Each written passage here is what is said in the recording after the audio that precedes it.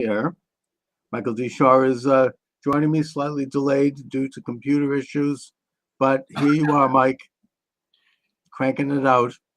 It's funny, Chuck, how within really a few years of the advent of the internet being publicly available, people started relying on it to an extent that it's unbelievable. I mean, if it's down for a minute, people get upset. Oh yeah, and rightly so. No, you freak out. I mean, can you imagine? Like my phone, I remember my computer's not working. I'm there having a complete meltdown. Yeah, it's just so. And in the famous words of, I have to tell you, the first computer I ever bought, I had a friend who was an old-time mainstream guy, right? And this was an IBM PC, if anybody remembers that. Was this the old-fashioned big desktop? Oh, yeah. Oh, I had one of those. So what happened was they came out with their first model that had a hard drive in it. That was the IBM XT, which I got. And my friend Alan Stewart, and again, old mainframe guy, older than me, he opens it up and said, "It's a miracle this thing works at all," because he was used to the huge IBM 360 mainframe, takes up a whole building. Oh yeah, and I remember you to go online. There was the handshake, and you hear like the clicking noise. And I mean, back then I was the head of a pretty big and successful business, so I had money back then. I spent a lot of money on this big, monitor and the keyboard and a printer and a column and memory and all the bells and whistles. Now, basically the laptop can do all of it you can get one for like $300 or $400 at Costco. Yeah, it's a whole different thing. But anyway, the best thing that I saw all week, and I'm sure you see it because you watch all this crap. Yeah. Was that joint press conference of those Senate Democrat leaders. And you know what I know why you're laughing. With Schumer. Yeah. And they were asked, okay, Schumer was the head of it. And he's asked, what about the pardon? Well, I got nothing to add. And then the next reporter comes up, what about the pardon? So he's asked 5 times. All right, here is my sincere question to you in the audience. Biden's a dead duck. Why not, Chucky Schumer, just say, hey, we were disappointed. But to not even speak, do you appreciate how gelded this guy is? The Senate Majority Leader doesn't have the huevos to just give an honest statement. Hey, we were let down. But to that's why they lost. That's the worst violator, of course, was Harris. I mean, they could not answer a direct question on the most simple things. I mean, we've all seen the congressional testimony over the past couple of years.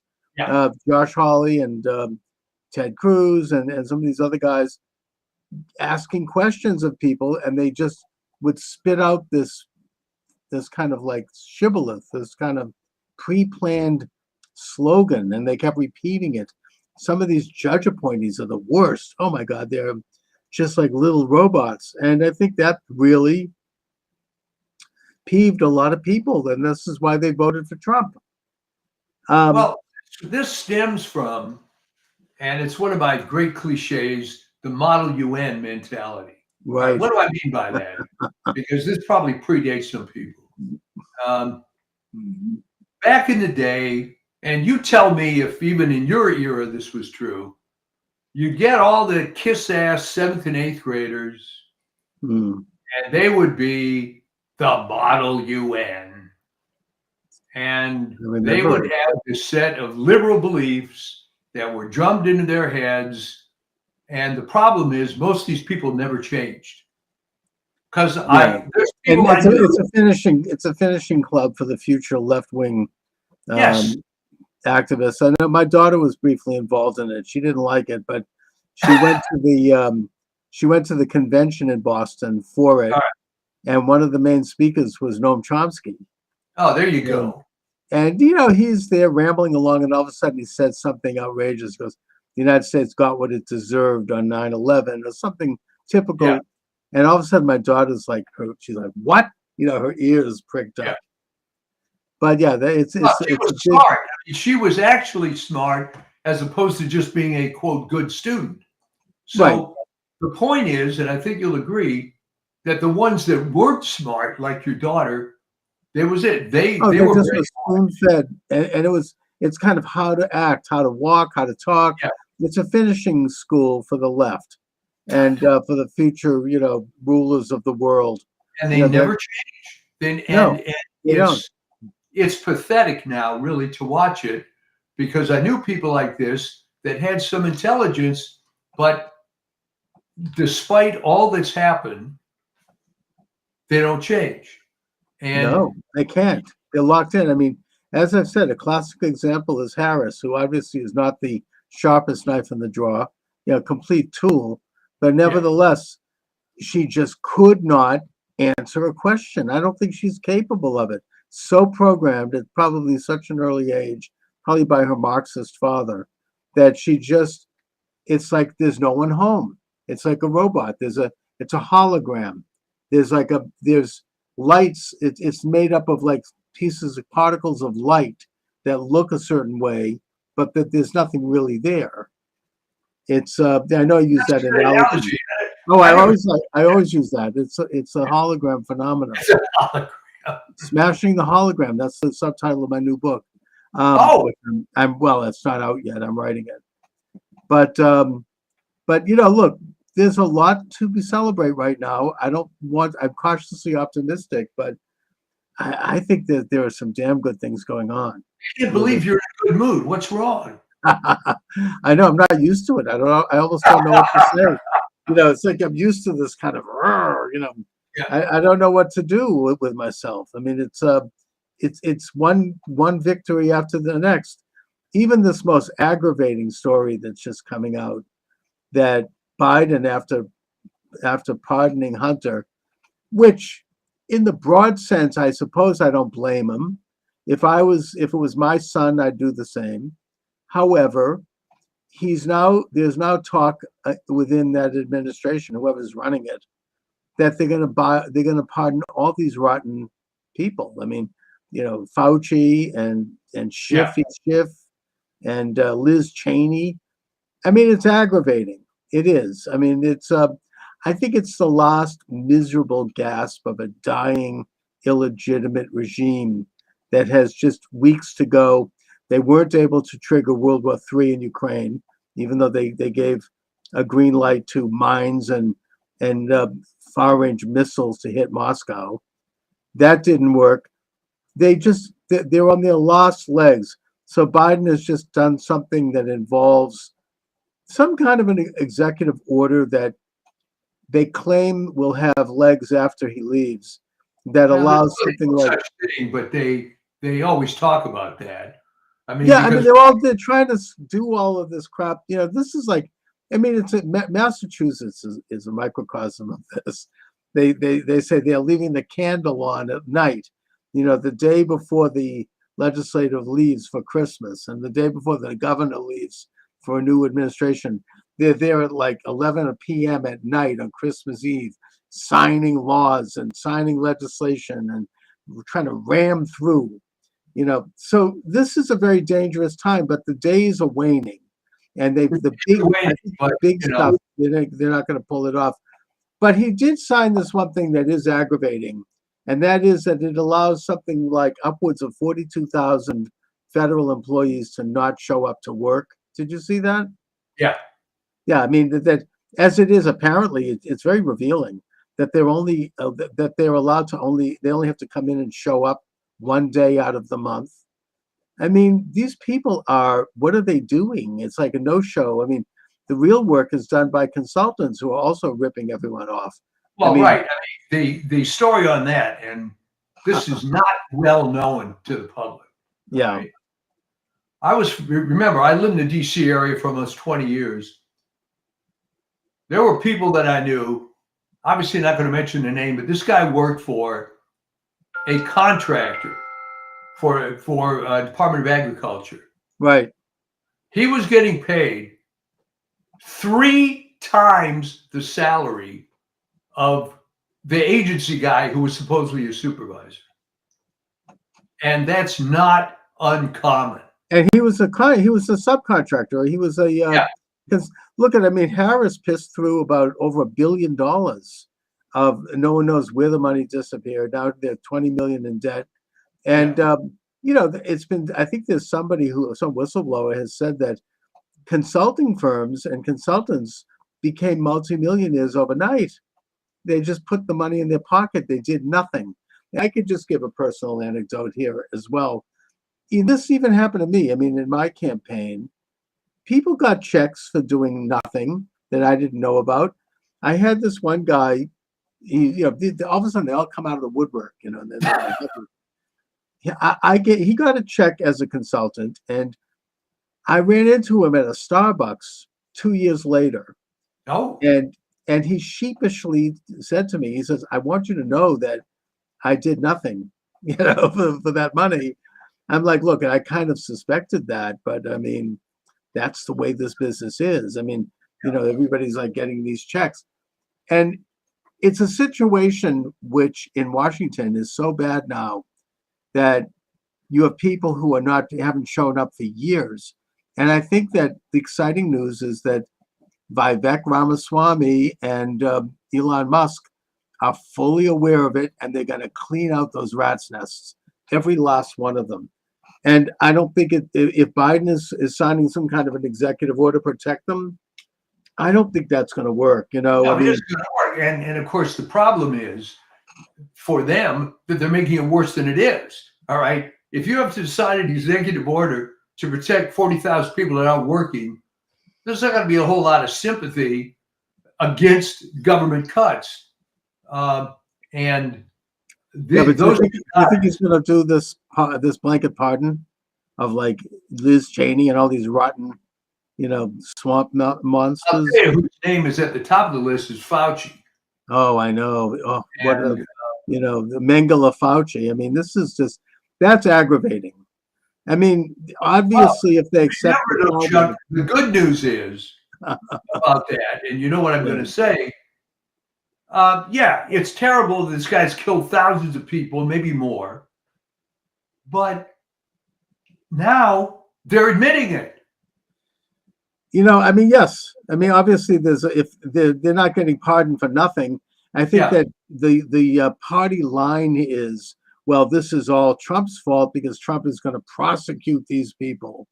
I don't think anyone, even the liberal media, didn't buy that when they claimed that about Hunter. Everybody knows that he was just a real scumbag. I mean, on the top highest order, nobody bought this at Trump's. First of all, he's not even on the list of people that Trump is going to prosecute. I mean, and also, unlike them who make up crimes, like they'll take an alleged campaign misdemeanor, turn it into a felony, split it into 34 pieces, and get 34 convictions from a corrupt jury and a judge who's made $85 million in contributions to his daughter's firm. The Trump people aren't going to do that. They're not going to make up crimes. There's plenty to work with there. They're going to work, you just work within the law. I just had on earlier today this lawyer, Peter Tickton. He's been around a while. He's actually a longtime personal friend of Trump in Florida. He's in Florida. He's bringing a case in Florida regarding voter fraud. And he's calling for the decertification of a congressional race because the independent, so-called mail-in ballots, which come in at an average of like several hundred to 1,000 a day in a period leading up to an election, he discovered that there was on one day 185,000 of them came in, which is statistically impossible, and that someone had shut off a little computer machine run by the state, which requires that they prove that they have a driver's license and that there's one other proof of personhood. that was shut off by someone or automatically the day those came in.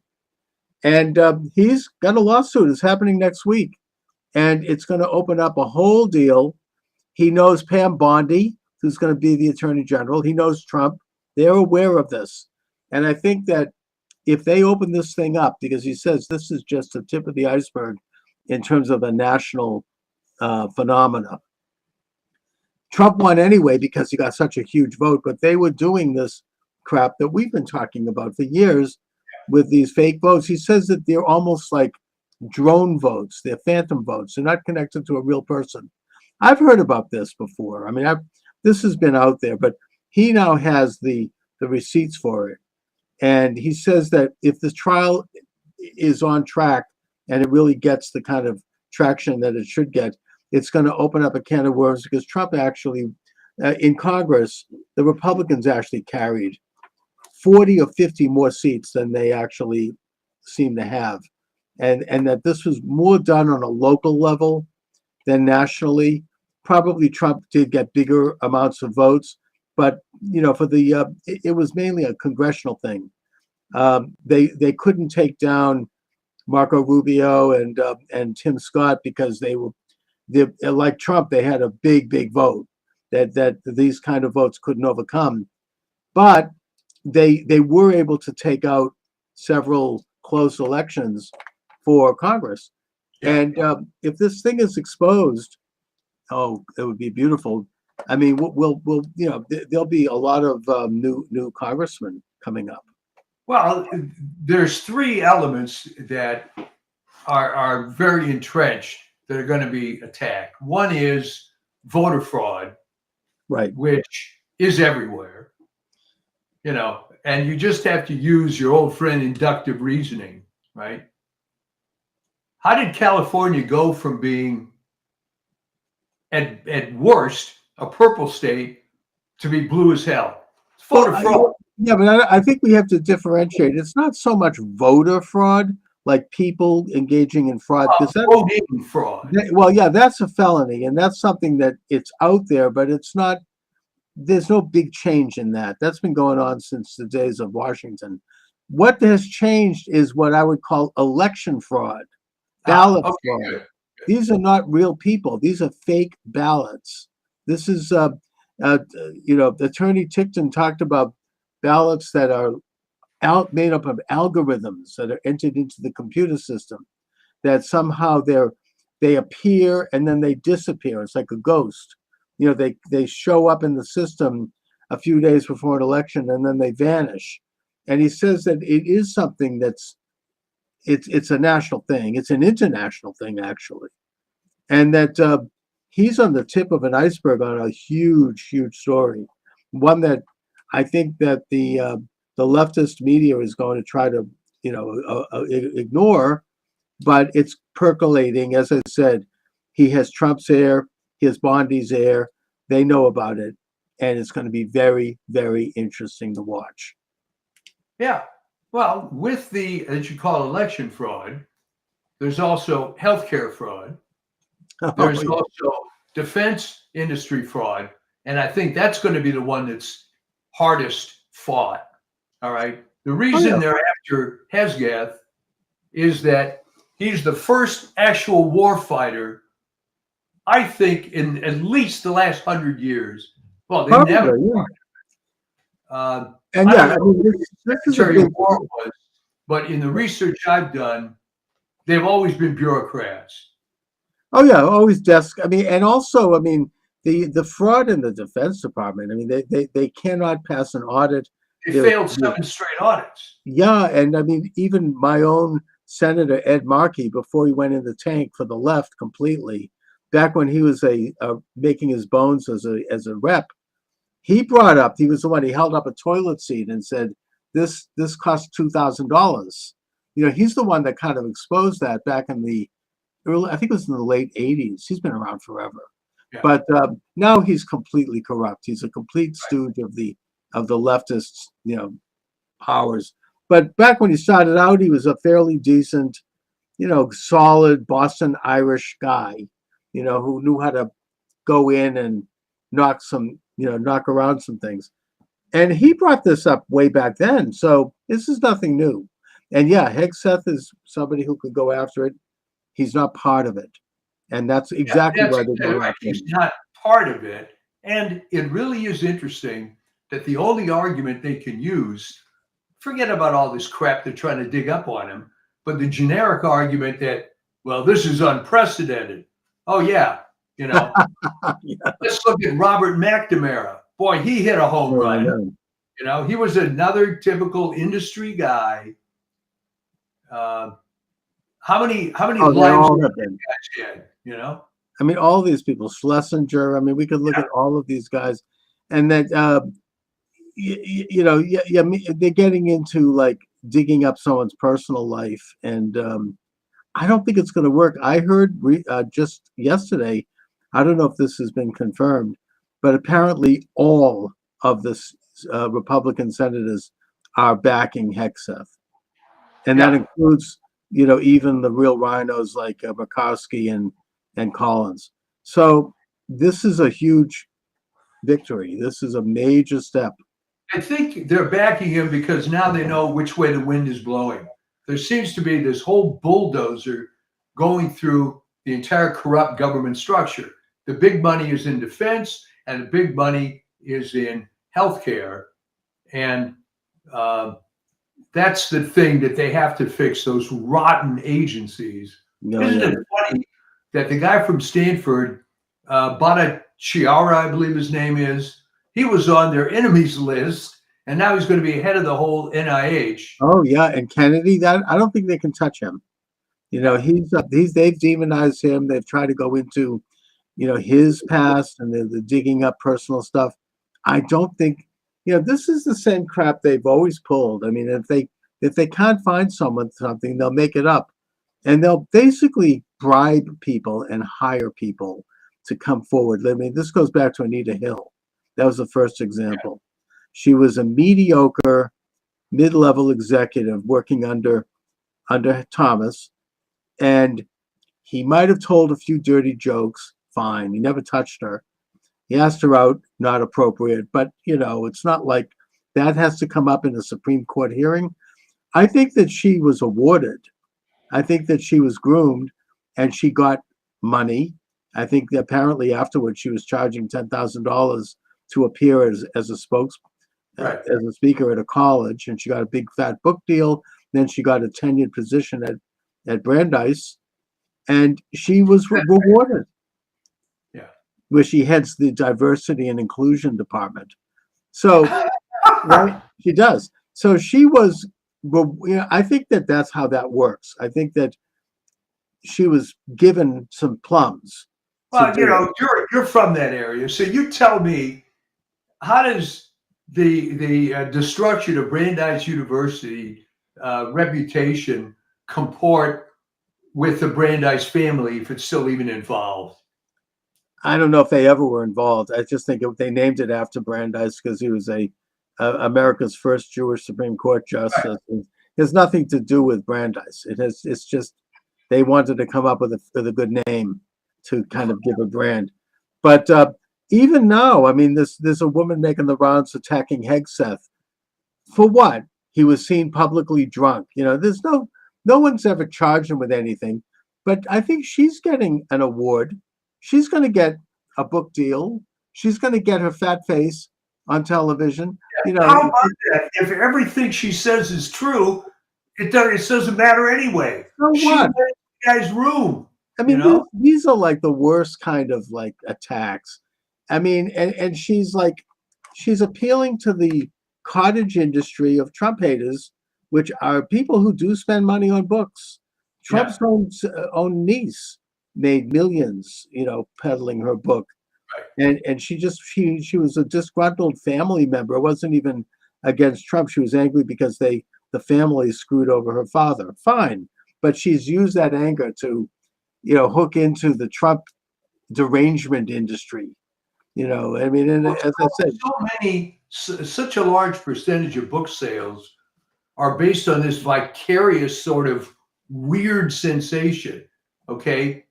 If you go to any fat person's house, you'll see 2 bookshelves full of how to lose weight books. Right? And if you go to any liberal's house, you're going to see, I mean, before Trump, you'll see whatever the flavor of the month, left-wing cause, all the books. Oh, yeah. And you walk into Brookline Booksmith here in Boston, near where I live, and it's all those books on the front of the house. I mean, that they're like in the windows, and along with the Black Lives Matter flag. Not to putting aside the fact that I think the head of Black Lives Matter endorsed Trump, but putting that aside, I mean, there's still, and they have what's called the apple pie and motherhood placards. We support science. We oppose hate. All these euphemisms that are saying that they hate Trump, basically. But I've always wondered, because as a marketing guy, I'm always a student of human behavior. All right, maybe you hate Trump or you're liberal, whatever you are. How does it make it any better? How does it hurt Trump by you sending money for a book describing how bad he is? How does that affect anything? They just wallow in this stuff. Yeah. I mean, look, I saw it at my Thanksgiving table. Oh, I was going to ask you.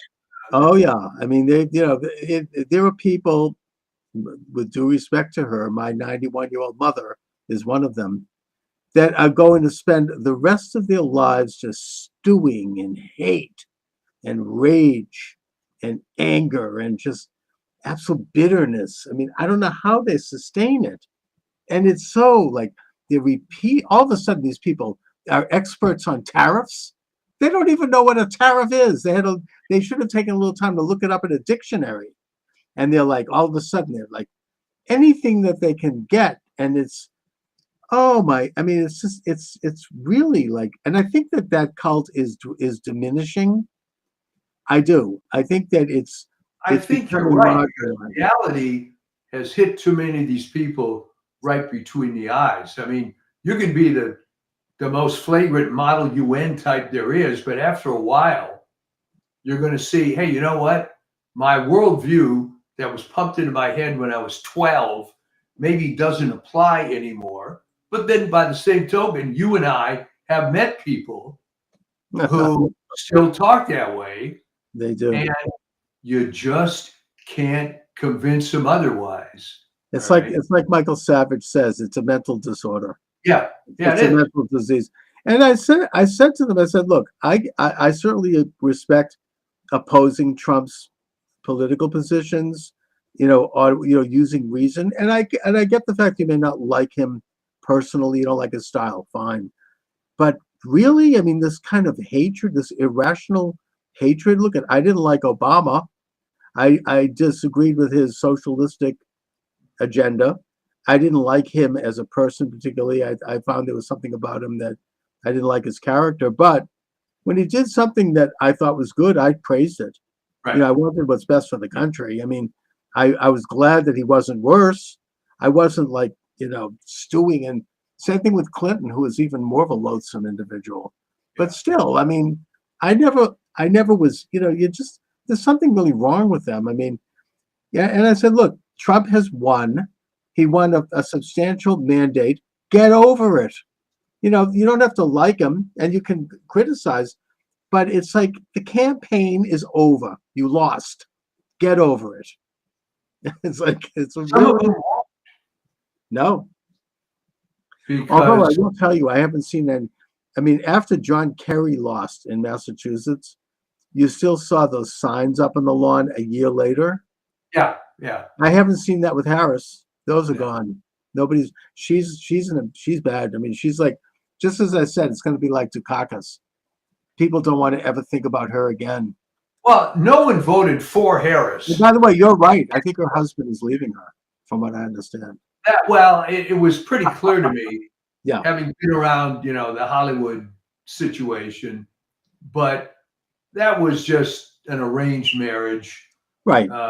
Obviously, she had to have some quote husband. Sure. She was going to be on a political trail, but just terrible.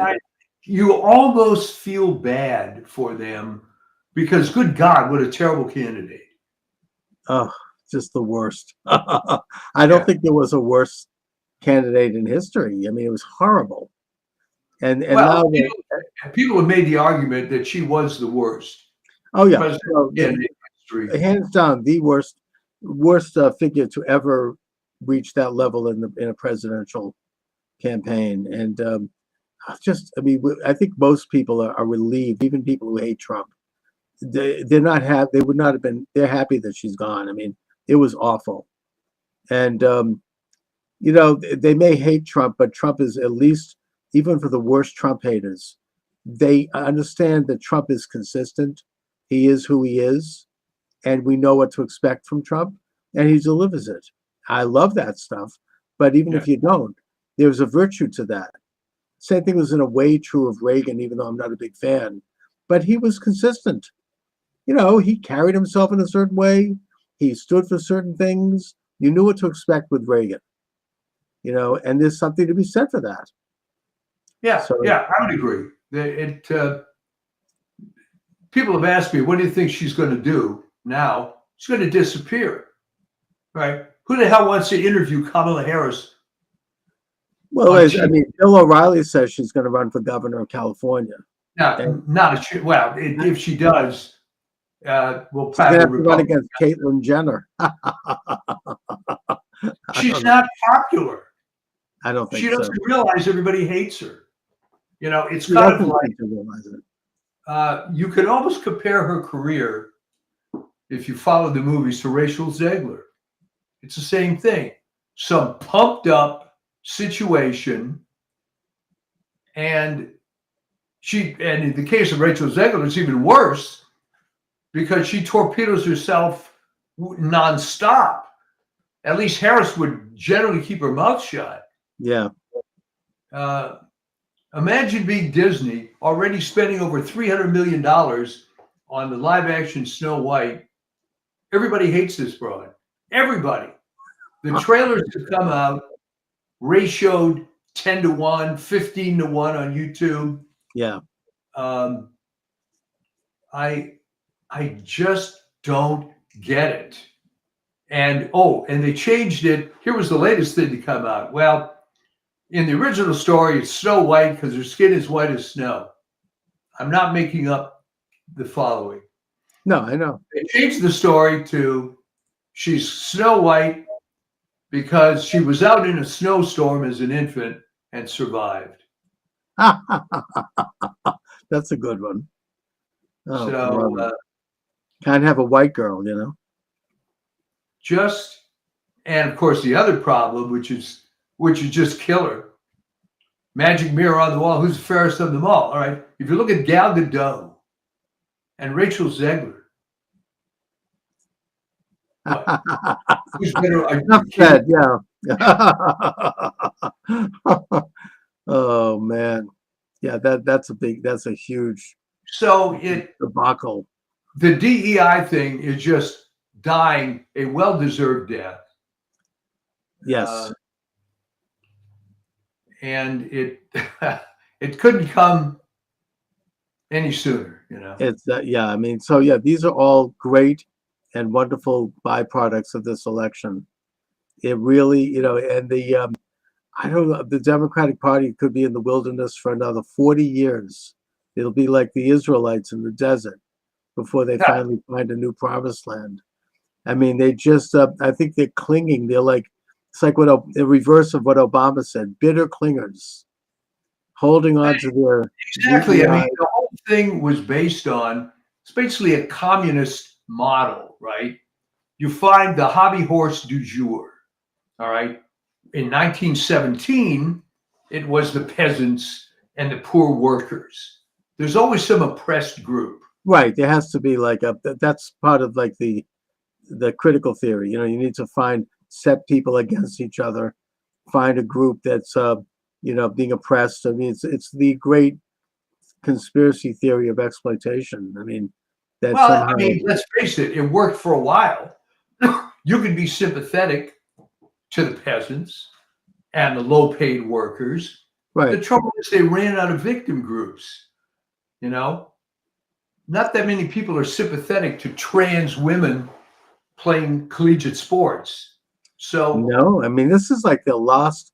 This is kind of the Waterloo, it seems, and conveniently, this case is now before the Supreme Court, and it doesn't look good for them. I mean, it's just you have you know, Ketanji Jackson, who comes across as about it's just as a dimwit. I mean, she says something about that she's comparing sex change operations for children to miscegenation.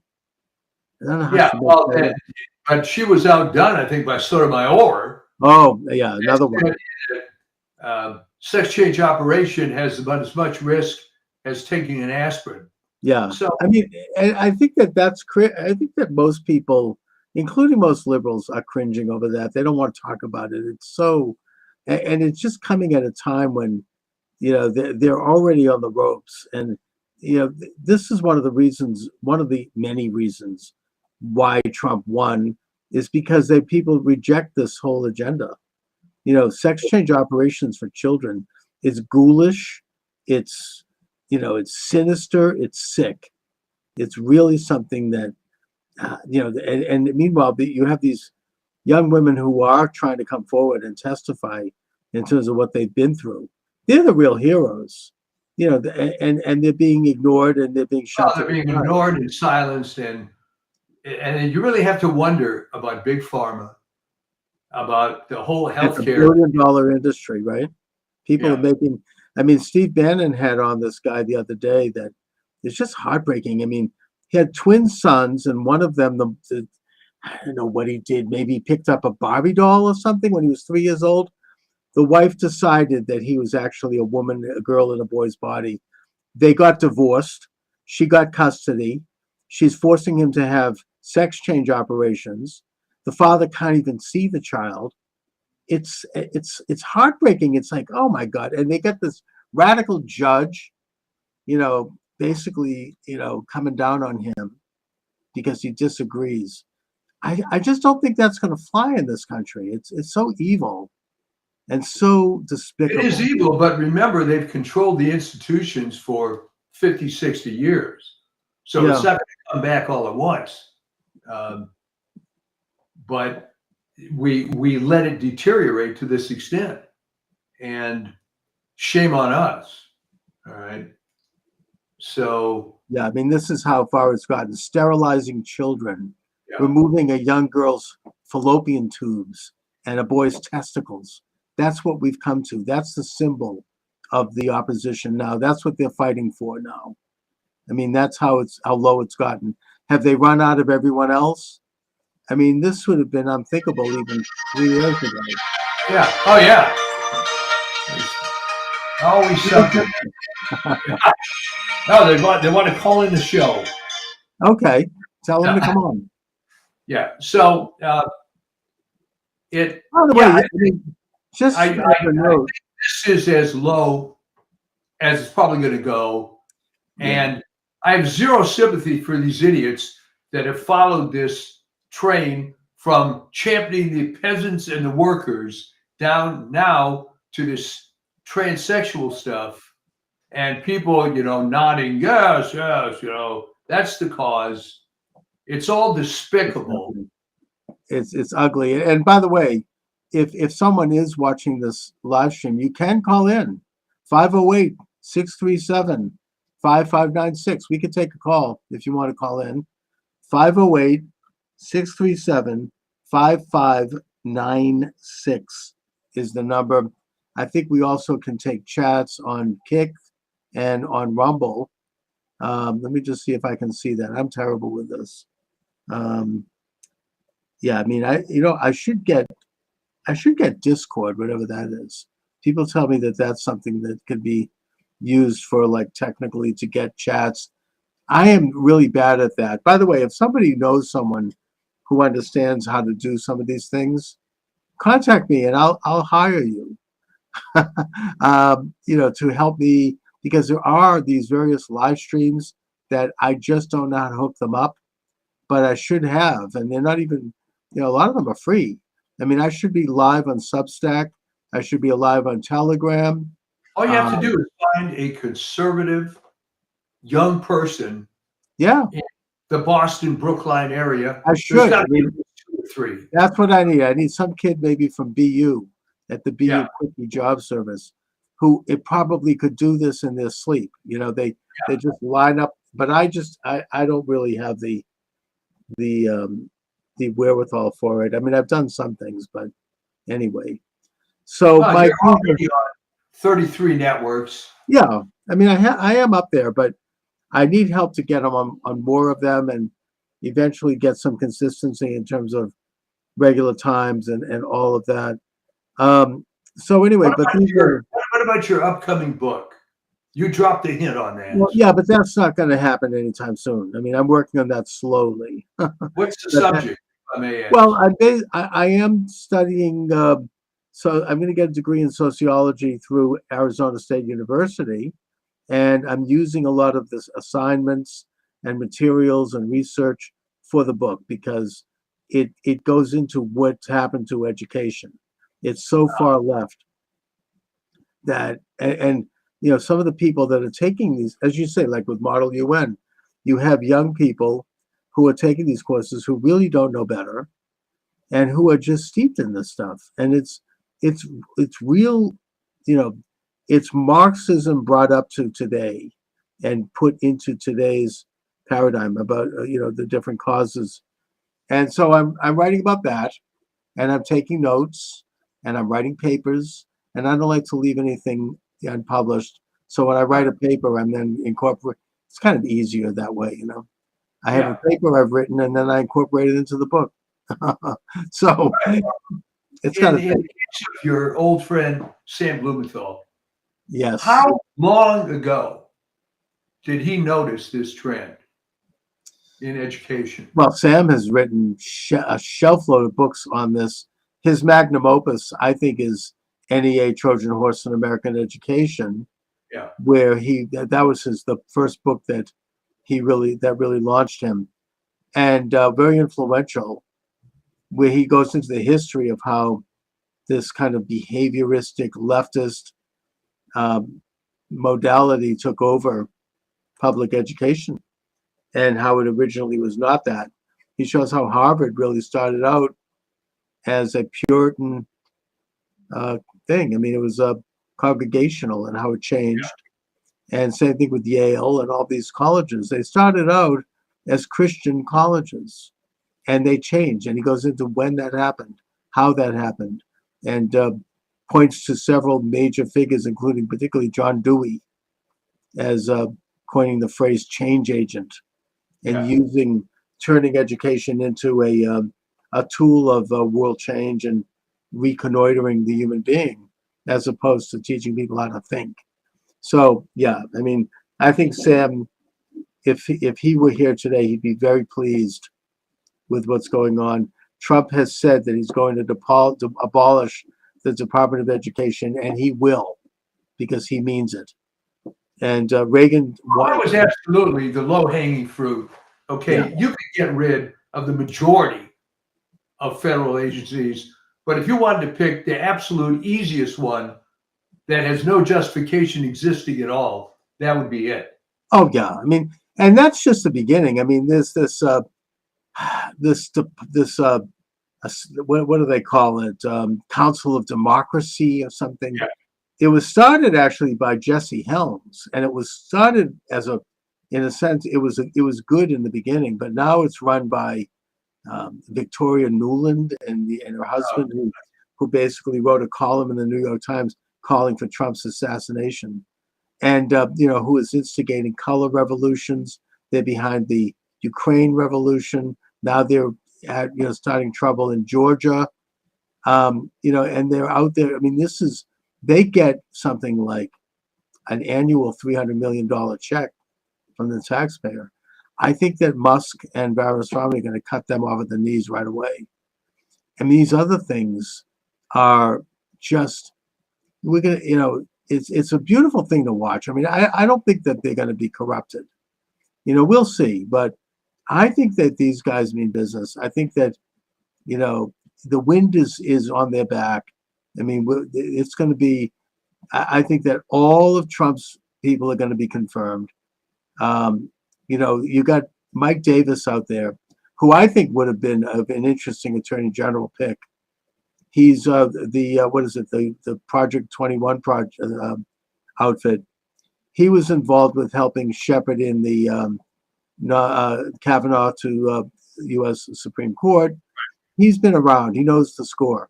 And he's like, if any senator votes against, you know, the Senate is there to advise and consent.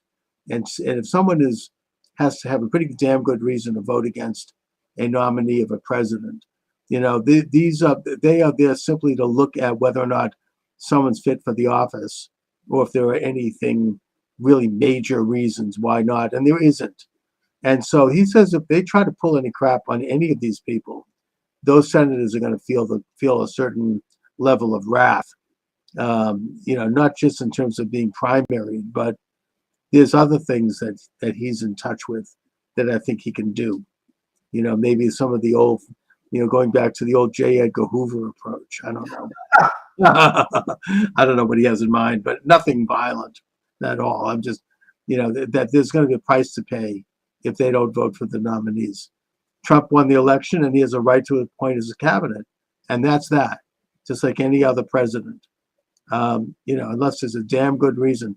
So I think that Trump is going to get his people in and it's going to be great. I just, yeah, I'm really looking forward to it. And what's nice is what an attitude change on your part. Yeah, my goodness. After 4 years of traveling in the vineyards, you know, and just being disheartened. I mean, it's exhilarating. Yeah, you know, it's a beautiful thing to have seen.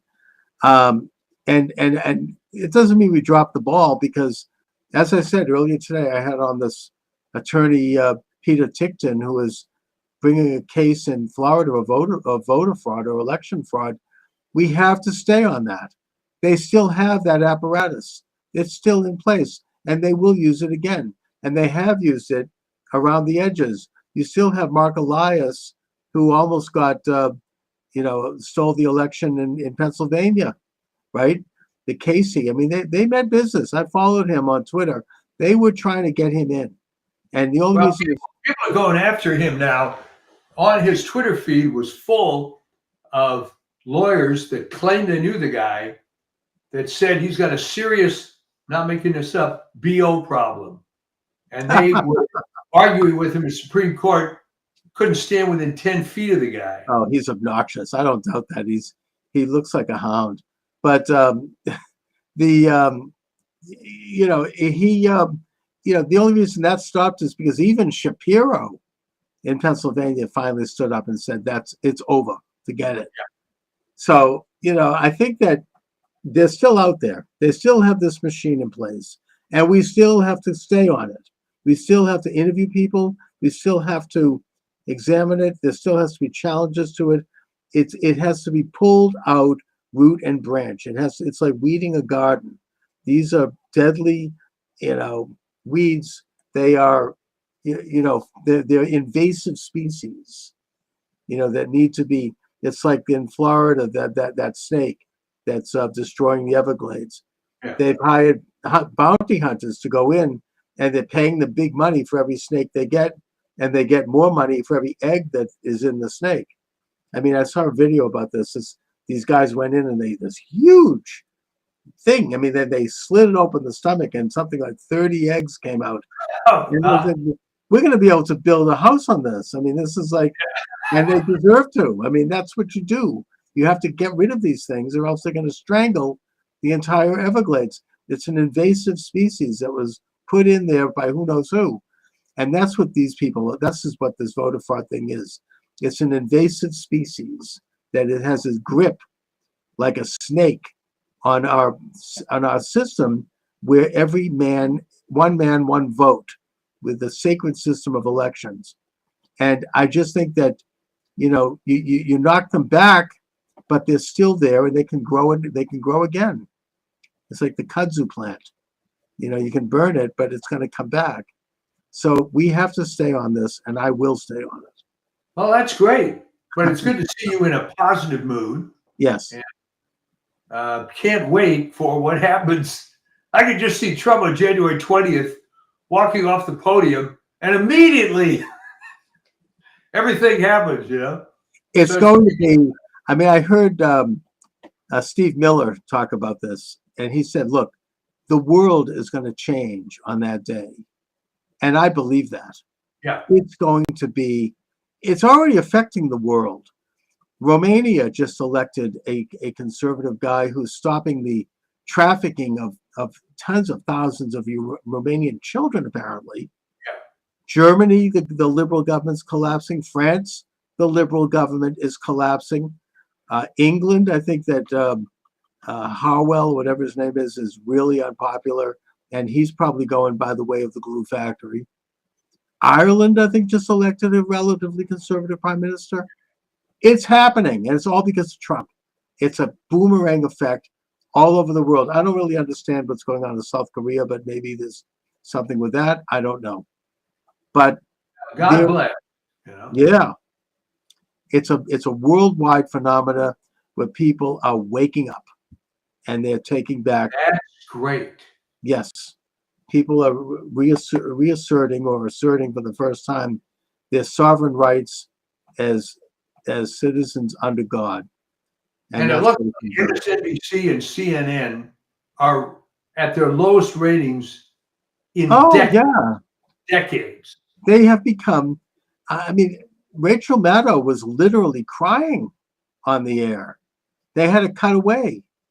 She was like, so yeah, I mean, and they're gone. They're gone. And I don't know, rumor, I suppose. You realize, does everybody realize that whole mess wouldn't even exist but for the way cable TV is set up?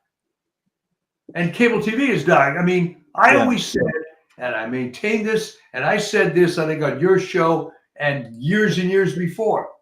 What a business model.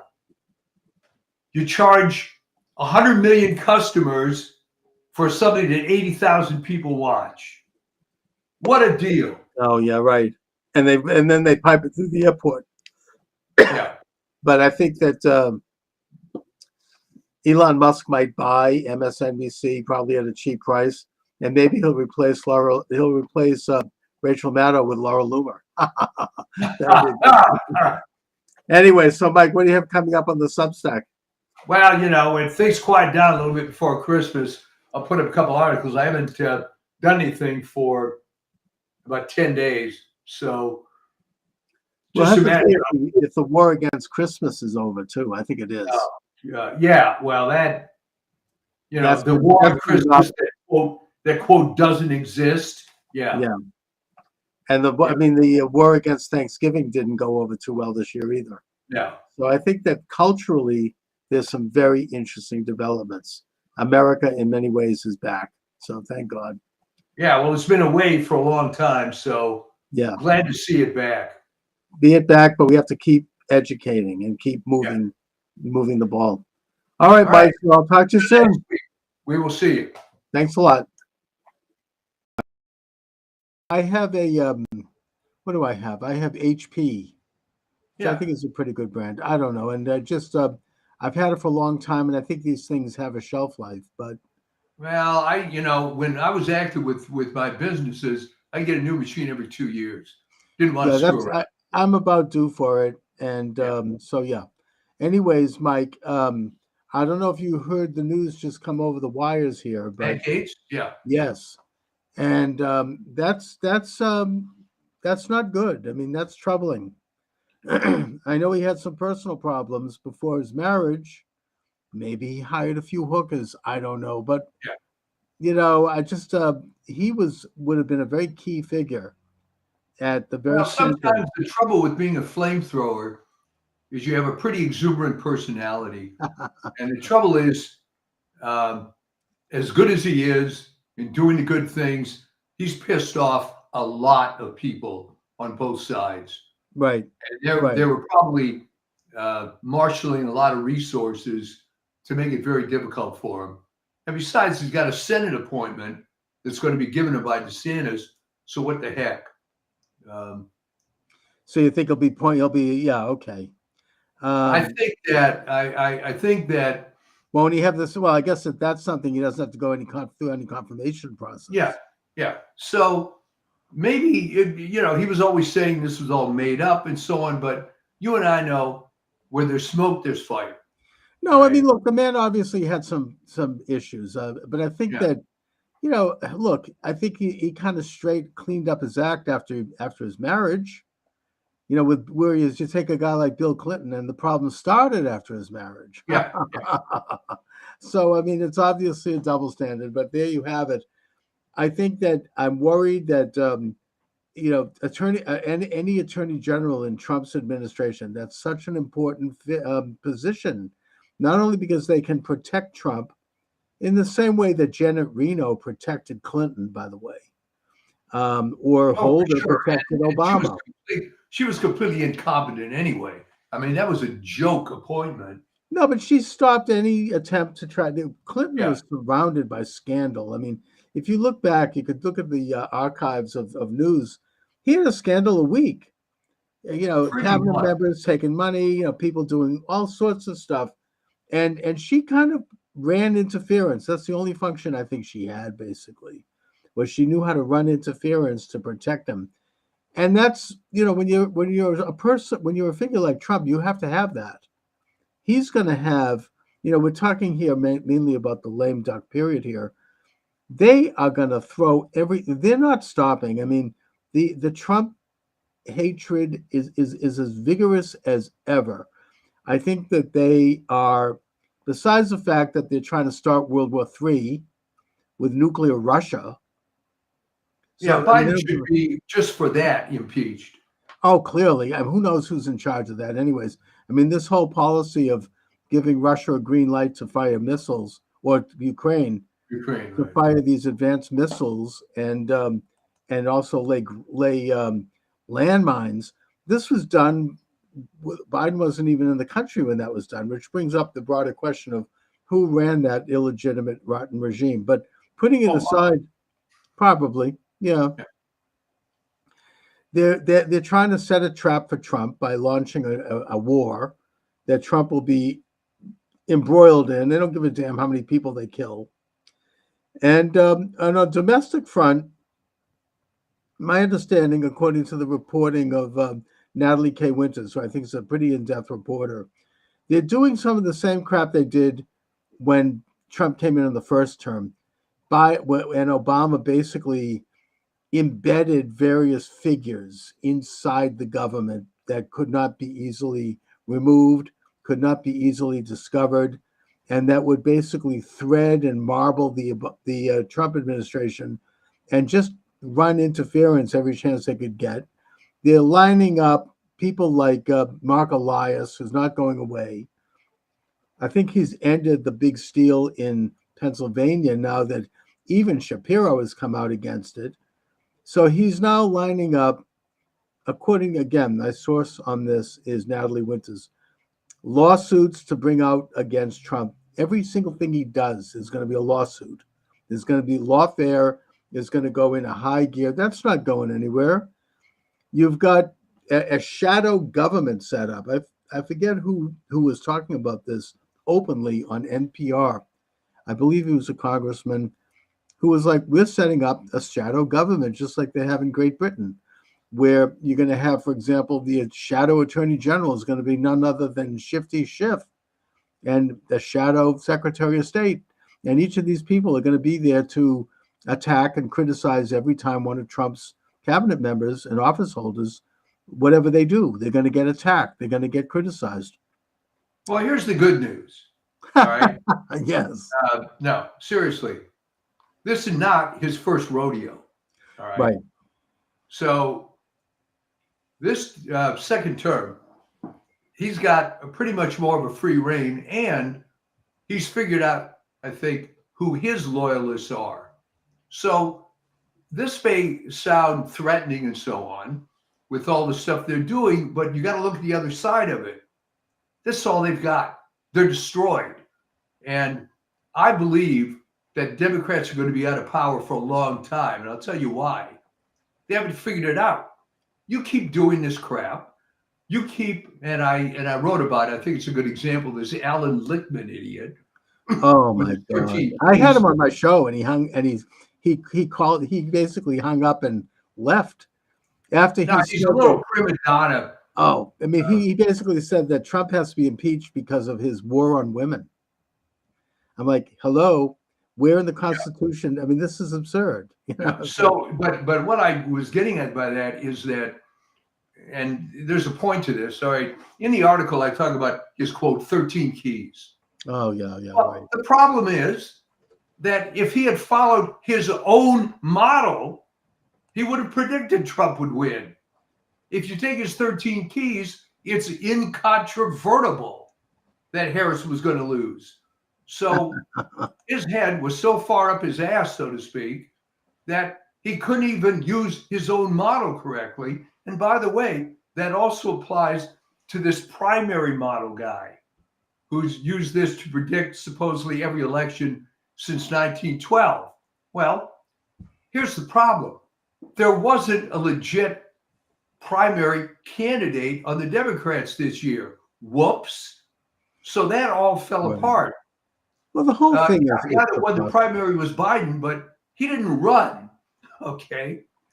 So I think that let him double down and triple down and bring out all these weapons, but they're going to lose. They're going to keep losing because what they're doing is they're simply denying the fact that the FDR model of winning elections doesn't work anymore. All right. They don't I think that Nate Silver kind of got a wind of that, and he changed his tune and came out and acknowledged that Trump was going to win. But they're going to try to do all this crap. You're right. I mean, it's the same old playbook. It doesn't work for them any longer. They haven't learned anything. They're so mired in this really demented and irrational hatred. Either that or they're... And it gets more and more irrational by the day. And you got people on the inside, people like George Soros and his son Alex, who have announced, oh, heaven forbid, they said, don't break bread with any Trump supporters. Don't meet them. Don't talk to them. I missed a chance to go to lunch with Alex Soros. Oh, well. I mean, first of all, I don't think any self-respecting Trump supporter wouldn't want to be seen having lunch with him. Your career would be up the river. But putting that aside, I mean, they obviously haven't learned any. It's the same old bit of stuff. I'm seeing it still. I mean, they're just it's like they're locked into some kind of and their brains are locked into some kind of an iron cage. And it's very sad. I think we talked about this before. And the shorthand I use for it is the model UN mentality, which may be lost on some people. The idea was back in the day, the little kissy-assy smart kids in junior high would be appointed to the model UN. Right. And this was a big deal. And these were all the smart kids. And this was the worldview they had when they were 13, 14 years old. The trouble is, it doesn't apply anymore, but instead of modifying their view, they're just trying harder and harder and harder to make it work. It's pathetic. I've seen this in high school sports all the time, where the team is losing by 30 points at the half, and what we have to do is double down and do even more on the same losing game plan. We've already done. It's the definition, as I said, it's the definition of insanity. Yes. You had that pop psychologist Dyer, I think his name John Dyer, back in the 70s, the erogenous zones. He wrote his research based on spending many years working in mental hospitals and observing mental patients and their patterns. And one of the things takeaways from that was that the pure sign of mental illness is that someone would do something over and over again, even though they knew it didn't work anymore, but they would keep repeating it. That is someone who's mentally ill. And that's what they're doing. They're mentally ill. I think that's true. And, I had said in the past weeks that there's no talent on that side. Now, there's talent to do the same old crap they've been doing time after time, but they can't adjust. So what do? Well, as I mentioned in the current article, they attack the customer, so to speak. I mean, Lichtman, the people have to go to that video. It's unbelievable. This is the best time I've ever seen Cenk Uygur. He just laces into this guy. Yeah. And now he wants to be on Musk's Doge, I guess. Yeah. Apparently. And they're all basically, selling out to Trump. You've got Joe and Mika, Morning Mika, meeting Trump. I don't know why Trump even gave them the time of day, but putting that aside. Well, showing that he's gracious and all that. Yeah, I mean, they were off to Mar-a-Lago. Now they're on the verge of being fired. MSNBC is considering changing its name. All these leftist media outlets are going down the tubes. I think that, but and look, I feel elated. I want to celebrate. I want to relish the moment. But at the same time, this war ain't over. It's just starting. I mean, Obama laid some very ugly traps for Trump as he left the door, including the Steele dossier and all of that stuff. That all was. This is a matter of public record. I mean, that was devised in the Oval Office with Obama, and Biden was there also, and they all basically put this thing together. Yeah. I don't know if they can pull something like that off again, but I think that Trump... I don't think so, because they don't have the advantage that Obama had. Okay, right. Remember, he was the golden child. And, as an aside, he could have done a lot of good. Instead, he chose to do evil. And I'm telling you, history is not going to be kind to that guy. And by the way, speaking of Obama, I don't know if you heard this, but Obama wanted to appoint RFK to Health and Human Services, and the drug companies called him and said no. Yeah. So he didn't do it. It's just to show how much he was a stooge of this. No, Obama was a garbage human being, and he had no background. He had no authority. He was just another one of these, as bad as they all were. Biden, the Bushes, Clinton, they've all been bad since Reagan. Since Reagan was shot, it's all been bad. I think that's of course why they despise and fear Trump. And I think that this time around, Trump isn't going to he's not going to step into another Steele dossier thing. No. He does need to get a strong attorney general, though. I don't know who it'll be. And I hope it's someone that maybe Matt Gaetz could be brought in as an advisor, to whoever, right? Let Gaetz be the kind of informal attorney general if he can't. Well, what do you think a Street Fighter type like a Peter Navarro? I don't know if he has a legal. Oh, I think he's great. Yeah. Well, put Steve Bannon in there. Well, first of all, I don't think he's a lawyer. So I think a attorney general has to be a lawyer. Pretty much. Maybe if Trump can get the recess appointment, he could still put Matt Gaetz in there. Yeah, I think the trouble with that is that would just be a flashpoint forever and ever. Yeah, I mean, unfortunately, they've got so many things on him that it's a big distraction. It's too bad, but that's where we are. One way, and maybe I'm glad that Trump chose not to go this route. I was kind of relishing a real street fight in that, okay, bring it on against Matt Gaetz or whoever. And believe me, there's no shortage of dirt on the other side. Well, when they talked about releasing the ethics report, I think that Marjorie Taylor Greene made the very good point. She said, fine, release all the ethics reports. Yeah. Right? On all sides, both parties. They have an immunity fund in Congress that they basically use to pay off people who are making accusations. And it's been used, I think, many dozens of times. Let it all come out. If they want to have it come out, fine. Let's have it. So, but the point is that maybe that's why he's stepping aside. Well, the trouble is, that sounds fun, but it's kind of a distraction from getting stuff done. I think you'll be able to find, and you could be blackmailed. It's like, I understand that like J. Edgar Hoover used to show up at the LBJ White House, and he'd bring lots of these files with him, and they would go through it and look at all the dirt, and they'd have a big laugh, and they would just they would just go through everybody and what they had on them. So I mean, this is all blackmail material, and I mean, obviously this wouldn't happen if it was a Democrat appointee. We know that. But here it is. I mean, I just hope he finds somebody who can pick this thing up, because you can't have another, weak person like a Jeff Sessions, or you can't have another backstabber like Bill Barr. You have to have somebody on the outside who is going to come in and do. This is such an important position right now. I mean, I don't know who it would be. Peter Navarro would be fine.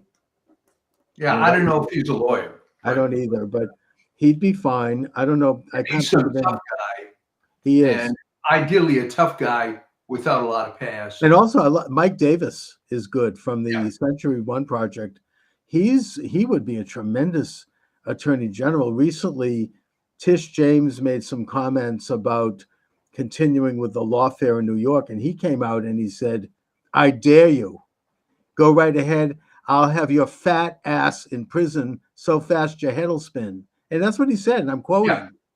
I mean, he's like, he would. Well, he could be the guy, He could be. That would be tremendous. Okay, so that would be, I'd feel a lot better seeing him in there. He is like the real, I've listened to him this past year on with the Steve Bannon and filling in for Steve Bannon while he was in prison. He's tremendous. So, well, what I like about him too is he got this sense of humor. I mean, in the same speech where he went after Tish James and he was talking about Alvin Bragg, Fannie Willis, and Tish James, said, "Where the hell they get these people? Weight Watchers?" Exactly. Yeah, right. And I'd like to see them investigated for how much money they've gotten from all this, and throw in Fannie Willis, big fan. Well, let's talk about money for a second. Yeah. All right. What happened with the total of tens of millions of dollars that the Harris campaign spent on celebrities, this was just incandescently stupid. All right. They were reversing cause and effect, right? Well, because we spent all this money, it's going to do all this good. And can you imagine giving $2.5 million to Oprah to make some kind of speech that essentially slavery is going to come back under Trump? Oh, it was horrible. I don't get it. What is it for her? She's a multi-billionaire. Does she have to now go on TV and expose how stupid she is? Well, she did it for Obama too, and she did it for Biden. She's a hack. She's a liberal. She's drank the Kool-Aid. She's just, I mean, you could see from her interviews, and she's kind of, I never really got what her appeal was, but whatever it was, it's gone. I think that she kind of bit the dust after she left her show. For a while, she was the biggest radio talk show host in history. Yeah. But once she left that show, she just faded. And I think that she's never found her footing again. She moved out of Chicago and she moved to like a tropical temperature. I think she's retired. I think she just had it at that point. So whatever happened to her, I mean, that's obviously an embarrassment. I think it was part of the it girl phenomenon, right? She was the it girl because the color purple, and she does the radio thing, and oh man, this, black women are people too, and they can do stuff, and isn't that great? Then she puts out the magazine and all the fashion stuff and so on, gets a lot of money with her broadcast empire. But then, as with all these it girls, Clara Bow being the original one, people start thinking about, wait a minute, why is she the it girl? What's behind all this? And then the facade sort of falls apart. And unfortunately, in the case of Clara Bow, went kind of negative. But Yeah. Oprah had enough money that she was able to withstand it. She doesn't need this anymore. Although she did take the $2.5 million from. Yes, I know. Really, what the hell? I mean, she's one of the richest women in America. This is so important to me that I'm going to charge you $2.5 million. Yeah. Right. I mean, and obviously Harris has gone down in complete disgrace. I mean, imagine spending over $1 billion of contributions and money sent in by people, for her campaign, on giving like $10 million to Beyonce and who else? Nobody knows where that's just typical of a Democrat liberal. The money disappears into some gigantic vacuum. It's like Black Lives Matter. Everybody is building mansions. They're all cashing in billions of dollars disappearing. And she then leaves the campaign $20 million in debt. I mean, can you imagine what a disaster that would have been? I mean, it's really, Trump kind of had a great troll in that he said, "Hey, I have a surplus. I'll offer to pay off the campaign debt for her." But meanwhile, I heard Bill O'Reilly say that in response to your speculation about what will happen to her, he said, she'll do some shows. She'll be on TV. Maybe she'll fill in, co-host The View for a while. But when Newsom leaves California, she's going to run for governor because apparently there was a poll done and she had 70% approval among Democrats, which means she's a shoo-in. So she'll become governor of California, as awful as that sounds. Well, we've had so many awful governors in California that. How does California put it? I mean, is it just a stolen election there? I mean, I know that when Hillary got that huge popular vote in 2016, there was a lot of evidence of fraud. There was a lot of, kind of street activity of signing up illegal aliens in Los Angeles, and you've talked about what happened to battling Bob Dornan, and I guess Dornan, Chuck, was the beginning. Yes, and I think it was a trial balloon for the fraudsters. All right, because they could have stopped that, nipped it in the bud, but they didn't. Mm-hmm. So the Republican Party of California, it's 100% their fault for letting it go. And if you think about it from a strategic point of view, what a great test case, right? You take a popular congressman, I think he was in for 4 terms. Right. Loretta Sanchez, who, by the way, that wasn't the name she used until the campaign. Right. It's like she's as phony as Kamala. Yeah, it was some Anglo name I don't remember. She became black. But she suddenly became Sanchez, which was her maiden name that she never used professionally. And there was clear evidence of illegals voting. Yes. There was also clear evidence, unfortunately, of complicit Catholic churches allowing her to speak. And you don't do that. All right. No, why were they cozying up to this? Because it started even before then. There was this sort of left-wing liberation theology thing that was going through the church. Yeah. Unfortunately, the Pope you have now is part of that. Right. So this allowed the massive corrupt infrastructure to start. Okay, there was always an active Democrat Party in California, and when I was a kid, LA politics was dominated by Sam Yorty. I can't think of her name. Mm-hmm. These various people who were just fixtures forever, and of course that took advantage. In fact, Yorty was actually one of the rare conservative Democrats. Didn't he run for president? Ross Wyman was the other one. They were working on this since the 1940s.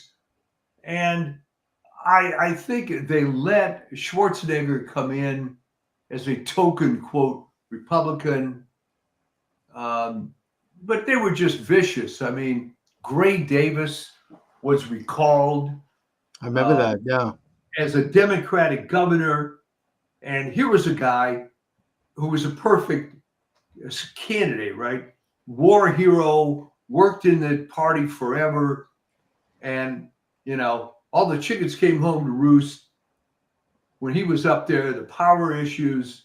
No, it's been a mess. It's been a corrupt mess forever. Not maybe quite as long as the state of New York, but close. But pretty rotten. And I mean, I suppose that in this, you know, kind of war to MAGA-ize the country, which is, I think, something that is ongoing. Yeah. And then when President Trump puts his hand on the Bible, it's going to be enthroned. And we need to make sure that we identify and call out all of these enemies. Every time they file a lawsuit, I hope that we can file a counter lawsuit. Every time they bring up, you know, we should be the shadow government. Every time they do something, we should expose it. Not because we'll ever change the core of it, but because we can all continue to peel off percentages of the population who are sick and tired of it, especially if Trump is winning and doing well, which I think he will. And but I don't know where I was going with this, but well, how California got corrupted to this extent. I mean, can it be saved? And can the blue states? I just had Trevor Loudon on my show earlier today, who he's from New Zealand. He's an expert on communism. Interesting guy. They have this new movie out called Behind Sheep's Clothing, which is really interesting. He talks about the influence of China in the United States and how strong it's become. We even talked about in Massachusetts, he says there's this Chinese Progressive Association that really owns the state. We don't know it, but they control a lot of what's going on in our state.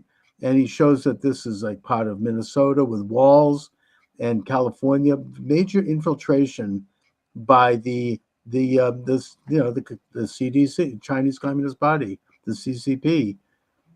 Well, it ends up being, and I think you'll agree, a major cultural issue. All right. Oh, and by the way, just in the middle of my interview with Trevor Loudon, TikTok canceled my they canceled my live stream, and Trevor said, "Oh, well, you mentioned China. You know, that's a no-no for TikTok." Yeah. I think that happens, and the cultural problem is this. All right. Generally speaking, people on the right are normal. They have families, they have careers, they have things that they truly care about. Yes. People on the left are freaking animals. All right. They don't care about family. They don't care about anything other than politics. It's almost like everybody, in a sense, is Ethel Rosenberg. And, you know, you just have to look at it that way. So that's all they do. It's for the great cause.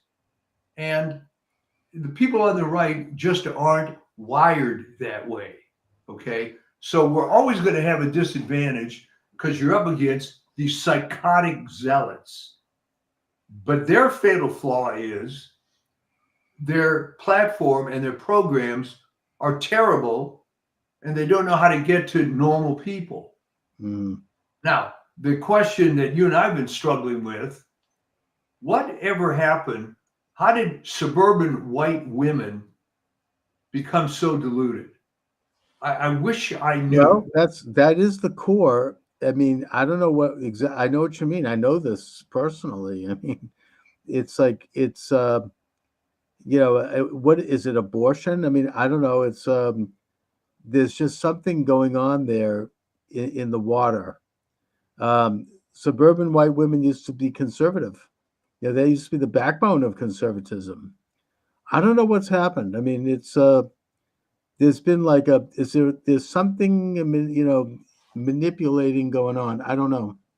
Well, I mean, my friend, the late Vin Lewis, said it ended up being sort of pure hatred, right? They're raised with feminism, but then they get trapped into having families and kids. And all that would have been avoided if they'd only had aborted everybody. So they're walking around with this huge chip on their shoulder. Yeah, but are they happy to have a family with kids? I mean, don't they love their husbands and their children? A lot of them aren't. A lot of them aren't. That they felt they were thrown and shoehorned into that role. They hate their lives. They resent it. Yeah. I know women like that. And they always feel like somehow they gave up, they sacrificed their wonderful life. It goes back, unfortunately, to this Model UN thing. You know, when you were a bright college student at age 19, and they filled your head with all this feminist BS, and you thought that was the gospel, then you come into real life and find that no, it doesn't work that way. Which comes back to maybe my all-time favorite cliche: is real life more like high school or college? All right. Mm-hmm. And the people that thought real life is more like college are pretty damn unhappy as they grow older. Right. No, it's true. And the colleges, of course, speaking as, I'm continuing with my own college studies with Arizona State, and it's real left stuff. I mean, it's really like, I keep notes, and I'm actually going to probably surprised, right? Yeah, I'm going to publish a book using all the information I'm getting, but it's become this is what Trevor Loudon talked about this in my interview with him. They control the high ground in the culture. They control the academia, media, entertainment, Hollywood, television networks, all of it. Publishers, historians are all on the left. You take a look at Wikipedia, it's all left. They've totally, Wikipedia, when it started, it was a great resource. I could get a lot of information from them in my own books and my research. It's all now been deleted. It's not, I'll give you, just as if anyone wonders, let me make a suggestion. Look up a page on Hunter Biden on Wikipedia, okay? And see what they have to say about him. That will tell you everything you need to know. It's complete bullcrap. It's complete propaganda. And they have removed. The sad thing, if I could interrupt, is that if you pick a topic that isn't political, the material is usually fairly accurate. Right. Well, the one thing that the one redeeming quality with Wikipedia is you can still go to their footnotes and get source material. Yeah.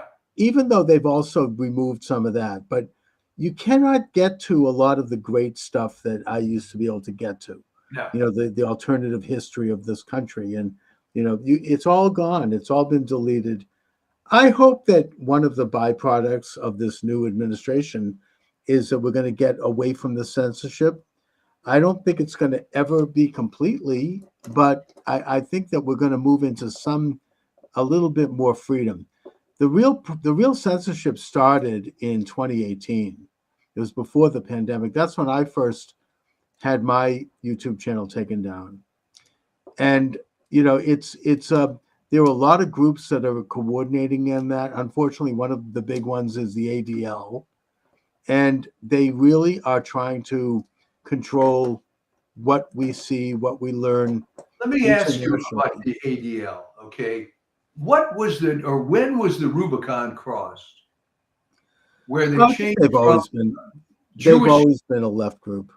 Since they started with this the Leo Frank case. Yeah. In Atlanta, and they saw an opportunity to essentially make anti-Semitism a national issue and use it as a way to raise money and organize in the same way that the NAACP uses racism. Unfortunately, Leo Frank was guilty. However. Leo Frank was he brutally raped and murdered that girl. Yeah. And then he tried to blame the black security guard. Yeah. And the trial was the most racist thing. You're going to trust this black man? You look at him, he's completely innocent. And the ADL came down from New York, and they orchestrated the whole thing with their lawyers. And it was really a disgrace. They still stand by that. It had nothing to do with anti-Semitism. They still do? They haven't disbanded? Oh, my word. He was convicted several times.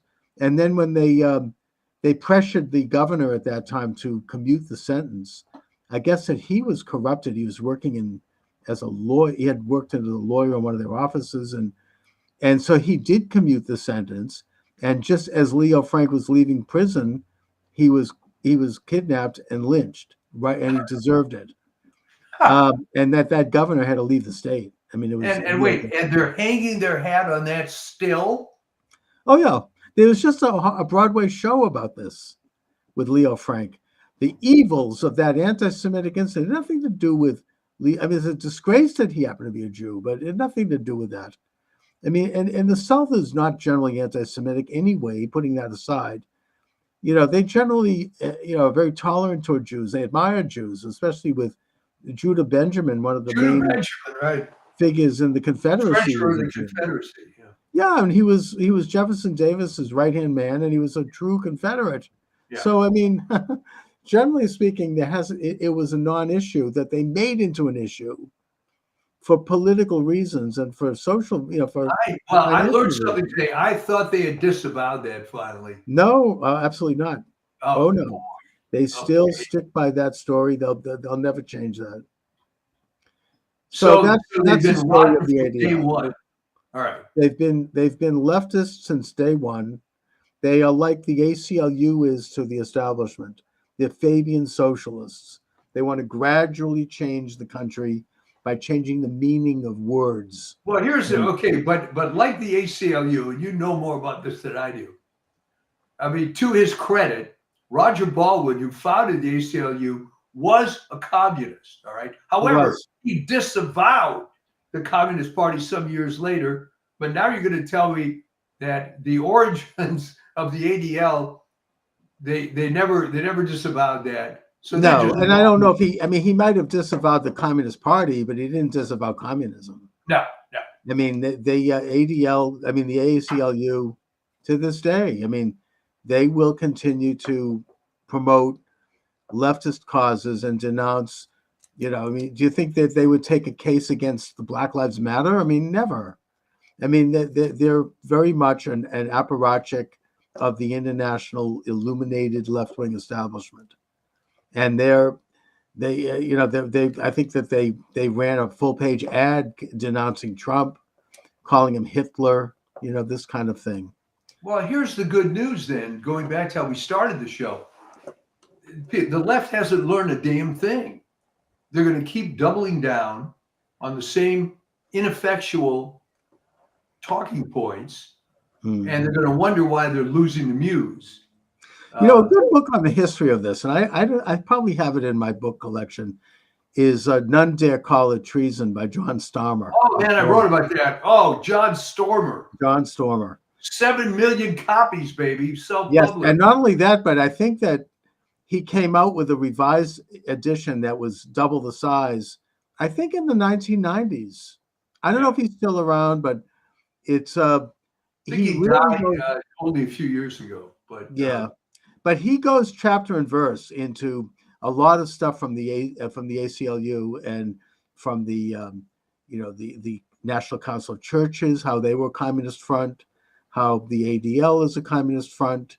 He shows all of the communist takeover of these, or creation of these establishment institutions, and how they then went ahead and became dominant in the media in terms of what would be the official and approved narrative. Right. I mean, obviously the Southern Poverty Law Center, which spawned that rotten Secretary of State in Michigan, Jocelyn Benson. I mean, they're very much part of this communist movement, and that he goes into it chapter and verse. I have to get that. I mean, he really quotes it, and he does a brilliant job. You have the whole perpetual war for perpetual peace movement. Yeah. He shows how they wanted to have what's called, quote, convergence, and that this is a policy that was openly espoused by Roosevelt. That basically the idea was that the United States would move to the left, the Soviet Union would move to the right, and they would both meet and converge at some point in the middle to create a world government. You think I'm making this up? There was this, no, I mean, this is documented. This guy, Rowan Gaither, he was the head of the Ford Foundation, I think, or the Rockefeller Institute. He was interviewed by Norman Dodd, who was a researcher in the late 1950s, as part of the Reese Committee hearings, which are not well known today, but they were very pivotal. They investigated the big foundations and how they had been infiltrated by communists. And he interviewed Rowan Gaither, the head of the Ford Foundation, and he went on record as saying all of this. We were working toward convergence. We were working toward creating a new way of being, a middle ground that would merge, capitalism and communism, Sovietism and Americanism. And we were pouring money into doing this from these big foundations, which were created thanks to Wilson in 1912, 1913. Anyway, interesting history. But that's well. So I mean, the good thing is it's history, and they keep using this, and it ain't working anymore. Well, it never worked. But the point is, they're still doing it, and they still have that kind of power. They have, George Soros is no piker. I mean, these guys have international power. They have a way of framing narratives the way they want them framed. They will create a world war if they think it's going to benefit, and they're trying to do that right now. Yeah. We have about how many weeks left of this corrupt, illuminated, illegitimate administration? I think the rest of this month in December, and then 2 weeks in January. During that time, they could create a world war. They're already, firing high-end advanced missiles into Russia. And Russia's firing back. They just hit a power plant in Dnipropetrovsk in Ukraine. The people that are going to suffer from this are the Ukrainian people who would like to see some kind of a peace agreement and who are willing to give up a couple of those Russian provinces. Who cares? I mean, they're Russian anyway, in order to get peace. But they're going to try to push for this massive war. I mean, this is what I wanted to talk about today. Between now and January 20th, there's a lot of things that could go down. There are we don't know what could happen in the world, but it's a very, very dangerous time, the lame duck period. In the 1930s, I think it was, Congress actually passed, I don't know if it was a constitutional amendment, it probably was, to kind of reduce the lame duck period, because it used to run from November, it's all the way through till March of the following year, almost 6 months. Right. And it was a lot of crap went down. I mean, it was a very bad time because you had an outgoing administration, and if it was from another party, they could do all sorts of things. I mean, thinking in Massachusetts, it says they have this idea where they have the lamp in the State House on the night before the governor leaves. He's burning wax, signing legislation, passing laws. You've got Elizabeth Warren trying to shove through, along with Schumer, radical judges. They've got 50 openings, and it's and shame on J.D. Vance and Rubio for not going and doing their work right now in the Senate to stop this from happening, because there were votes, and they went home for Christmas? I don't know. It's like they have to. This is a fight.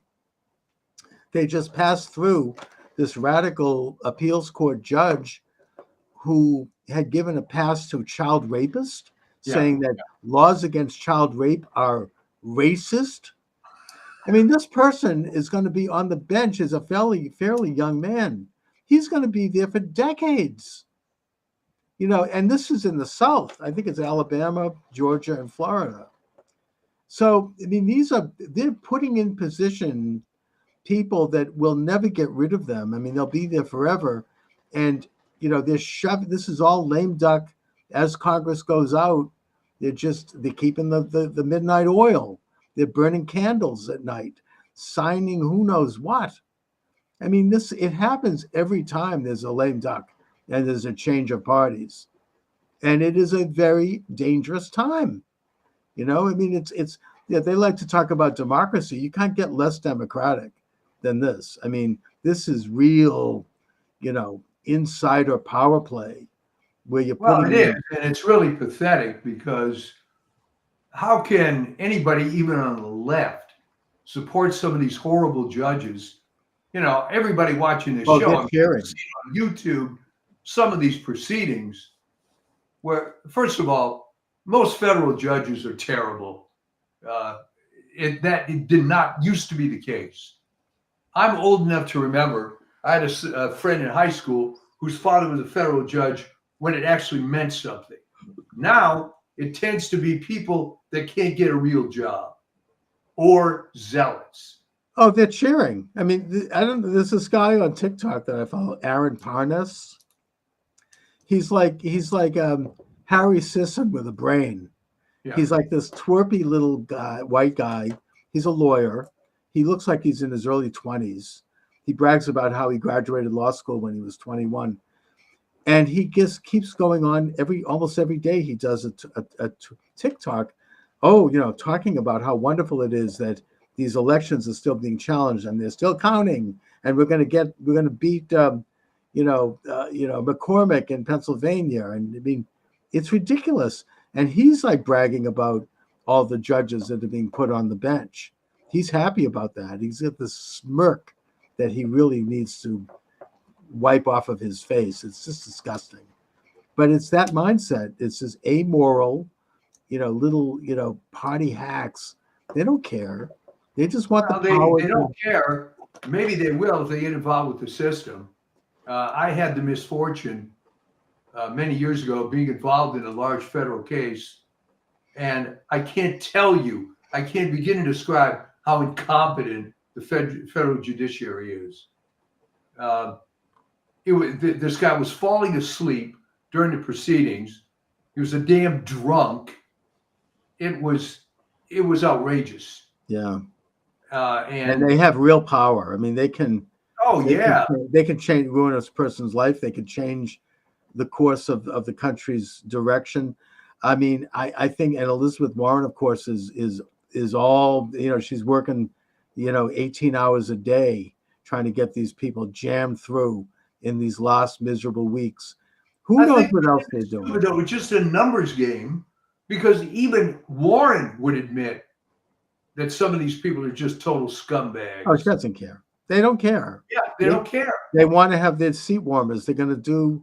I mean, you see them being interviewed by people like Senator John Kennedy. He's hilarious. And he just asks them basic questions about, are you familiar with, the Clark versus so-and-so? No, they never heard of it. I mean, these people are dumb as bricks in some cases. Yeah. But think about it, Chuck. Who would want that job? All right. If you're a halfway decent lawyer, you're going to make 3 to 4 times what is paid there. They want power. They want to have power.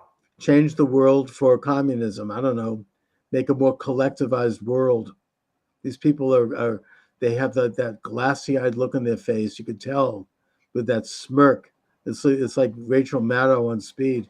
They just, of course, she's getting $6 million a show, but putting that aside, I mean, they want power. It's a very powerful position. It's these people who have like low egos and low self-esteem, they feel important, and in a way, they are important in a position like that. They can change lives. Yeah, I mean, in fairness, there is a small number of people that seem to really want to be on the bench to do some good. I mean, right. I knew a guy who was a really, really good litigator with a big firm in LA and making serious money. But he got the call from whoever the president was at the time. Yeah. We want you to be.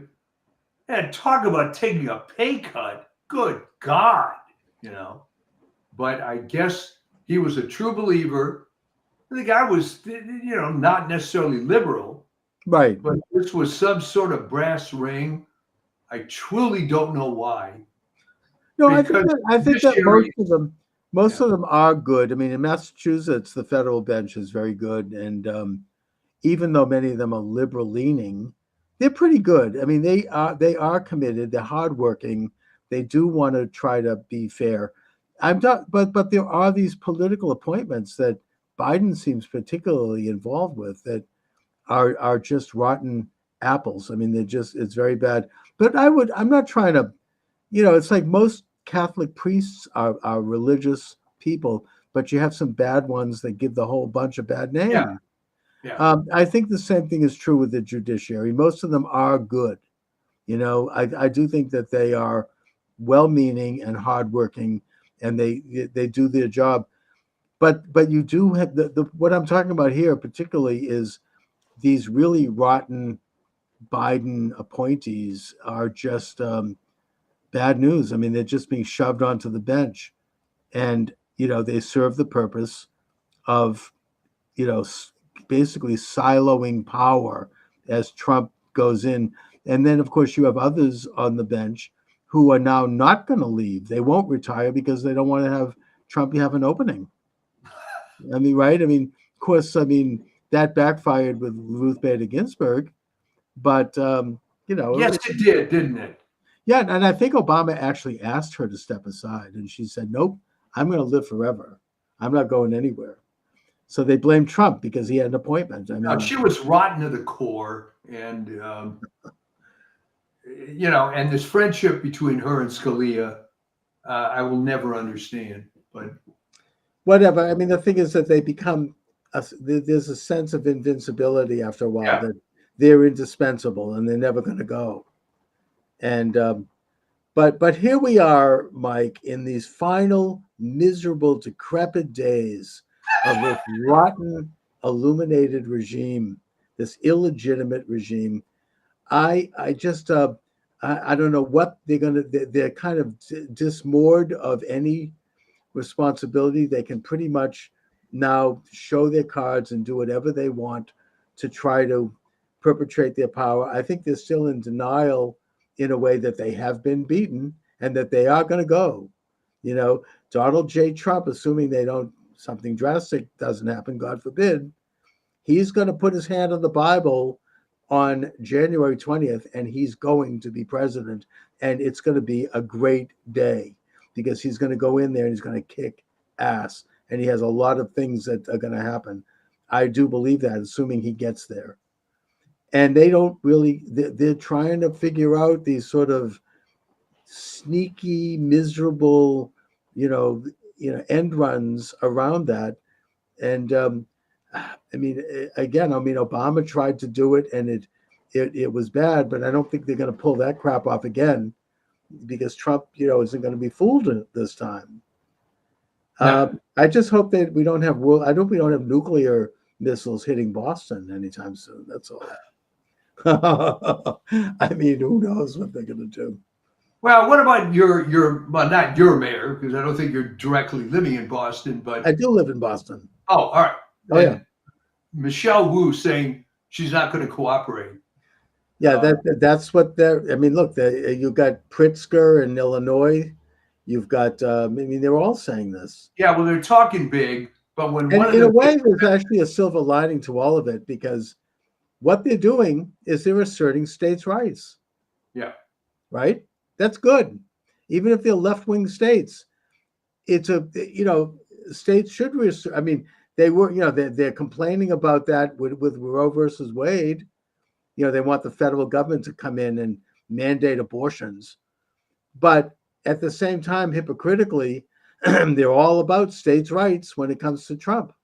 I say that, if they want to go that route, that does set positive precedent. It is a reinvigoration of the 9th and 10th Amendments.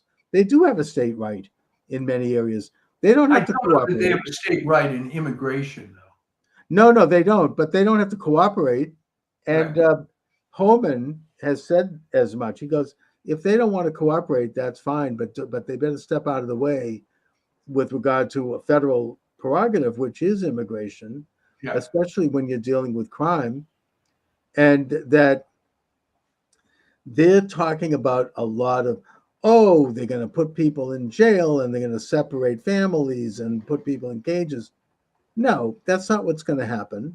They're going to, Trump in the first year is going to focus on criminals, on drug dealers, on drug traffickers, on sex traffickers, on people that are bad, violent people, all the, not the best, as Trump likes to say, and deport all of them. Good. And also, he's going to cut, as I said, I think I said earlier, they're going to cut off their money, which is going to save the taxpayers billions, and which is going to result in a self-deportation. If they don't have any more money, they won't stay. Yeah. Now, if some of them want to get jobs and be gainfully employed and not be criminals, I don't think that Trump's going to go after them. Maybe eventually it's going to be wonderful to go after the criminal element, right, and look into all the corruption involved with putting these people up in hotels and whatnot. That's right, and that's exactly what's happening in Massachusetts, and in other states. I mean, the state is going broke, putting people up in fancy hotels. They have this meal plan. They get $75 a day. I mean, and the state's hired a caterer to feed them all. I mean, the state is going broke. There's no logic to that. What are we supposed to get out of that? Meanwhile, so I think that once you cut that off, they're gonna leave, and we're gonna have millions of people. Well, what it is virtue signaling with somebody else's money. Yeah, but why is this a virtue? What's virtuous about bringing people in? I hate to go back. I've mentioned this third time. It's this Model UN thing. You see, we have to do right by these people, and to take the whole term from Rudyard Kipling, white man's burden, right? And, I thought that there was a hilarious YouTuber. I don't know who he was, but he went to, during the campaign, he was knocking on the doors of people with Harris Waltz signs. Oh yeah, I saw some. Hey, we have an illegal alien here. There's some guy would come out of the van. He wants to move. He wants to live with you. Will you take him in? It's like, so I mean, to a man they said no. Of course. What do you mean? I can't. I have children at home. I can't do that. No, you'll send them all. It's like what DeSantis did with Martha's Vineyard that time. Martha's Vineyard. It was hilarious. Martha's Vineyard deported them. They hired 150 National Guardsmen came to the island. They put them on a bus and they deported them, sent them to a camp, I might add, at Otis Air Force Base in the Cape. That's what the liberals did when it came to actually dealing with illegal aliens, instead of sending them to the red states. Anyway, it's going to be very interesting to watch. Oh, absolutely. I mean, it's, they're going to complain, but the point is that the American people voted for Trump, and it was a mandate. And that, you want to talk democratic principles. That's what we have. Democracy. We have democratic principles. They're complaining, well, Trump is going to get rid of agencies and he's going to fire all these people. Guess what? That's what every administration is supposed to do. Every administration actually has done degrees of this when they take office, because that's why we have elections. Why bother having, if you're going to just keep people in there forever, why, that's a dictatorship. It's an oligarchy. Why bother having an election, really? Yes. Well, why was it okay for Roosevelt to create all these agencies, but someone can't come back in and either consolidate them or eliminate them? Or get rid of them. And that's exactly what I think Trump's going to do, starting with the Department of Education.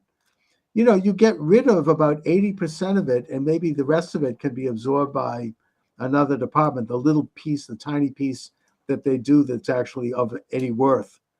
But you get rid of all of these federal agencies. And I think that with Musk and Vivek Ramaswamy, that's exactly what Ramaswamy just gave an interview where he said, yeah, we're going to consolidate agencies, get rid of them in some cases. We're going to pare them down. That's what Musk did at Twitter, and it worked beautifully. That's what's going to happen. And I say hallelujah. I never thought I'd see the day. I remember the late Sam Blumenfeld back in the Birch Society. They've been talking about this for a generation, and you never thought it would happen. Well, it is happening. And they can, and as Steve Bannon would say, they can suck on it if they don't like it. He's on fire. You got to listen to him. I don't miss a show. Oh, he is. Since he got out of prison, he is like kicking. I mean, he's like amazing. I mean, he's great. I mean, I'd love to see Trump give him an appointment. He's tremendous. Although I'd like to see him stay at the War Room. I mean, he's doing he's got millions of followers. It's huge. Yeah. I mean, he's doing gangbusters over there. Yeah, I hate to say this, but going to prison really helped his game. Oh, he didn't. He just came out. He's better than ever. He didn't miss a beat. I mean, he's roaring, and I just think that he should continue right where he is, where he's really playing a big role, in a way very similar to the role Rush Limbaugh played, except, he's taken the glove. Rush Limbaugh, in a way, kept the kind of. He was. Yeah, I mean, he didn't go too far outside of certain lanes, because he knew that they could pull the plug on him.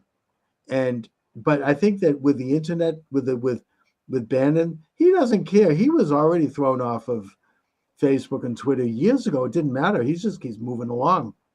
He's got his own network. He's consolidated it. I mean, to my way of thinking, they can't do to him what they could have done to Rush, just because of technology now being what it is. And so, yeah, I mean, I think that he should continue on doing exactly what he's doing. I mean, and other people, I mean, I certainly emulate that. Other people should try to create their network as well. It's going to be an interesting holiday season. and a festive one, I might add. Yes, festive. So, Mike, what do you have coming up on your Substack? All right, well, I had that piece that went out last night called Victory, but we focused on the issue of blaming the consumer, and your favorite guy, Alan Lichtman, who just gets to be more of a joke with every passing day. I mean, after he was pilloried on all these video forums, he gets interviewed on a YouTube video by his son. Who said essentially that, well, even though that's the only one left that will interview him. Yeah. And some of these left-wing historians, some of these left-wing historians have really gone off the deep end, like Mitchum, who has written some pretty good books, completely Trump deranged, and Michael Beschloss, he wanted Trump to be executed. Yes. Remember that? Because of the after Mar-a-Lago was raided, because he had papers that might reveal some national secrets. Anyways, they've all shown their true colors. They're absolutely insane. So I guess I'll talk to you next week. We will see you next week. Looking forward. All right. Thanks for joining me, everyone. Charles Moskowitz, welcome to the program. The movie in question is Beneath Sheep's Clothing, and my guest to talk about it is author Trevor Loudon. Trevor is a New Zealand author, speaker, political activist, blogger. He was vice president of ACT New Zealand, a classical liberal and right libertarian political party from 2006 to 2008, the author of 5 self-published books on U.S. politics. Trevor, thanks for joining me today. It's an honor. Always good to be on. Thanks, Charles, for having me. Trevor, before we get started, I have to ask you about this New Zealand story with this haka, which took place in the parliament. I mean, it's something that, in spite of myself, I can't stop watching it. It's fascinating. And what is going on there, briefly? What's happening with that? Well, we've got to see the head of the ACT party, which you mentioned I used to be the vice president of, is David Seymour. And I knew him very well when he was the head of Young ACT when I was the vice president. And he's introduced a bill defining the rights conferred to all citizens under the Treaty of Waitangi. That was signed in 1840. It's like your Declaration of Independence. It was a founding document of New Zealand. And what it was was the Maori citizens, a native race, transferred sovereignty over New Zealand to the British Crown in exchange for British citizenship. Okay, they became citizens. Now, the left, the communists, ever since then, have been trying to say, no, this was a partnership. Maori are equal partners to everybody else. Maori should have 50% of representation in government. Maori should have 50% of this, 50% of that, 50% control of the airwaves, the seabed, etc. So David Seymour's act, law, was to basically codify the rights so that Maori and everybody have exactly the same rights as everybody else. Nobody has special rights, which I 100% concur with. That's the principles that America is founded on. But the left spins this as though this is a horrible bill taking away the rights of people. No, it's not. It's stopping communists. The Maori Party is a communist party, effectively. Is stopping communists getting leverage over all of New Zealand society, way out of proportion to their numbers. So that's what it is. It's a complete scam. And David Seymour was calling out the scam and saying every New Zealander should have exactly the same rights, no more, no less, regardless of your ethnic origin, which I think you and probably all of your listeners would agree with, Charles. Of course, and the bill doesn't take any rights away from the Maori. It just simply recognizes that all citizens of New Zealand are equal and that the Maori are free to organize their identity any way they choose. Doesn't change anything. It just it doesn't give special group rights to any particular group.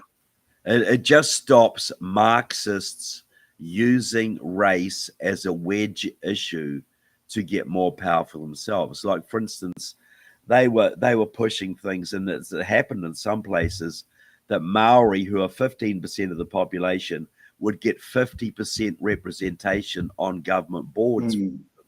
So this is a great way to blackmail people. Oh, we're on the Waikato Water Board. Well, if you want to build a new pipe, you'll just have to give a couple of $100,000 to our Maori Resource Centre. And then it's ending an endless stream of scams, of special privilege, of affirmative action. But the left-wing media, of course, says, oh, this is taking away rights from people.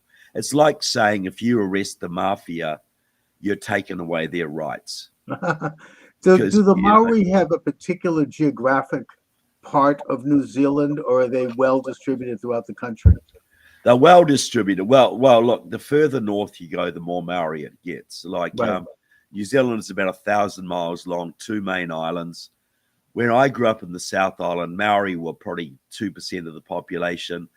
If in the far north are probably more like 40% of the population. I see. The further north you go, the more Maori citizens you find.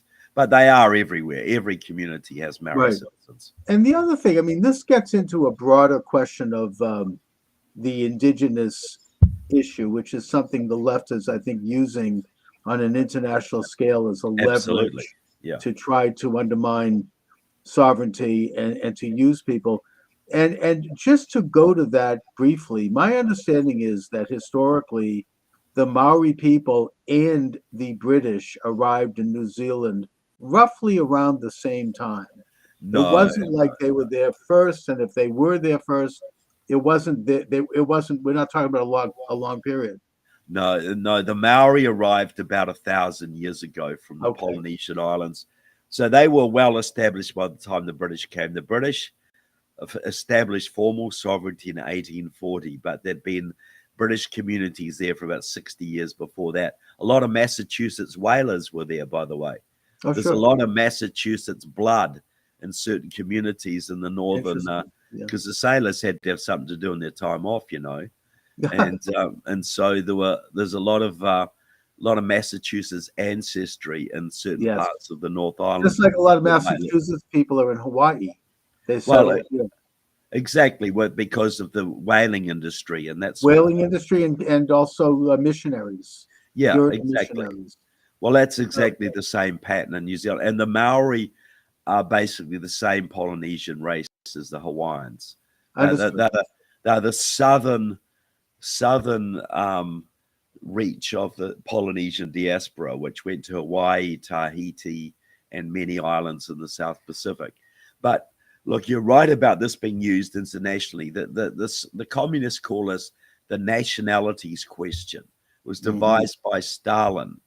It's where you don't have a working class, you find ethnic minorities, religious minorities, racial minorities that you can instill a sense of grievance in and use them as revolutionary cannon fodder.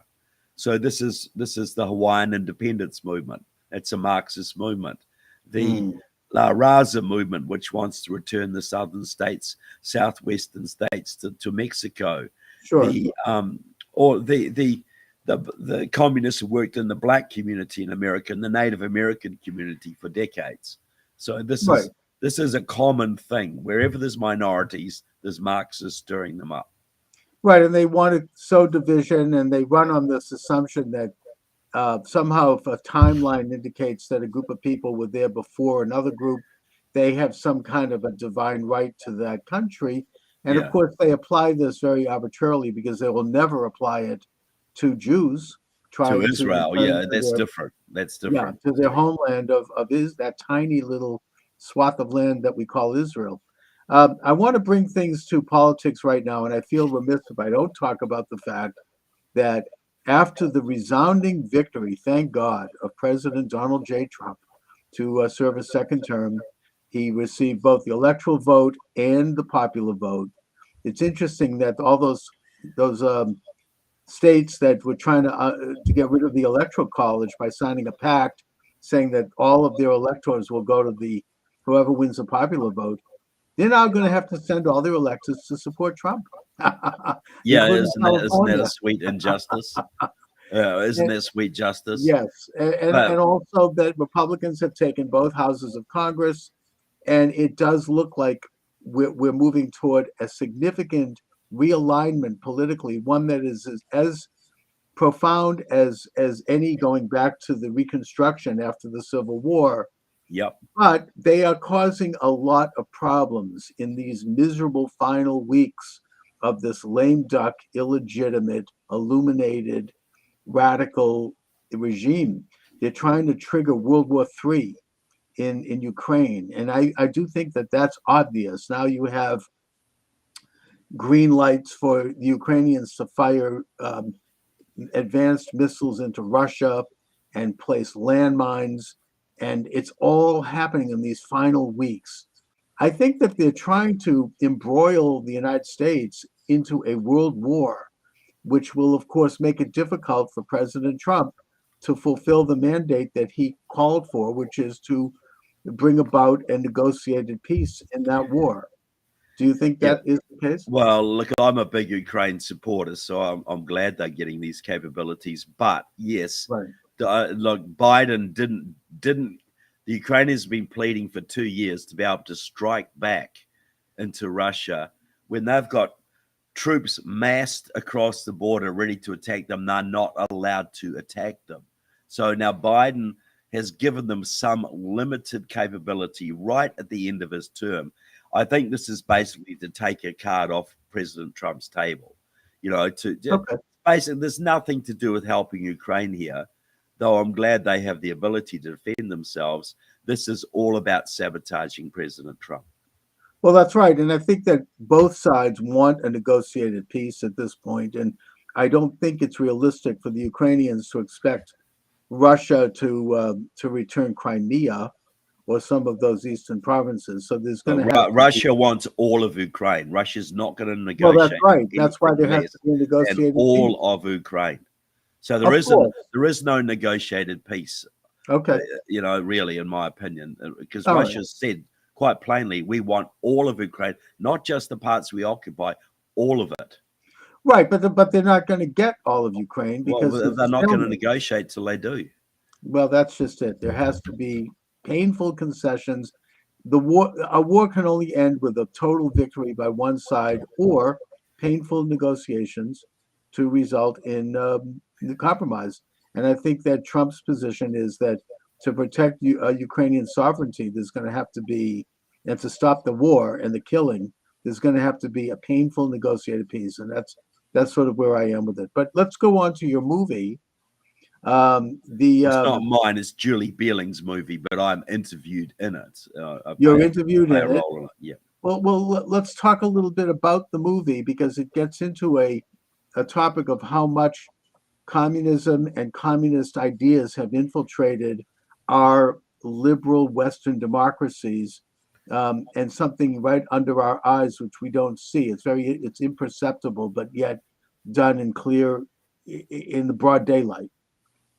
So yeah, well, look, the movie is Beneath Sheep's Clothing, and Julie Beeling did it. She was a missionary in Russia not long after the collapse of communism, and wrote her thesis on how the Russians suppressed, how the Soviet communists suppressed religion specifically, the techniques they used. And she found that when she got back to the States, she found that the Democrats were using exactly the same tactics against Christian churches and conservative Jews, Catholics, etc. here, even Mormons. And so what she's done, the movie basically showing us how we're in a communist revolution. That's what we're in right now. Now, Donald Trump has put the brakes on that, and he's going to reverse a lot of it. But we got to understand that's what we're in. Right. You know, we're in a 70% completed communist revolution. They have our education system. They have Hollywood. They have sport. They have most of the universities. They have the Democratic Party, the unions, and they're trying to consolidate their power by winning one more time and legalizing 30 million illegal immigrants, so who will then vote Democrat religiously.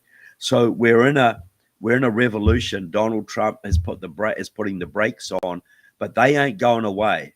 No. They're going to be fighting tooth and nail, and I mean violently, lawfare, everything. And Julie's is the best movie I've seen out there that actually makes it real to people that that's what we're in. You know, that we can understand that this isn't just stupid Democrats or silly liberals. Open borders, the indoctrination of kids, destruction of the energy industry, all of it is communism. All of it is a manifestation of the American communist movement, which is allied to various foreign communist movements.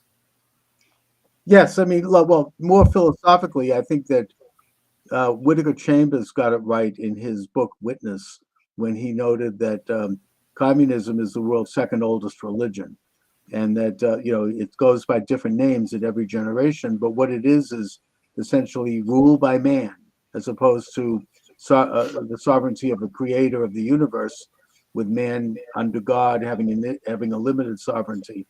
And that every generation has had to grapple with this idea. It really, in the modern times, was launched with the French Revolution. In the United States, it was launched, I think, or got the successful foothold with the election of Wilson in 1912, and the transfer of sovereign powers to unelected bureaucracies like the Federal Reserve and the Council on Foreign Relations and all these other groups that are shadowy and unelected and don't represent the people. President Trump has thrown a stick into the hornet's nest by basically openly calling for a return of sovereignty to the people under God, and not to this clique of internationalists who want perpetual war and the erosion of sovereign borders. And for that reason, while he won, the war goes on. It's not over. In fact, this is just the beginning.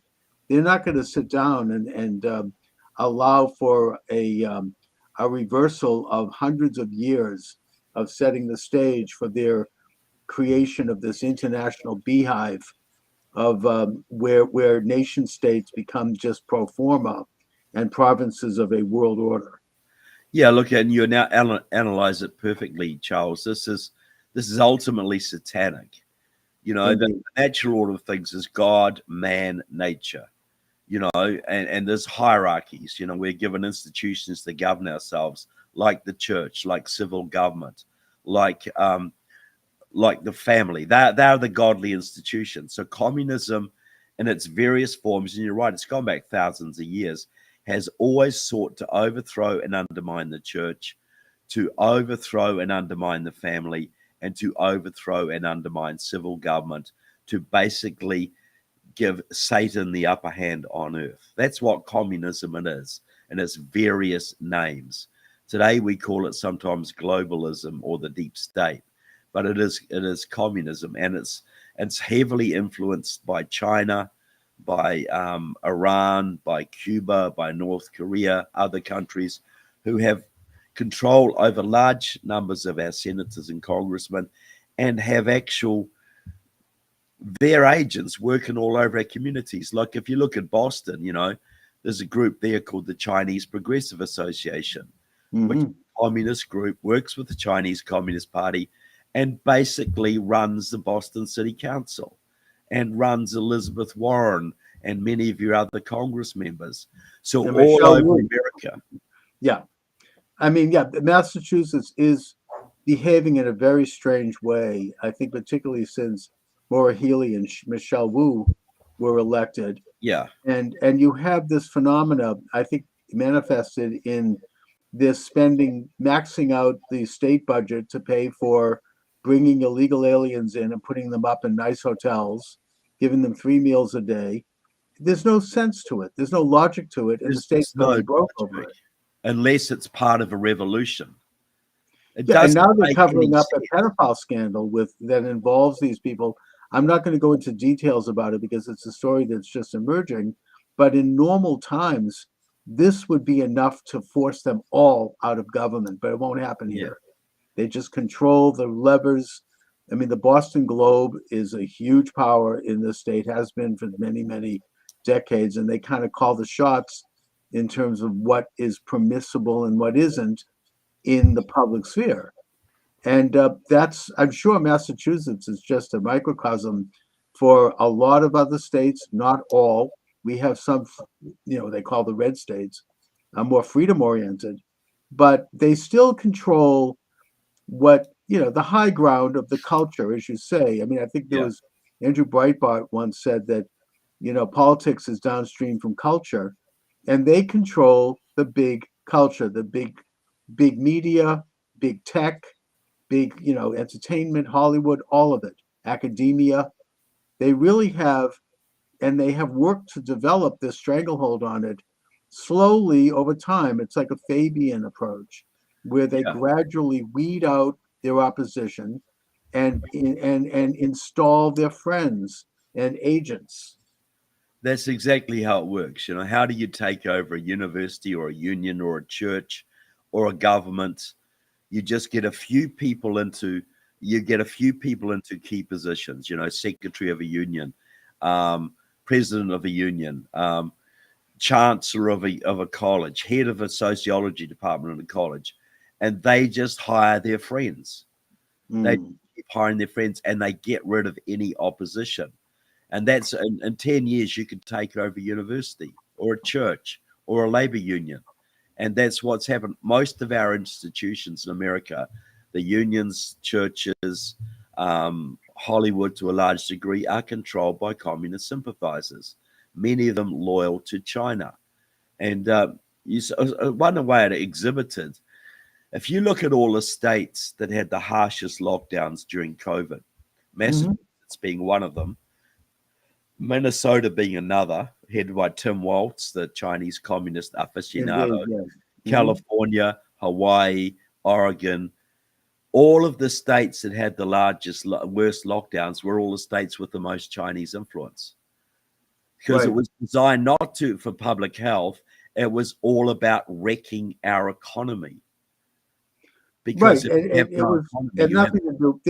a huge scandal. And they were able to shut down small, as you say, mom and pop businesses, and while leaving the big box stores open, shut down the churches, shut down the schools. Children had to get education through Zoom, which, by the way, actually turned out to backfire on them because we got to see. Yes, I agree. Exactly. And eventually the regime had a major setback thank God for the Canadian truckers who stood up and said, we're not going to go for the forced vaccines of the, the jab, which of course is questionable. And the whole regime collapsed here in Boston. Michelle Wu, our new mayor, talk about maybe communist associations. Oh, absolutely. She is. Yeah, I mean, very heavily tied into the communist movement. You couldn't go into a store or a restaurant unless you showed your card proving you'd had the vaccine. And that happened right when the truckers struck, and there was fear that the trucker strike would spread to the United States. So they backed down, and she backed down. Yeah. And so they had a setback, but they're going to try something else. I mean, this is it's only a matter of time. I think that they've had another setback with the election of Trump. Yeah. And the team that he's putting together is tremendous. They're going after every one of them. They have people who they're planting a strategy, from what I understand, where they're going to sue everybody. Every move he makes is going to be lawsuits, attempts to impeach him. And I think that Trump has become sophisticated enough, and the people around him, that they're going to respond by countersuing. There's going to be, they'll tie them up. I mean, they'll bleed them out. This is a tough group. And I just was censored on TikTok. I guess I said something that PO'd the TikTokers, so I've been suspended for a week. Sorry about that. So anyway, that's the agenda. Look, I mean, it's happening in real time here. They still. Well, it's one because we were talking about Chinese influence in the. Yes, I think that was the key, mentioning Chinese influence. Yeah, I think you're absolutely right, which is profound. China has, basically established a censorship regime in the United States with scores of, they got the EKG thing. I mean, they got rid of that to an extent, where if you don't rate well in 3 areas: economy, environment, governance, and social consciousness, you get a lower score and you can't function as well. I mean, that's open in China, but in this country, it's a little more subtle. Yeah. But it's a gradual tightening up of control over the lives and the destinies of citizens. Well, that's right. And what people see these things, they see the open borders, they see the ESG, they see this transgender education, they see the lockdowns, they see the destruction of the US energy industry, all of these things. What they don't see is that these are all arms of the communist octopus. All of these can be linked back to China. The COVID, obviously, Black Lives Matter was a Chinese operation. Right. The election, every state has major Chinese-backed election. Voter registration organizations. The Chinese Progressive Association does that for you in Chinatown. They run Boston through doing that. So if people understood the actual depth of Chinese penetration of every level of our society, from Congress and the Senate to Hollywood to the unions, whatever, they would be shocked beyond measure. But this is why they had to get rid of Trump with the COVID and the Black Lives Matter and the election shenanigans. And now they're freaking out because they've overplayed their hand, and Trump is a lot smarter this time and a lot better people around him. So we're going to see a battle royal coming up over the next few years. But as the point being, don't go to sleep. It ain't over. Too many people went to sleep the first time Trump got elected, and they came back and they won the election and they rubbed our noses in it like little puppies in the carpet, Right. And we got to understand Trump's a leader, but we got to all be involved in taking our country back, all of us. Yes, indeed. And we, as we said, the battle is just beginning. I mean, it's a great victory. We should bask in it and enjoy it as we enter into the festive season. But they're setting all kinds of booby traps for Trump. And even Obama did this when he set up the Steele dossier, and he put people that they call it burrowing. They burrow people into the civil service and into administrations and positions that you can't remove them. I mean, right now, in the final miserable days of this administration, Elizabeth Warren and a couple of other senators trying to shove radical judges into place. And by the way, shame on Ted Cruz and J.D. Vance for not going into the Senate and working to stop this. You know, they're sitting on their laurels. It's these are positions that are going to be with us for decades.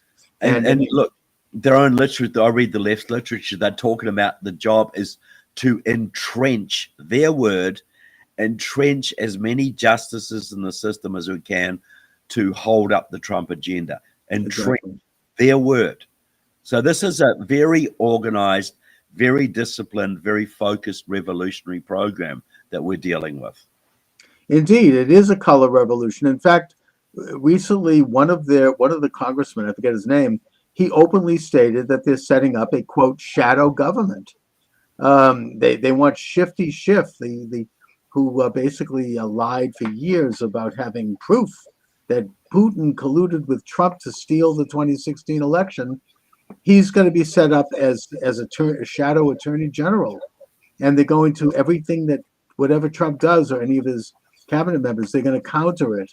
So, I mean, this is like it's subversion at its worst.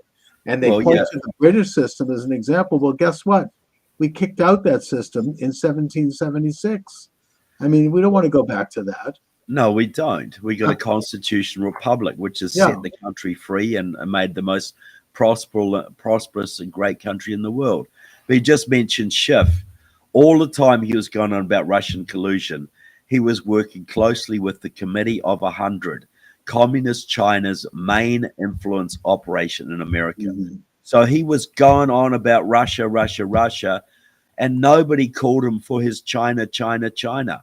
Deeply in bed with the Chinese Communist Party all through that time, and nobody called him on it. And that's why I write my books exposing this kind of stuff. But Adam Schiff is hardcore, and he's connected to the Committee of 100, which, as I keep saying, is Communist China's main influence operation in America. But this is the thing, Elizabeth Warren is deeply tied into the Chinese Progressive Association, Communist China's main influence group in Massachusetts. So is Ed Markey. So are several of your congressmen. So is Michelle Wu. So are several other people on the city council. China controls Boston. You know, China controls San Francisco, LA, Boston, I believe Portland, Oregon, certainly Honolulu, and many other cities around the country, the Twin Cities as well. And so we got to understand how deep this is and the battle that Trump's got on his hands, and that we have to play a role in this. You know, what we can do is exactly what you're doing right now, Trevor, which is to identify, expose, and then oppose the nature of this conspiracy. And I use that word openly because they call it that themselves. I mean, the entire communist edifice is by nature a conspiracy. They don't operate. That's what they call themselves. Yeah. Oh, yeah. They're not operating out in the open. I mean, they're not. They are subverting institutions because they know that if they came out in the open, they would be kicked out so quickly their heads would spin. So they do it through, careful, subversive, well-studied means of changing perceptions. People that are involved in this, some of them don't even know they're involved in it. Yeah. It's very, very tricky and very difficult to detect, which is why it's very important, especially now with Trump coming to power, that we get into identifying the nature of this. And by the way, your blog is called the New Zeal blog. I really recommend. TrevorLoudon.com on New Zeal blog, yeah. TrevorLoudon.com, New Zeal blog, shining the torch for liberty. You get into American politics. Your book is Stealth, Kamala Harris's Communist Roots. That was something that I think people did become aware of that one. Well, that's the book just behind me. You can see it just there, Stealth, Kamala Harris's Communist Roots. But that is not just about Kamala. That's about the movement that made her, the communist voter registration groups, the massive communist infiltration in California and other states.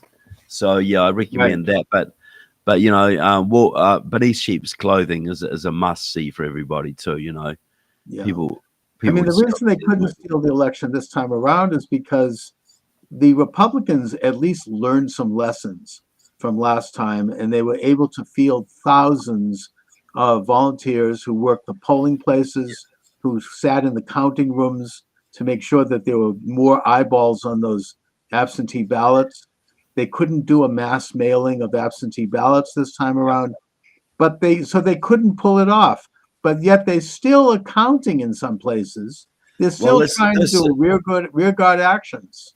See, there's a group called Seed the Vote, which is run by the Chinese Progressive Association of San Francisco, which works directly with the Chinese consulate. They are running the vote curing operations around the country. That's where they send their people, and they're openly saying this is to get more seats for the Democrats. They're openly saying this. So that this Chinese operation is going around finding faulty ballots and getting them cured.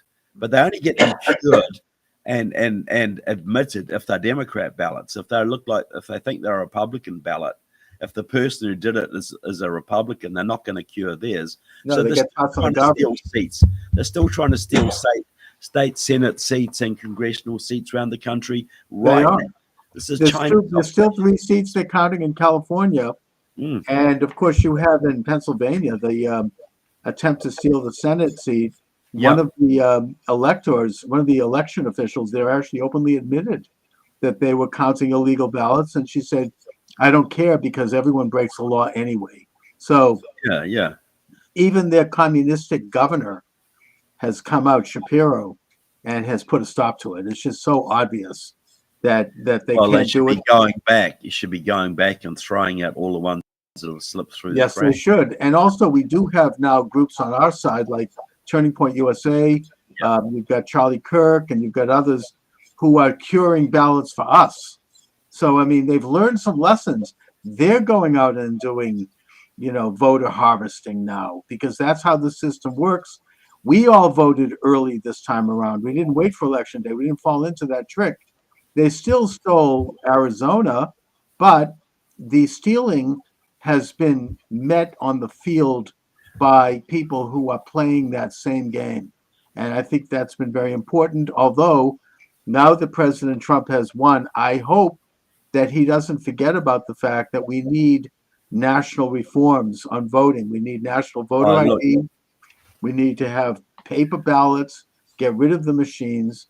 Elizabeth Warren in Massachusetts put a bill up in 2018, I mean, where she said that the voting machines are rigged and that we need all paper ballots. Of course, she denies that now, but that's we have to call that up and say, I support Elizabeth Warren's bill.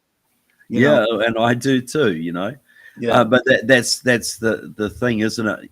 All these reforms have to be put in place, and people have to go to jail for committing vote fraud. Oh, absolutely. And by the way, it's not voters stealing your car or stealing your ballot. Yeah, I mean, this is a crime. It's a felony. It's not individuals committing voter fraud either. It's election fraud. It's ballot fraud. It's organized, hardcore. It's like an organized crime issue. And I want President Trump to set up an organized crime unit, federal government, that goes and does RICO lawsuits against the organized ballot crime operations in Boston, in New York, in Los Angeles, in Chicago, and you start finding the low-level people, and you say, we've got you for vote fraud. You get 2 years in jail, but you can go free if you rat on who paid you, and you go up the chain and you find the people at the top and you put them in jail. And if you do that, vote fraud will be gone. It'll be over. I think that's an excellent program. I mean, those rotten big city machines have been in power by these means for several decades now. That goes back to the 1960s. At least, and we're not going to fix the country unless we fix that problem. I totally agree with you. That's the first priority, returning the voting system to one man, one vote. And the integrity and sacredness of that system has to be restored. So, Trevor, just briefly, let's talk a little bit about this movie again that you're here to promote. What will people expect to see if they get this movie? What they'll expect to see is understanding that communism is alive in America, and it's way more powerful than they think, and it'll show how it's done. The ways this is manifesting, because we all see these weird things going on, whether it's open borders or transgenderism or the attacks on the energy industry, whatever it is, but we don't understand that it's cohesive, that this is part of an organized program by our enemies to bring us down. So the movie features me, James Lindsay, Alex Newman, and a whole bunch of other people some of whom lived under Soviet communism and are talking what they saw back in their own country. They see is exactly the same that was happening in our country until the last election, and still is happening, though now more on the defensive than it was. So look, it's a great movie. It's very, very gripping and very educational. And I want millions of Americans to see it. I really do. And I don't make any money off it. I was in it because I believed in it. And I just want people to see it. And now more than ever is the time to learn these these messages, these lessons, and to examine your local politics, your state politics. And when you see strange things going on, like governors saying, I'm not going to allow illegal alien criminals to be deported, or I support sex change operations for children, or any of these other things which are hard to explain, you know that there's something rotten underneath, because these are not things that people elected our government to do or to allow. These are not stupid people. They're saying crazy stuff, but they're not stupid people. These things only make sense if they have an agenda to weaken and divide the country in preparation for a revolution. And you got to look at it through that lens. And Beneath Sheep's Clothing will help you to understand that lens, how we actually look at these phenomena and see the connections between them. I can already see the battle lines forming around the issue of deportation of illegal aliens. Yes, absolutely.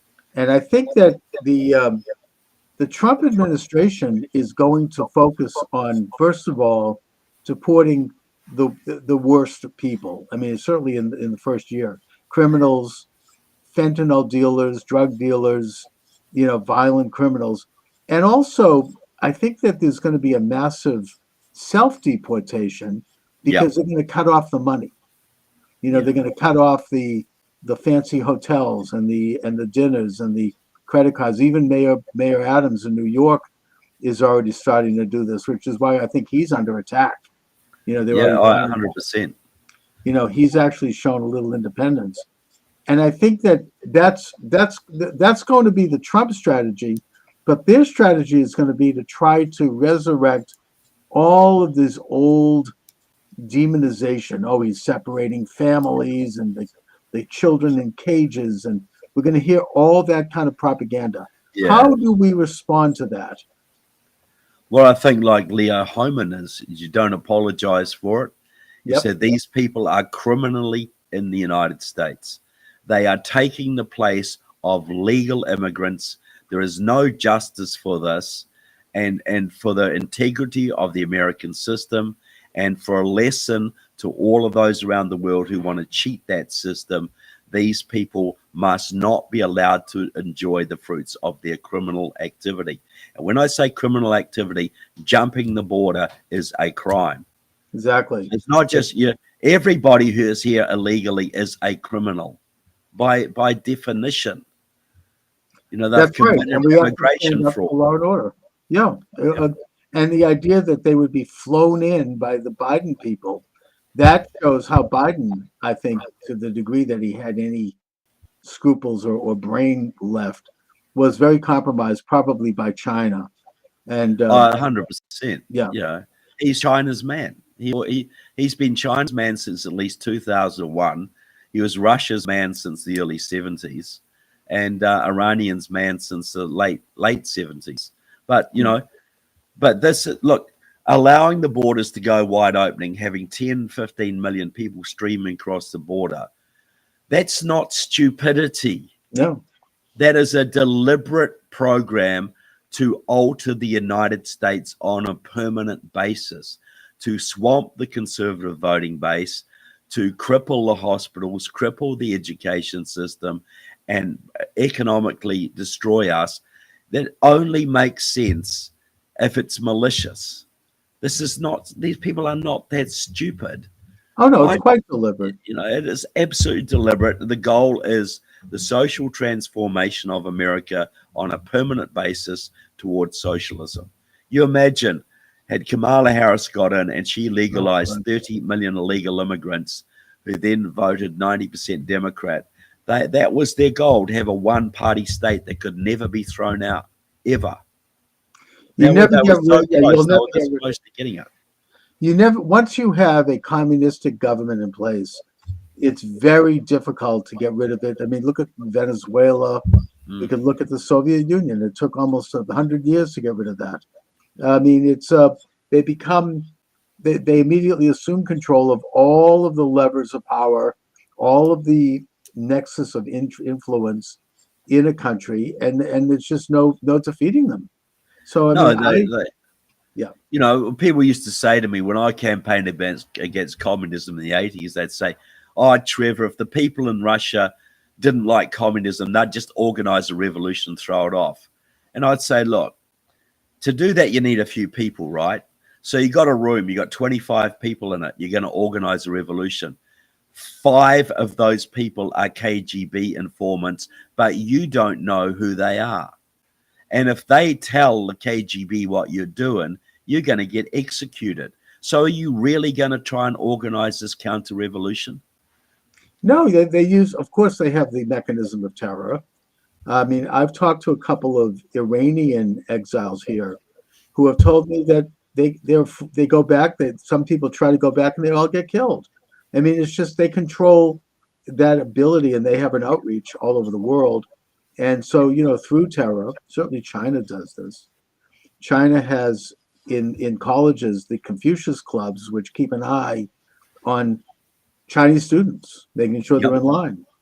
You know, yeah, so and they had about 17 secret Chinese police stations in Minneapolis and others, monitoring anybody who might say something bad about China, and then their families will get pressured. They will get kidnapped. They've actually kidnapped people from this country and taken them back to China. Chinese nationals living in America who have criticized the Chinese regime have been kidnapped and returned to China.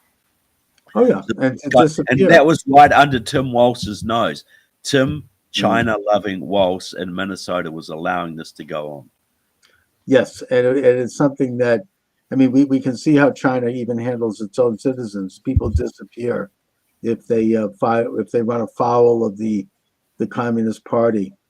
So, Trevor, let my viewers and listeners know where they could get more information about you and your excellent work. Yeah, trevorloudon.com. That's my website. All my books are available there. And Beneath Sheep's Clothing, you go to beneathsheepsclothing.com or go to Amazon and look it up and get a copy there. Trevor Loudon, as always, I want to thank you for joining me. Great conversation. Always a pleasure. Welcome to the program. Charles Moskowitz here, live. Taking your calls, 508-637-5596, 508-637-5596, or you can text me or chat me, whatever you want to call it. I'm also live on TikTok right now and on Podomatic, so thank you. And of course, the flagship station is Rumble. Welcome aboard. Thank God, first of all, I just want to say again, that President Trump has won a resounding victory. This is not something that for 1 minute I or anyone in this country should take for granted. This is not only a miracle, but it is a game changer in world history for the better. We really bit the bullet recently by avoiding another illegitimate regime. I don't want to go more than that regarding the opposition, because TikTok will take me down. There's still censorship. But I just feel grateful. I feel happy about it. I almost at a loss for words. However, we need to continue the fight forward. This is just the beginning. President Trump, God willing, will be inaugurated and will begin his administration on January 20th of next year. And I can only count down the days. We don't know what kind of mischief they may be pulled off in the meantime. It looks like they're trying to instigate World War III. Maybe embroil the administration into a war with Russia, nuclear Russia. They're going to start authorizing American missiles in the last weeks of this miserable administration. That's really, I don't think anything that anyone sees in any other way than a deliberate, blatant attempt to try to launch World War III. The new administration, God willing, they get to the finish line without that happening, without them killing half the population of the planet, will be in a position to negotiate a reasonable peace with both sides of that war. A war that really, we now know from information recently released, that the Biden regime, whoever was running the shop over there, instigated and started when they had Biden go up and give a speech where he basically gave a green light to a limited Russian invasion of Ukraine. And that's exactly what happened. You know, it's interesting if you look at these things from a modern geopolitical standpoint, that a lot of wars were started that way. Korea was started that way. You had Secretary of State Dean Acheson deliver a speech a couple of weeks before North Korea launched a full invasion of South Korea at the National Press Club. He was the Secretary of State, where he said basically the same thing. He gave a green light to North Korea invading South Korea by saying that South Korea was outside of the U.S. defense zone. You know, so many other double talk kind of references. So you have to ask yourself, why do they want war?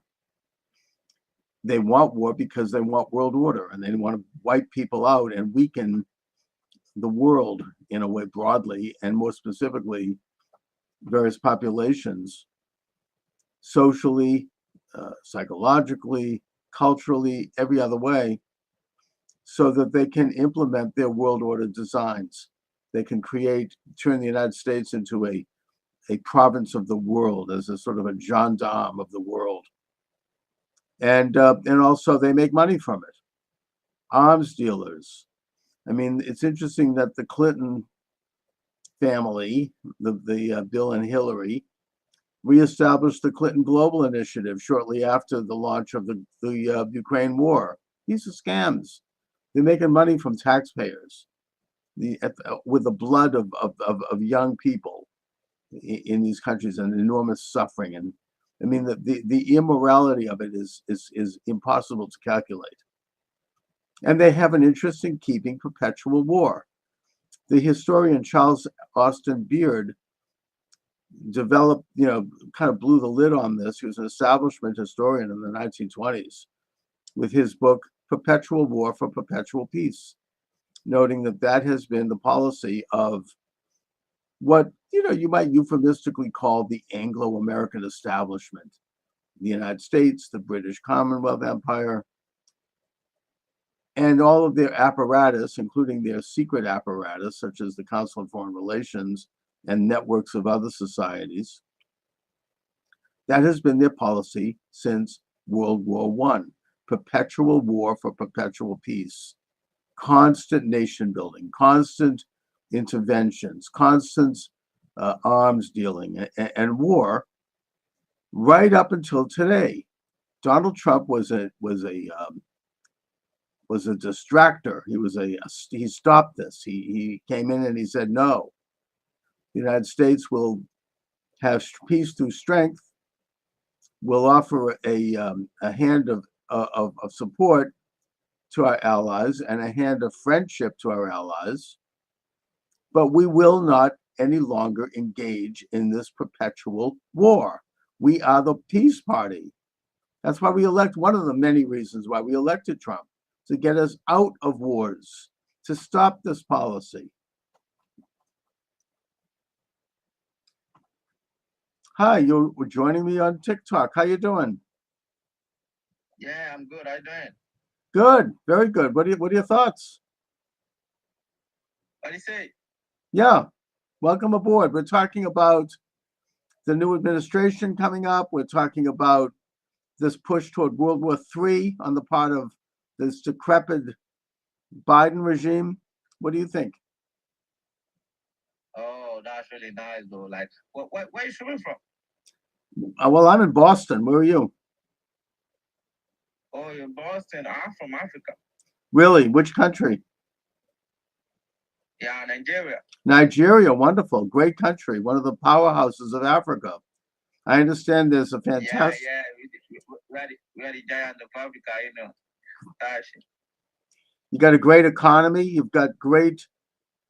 Lagos has a great skyline. Great economy. Like, the economy is bad. Like, we didn't have any fucking great economy, to be sincere with you.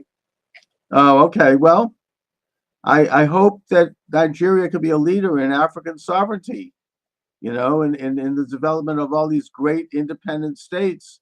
I know there's some corruption, and that's too bad. Maybe you should run for prime minister.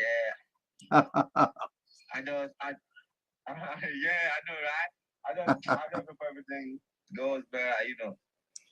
Well, what do you people think? What are you up to now? Like, well, I'm just doing a live stream here on my station. Let me ask you, what is your impression of President-elect Donald Trump?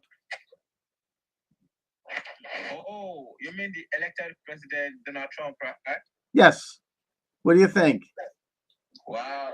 Yeah, I think it's a good decision for the Americans. You know, Trump is a leader, he's a all-round and father that knows what to do, you know? Yes. He's someone that is moved with a great ambition that wants to make America great again, you know? Yes.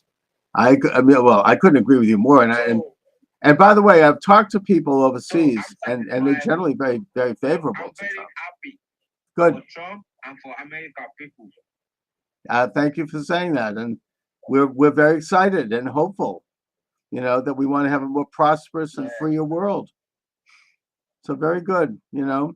I think that most people I've spoken to overseas have said this. They're grateful and happy that Trump is in office because they want to stop the wars and they want to stop the... Everybody's happy that Trump is happy. I agree. Listen, thank you for joining me. Nice to see you. Thank you very much. Yeah. You're welcome. Anytime. All right. Yeah. All right, my friend. All right. Take care. All right. So you're welcome to join me, obviously, on TikTok. This was. And by the way, you could call in at 508-637-5596. 508-637-5596. So I want to get to the main. I mean, I'm kind of riffing here and not getting into the main subject that I suggested today and that I put on the masthead, and that is the MAGA cabinet, the appointments that President Trump have made. All of them are brilliant and excellent. All of them must be approved and must be seated. It's that simple. Donald Trump won the election. He won on the Electoral College. He won on the popular vote. He swept all of the so-called battleground states. Congress is Republican, both Senate and House. And he made inroads in all of the blue states, by the way, including Massachusetts. And thus, he has a mandate to govern, and we must ensure his ability to govern smoothly and effectively, not like last time. And the most important way to do that is to ensure that all of his nominees are confirmed and put into office. Now, the deep state, as President Trump calls them, the double government, as Michael J. Glennon calls them in his book by the same name. He's a professor emeritus at Tufts University, Fletcher School of Law and Diplomacy. He's a former legal counsel to the U.S. Senate. He's an insider.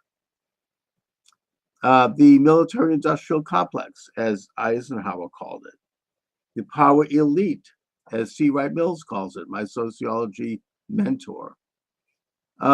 They will do whatever they have to do to try to stymie, slow down, impede, obfuscate the Trump mandate. They're already talking about setting up a, quote, shadow government, unquote, with people like Shifty Schiff from California operating as Attorney General. I mean, it's really, really subversive and frankly un-American. This is what they even say openly. I mean, there's an interview about this that I listened to on NPR. I forget the name of the guy, but he said that the British have been doing this for many centuries. Yeah, the British. I think we got away from them when we kicked out King George III. I mean, excuse me, but hello, we had a Declaration of Independence. We don't do that here. We may be, the Democrats could be part of what's called the loyal opposition, of course, and they absolutely should criticize. I do. I mean, we all do. That's American. But the idea of setting up a shadow government, really? Anyway, it's more serious than that.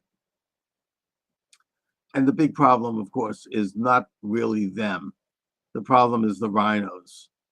The problem is people like Mitch McConnell, who is anti-Trump, who hurt Trump in the first term through, dragging his feet, making sure that he couldn't function in many areas.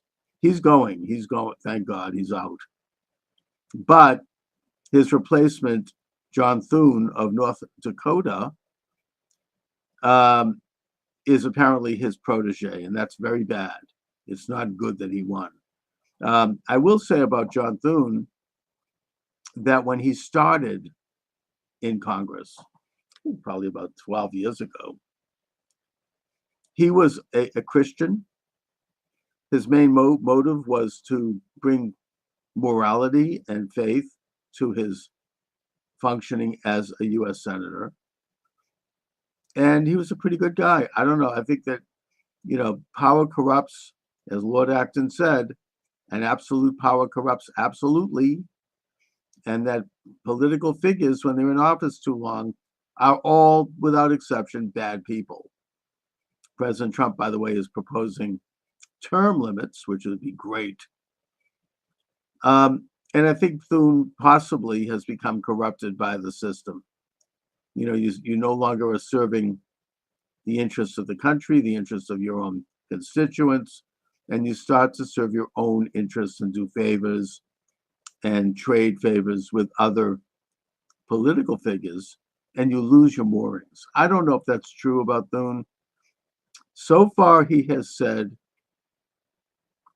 he's recognized President Trump's mandate, and he has said that he will allow for recess appointments, if not bringing people through the process quickly. We'll see.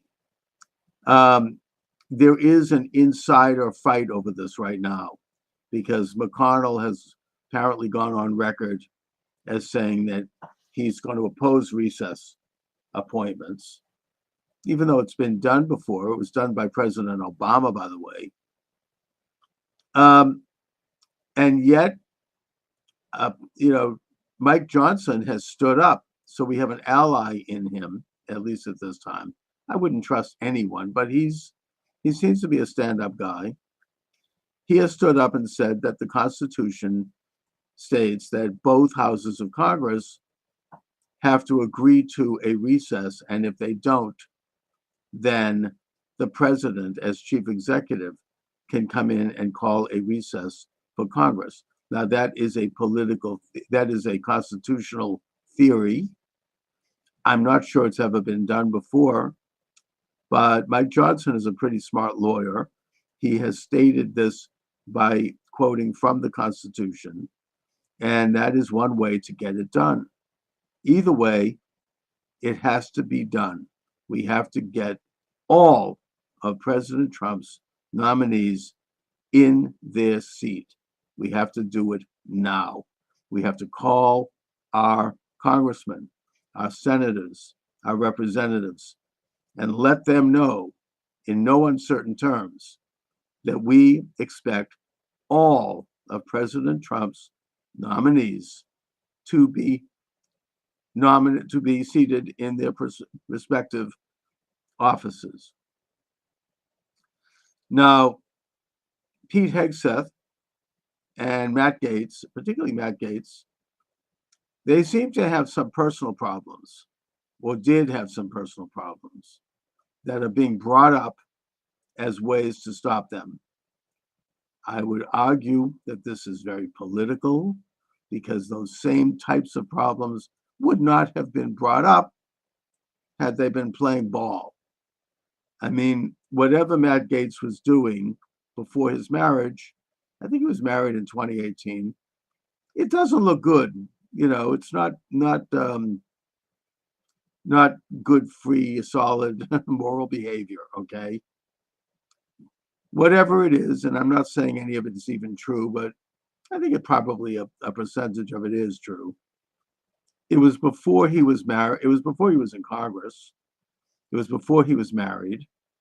He is married now. Apparently, marriage has done for him what it does for a lot of men, in that it's made him better, made him more moral. It's straightened him out. And, and by the way, I would contrast that with Bill Clinton, who really misbehaved after his marriage, or probably before too, and who did, the stuff that Gaetz is accused of is nothing, remotely comparable to the activities of Bill Clinton. Not to mention other major figures like Joe Biden, for example. Let's not forget about Tara Reid and other people. I mean, this is the kind of thing that goes on. It's not good, and it should be identified, but it's personal. It's not, it's not really should not have bearing on his career. He's not running for Pope. He's no angel. He doesn't hold himself up as some paragon of virtue. He's a tough lawyer, smart. He'll defend President Trump and protect him. He'll protect the MAGA movement. He will investigate the real corruption that has permeated the Department of Justice. You have a guy like Merrick Garland. He's probably as straight as an arrow. I mean, he's probably never, he's never even jaywalked. And yet he has launched a complete politicization of the Department of Justice, using it to spy on political opponents of the present regime, however they're perceived, spying on parents as they go to school board meetings because they criticize critical race theory or transgender surgeries or COVID laws, spying on Catholics in church, spying on pro-life Christians protesting outside of an abortion clinic, spying on whoever else this regime sees as an enemy. That's, that's evil. That's un-American. I mean, he's turning the FBI into a Gestapo, basically. And by the way, I hope Kash Patel is chosen as FBI director. That would be a beautiful thing. So I would rather have somebody who is going to go in and know how to function. And you should see, you can watch it on YouTube, some of Matt Gaetz's examination of corruption in Congress, when he questions Merrick Garland, when he questions Christopher Wray.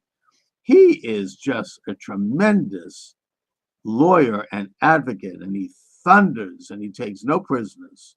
He just goes in and he does it. So I think that he would be a fantastic attorney general. I understand he's got some personal problems.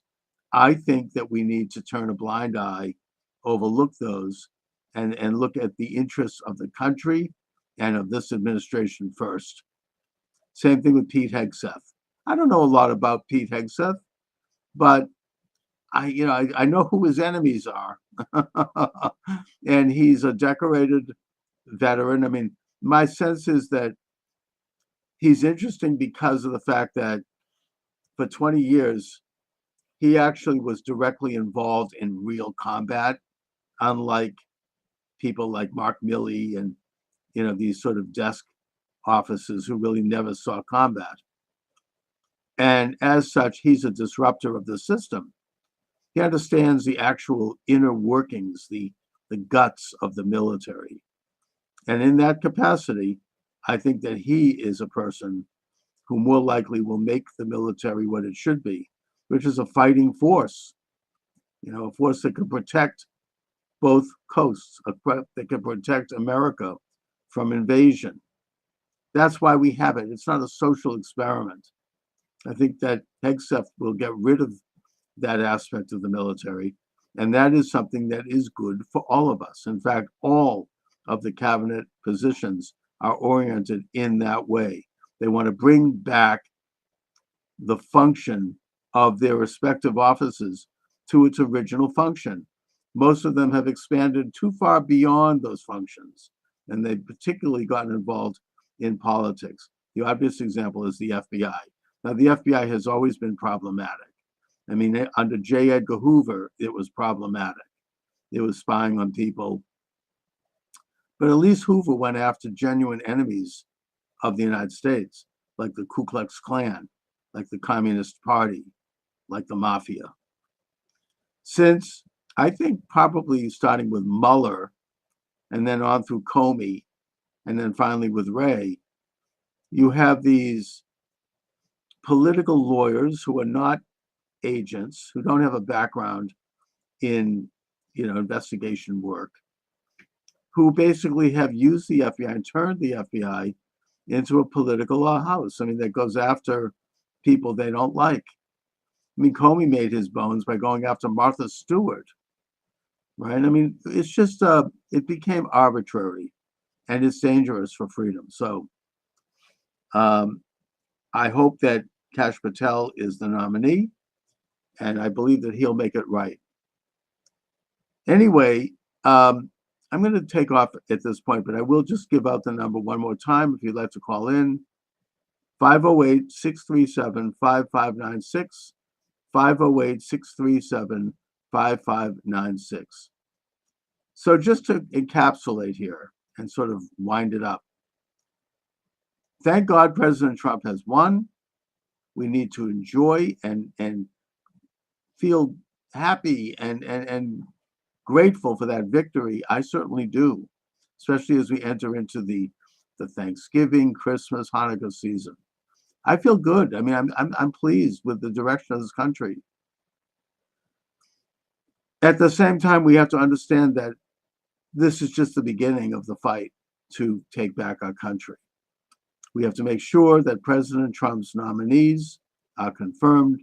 We have to make sure that President Trump's agenda is carried out. That doesn't mean we can't criticize when criticism is warranted, but we have to do it in a constructive way in order to make things better, not to tear things down. Anyway, I want to thank you for joining me. My books are available on Amazon Books. Charles Moskowitz. You can check them out. I'm looking forward to a reduction in the censorship regime as we enter into this new year. I am planning on expanding my live stream capacity. I'm planning on inviting various guests. I am planning on doing the program consistently at the same time each day so I can develop an audience and start to get people calling in and texting, and we can really have this experience. And I feel optimistic about that. That was my original purpose in terms of getting into this back in 2018, around the time the censorship started. So I feel optimistic personally. I feel optimistic as an American. I feel optimistic as a Jew. I feel optimistic as a person, as a man. And I guess I covered all my bases. So anyway, thanks for joining me, everyone. Check out my books. They're available at Amazon Books. God bless you all. God bless America. The program, we're now live. Thank you very much. Charles Moskowitz here. The number to reach us, 508-637-5596.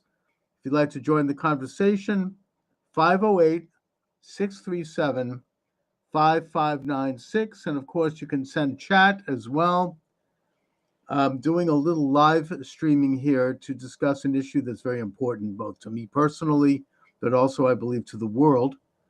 And that is my basic advocacy and suggestion that the state of Israel immediately annex what is called the West Bank and Gaza, what has been called historically and in Israeli circles, the lands of Judea and Samaria.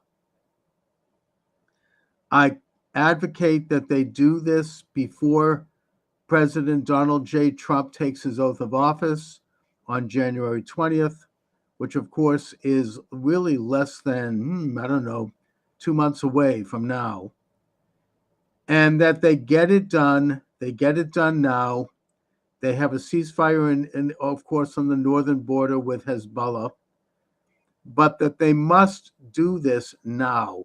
This is a unique, historic opportunity for Israel to take the bull by the horns at last and codify what was certainly a military victory in 1967, the Six-Day War, but which will end this ongoing political agenda to tear out from the very heartland of the tiny state of Israel another state that would be hostile to its existence.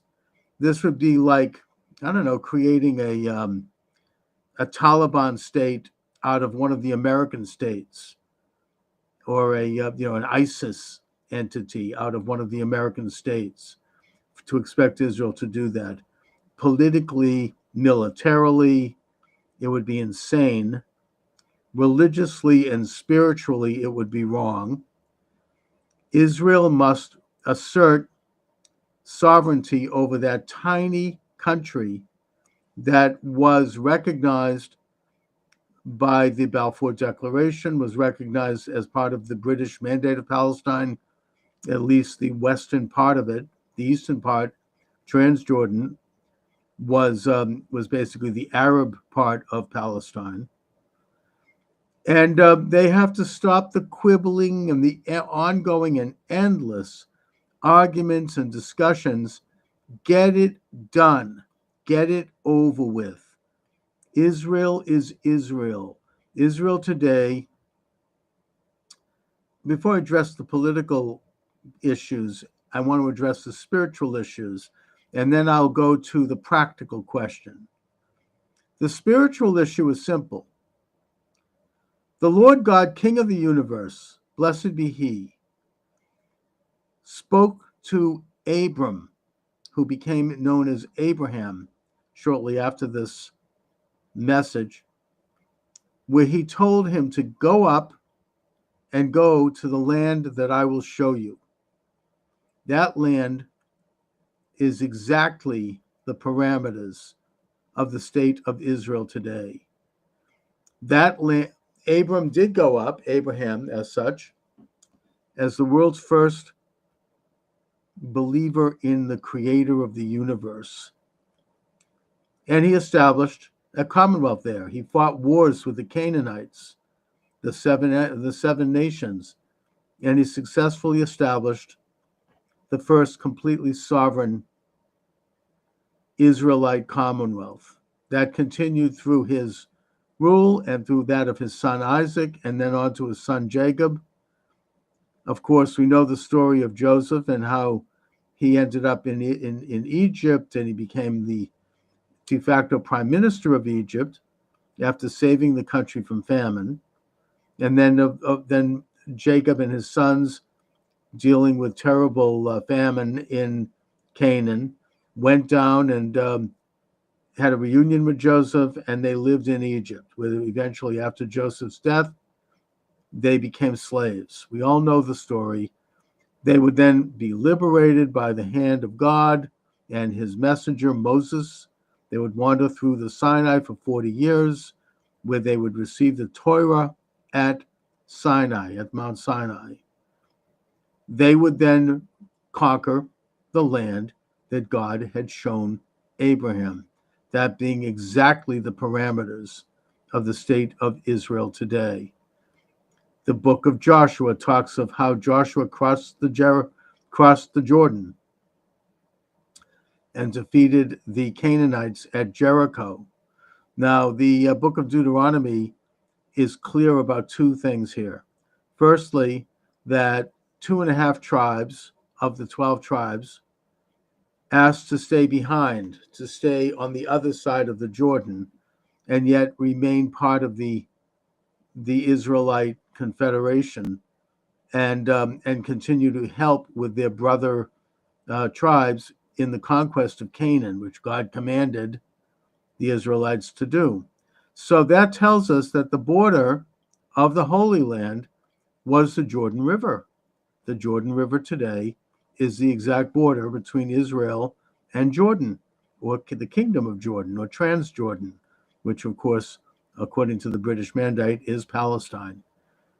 So you have the border established. The second piece in Deuteronomy that I would note is that when Joseph blessed his sons and his brothers, and Moses, I think, or God blessed them, the borders of their tribes were clearly delineated.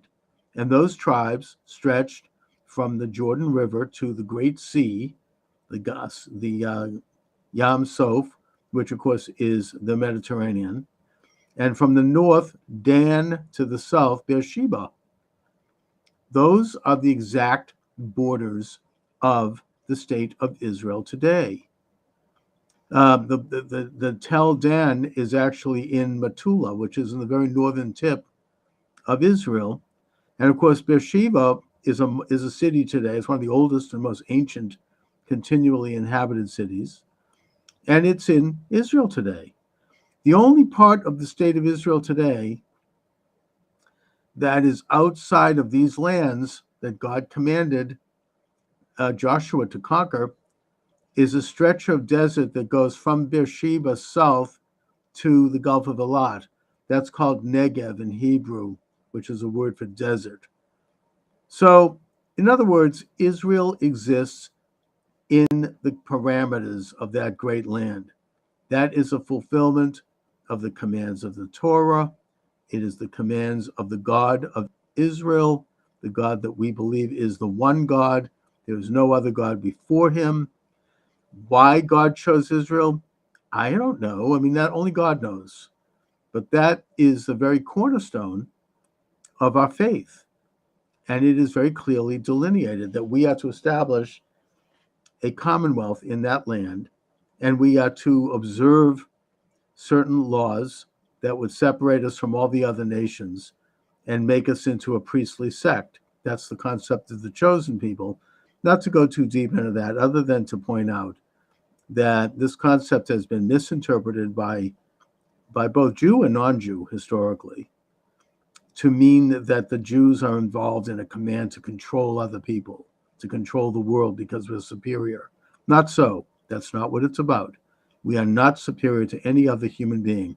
All men and women, I may add, according to the book of Genesis, were created in the image of God. We are all equal. We are all children of God and images of God. And it is that element of the book of Genesis that was recognized, thank God, by the founding fathers of the United States Republic. That's what Jefferson pointed out in the Declaration of Independence, issued July 4th, 1776, where he stated, all men are created equal. That's where that came from. It came from the book of Genesis. God said that all men and women are created in the image of God. We all have the same rights under God. We all are born equal. We all die equal. We're all equal. So I just wanted to dispel that misconception, one that's been occasionally amplified by people who don't mean us well. But also at that time, the borders, as I said, were clearly delineated between the 12 tribes, and Joshua conquered Canaan. He left some of the Canaanites where they were, which means that in some ways he failed to completely conquer Canaan. And that failure continues, frankly. But on a more practical level, the land of Canaan became somewhat of a diverse region where you had both Israelites, Canaanites, Philistines, and others. So you had an Israeli or an Israelite kingdom, but it wasn't, ethnically pure. It had different ethnicities in it, for better or for worse.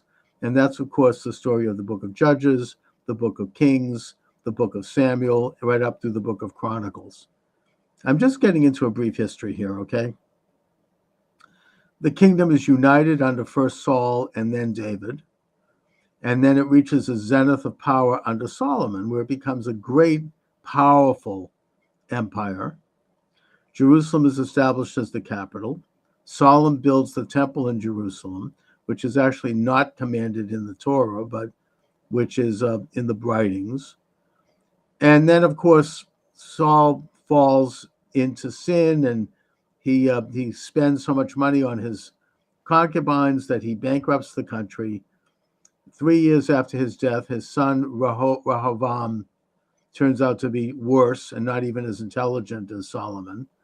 And then the empire divides into two, Judah and Israel, or Judah and Ephraim.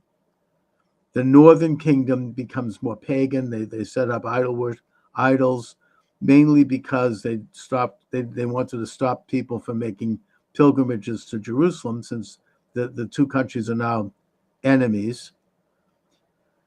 And at times, friends, Judah remains Judaic. It remains children of Judah. It adheres to the covenant, with some major lapses and some bad kings like Manasseh.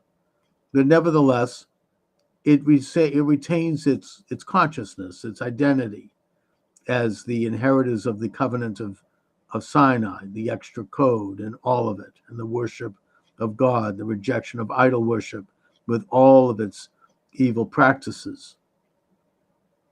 Eventually, the northern kingdom is taken away by the forces of Nineveh, of Assyria, in the person of Sennacherib, and they are dispersed to, generally according to the prophets, regions in what is today Iran and Azerbaijan. The kingdom of Judah continues, and the kingdom of Judah is more than just the tribe of Judah, of course, because Judah had conquered Benjamin, and you had the disbursement of the tribes of Levi and Simon. Since both of those tribes never received an allotment, they were dispersed among all the tribes. And you have elements of the northern kingdom who had made their way to Jerusalem to worship at the temple and who stayed, and then in exile reuniting with the Judahites who had been eventually sent into exile with the Babylonian conquest in the person of Nebuchadnezzar and the destruction of the temple and of Jerusalem. So that happened maybe a century later. Then, of course, after the destruction and the exile, the Judahites, the children of Israel, are commanded to return to their ancestral land once again as clients of Cyrus the Great of Persia, who conquered Babylonia and who is referred to as the Messiah in the book of Ezra. His Ezra, the scribe, and his general Nehemiah lead the children of Israel, or a big portion of them, not all.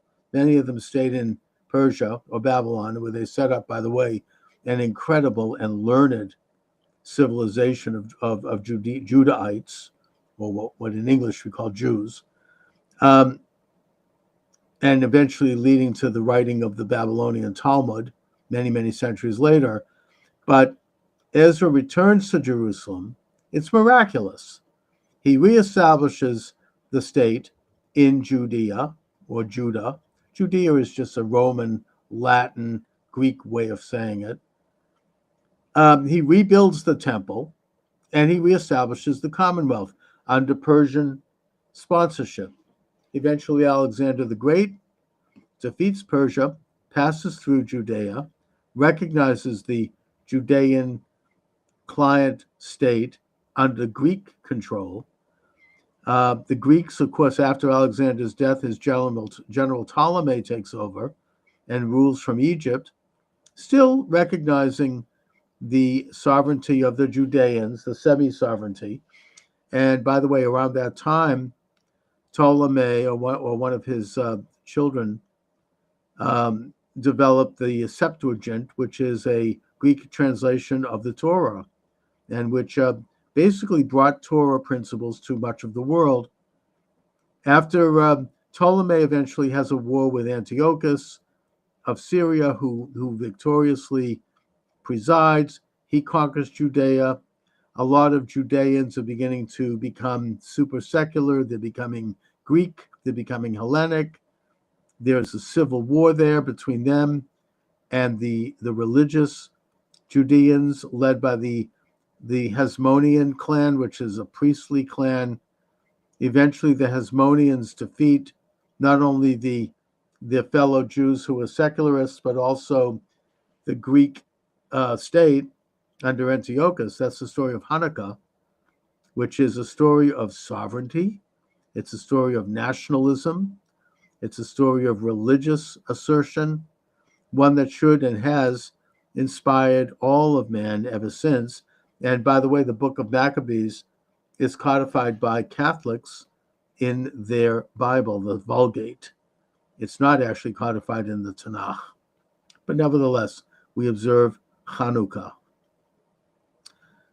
Judah Maccabee, the son of Metzisyahu, establishes sovereignty, complete sovereignty, even though he does send a gift to Rome, because Rome at that point was the major power in the world.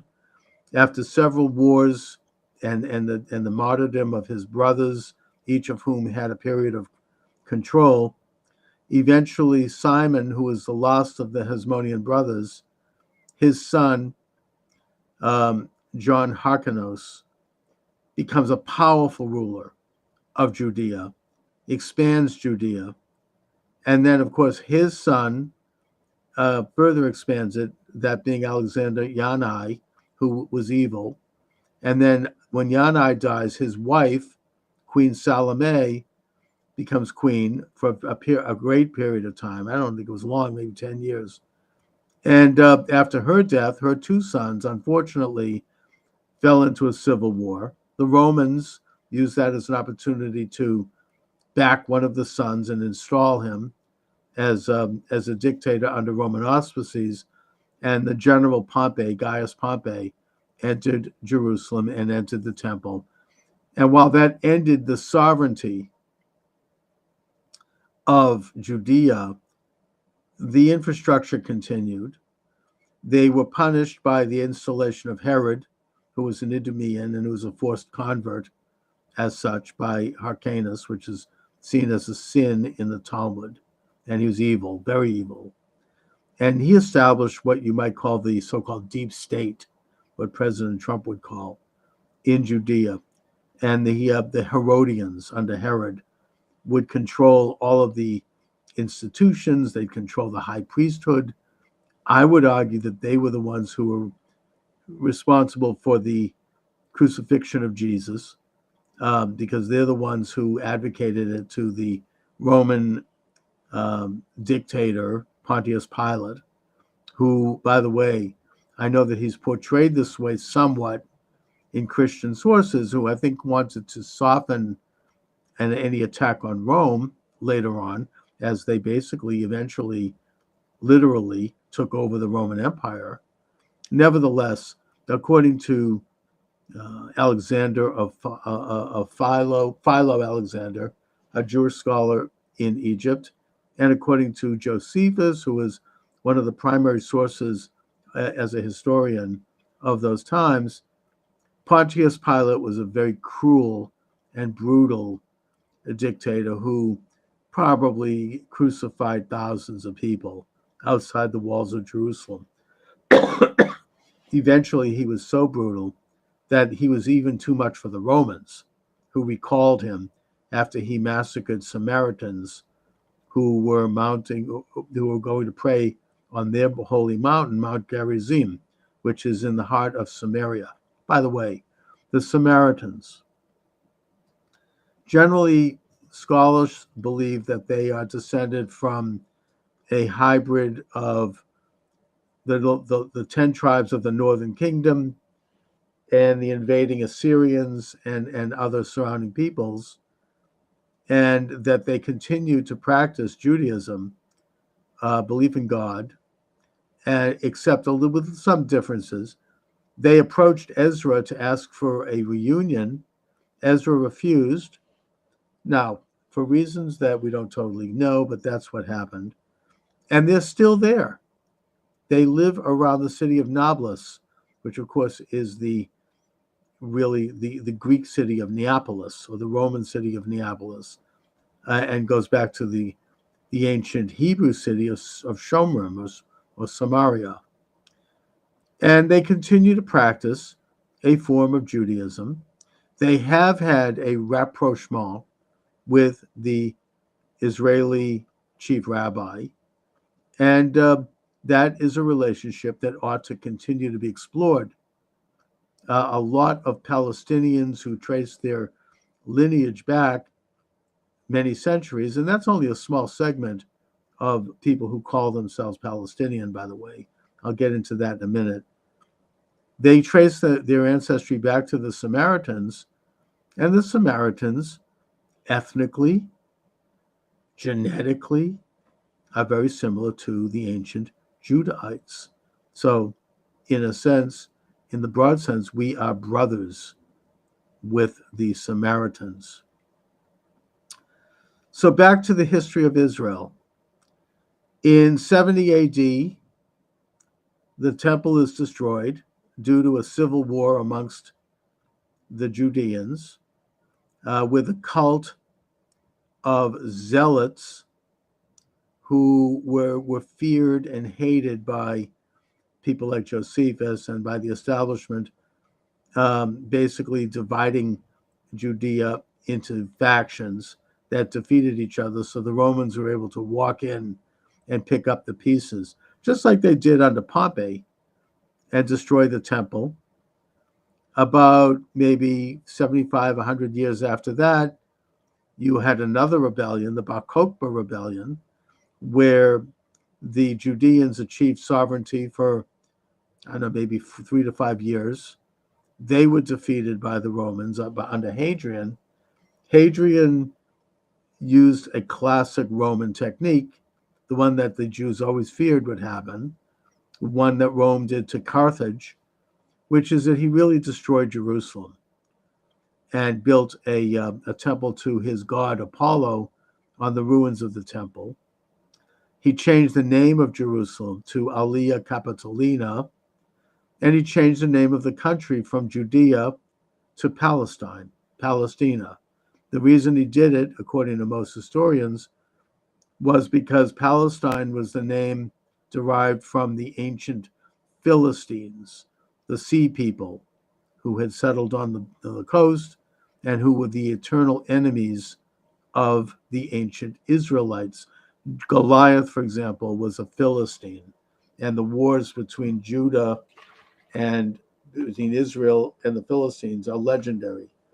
David had wars with them. Eventually, they were defeated by David, and they disappeared from history at that point.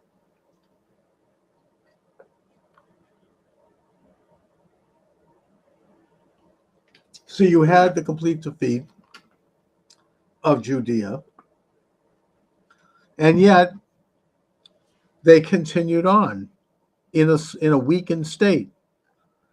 There was a disbursement of Jews, one that started by the Babylonians but continued and accelerated throughout the Mediterranean. Jews, according to history and archaeology, settled in the Rhine Valley of Germany. They were as far as Ireland. They were traders. They were merchants. They got into business. They were known to be polyglots. In other words, they knew many languages. So they made themselves useful to various courts. There's a big Jewish community in Saranasia, which is today in Libya, Benghazi. They were in Spain. They were everywhere.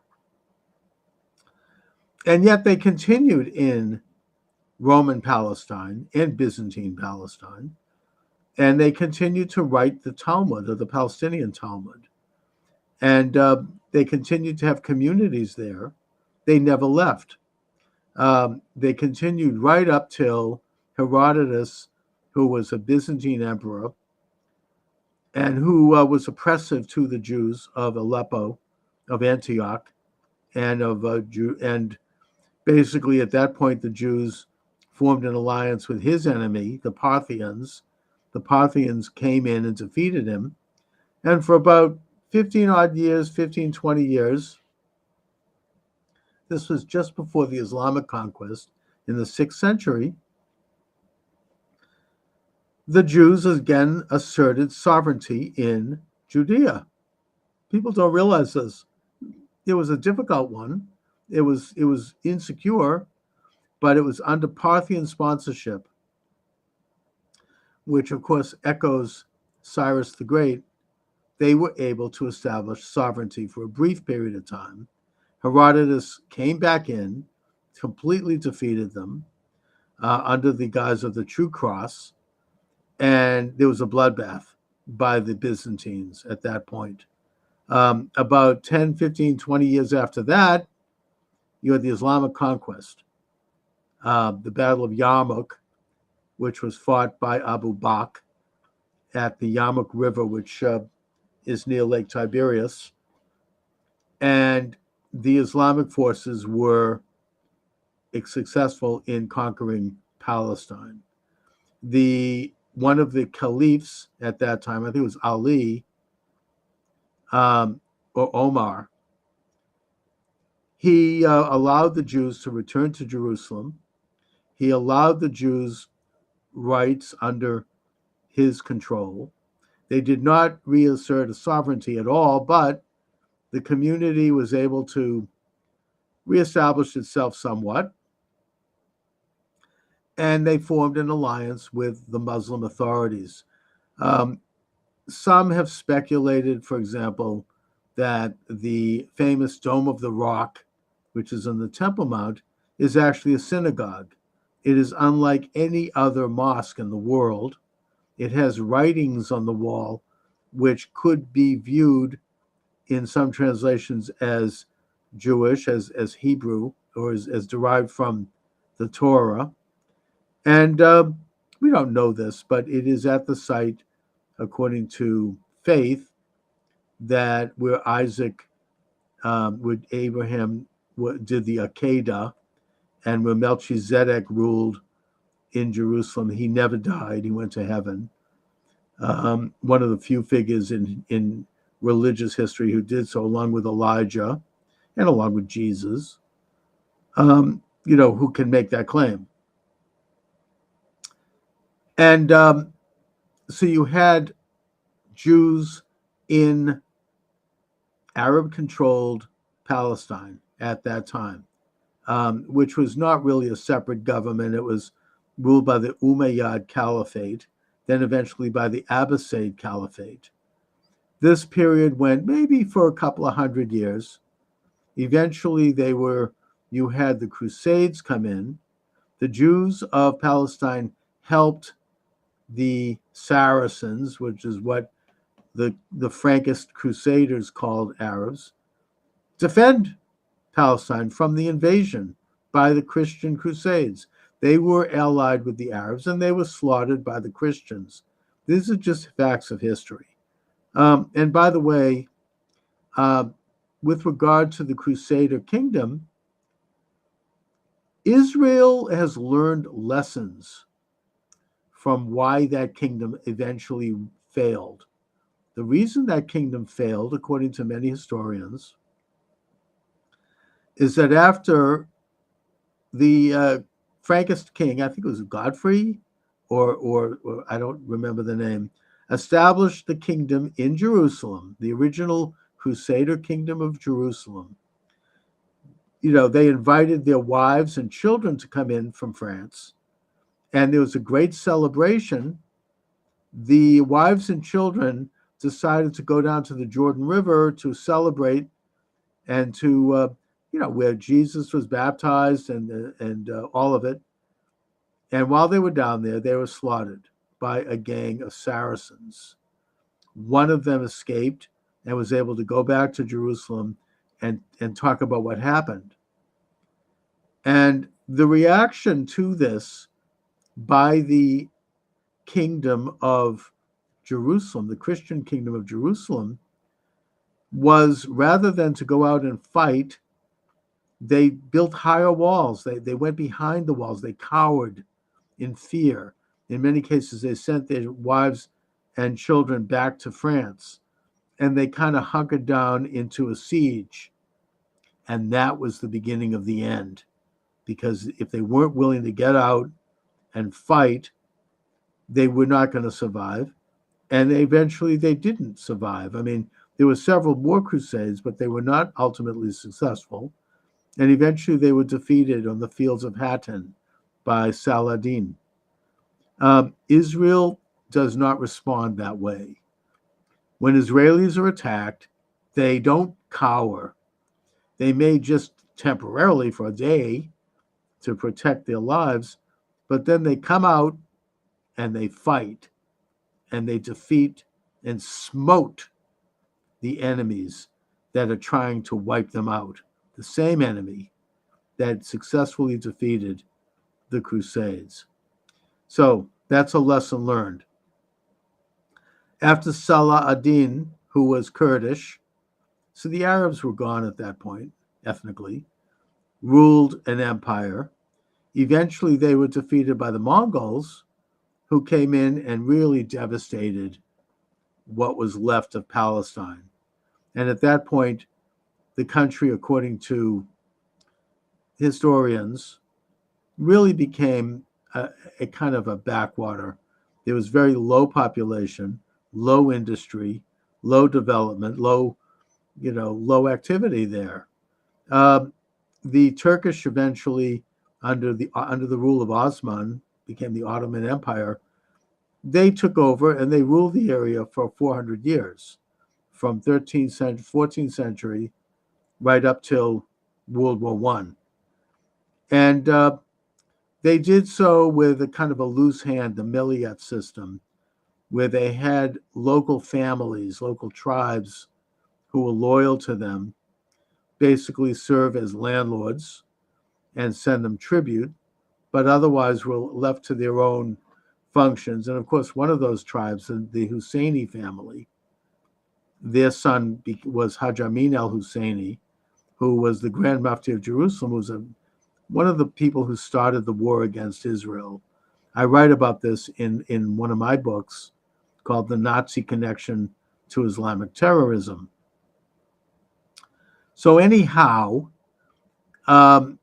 every generation, and I get into this, by the way, in my most recent book, right over my shoulder here, The Anti-Semitic Imagination, I document how in every generation there were Jews who tried to make Aliyah, to go to the land that God showed us, to go reestablish our homeland, and that this was uninterrupted in every generation, every decade, from the ancient times till today, and that there were communities there in every generation. The Jews never completely surrendered that land. They never completely gave up in terms of population. Napoleon tried to reestablish Jewish sovereignty there, and he was not successful. But in a way, Napoleon, in around the turn of the 19th century, kind of could be viewed as one of the fathers of modern Zionism. Zionism, again, being a movement that it's both nationalist and religious, that has existed within the Jewish people and their allies in every generation and in every decade and in every year from the ancient times right up till today. After Napoleon, you had wealthy Jews like Montefiore and Edmund de Rothschild later, who became interested in Zionism and who tried to help establish Jewish settlements from European Jews in what was then called South Syria, and did so very successfully. I mean, it's a great history of how they established neighborhoods. Montefiore established that neighborhood right outside Jerusalem. The Khan Yunis, I forget, no, that's an Arab name. I forget the name of it. Harnof, I think, the one with the windmill. Rothschild, who was one of the few members of the Rothschild banking dynasty that was actually friendly to Israel, he set up what eventually would become the Jewish National Fund, which purchased land from local owners at fair market value and turned it into this massive Jewish fund that to this day technically owns the title to about 85% of Israel outside the West Bank. And all done, on the marketplace. They continue to proceed. Anyway, so we're up to more modern times. I'm not going to get into that. It's just too much for today. There are many, many books written on how the Zionist movement, people began to make Aliyah. It was an organic movement. Yes, it did not start with Theodor Herzl and the Zionist conference in Basel.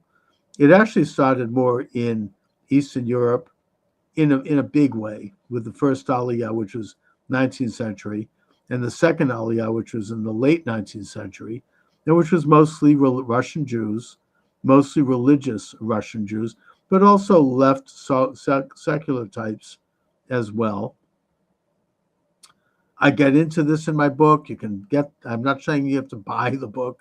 You can get it from your library. The Anti-Semitic Imagination, Charles Moskowitz, where I show the different waves of settlers coming in, a lot of them from Russia, some of them from Western Europe, even some from America, and how they really started to develop what you have today, which is this incredible, organic, dynamic society that is established. So that brings me up till now. And by the way, let me give out the number you're welcome to call, 508-637-5596, 508-637-5596. So we're up to modern times. Hi, Paul. Nice to see you on TikTok. By the way, you're welcome to call in, as is anyone else. 508-637-5596. So again, I've got the history of Israel, the modern history is accessible. We know what happened at the establishment. I've written books on the topic. There are many good books. 1967, Israel successfully conquers all of British Palestine, and that means what's called the West Bank, what actually before 67 was called West Jordan, but which historically is called Judea and Samaria, and religiously certainly is called Judea and Samaria. Oh, I got a warning on TikTok because I said Judea and Samaria. I don't know, whatever. I guess I'm still there. Thanks for the warning, TikTok. I don't know what I said, but just for you who are watching the show on TikTok, let me mention that I could be shut down any second. Looks like I might be suspended, in which case, check out charlesmoskowitz.com and all of the live stream sites that are now carrying the show, okay? Just a forewarning. I don't know what I said. I'm not going to worry about it. We've got Paul wanting an invite. You're invited, Paul. I am now advocating, especially after the events of October 7th of 2023, where you had a genocidal assault on Israelis attending a rock concert and Israeli villages along the border of Gaza. I am now advocating that Israel annex Gaza and they annex the West Bank in its entirety. And they do it before President Trump takes the oath of office, God willing, on January 20th of next year, which is only about 6 or 7 weeks away. That they do it now. They rip the Band-Aid off the arm. No, it's not going to be easy, but they must do it in order to assert sovereignty over that tiny country, that they assert the rights and the privileges of all the citizens of that country, both Jewish and non, both Israeli and Arab and otherwise. And that the only way to do it is to get it done, declare sovereignty. Donald Trump, President Trump, I believe, will recognize that sovereignty once he takes office, but it has to be done first so that he can do that. He can recognize it. And the best time to do it is now, today. Get it done. Declare sovereignty. Okay, so what do I think will happen if Israel does this? I think nothing will happen. They'll just do it. Israel should offer citizenship to Arabs in Judea, Samaria, and Gaza. They should offer citizenship. If they get citizenship, then they'll have all the same rights as any and all other Israeli citizens. They'll be free to travel in Israel. They'll be free to live as Israeli citizens. They should have that. All of them should have it. Israel shouldn't be afraid to offer it. Now, what would citizenship entail? Well, let's look at the process of receiving American citizenship as an example. Someone doesn't just get American citizenship. Every year, you might note, and certainly here in my own community of Boston and in other major cities, there are what's called naturalization ceremonies where new citizens take an oath to support, protect, and defend the Constitution of the United States. They pledge allegiance to the flag of the United States.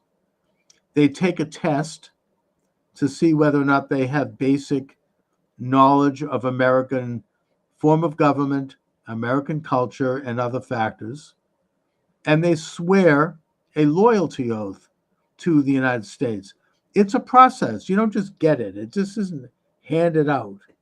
And one of the questions that I believe used to be asked, I don't know if it still is, if it isn't, it should be, is whether or not you have loyalty to an enemy of the United States, namely the Communist Party. Have you ever been a communist? And you have to disavow that if you were, or you shouldn't be, obviously. And you have to say, I no longer adhere to foreign alien principles that are anti-American and that are antithetical to American government and way of life. And I totally, wholly, and with all my heart adhere to and accept the American way of life as part of my responsibility as a citizen of the United States. So I would suggest that, therefore, only naturally, there has to be that same process in the state of Israel. So if you have Arabs living in Hebron or Nablus or Ramallah or Gaza or anywhere else who want to become Israeli citizens, they would be required to go through a basic process to get to that point. And that should include probably a year of education on Israeli history, on Judaism, on Israeli law, and on other factors. And then they should be required to take a test, mostly written test. And finally, they should be required to take an oath of loyalty to the Jewish state. And once they fulfill these obligations, and once it is demonstrated that they are not adherent of or affiliated with enemies of Israel, like, for example, Hamas or Hezbollah or any of the other enemies who are openly and avowedly dedicated to destroying Israel, then they should be welcomed as citizens. I just think that's the right thing to do. Now, if they become citizens and they take the oath, and then they obviously will then be expected to be loyal to that oath and continue on as loyal Israelis.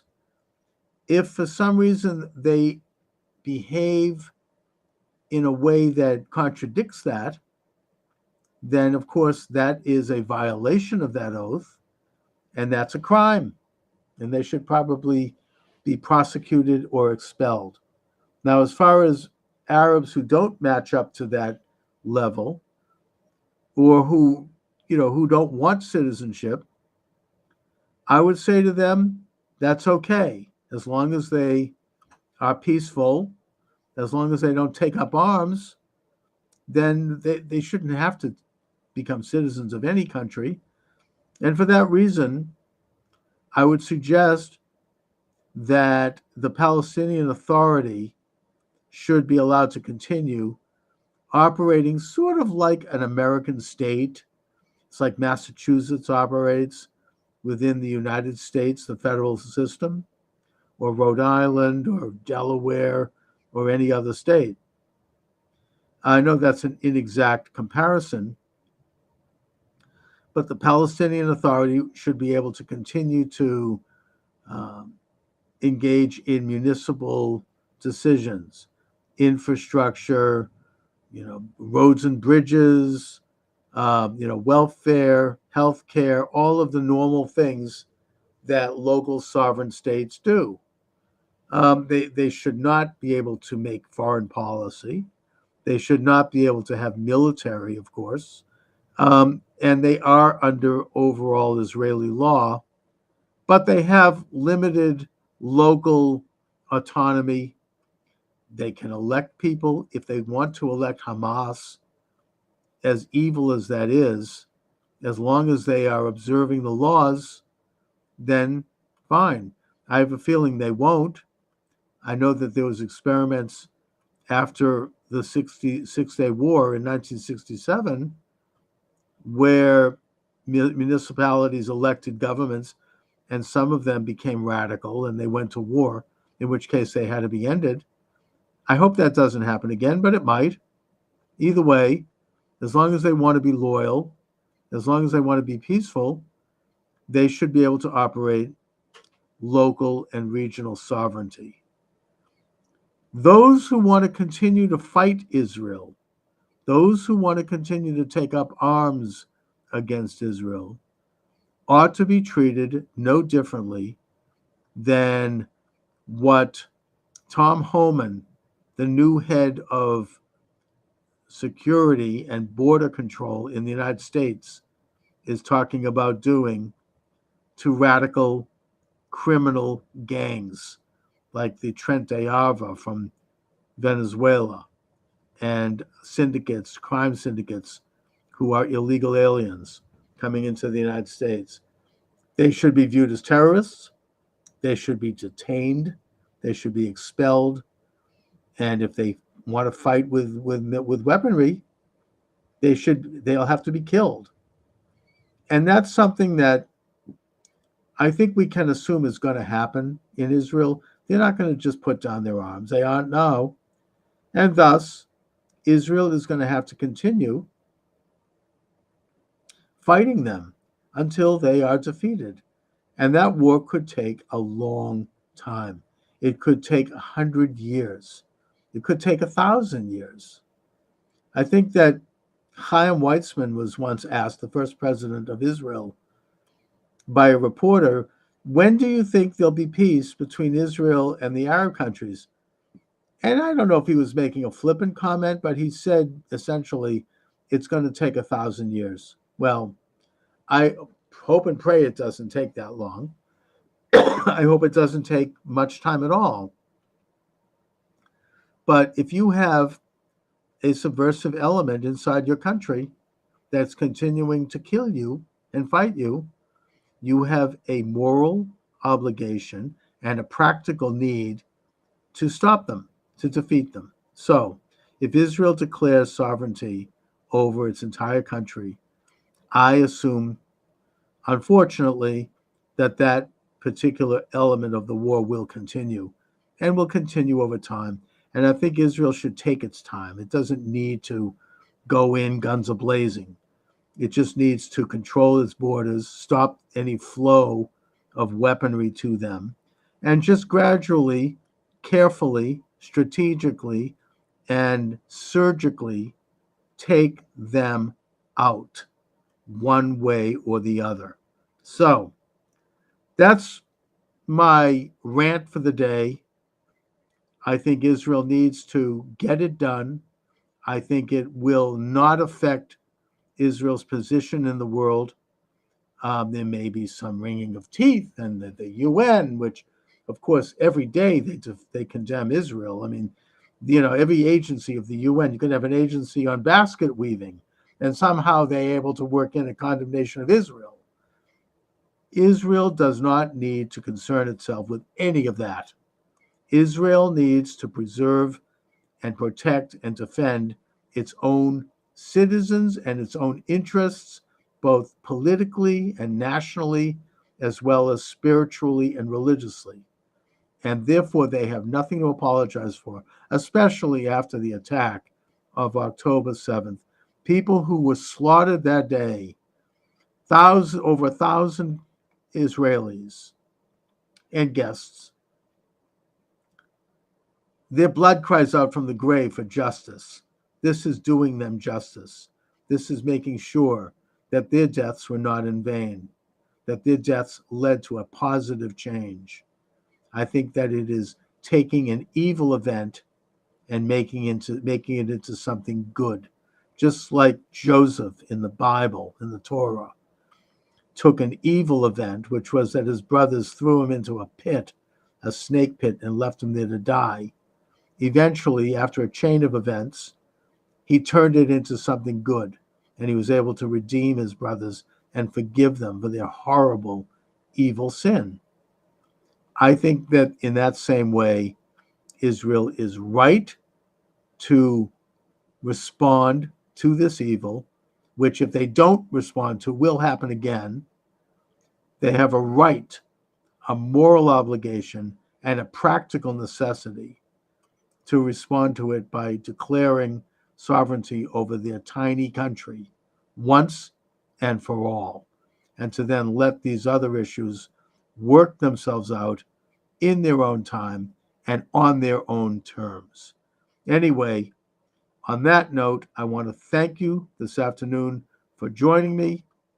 Now that President Trump, thank God, has been reelected, I am assuming that some of the censorship is going to start to fall, and that I'm probably in this next year going to establish a regular live stream that will be consistent.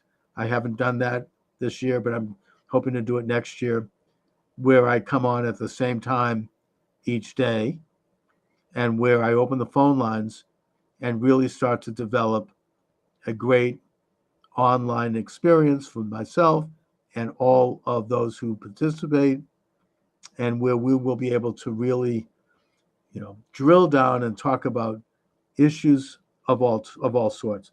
Okay, looks like I have. Oh, nope. You're welcome to come on board on TikTok. I almost got a guest. I'm signing off, but you still have some time here if you'd like to join me. So once again, I want to thank you all for listening. Check out my books. They're available at Amazon Books. Charles Moskowitz. I've written probably about 20 books. They're all there. And God bless all of you. God bless America. God bless Israel. God bless President Trump. Keep him safe and keep his family. I'm very optimistic about the future. I'm very bullish on President Trump's establishment of his cabinet. We need to support all of them. And on that note, I shall say adieu until next time. Thank you for listening. Good afternoon and welcome to the show. Charles Moskowitz here. Michael D. Shaw will be joining us shortly, probably by telephone. I felt compelled to go on the air today to celebrate. Hallelujah. MAGA is triumphant. President Trump and the MAGA movement has entered the fray. Thank God. I do think that there's a hand of God. God is watching over this country. This is almost a miracle, given what we've been up against, what President Trump has been up against for 4 years. The very fact that he survived and the fact that we're all here today. I know it's going to be a difficult road forward. I'm not a utopian. I'm not a perfectionist. But we can at least relish our momentary victory. Thank God. Anyone who'd like, and by the way, I've I've been banned from TikTok, so sorry I'm not there, but welcome aboard. I just welcome Podomatic. Thank God this is a day to celebrate. President Trump is triumphant. The MAGA movement is triumphant. And we have created a moment in history that is unlike any in certainly my lifetime in this country. President Trump, we should remember, was not supposed to be there today. And, oh my goodness. This was not supposed to happen. They tried to kill him. They tried to bankrupt him. They tried to imprison him.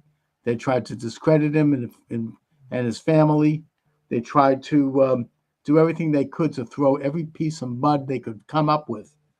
And yet he prevailed, and then he was triumphant. And today he is the president-elect. Hallelujah.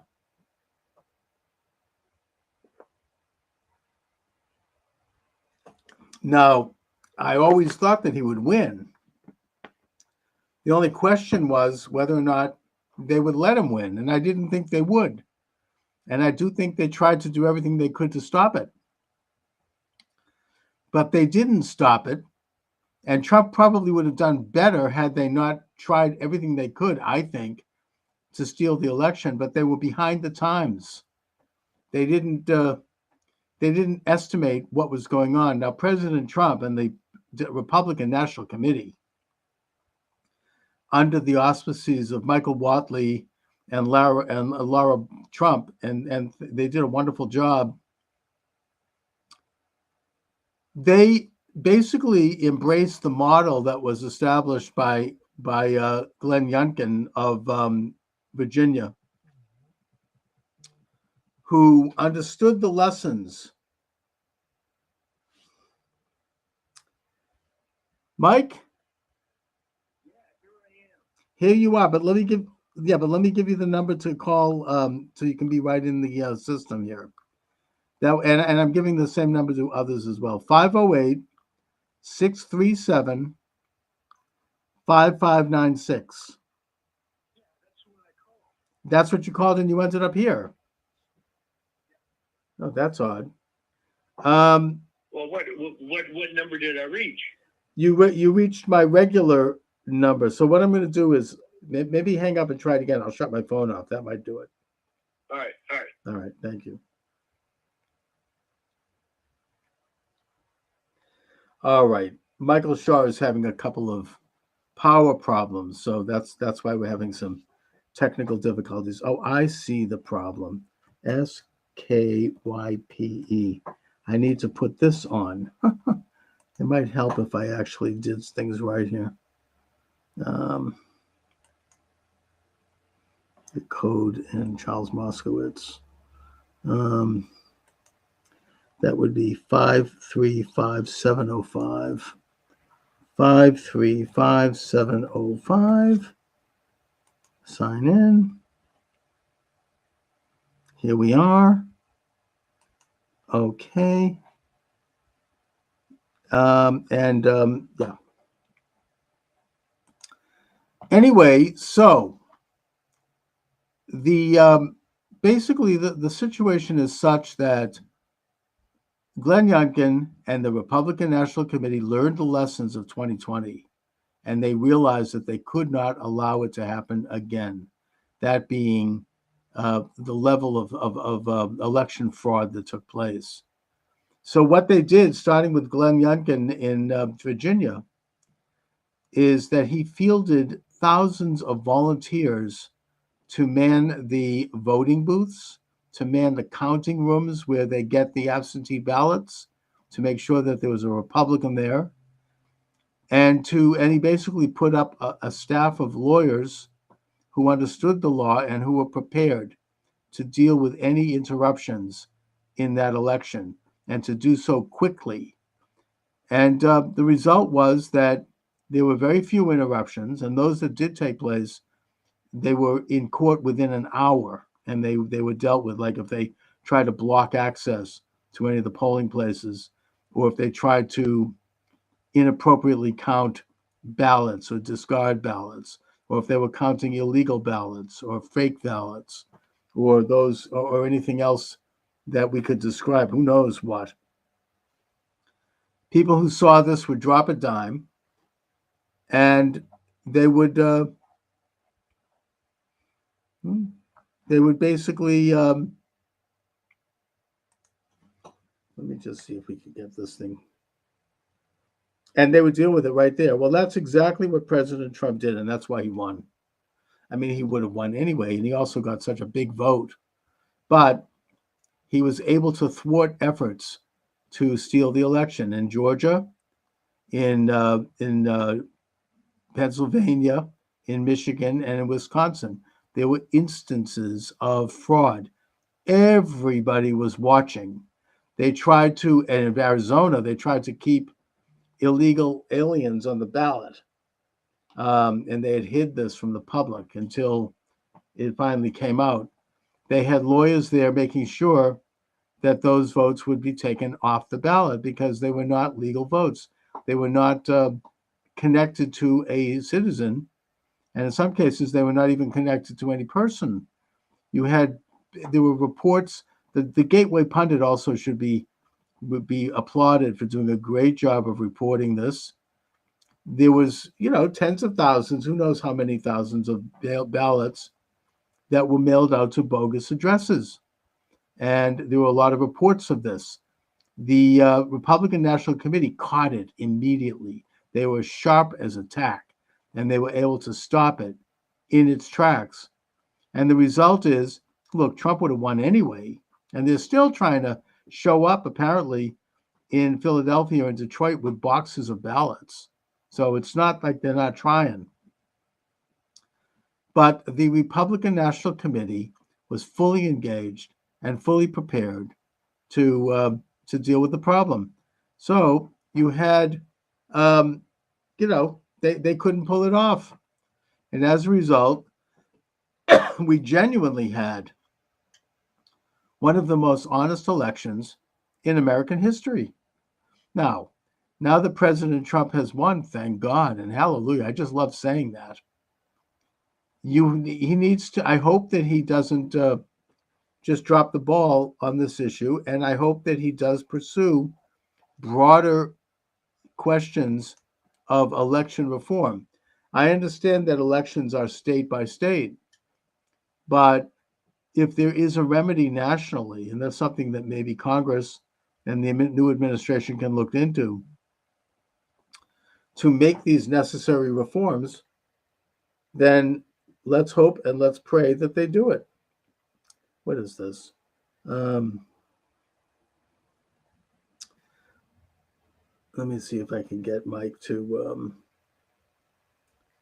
call in.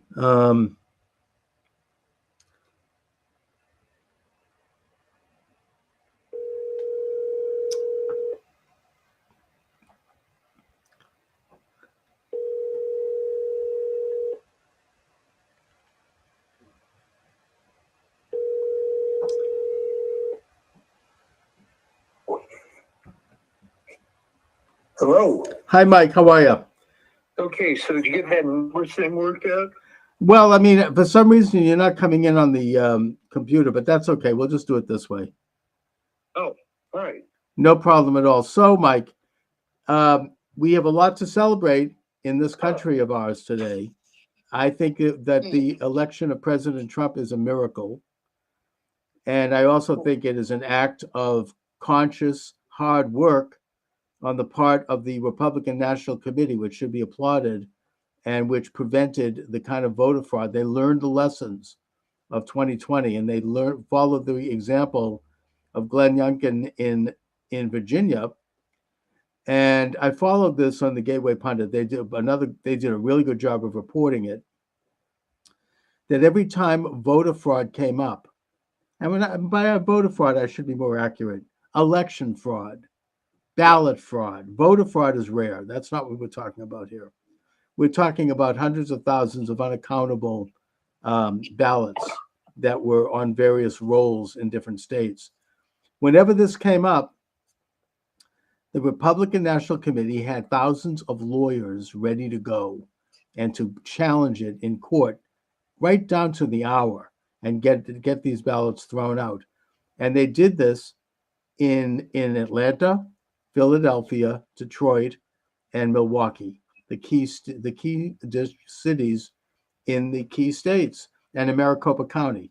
So this is why President Trump won. He would have won anyway. I think that even if they didn't do it, he got such an overwhelming vote that he probably would have won anyway. What do you think? Well, here's a darker interpretation, if you will. Sure. Yeah, all due credit to Lara Trump, but this also smacks to me of Ronna McDaniel working for the other side, because it's just too dramatic of a difference. Well, she might, whether she actually was or not, she might as well have been. Yeah. I mean, and I don't think that they expected such a disastrous result. I think that in spite of the stealing and in spite of the theft and the VOA votes from overseas and all these other things that they tried to pull off, it just wasn't enough to overcome Trump's vote. It was fantastic. It wasn't enough, and I didn't mean that literally. I'm just saying that by Ronna McDaniel being a rhino and doing business as usual, and being an election fraud denier, no, in effect, she was working for the other side. Yes, and as were all of the rhinos. Mitt Romney and Chris Christie and Paul Ryan, who's one of the worst.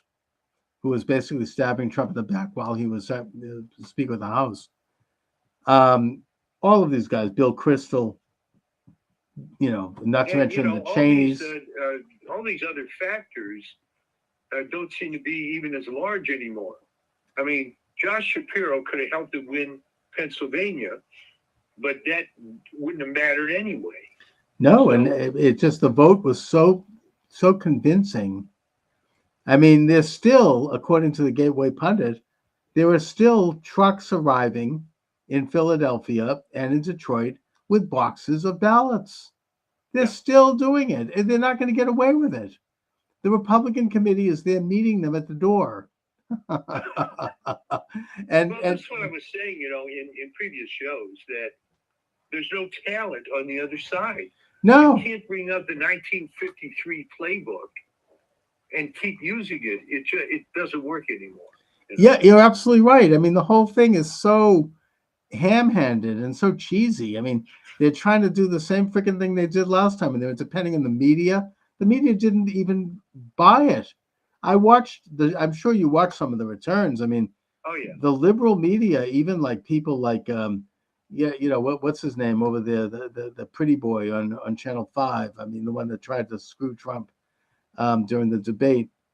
They weren't even buying it. I mean, they all looked crestfallen. Rachel Maddow with a smirk was just off her face.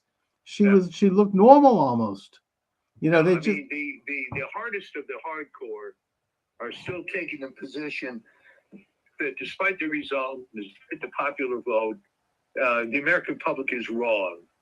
I know, and they're going to lose because of that, because that's why they lost in the first place. One of the reasons, and they're doubling down. I was listening to NPR here in Boston a little bit, which is what made me run back home to do this show. But what's his name, Jim Braude and Marjorie Egan, and they're doing the same crap. I mean, it's all because they don't like a black woman, right? And they're all, in other words, we're all racists and sexists, and it's just such bull crap. I mean, then the fact that they would be still. I mean, this is, the one of the ugliest and darkest moments of this whole rotten campaign on their part was that they stooped to calling everybody Hitler and Nazis. And, people are like, no, we're not Nazis. We don't have anything against a woman. This is garbage. We're tired of this. This is a great case of sin clouds the intellect. And you've seen this already in the entertainment industry, that with failure after failure after failure, these movies, they attack the audience. And I just wonder if it's putting aside the fact that it's really a form of mental illness when you do something over and over again and it doesn't work. Who is it that he did a book years ago, back in the 70s, one of these pop books. It's got this book called The Androgynous Zone or something like that. I mean, it was John Dyer. He was a therapist who researched his book by spending a good bit of time in prison and in mental institutions, studying what people's behaviors were. And one of the things that he noticed about people who were mentally ill and institutionalized that made them who they were is that they would keep doing the same thing over and over and over again, even though it didn't work. And they couldn't kind of get out of that. They became like fixated on this action. And that is one of the signs of mental illness. And that's exactly what they are about. Well, it is interesting because I think what's happening here is the liberal media seems to be composed of people that, my shorthand for this is the junior high school model UN type, that they have this particular picture of the world, and that's what it's supposed to be. And when you're in junior high, when you're in the model UN, that's great. But then they start getting into real life, and the way they avoid encountering this is they're only with like-minded individuals. So you can be in that echo chamber of being in your media center, but the problem is you're selling a product to the general public, and the general public, in a sense, might be wrong. If you get into specific issues like, was Betamax better than VHS? Well, in some ways it was, but the public didn't think so because VHS tapes were longer, you record more. Okay, and I'm using that as a trivial example, but the point was that sometimes your idealized version of what's supposed to be happening isn't really what's going to sell to the public, and they just don't see it. And the reason that they don't change is, hey, they've been doing this for 50, 60 years, whatever it is. It would be catastrophic for them to admit, I'm wrong. No, they'd probably, they would melt away. It would be like it would be like throwing a bucket of water in the face of the Wicked Witch of the West. Yeah. In the Wizard of Oz, they'd melt. All my beautiful wickedness is going down the drain. How could you, you little brat? It's sort of it's kind of like, except in their case, it's one thing to keep repeating this thing, that this worldview that's not true or that doesn't reflect what reality really, but that the particular worldview that they are pushing is so nasty and so ugly and so defamatory toward others. It gets more and more ugly the more they cling to it. Yes.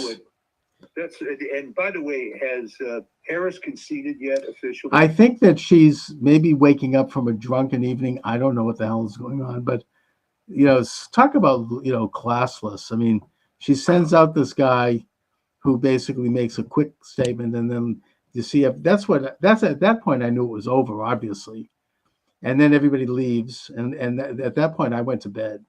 It was over. That was the Hillary Clinton playbook. But I ended up watching Charlie Kirk had a streaming thing, which was just great. Oh, sure. I mean, there were these 4 or 5 guys on there that were consulting every possible website and Twitter feed that you couldn't possibly do on your own. Yeah. And getting these updates and being very conservative in some cases with which states they were going to call. And then they started making fun of Arizona with this. I think it was just total denial on the part of Maricopa. They couldn't bring themselves. No, they couldn't. Even the media, they couldn't. They were like choking to actually declare the reality of it. I think it was only just a few hours ago that corrupt, rotten Secretary of State in Michigan, Jocelyn Benson, who I've been talking about for years, she finally has conceded Michigan. And it's sort of just they don't want to take that bitter pill. No, because you see, they were right and everybody else was wrong, and it was going to work out like this. And it was hilarious to watch it. I mean, it wasn't as funny as 2016. Because then they really didn't expect anything like it, and they were completely shell shocked. Oh, you're exactly right. Because as much as I hate Hillary Clinton, she did at least have some credibility. Yeah, and I think that was a shock to them. It was a shock to a lot of people. We all were shocked, but this time around, I mean, it was kind of known, and they just looked so morose and so crestfallen. That was just amazing to see. It was fun to watch because there was no doubt from the beginning. It was just piling up, and the map was getting redder and redder. And there are all these clips that are going out there. Like I think there was one on CNN. Well, is there any county, and I don't know how many thousand counties there are in the U.S., is there any county in the U.S. that Harris did better than Biden? Oh, I saw that. A single one. That was with David. Was it with David Muir? Or is it? Oh no, it was Jake Tapper, and he's looking at it. He's like, "Holy smokes! Not a single county." And they showed the map of the United States, and it was completely blank. There was just nothing. It was. I don't think that I think she collapsed in just about every demographic, except maybe one. And that would be suburban, well-to-do, single highly educated white women. Now Yeah. you can attack me for saying that, but that's the core. No, that's exactly what it was, because it's the same mentality, and so this is just tremendous. And I guess RFK Jr. has already come out and saying he's going to dismantle the FDA. Oh which, my of course, God! I've been calling for years. Yes. You know, I can hardly wait. You can do everything the FDA does with a few contractors, and there'd be no politics. So it's it's just it's a beautiful thing. Dawning here. It is, and the other thing I've noticed is squealing about is this is an assault on bureaucracy, and not only are they saying this. I saw a video of this on YouTube. They have them. It's like a talking head thing. Bureaucracy, bureaucracy, bureaucracy, bureaucracy. With each one of them making the exact same statement, like somebody sent this out to them and they got the message. And I say hallelujah, good. Yeah. Throw out the freaking bureaucracy. They were saying that as if it were a bad thing. Exactly. They're so out of it. They just don't see this. I mean, this is what Elon Musk did at Twitter. He cut about 80% of it, and it became better and stronger and more free as a result. Probably more profitable too. Yeah.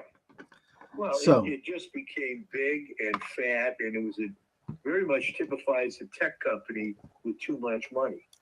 So and they must be shaking in their boots because they know that the people around Trump and Trump himself, that they understand this, because these people are business people. Elon Musk was in business. Even J.D. Vance, I think he was in business. Yeah. I mean, all of them. I mean, they understand what bureaucracy is, and they know how to kind of pare it down and turn it into a more efficient machine.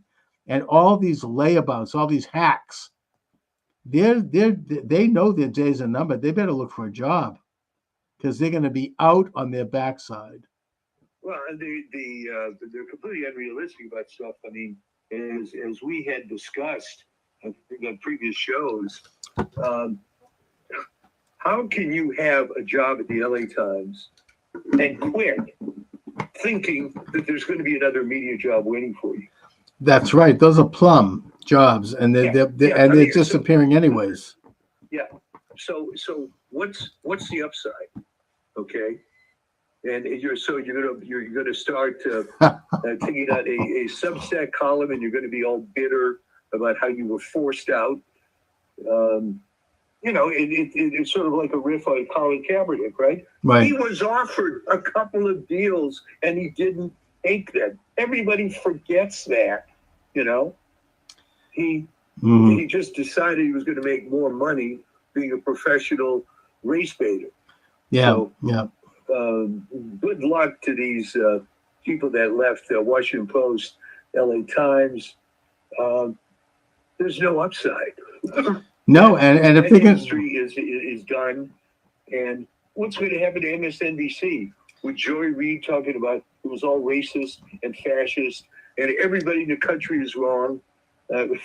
No, they're going down the tubes. I mean, this whole, on one hand, it surprises me that they're still using that argument because it obviously failed them, and it's insulting and it's denigrating to about, pretty much most of the country.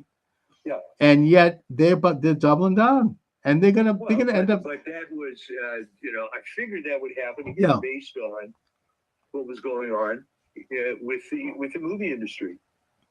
And all these videos of Amanda Stenberg and Rachel Zegler Brown, it's all the fans, and the fans are negative, and we produce all this great stuff, and they should love it, and it's garbage.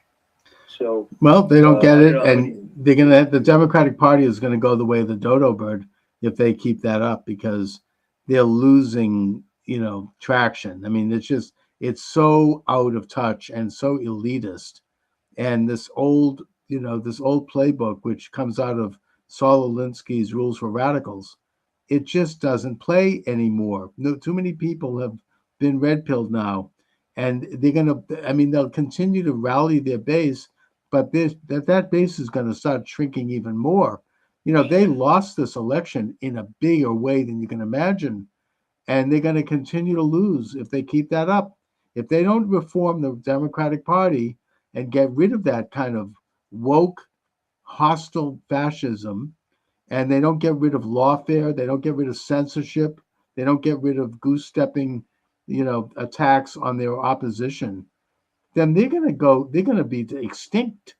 It's going to be like the Whigs. That could happen. This is almost a mirror when the Republican Party was all rhinos. Yeah. You had to have voices come up and say, we really should get more conservative because the idea of driving off a cliff at 55 miles an hour versus 80 miles an hour is really not a good selling point. And it took all this time, and it took a complete outsider. That's right. Remember, Barry Goldwater was a senator and a big political figure for a long time. Right. And he couldn't change it.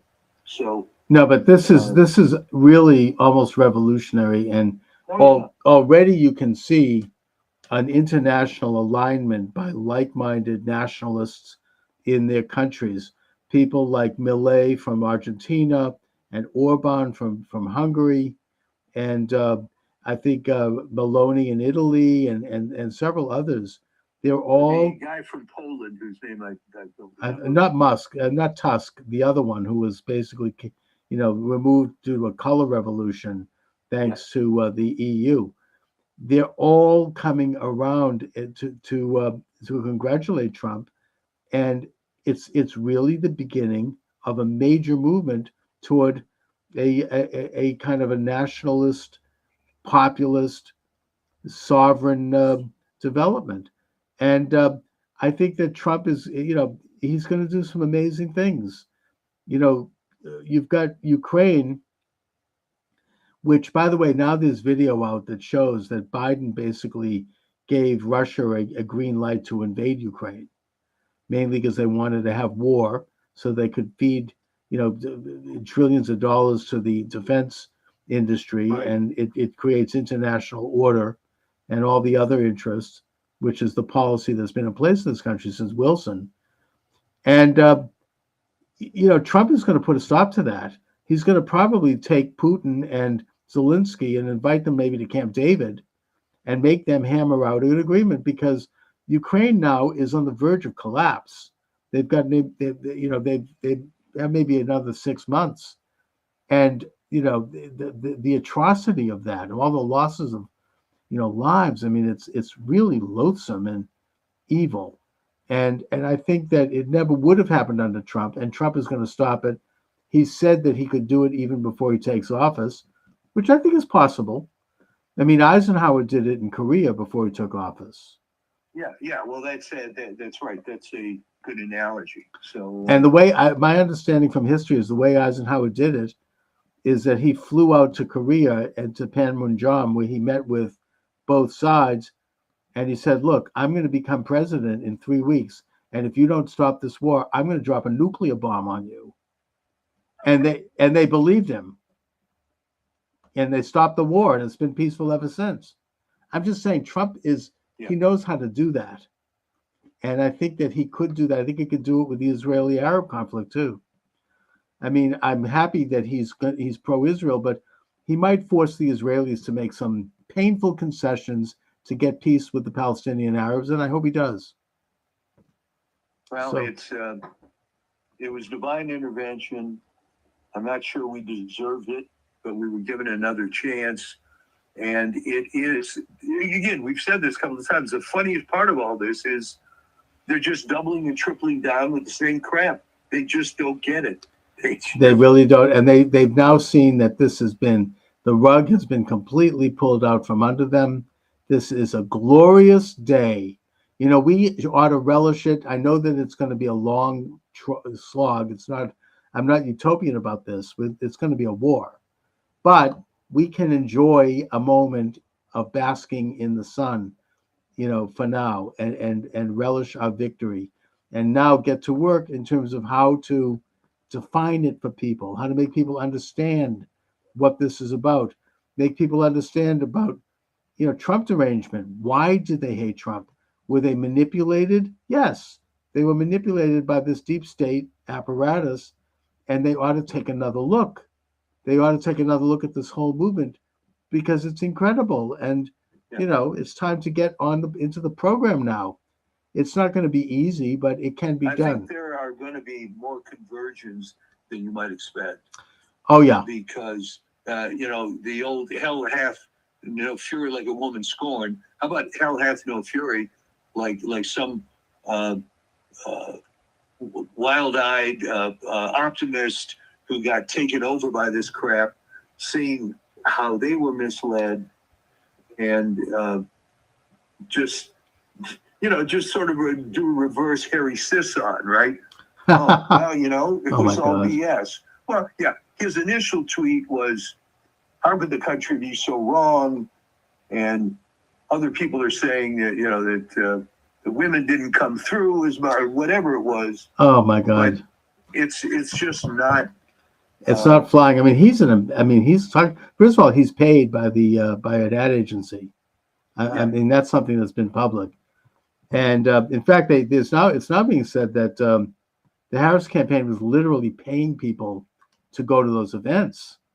Yeah. But I mean, in the case of Sisson, he's doing this thing where he shows up with these two other goofballs, and it's so embarrassing. I mean, they're these white, privileged, empty-headed dimwits, standing there like in front of the camera with goofy faces.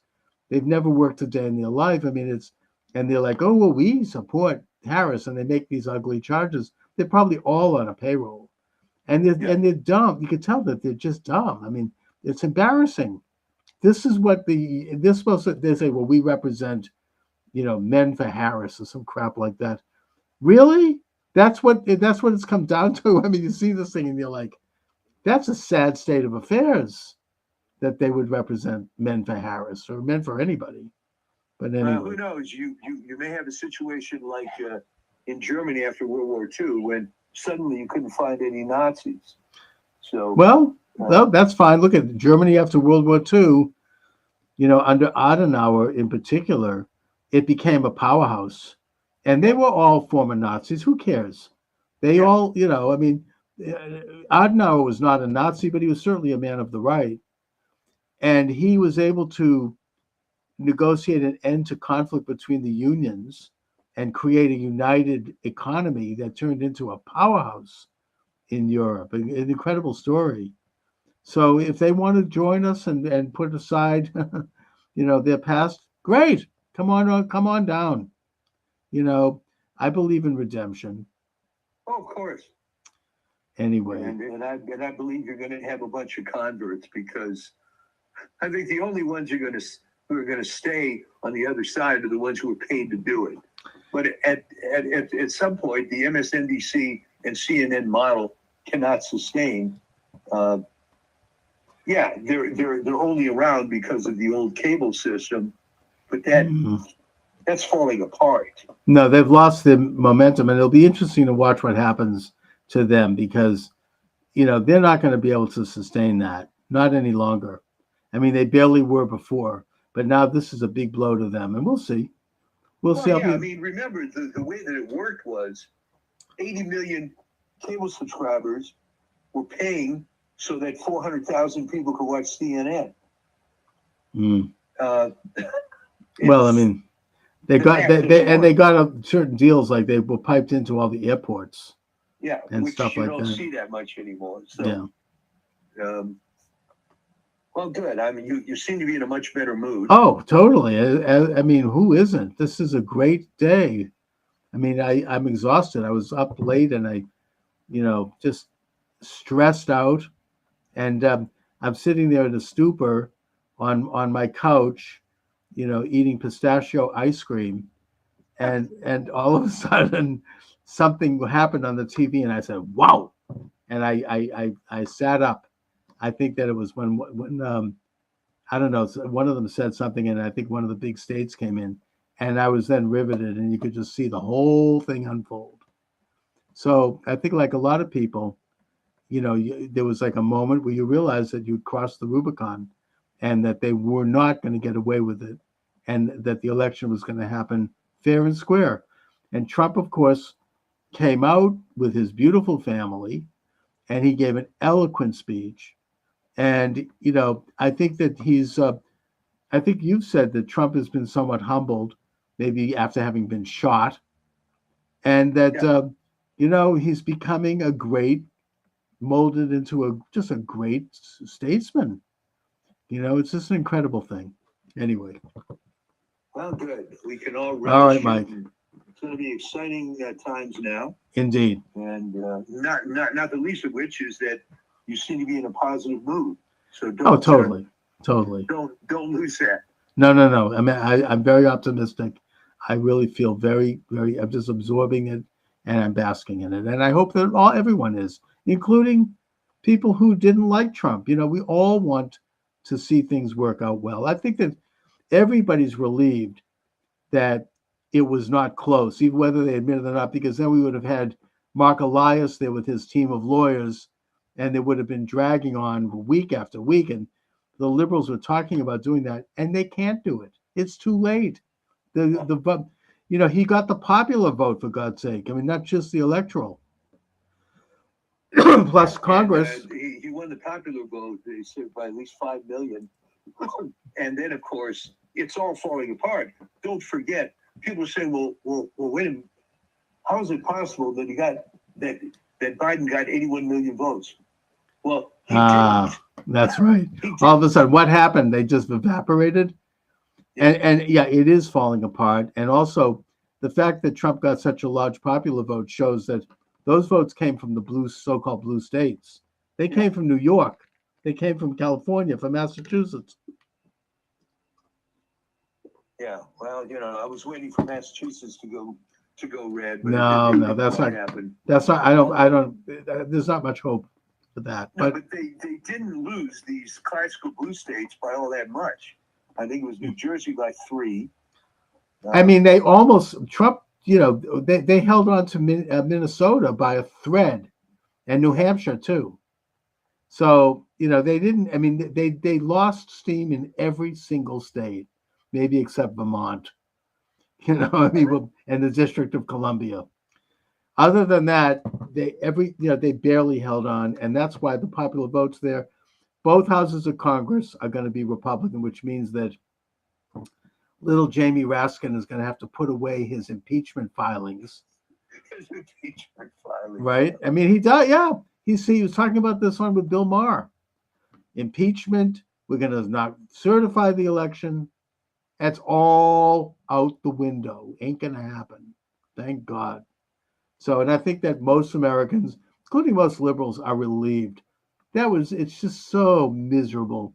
The lawfare agenda is dead. The censorship agenda is dying. It's not completely dead, but we'll see. All of it is going. It's disappearing. And if the Democrats don't learn that they need to move into a new way of thinking, they're going to be dead too. So anyway, Mike. All right. Well, great. I mean, it's like night and day with your mood here. All right. So great talking to you. I hope you we'll get the power on. Yeah, get your power back. And we will talk to you soon. All right. Take care. Thanks. All right. So that was Michael D. Shaw coming in by phone. He's having some kind of a power outage.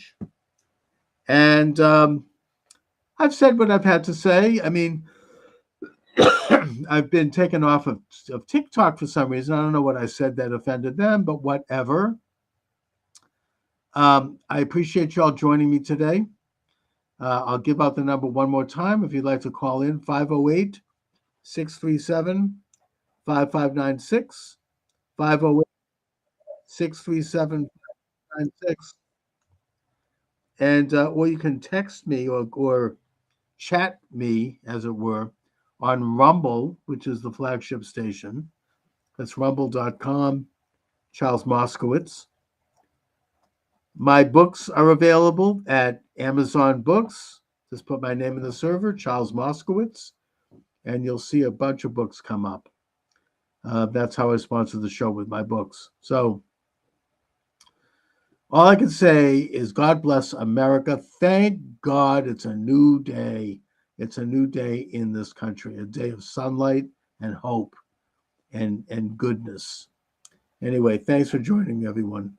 Have a great welcome to the show. Charles Moskowitz here, live streaming on all the usual live streams and downloading on all the usual podcast sites. I'm in the process of expanding my live stream numbers, only in that there are all these wonderful live streams that work independently, but I can't figure out how to get them to work yet with my system. I am clumsy when it comes to these matters, but I would just mention to anyone listening that if you know how to do these things with live streams, I'll pay you. Contact me. Send me an email. I want to hire you. I need help figuring this out because there's all this opportunity. And I do think that now, as we enter into the glorious age of President Donald J. Trump 2.0. Yes, we're going to see a reduction in censorship at last. So I want to be ready and to hit the ground running on that. I am already thinking about really launching a weekday regular show with calls and all the things that I wanted to do before the censorship regime kicked in around 2018, just before the pandemic. Yeah. When suddenly I was taken off YouTube and all that. But I think that already I'm seeing positive response. Already there's a loosening up and everything looks like it's a go. You know, things are looking very, very good. I'm feeling giddy, actually. Well, I think what's happening, Chuck, is that the 25% of the lost audience of CNN and the 50% of MSNBC has all signed up on your channel. You know, that they've lost a huge audience. I don't know if you saw this, but even like the left-wing podcasters and YouTube channels, like David Pakman was quoted in an article in the Gateway Pundit. He noticed that right after the election, he lost something like 25% of his subscribers. Oh, that was glorious watching that video.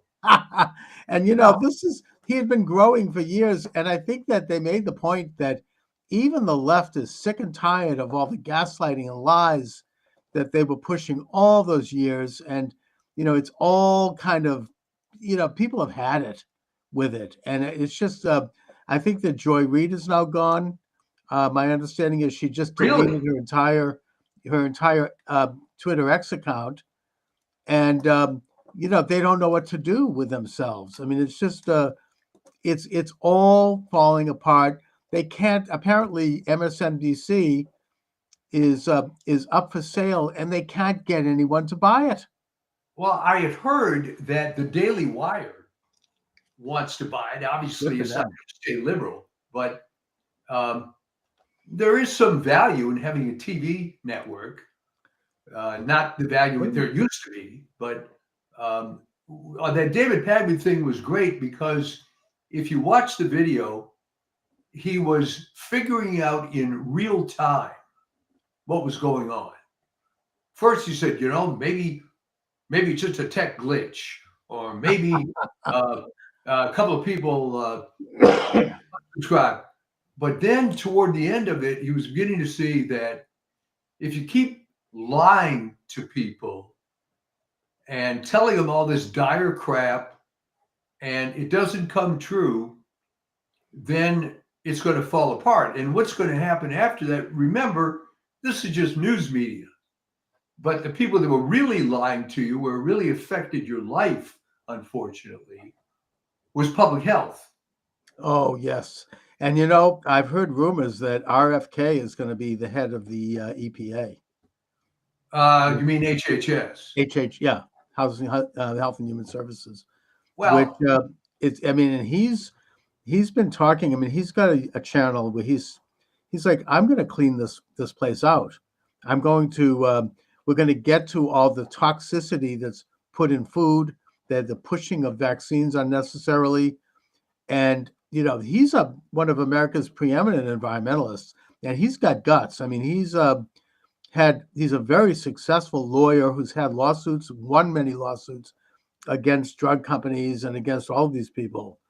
And that's huge. That's, this is like, I can't believe this is happening. Well, the other thing with him is he's got a big chip on his shoulder now because he was betrayed by the party of his family.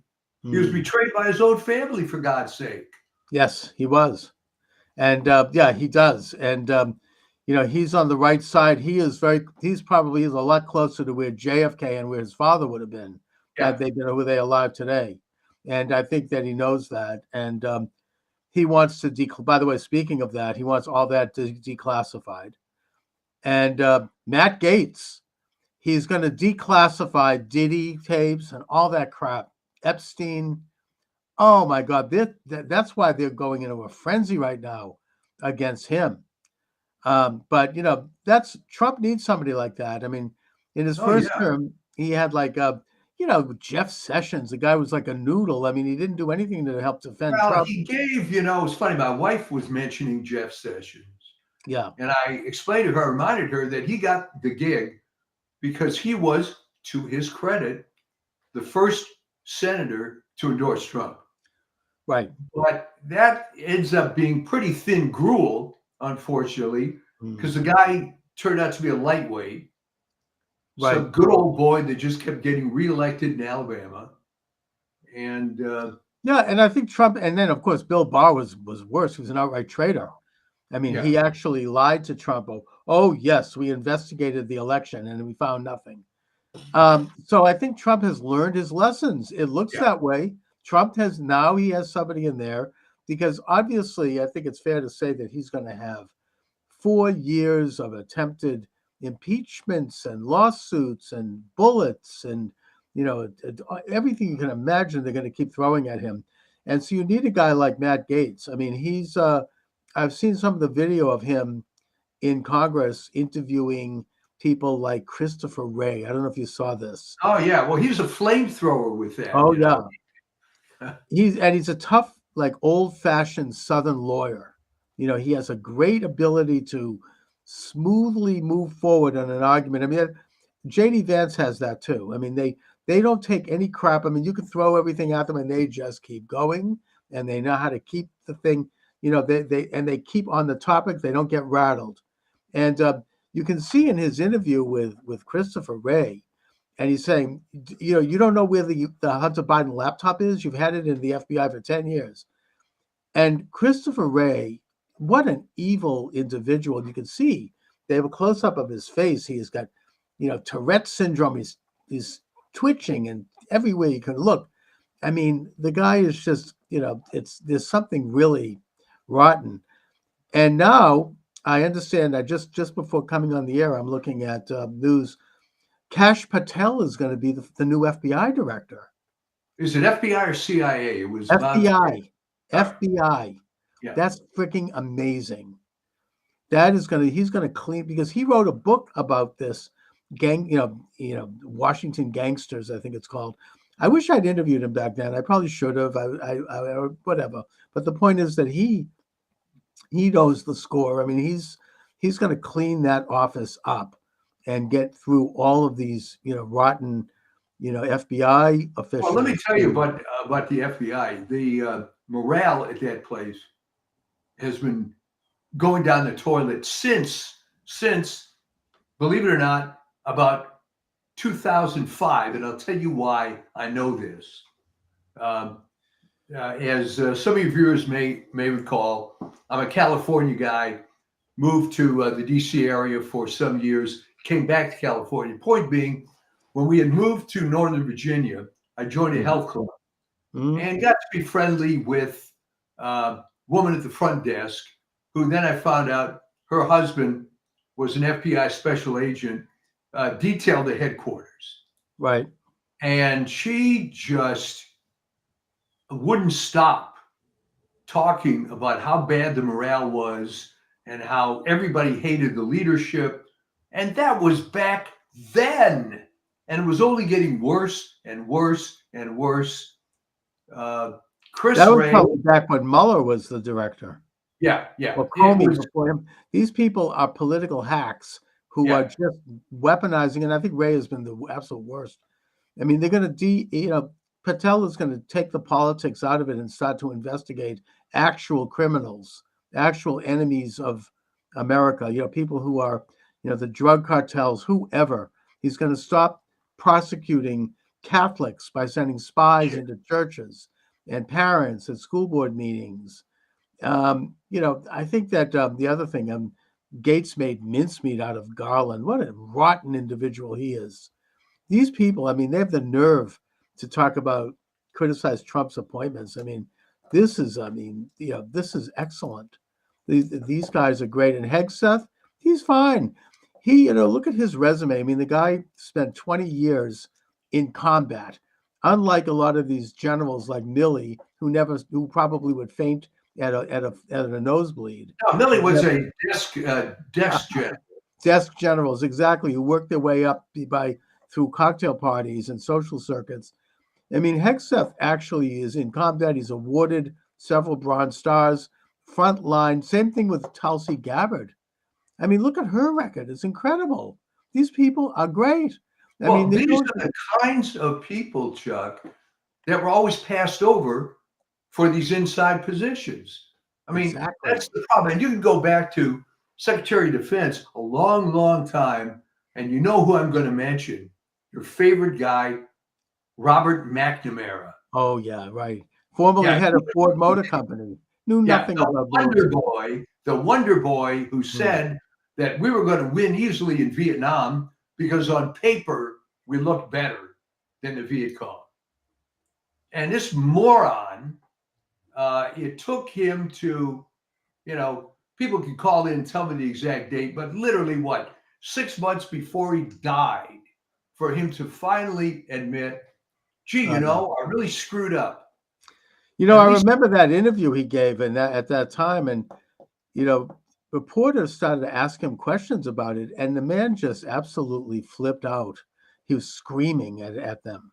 I mean, he's filled with such remorse and such guilt. I mean, he's responsible for, the blood on his hands of just these stupid policies and bad decisions in a war that we either shouldn't have never been in, or we could have won it in a matter of maybe a year.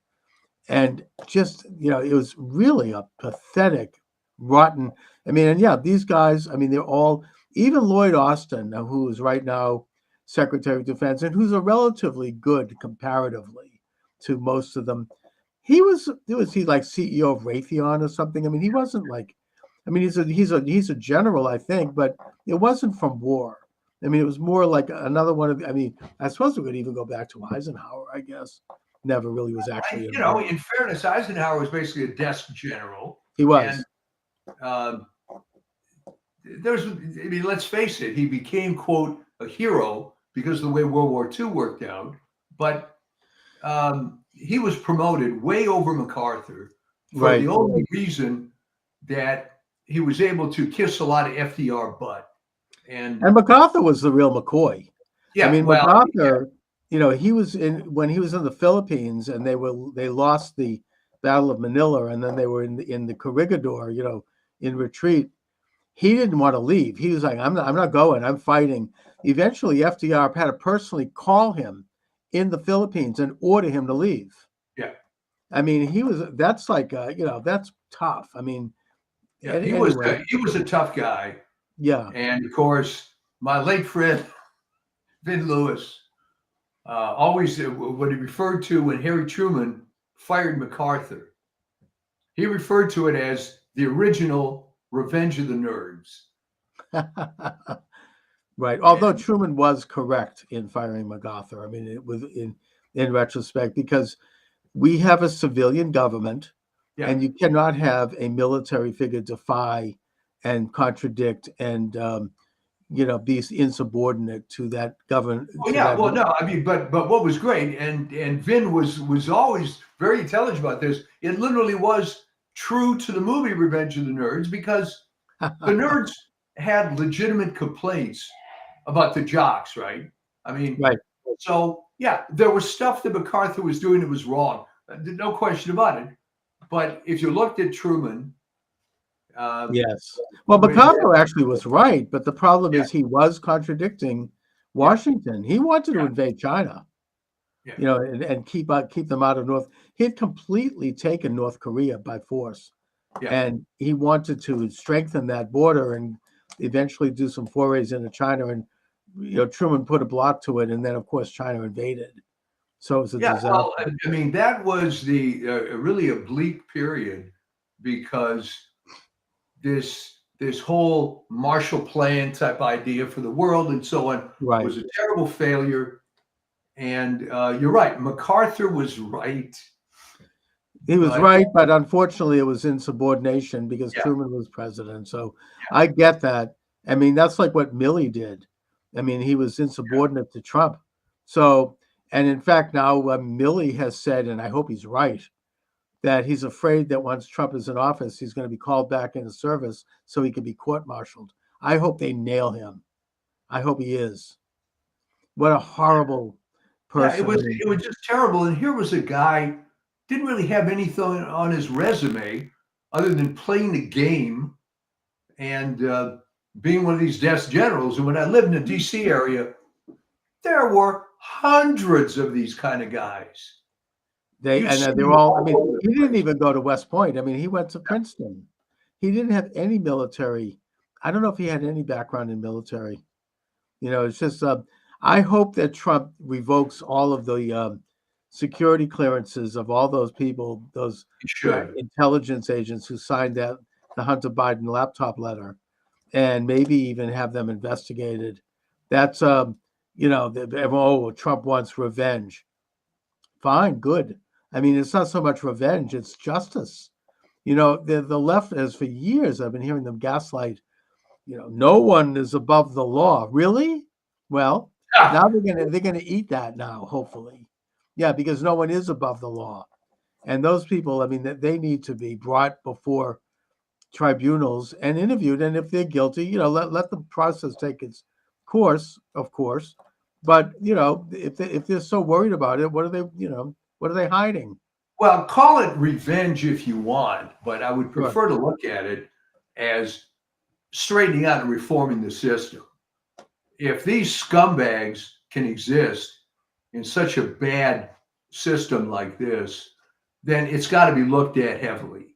Okay, and an article came out some weeks ago, I think in Epoch Times, asking sort of rhetorical question, exactly what was wrong with the spoils system? It seemed to work pretty well. It's unsensible. I mean, this horrible civil service thing, which now your new Department of Government Efficiency is going to look into. And by the way, great article in the LA Times, clueless thing on the front page of the LA Times today. It's unclear how this new department is going to find out anything. I mean, I think it's going to get pretty clear pretty quickly. I mean, Elon Musk. I mean, how can you get better than that? Yeah. I mean, he's the richest man in the world, and Vivek Ramaswamy is no slouch either. I mean, to have them go in forensically looking at every government agency, I can't believe it. I mean, I've been talking about this for decades. In Massachusetts, they should do this. I hope when they're done, they have a Doge in each of the states, and they clean up Massachusetts and the Massachusetts, the MBTA for starters. I mean, it's like 40,000 people on payrolls and their pension plans and their hacks. Meanwhile, the train is running last year with their train with no engineer running over the Neponset River. I mean, it's a disaster. And I mean, that's huge for them to go in like that. I mean, no wonder they're nervous. Well, here's a little speculation. You think, despite the fact that we suffered from 2020 through 2024, is it not better that he won in 2024 because now he's more pissed off? The mandate is clear, and we had to kind of wait, didn't we? But I think it's better this way. Oh, it is. I mean, it's almost providential. I mean, Trump has had a chance to learn from his mistakes. The country has had a chance to see what a disaster an illegitimate leftist regime is going to rot. And now he's come back with an ability to bring that new wisdom and this new team. I mean, there's a whole political realignment.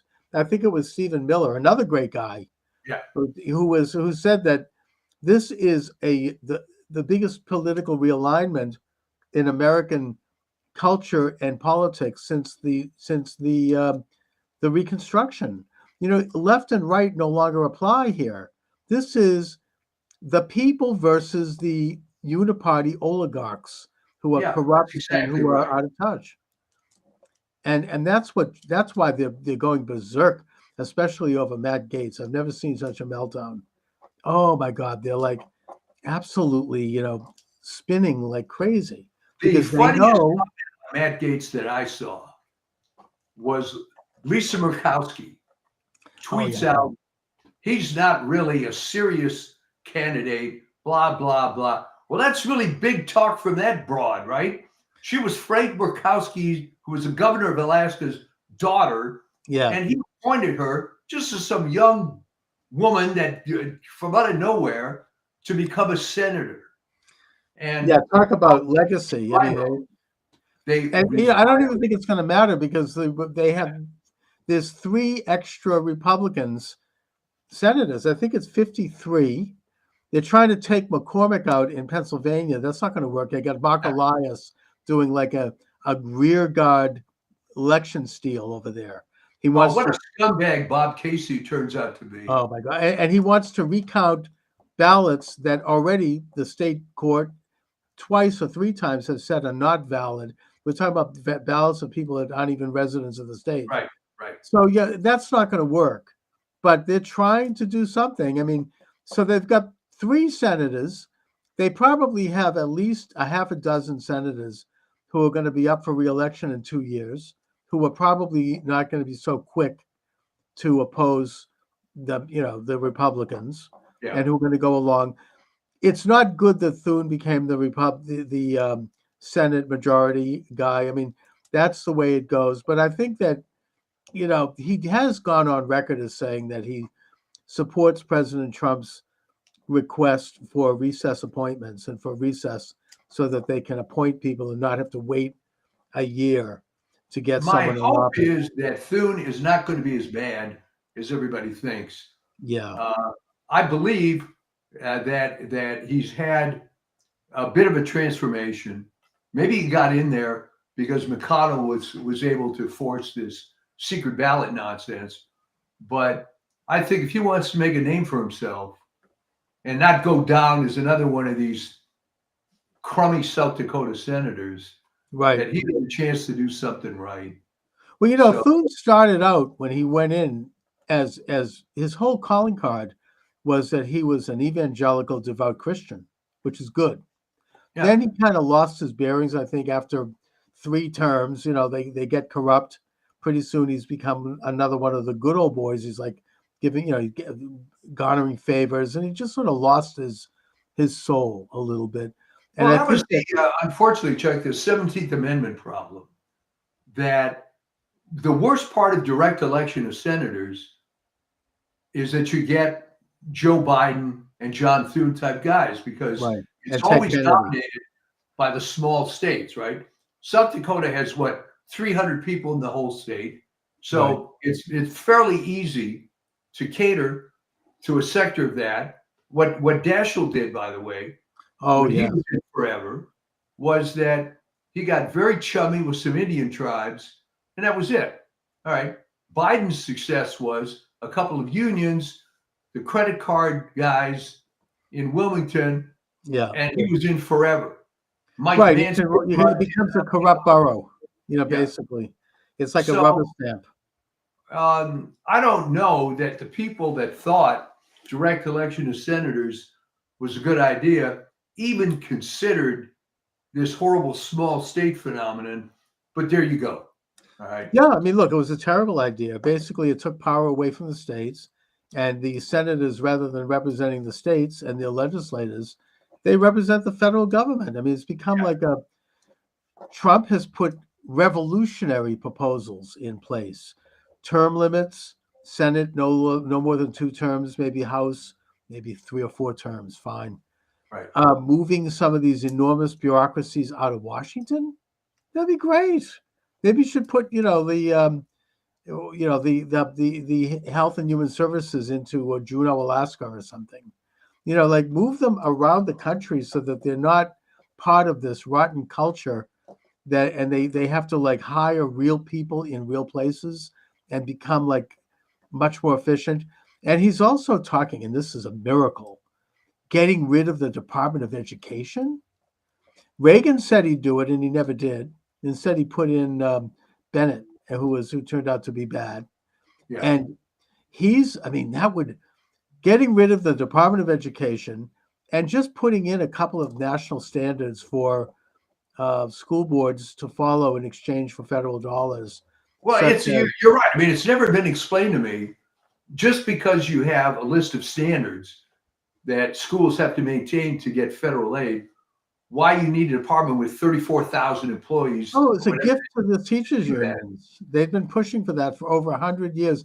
I can just hear the late, great Dr. Samuel L. Blumenfeld, my mentor, in his grave talking, smiling. I mean, he wrote a whole shelf of books on this topic. I mean, it's just a rotten, it was put in place by Jimmy Carter because they wanted to help elect Carter, and it was a political favor. And it has corrupted the system ever since. It is all about DEI and gay rights and nothing else. Yeah. It's nothing Jimmy to do with Carter was the gift that keeps on giving. I mean, it's. Oh man, if they get rid of that, we're going to see finally a return of education to the school boards where you have parents who are elected.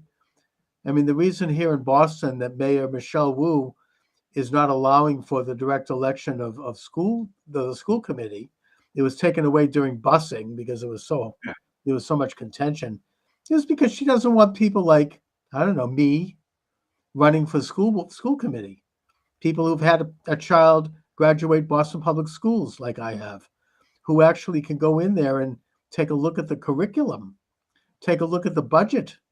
Doesn't want that. But the point is that they still are elected, and there are parents on those school committee boards, and they will make the decision about the curriculum, not some rotten, corrupt Washington agency that is, living off of the taxpayers and foundation money from the Ford and Rockefeller Foundation and pushing a leftist agenda. Now, if they want to be leftist, fine.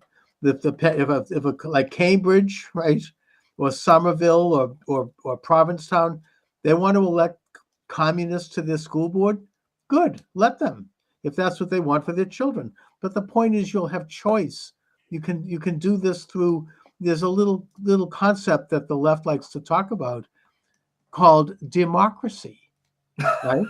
There are democratic principles, and it's what Trump is doing is. It's just, he really is on a roll. I mean, this is downright revolutionary.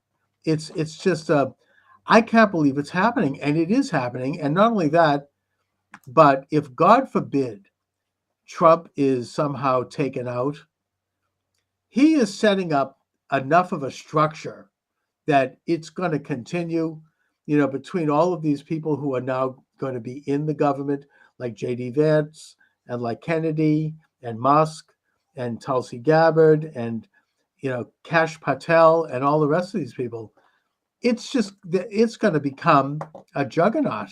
It's not going to matter if ultimately, well, it does matter, but I'm just saying they won't be able to stop it. No, and they are so scared and so upset because it's all falling apart. But that's not the only thing that's falling apart. Look at the incredibly stupid failed campaign of Kamala Harris, where I think if you play the tapes back, you will find me saying stuff like there's no talent on that side, and they think it's still 1950. All right. Apparently, they thought it was a great idea to spend a lot of money on celebrity endorsements. Yeah, like millions of dollars. They gave $1 million to Oprah, which she lied about. When she was chased down the street by a reporter. She was confronted, and it was a stupid lie. Well, they didn't give me $1 million. They gave it to my company. Right. Okay. Or like you. Beyonce got 10 million. I mean, this is like, these are donations from people who wanted to support, a political candidacy, not to give to Beyonce. And it was all flat. They had to do it because nobody would show up to hear her. She was so horrible. They were paying people to go to these rallies. They, and then they had these guys like that numbskull Sisson, that white kid on Twitter, on TikTok. He was being paid by a public relations firm, to do that. He was on a payroll. Yeah, he was completely phony. He didn't care. Yeah. Trump didn't have money he's ever made, so he'll say what they tell him to say. Of course, he's an employee. I mean, it's really awful, and now they end the campaign with $1 billion spent, $20 million in debt, and she's still raising money to try to cover the debt. Trump maybe was trolling, I don't know, but he said, "Well, I'll tell you what, we'll retire her debt by my campaign. I'll just pay for it because I don't need the money anymore. I'm in office." But I don't know if they took him up on that. But really, really bad. I mean, one of the worst. And now they're all like at each other's throats, trying to blame everybody. And here's another conspiracy theory, according to, if you want to believe Nancy Pelosi, right? Oh my God. That she claims, and remember, she's lies 9% of the time. She claims that the Democrats wanted to have an open primary, but Joe came out and endorsed Harris as a deliberate way of torpedoing everything, because then they couldn't go against that, apparently. I think there might be some truth to that, actually. Well, I mean, there's no doubt in my mind, absolutely no doubt, that Joseph Biden voted for Donald Trump. Oh, yeah. And his wife, she was dressed in like red clothes that day. I mean, yeah, wearing this MAGA outfit. I mean, come on. All right. I've never seen him look happier. He hasn't looked that good in years. He's smiling from ear to ear. I mean, he met with Trump. He looked like relaxed. He's like, yes, finally. I mean, they despised her. And I mean, she called him a racist and a pedophile to his face during one of the debates. And then you see during Memorial Day, she's sitting there in the stands with Jill Biden, and you could just, it looked like she was about to get up and like it was just really brutal.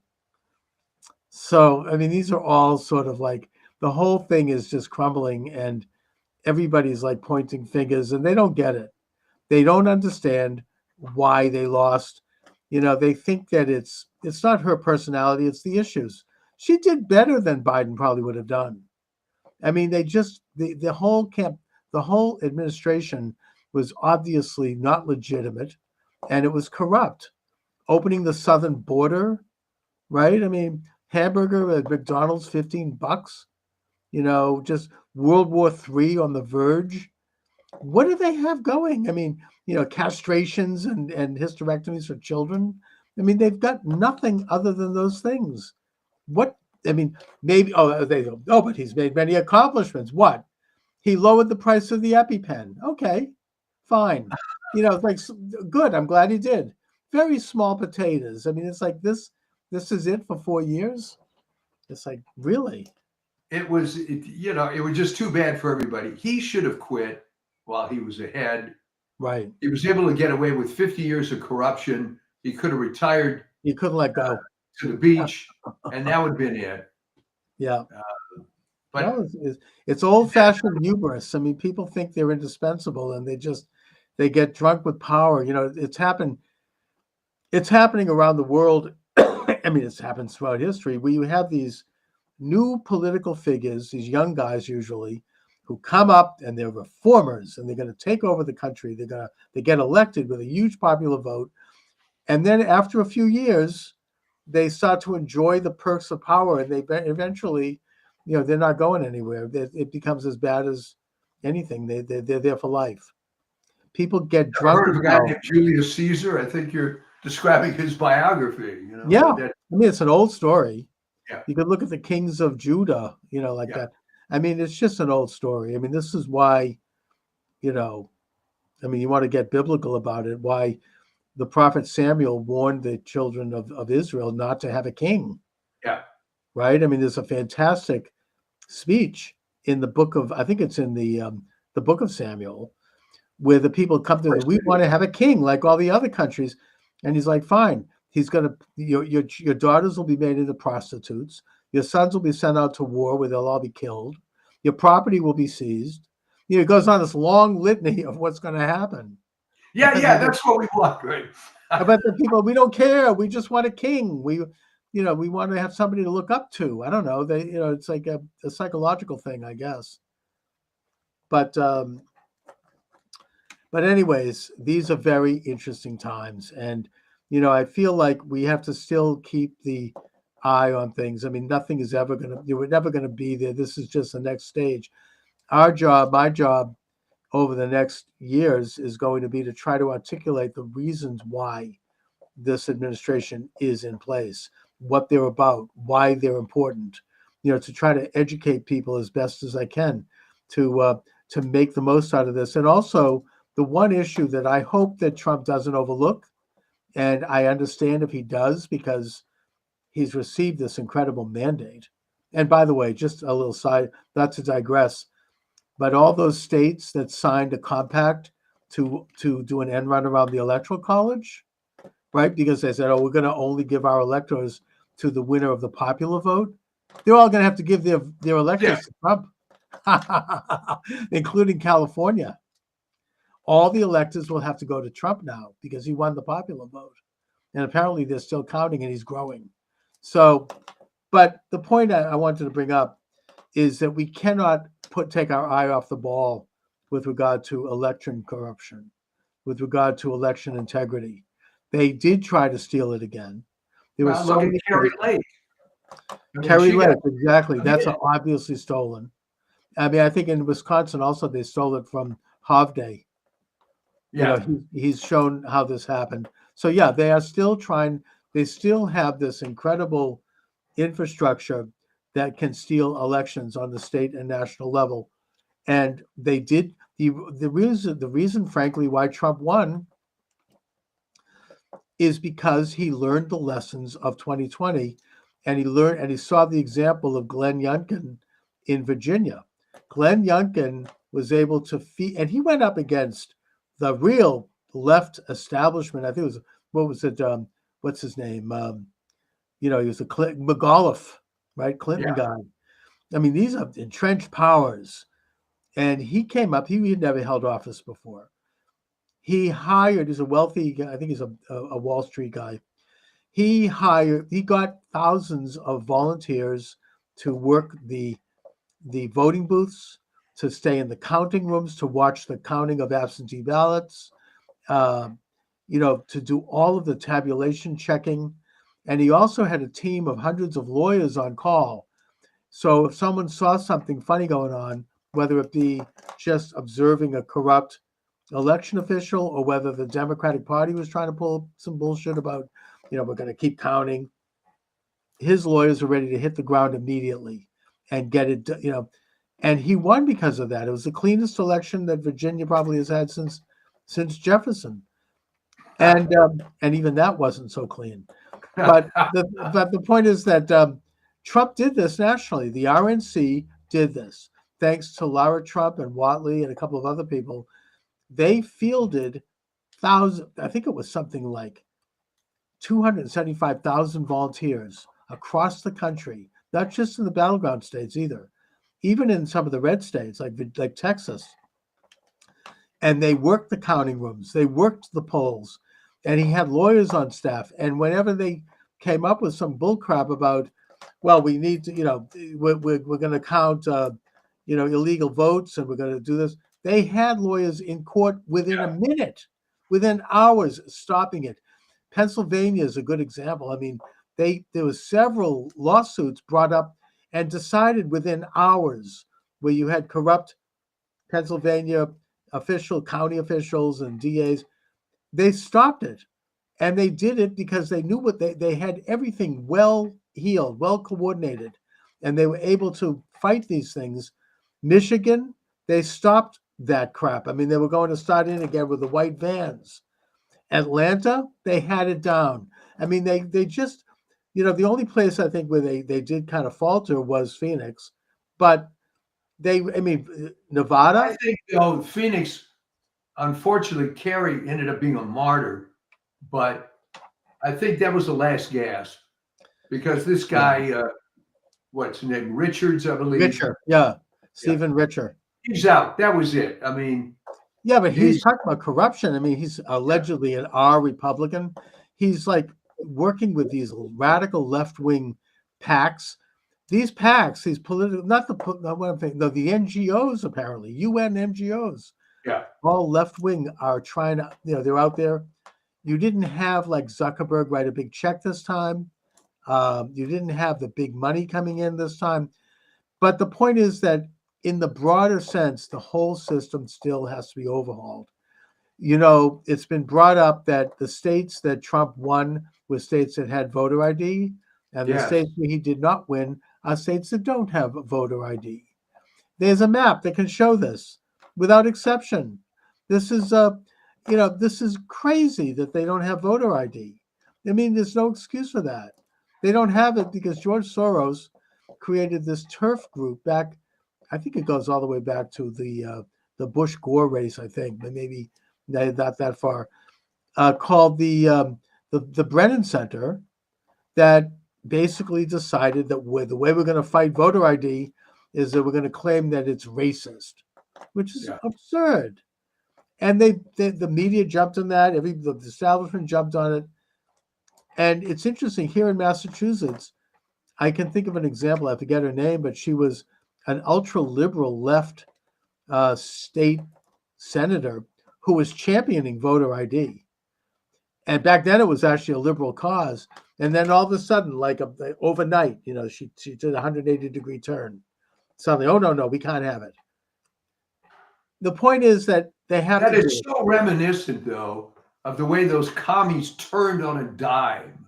Oh, yes. Where Uncle Adolf is our ally until he isn't.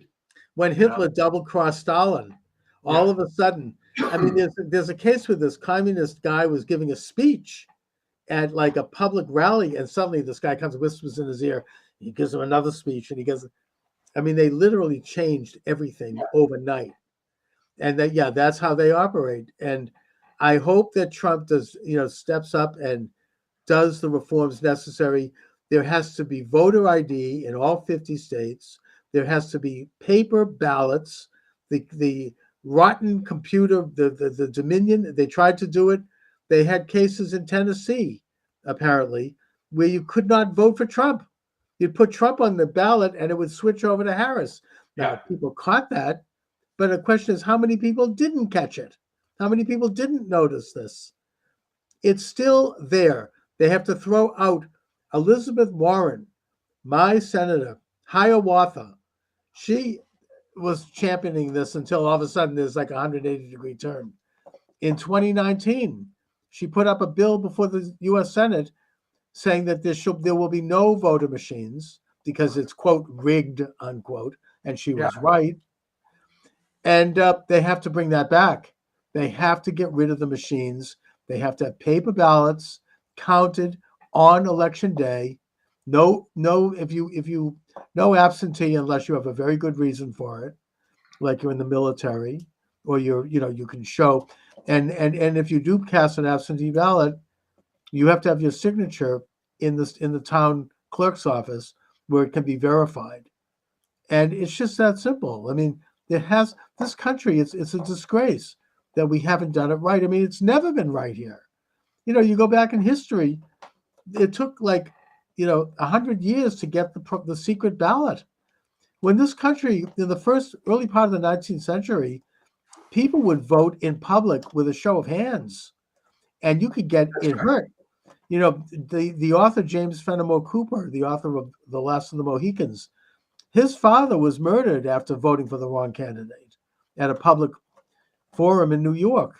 And after he left, after voting for the wrong guy, he was hit in the back of the head with a baseball bat and killed. So I'm just saying, I mean, this country has never had it right. It's always been corrupt.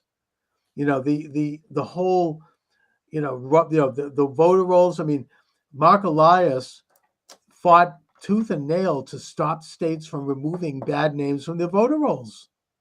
I mean, what could be more obvious than that? With a click of a mouse, all that information is available.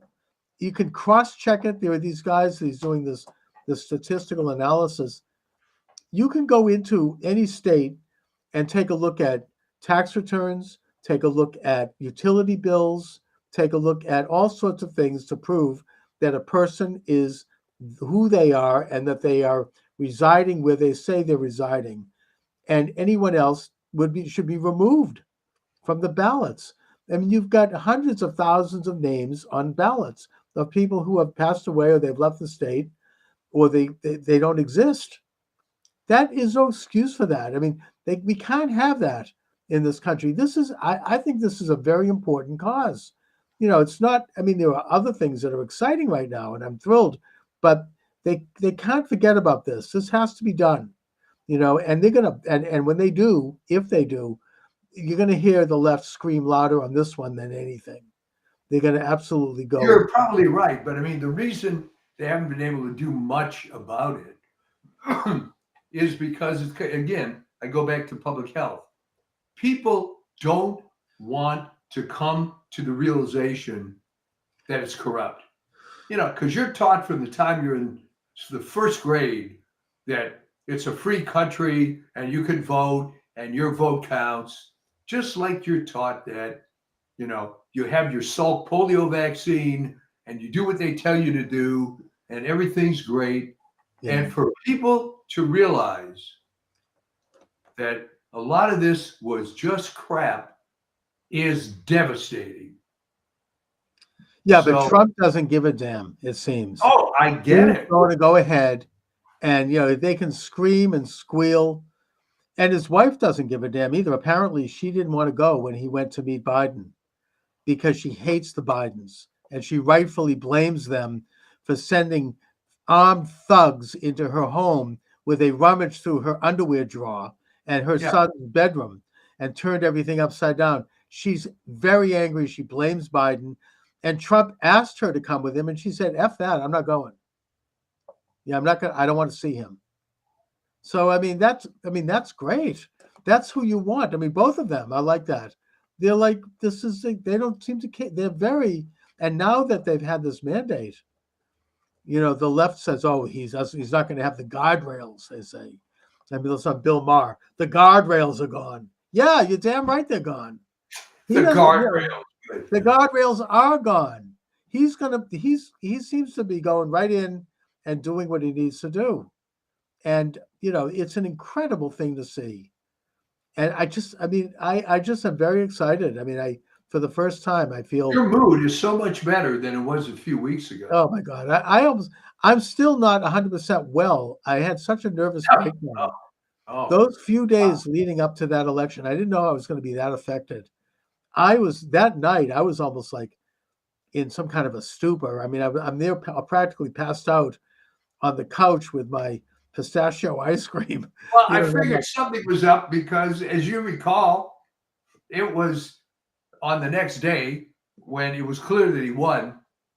You were just euphoric. You called me. Let's do a show right now. Let's do it. I know. I mean, I'm like half asleep, and all of a sudden, I have one eye open, and I took a look at Rachel Maddow's face. She had lost all it looked crestfallen, and all of a sudden, I'm like, yes, I was totally up. Something is going on. And then I'm flipping the channels and they're all like, it's like worse than a funeral. They're like, oh, and one of them, she's like, I'm nauseously optimistic. Yeah. Really? I mean, they were throwing the hell with those people, because what I saw in the real world, and maybe you saw it even in your little enclave there, is a lot of these people were coming out of the closet as Trump people. I remember I go to this deli to pick up a breakfast sandwich on occasion. Right. And I said, well, George, how are you doing? Well, after last night, I'm doing great, And I never knew he was the Trump guy, right? Yeah. Well, I think that everybody's very happy. Even people who voted, nobody liked her. Nobody was happy with that.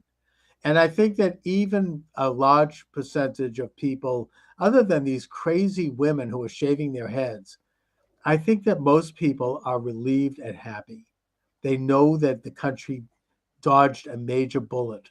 They know that already things are looking up across the board, across the world. The rest of the world is celebrating. I mean, it's Israel is going to annex the West Bank, okay? I mean, it's amazing. Let them do it. Get it over with. You know, it's like these are major positive developments in the world. Well, here, I'm going to put you on the spot now because it came out and the numbers were higher than 80%, and in some cases over 90. The three top demographics for Kamala Harris were Black women, Jews. Jewish women, and LGBT. Yeah, but you know something? Even amongst all three of those categories, I think Trump made a few gains. He did. He got 26% of the Jewish vote. Now, that doesn't seem like a lot, but More than what? comparatively speaking, that's 1 out of every 4 Jews voted for Trump. Women, she didn't get the women's vote. I mean, I think that Biden got a bigger women's vote than she did. I mean, all the talk about abortion, it didn't happen. I think Trump, I don't know if he won the women's vote, but it was pretty even. It didn't work for her. Maybe Black women, I don't know, but it didn't fly. Gays, I think Trump did better.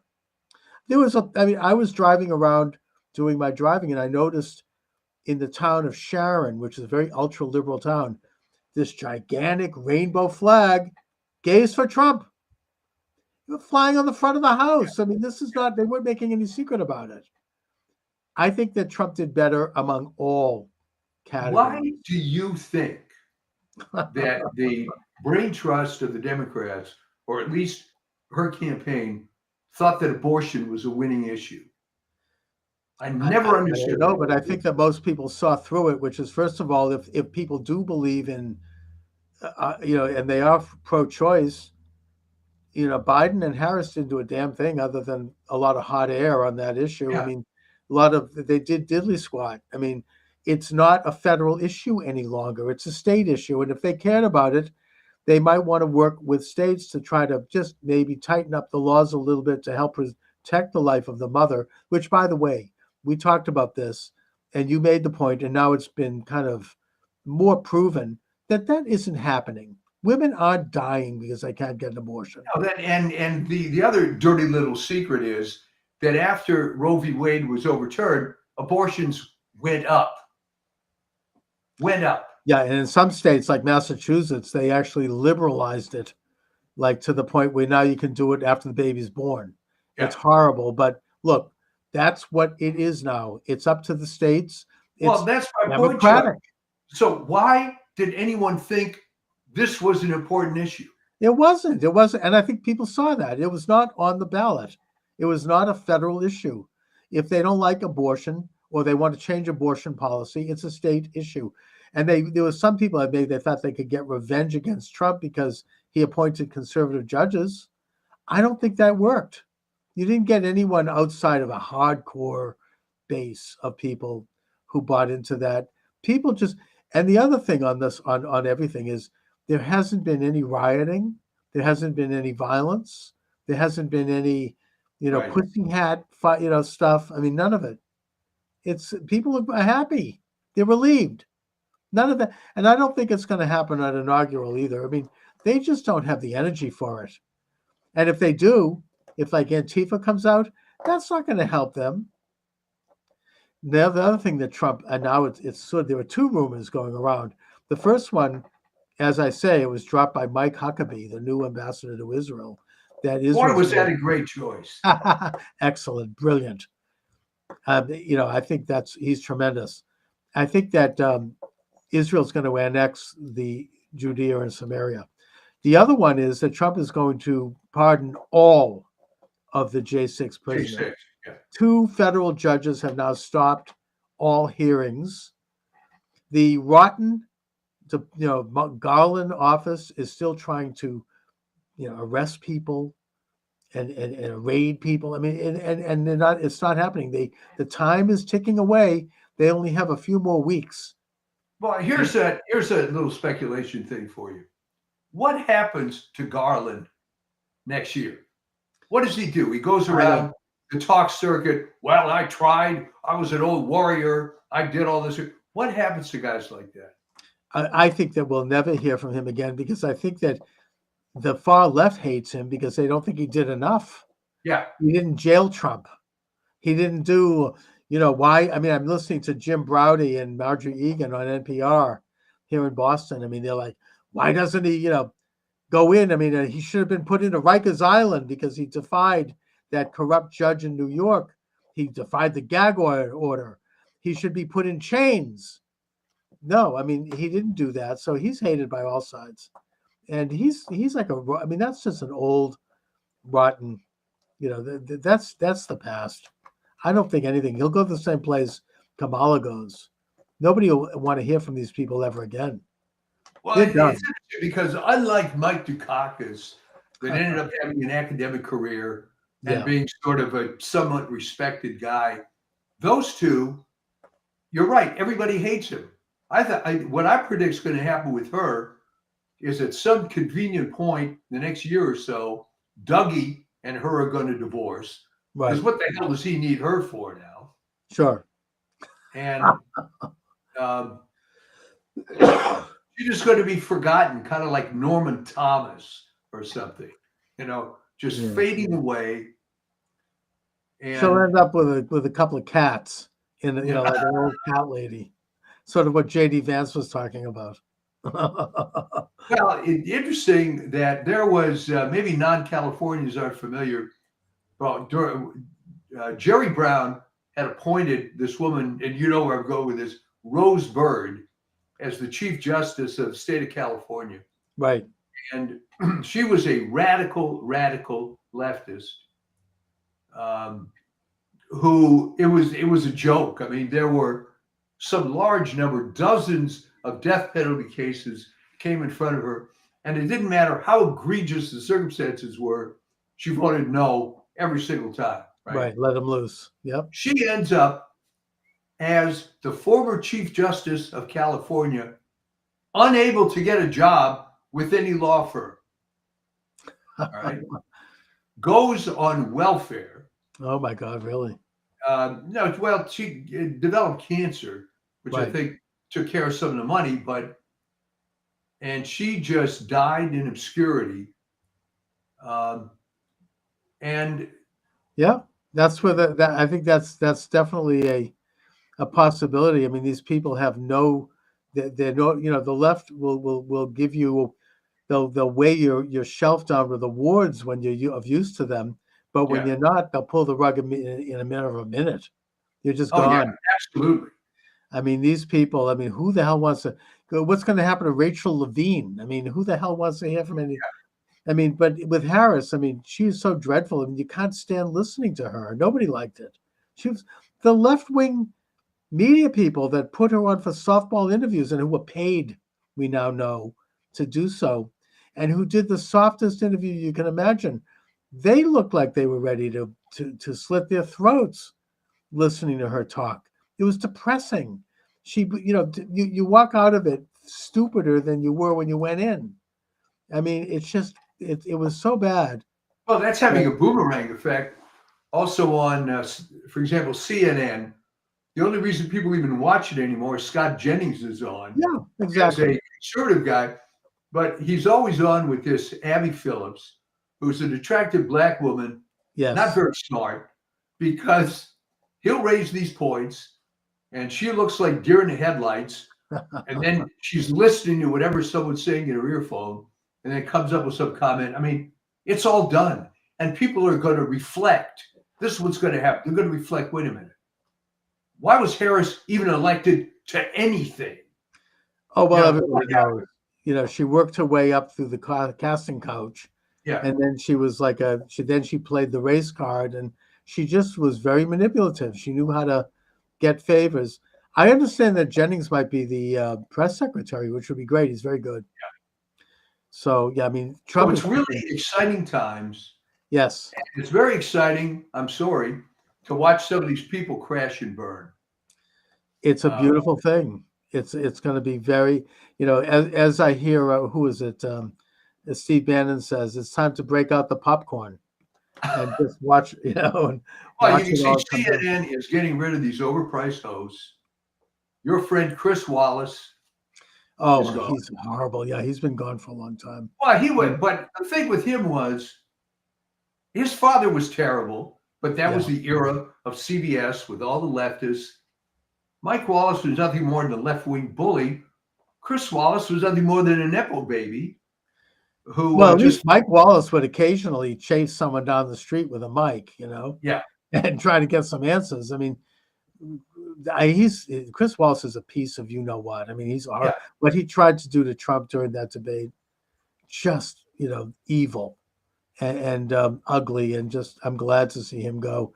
Hopefully, all these the final last ditch effort is being pulled off, or try. She won't get away with it, but none other than my own Senator Hiawatha is trying to jam down some left-wing judges in the last weeks of the administration.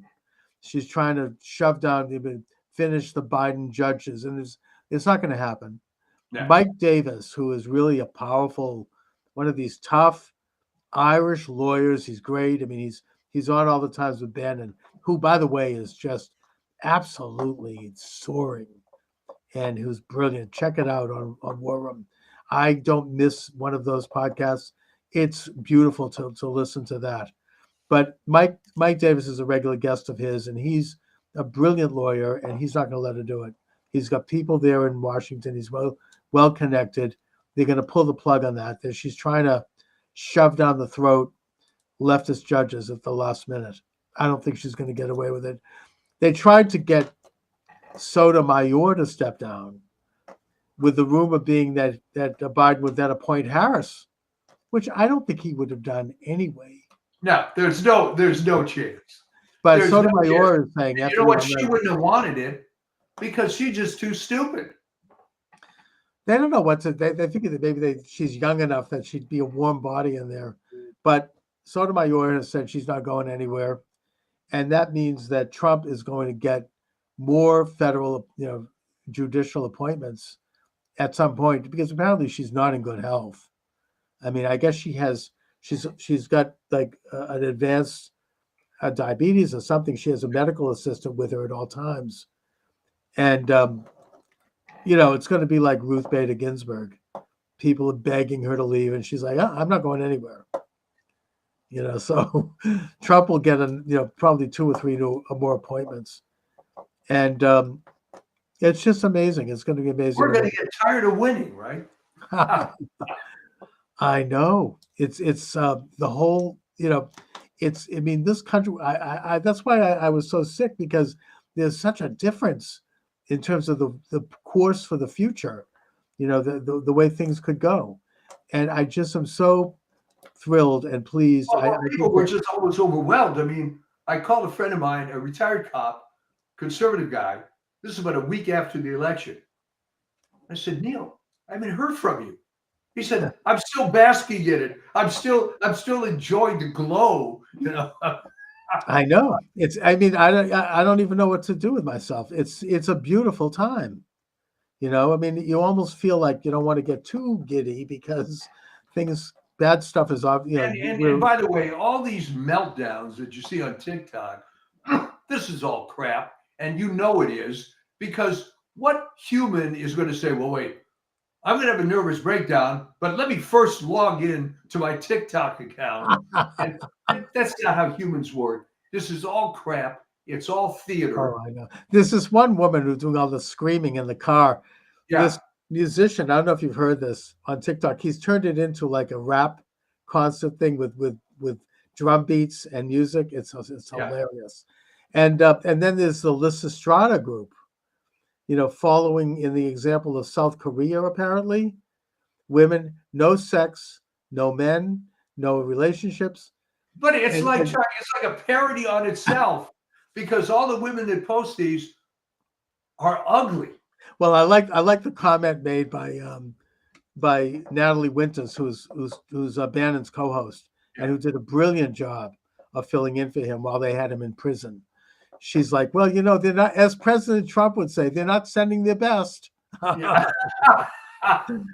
Oh man. Anyway, so there's been all kinds of parodies on it. One of them comes up and said, look, what do I have to do to make myself unattractive to MAGA guys? And Paul Joseph Watson said, just keep doing what you're doing. Perfect. Oh yes, I know it's just not flying. Good for them. Anyway, so Mike, what do you have coming up on the? Well, I was going to do but I think I've just done it on this show. I was going to do a piece called "Dead Wrong," and maybe we'll still talk about how.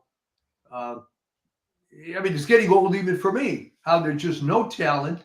They're going back to 1950s. Oh, just wait till we have the media. That'll convince them. Yeah. What I'm waiting for is the owner of the LA Times. I don't know if you heard this, because why would you?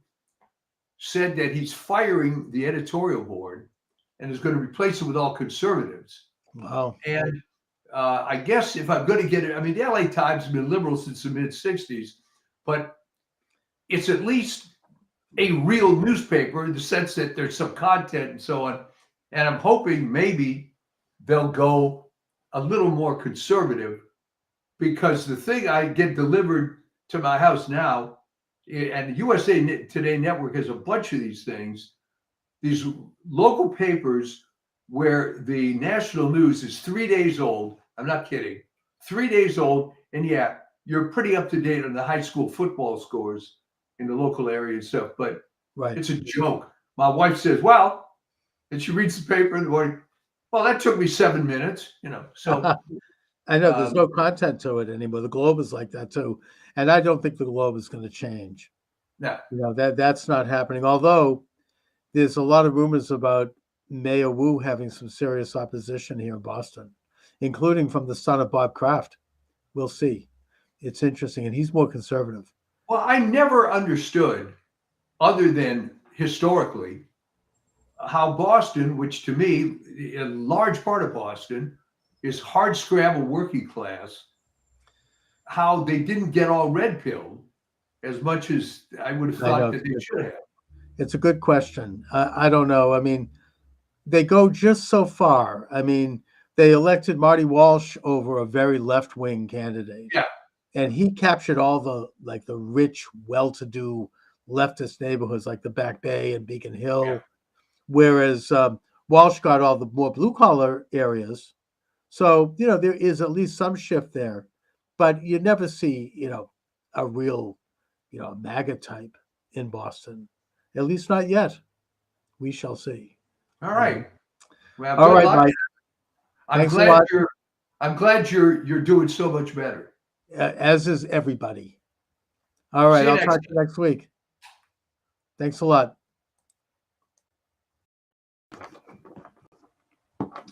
Okay, I think that we're good. Let me just make sure that my sound is functioning here. Let's see, go to Podomatic for that. Doing my special election day program. Hello. Yeah, it looks like we're okay with sound. Hello. Let me just try it again. And testing, and we're good. And let's go live on Podomatic.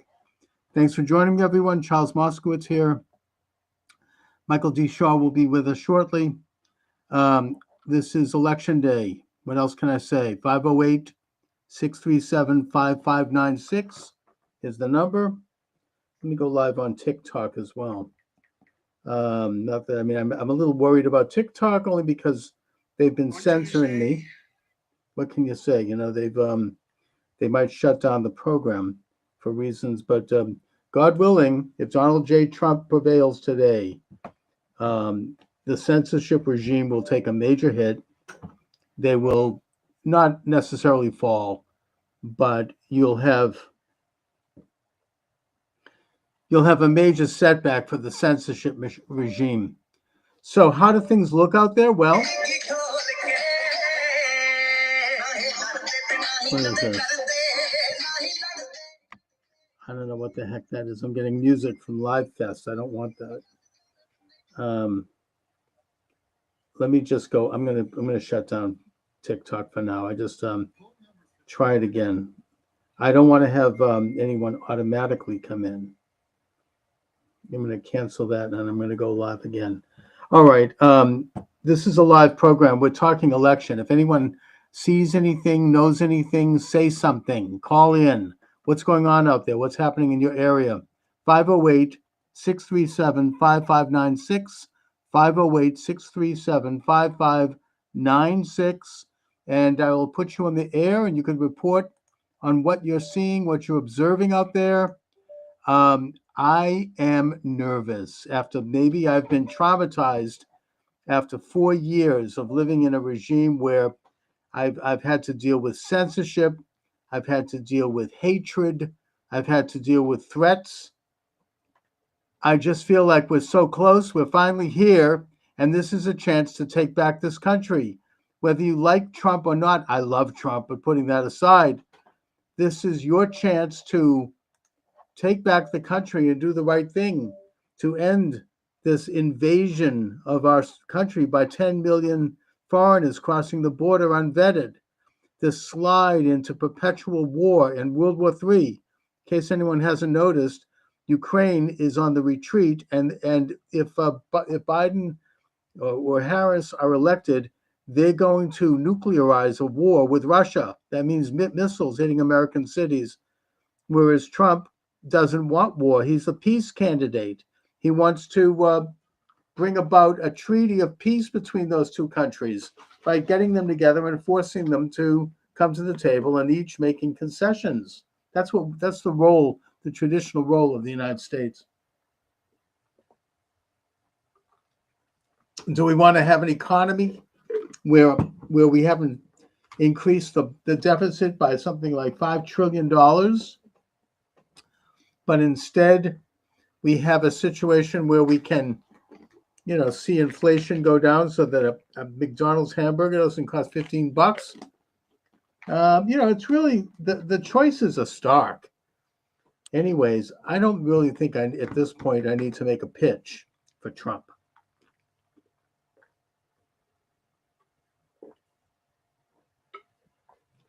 There we go. Taking some supplements here. What I'm worried about and what I'm observing is something that I would think was inevitable, which is their attempt to steal the election. Now, again, maybe I've been traumatized by what I observed 4 years ago on election eve, when I saw with my own eyes 6 or 7 states stopping the counting while Trump was ahead, almost to the second. And, after that, they reopened the next day and Trump was behind, or he had lost ground. That was the steal. And we were told what we were seeing wasn't what we were seeing. They told us this is, we've been gaslighted for 4 years. I hope he gets to the bottom of it. Keep going. We're letting more viewers know you're live. Thank you. One of your friends is live. Invite them to go live together. They're invited as long as you stay with the topic. If you don't, I'm going to have to shut you down. I mean, at TikTok, you get people coming on who are just, they're into something else. And this is, hi, how are you? Did you vote today? Disconnected, looking for another creator. Okay. You're welcome to join me on TikTok if you'd like. Hey, how you doing? Let me just turn up my volume a little bit. So I'm doing a program on the election. Did you vote today? Did you don't know. You're dressed like Santa Claus. So it's a little early. Christmas is a month away. All right. 508-637-5596. 508-637-5596. Let me see if I'm live on Twitter. I should be. Apparently Getter is I'm having problems going live on Getter for some reason. I think they want some money to do that. We'll see. I hadn't paid much attention to Getter until today. I looked it over and I found that I'm not going live there for some reason. Am I live? Yeah, I'm live on. Yeah. We're live on Twitter or X. If you'd like to chat, you're welcome to do so. Come on down. We are talking election. I want to know what's going on, where you voted, if you voted, how you voted, what you've observed, what you're seeing. I just let's get to let's see. We're also live on Rockfin. Rockfin has been a really good site for me. Yep, Rockfin's live. Rumble is live. Rumble is the flagship station. I'm live on Podomatic, and I'm live on Twitter X. Everything is moving along well here. Anyway, I am. Look, if this was an honest election, Trump would win a landslide. I don't think there's any question about that. We have to get out and vote so overwhelmingly today that the cheating won't really be enough. But they are scrambling to get this thing done, to cheat. They're not getting anyone coming out. They've got no enthusiasm. All of the momentum is on the side of Trump. We are in a position where we can save our country. We can save our future. Everything is at stake. This is the most important election in American history, the most important since Washington. This is one of the most important events in world history, going all the way back to Jesus's Sermon on the Mount. Okay. You want a co-host for now? You've got somebody. Hello, you're no? That. Yes. No. You want? I'm doing that. Okay. They're just. I got another TikToker who wants to do some dancing. Let's get, please, people. I'm doing a talk show here. We're live on several live streams. We're talking the election. If you want to talk election, you're welcome to come aboard. You can join me on TikTok. Thank you. Or you can call. Oh, I've got a violation already on TikTok. A warning. Yeah, I guess you see. I don't know how much longer I'm going to be on TikTok. God willing, if Trump wins, maybe TikTok can be reformed and there won't be this Nazi-like censorship. I don't know. We'll see. 508-637-5596. If you'd like to join the conversation, 508-637-5596. You're welcome aboard. We're talking about, or you can join me through chat on multiple platforms, including Twitter, where I'm live, and Rumble, or you can come on down Rumble is the good one here. That's kind of the flagship. And we're talking election. Have you voted? If so, what did you see? What did you hear? What did you observe? Let me just see what's. Yeah, we're live on. All right. Yep, you can chat with me live on Rumble, on Twitter, and on Rockfin, all of which are live. Or you can just call up old-fashioned, like they used to do back in the day when you had talk radio. You could call 508-637-5596. That number again is 508-637-5596. The Gateway Pundit shows frustration boiling as Pennsylvania voters witness, quote, non-English speaking citizens escorted past long lines to vote.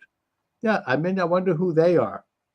I think that you had actually John Fetterman, who's a senator from Pennsylvania, admit to Joe Rogan recently, the other day, that non-citizens, illegal aliens, are registered to vote across Pennsylvania.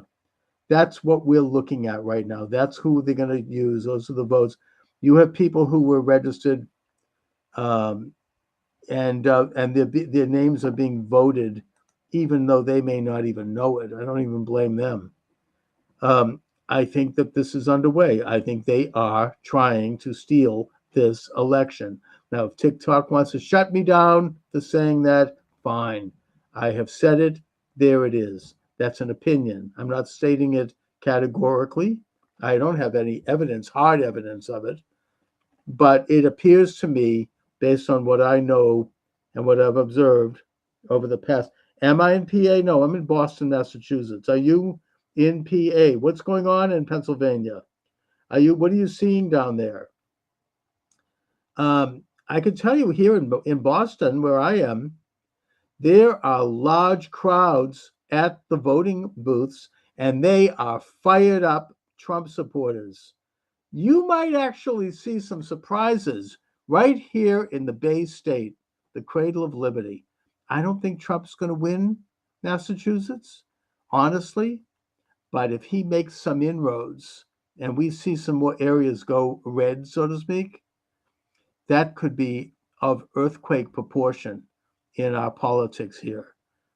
We have a very leftist government here. I could get into that. That's a subject for another day. But suffice to say that the reports I'm hearing, initial reports, are that there's a lot of enthusiasm out there for Trump. And there's a lot of people showing up, and they've been waiting for this for 4 freaking years to put Trump back in and to get rid of this illegitimate regime. Anyway, in Tennessee, have you read? Good. What's happening in Tennessee? We're getting a note on TikTok. Have you observed? What are you seeing out there? I mean, are people enthusiastic? I mean, Tennessee is a bellwether state. I know it's red, but that doesn't matter. It's a key state. If without Tennessee, we can forget it. What's going on over there? You're welcome to join the conversation. My live has been removed. Okay, so we're done with Twitter. We're done with.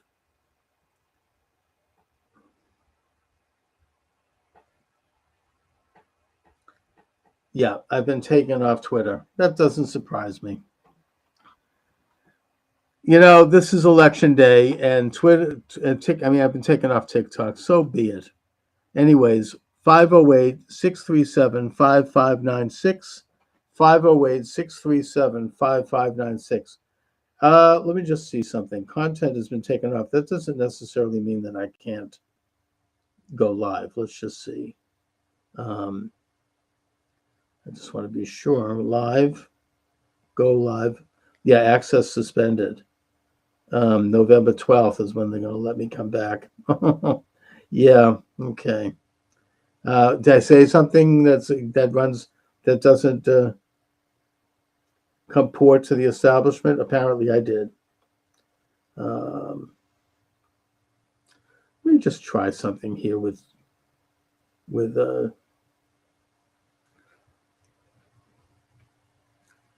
all right, let's just see. TikTok Studio. Let me see if I can switch accounts. I have 2 accounts here, so maybe the other one will let me go. No, I'm not going to do that. Forget it. I'm not on TikTok's out. So be it. Damn.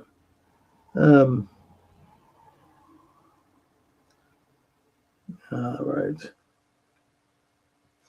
Anyways, so the Gateway Pundit says that a shocking scene reportedly unfolded at a satellite election office in South Park Ice Rink in Bethel Park, Pennsylvania, where early voters who had been waiting for hours witnessed van loads of non-English speaking citizens allegedly escorted to the front by translators to cast their ballots.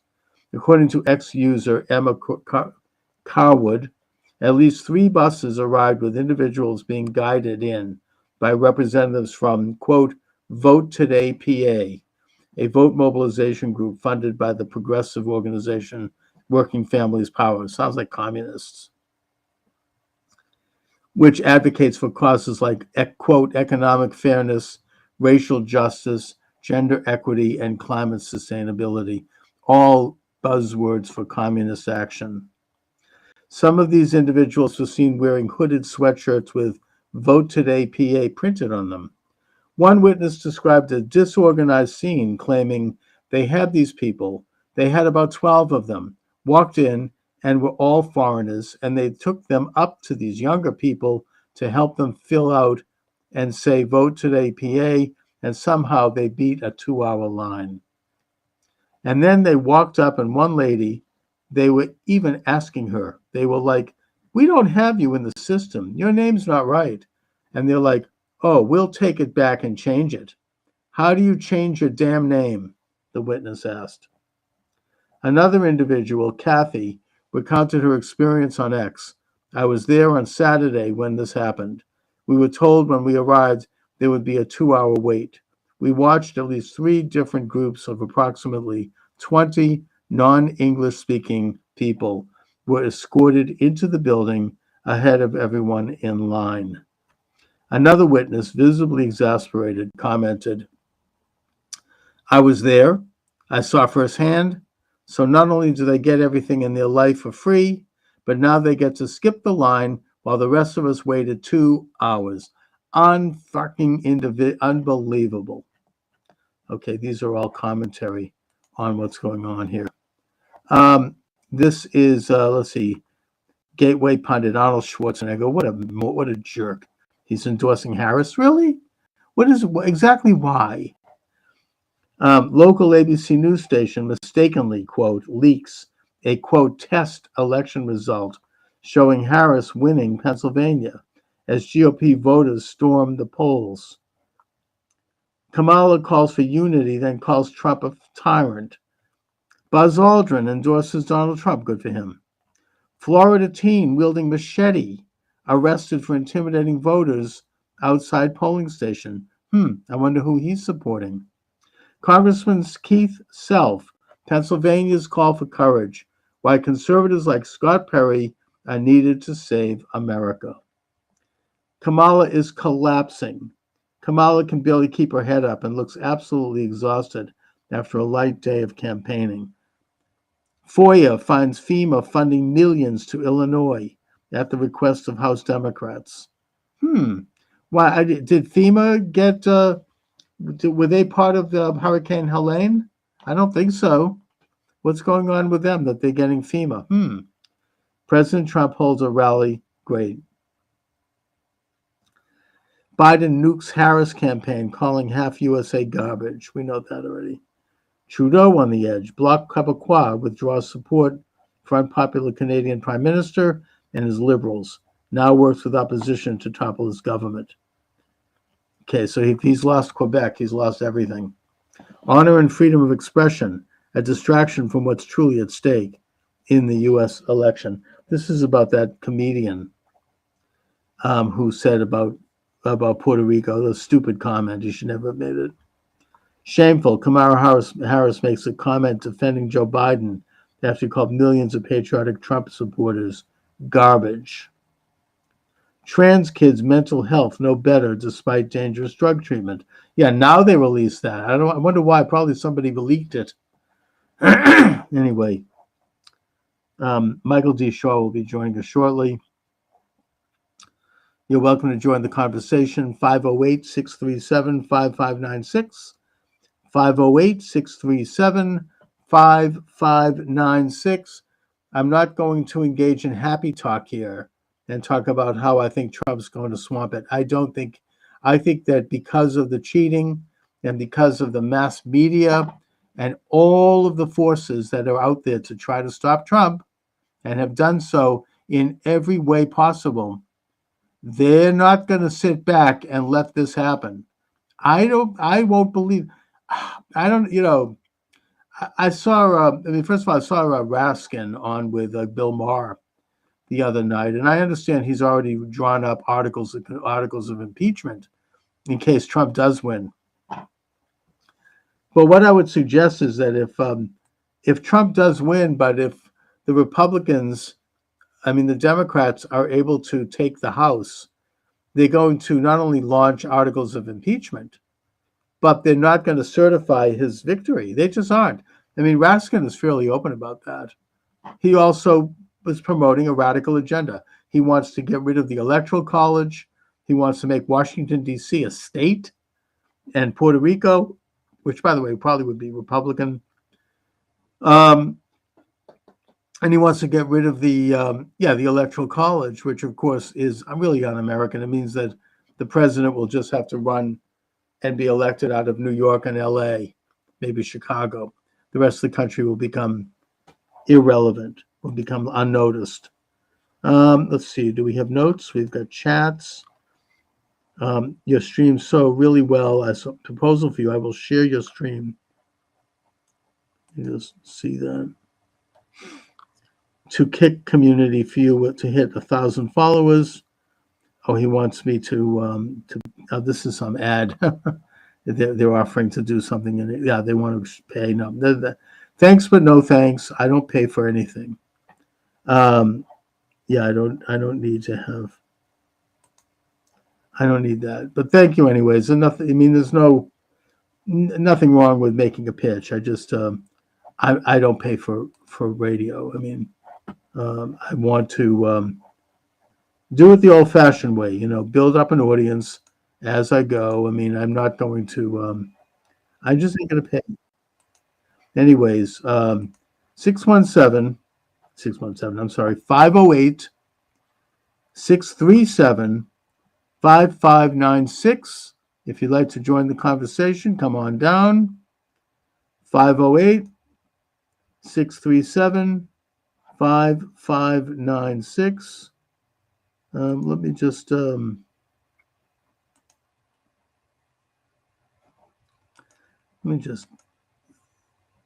okay, let me hide that one. And I'm going to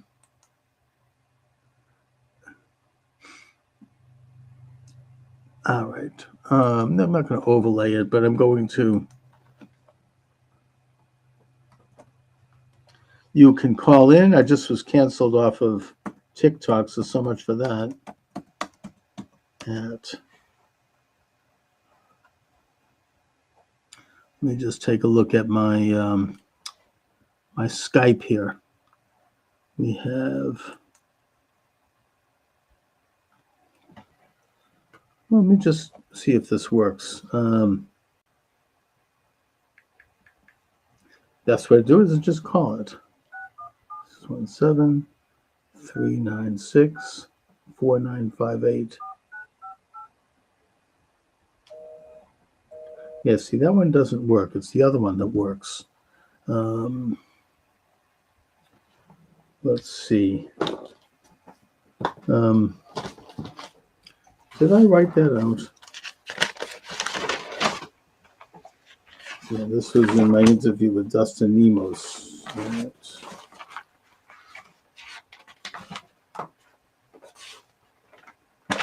Nah.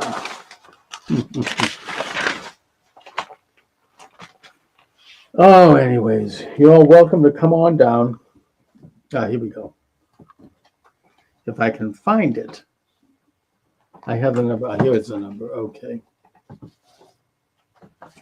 508-637-5596. 508-637-5596 is the number. You're welcome to come on down. Now let's see. Where did I put my phone? I think I just lost that. Can't get anything straight here. Oh boy. Yeah, okay, so I'll have to find, there it is. Okay, so let me just try dialing that, see if that number works. 508-637-5596. 508-637-5596.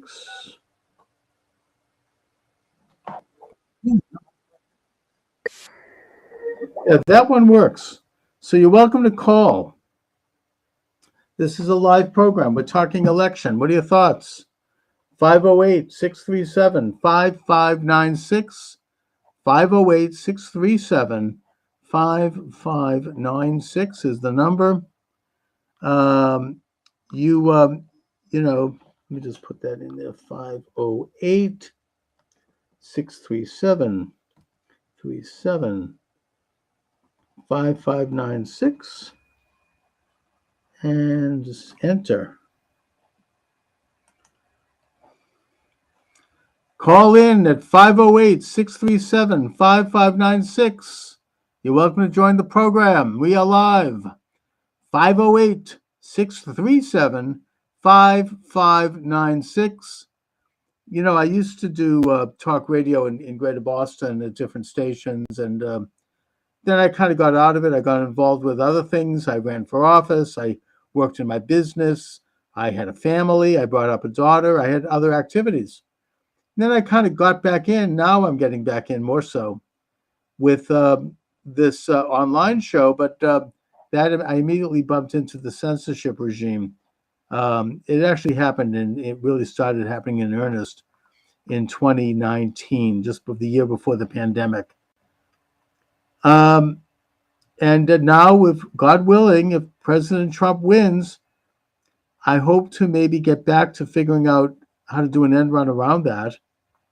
Let's see, voter suppression. Quakertown polling in Bucks County cuts voting line nearly 3 hours early, despite 4:30 p.m. closing listed on website. Peace officer cites slow and grueling process as cause. Latest UOCAVA updates. See, this is where they're going to try to cheat. Trump is going to be ahead, and he may even, they've kind of set the stage so that he can't declare victory, even if he has won all these states, because they'll say, well, all the votes haven't been counted yet, which they'll keep counting probably for a week.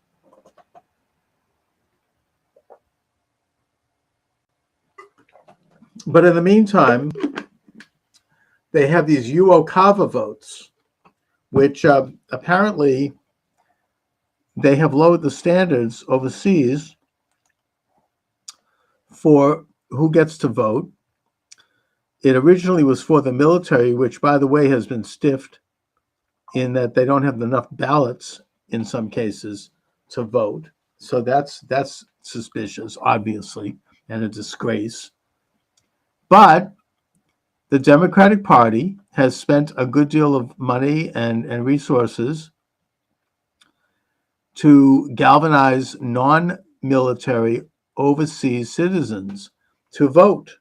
And apparently certain states in the battleground states, so-called, I would point particularly to Michigan.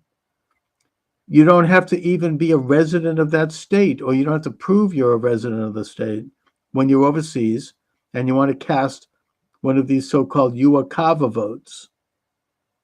So that's where I think they're spending money and time gathering those. Now, if they do it in Israel, by the way, where you do have a lot of American citizens who are dual citizens and who are Israelis, they're going to vote for Trump. So I don't know if they're really focusing too much on them. Let's see. TikTok notification. Yeah, TikTok has shut me down.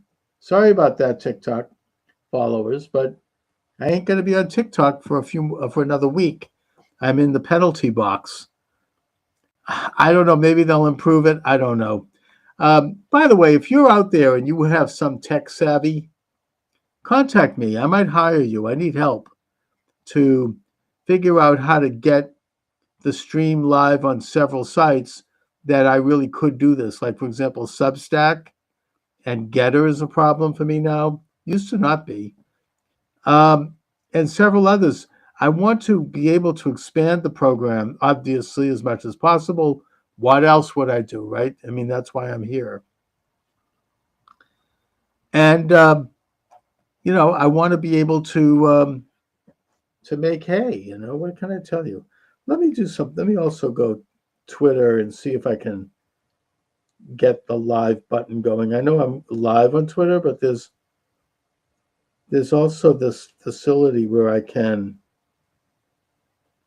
think I can anyway. Maybe not. Let's see. Twitter. I mean, here we go. Spaces. Yeah.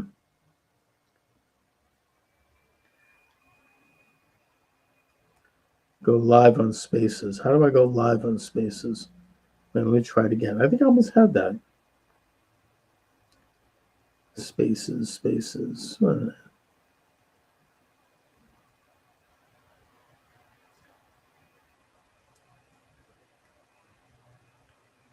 Let's see, premium spaces.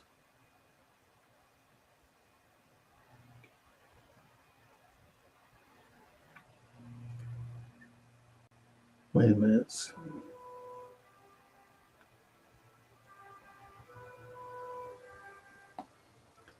Let me just try it again here. Spaces. Okay, here we go. Spaces. And I want to go live on the video. Reconnect. Hello. Let's see. Mic is off. Mic is on. Mic is on. Welcome to the program. Charles Moskowitz here. Let me just see if I can get video. I don't see video. MySpace. No video? That's fine. I don't need video. We're live on Spaces. If you want to join the conversation, you're welcome to do so. I'm also live on various live streams where you can. What do I want to talk about? What do you think I want to talk about? What else?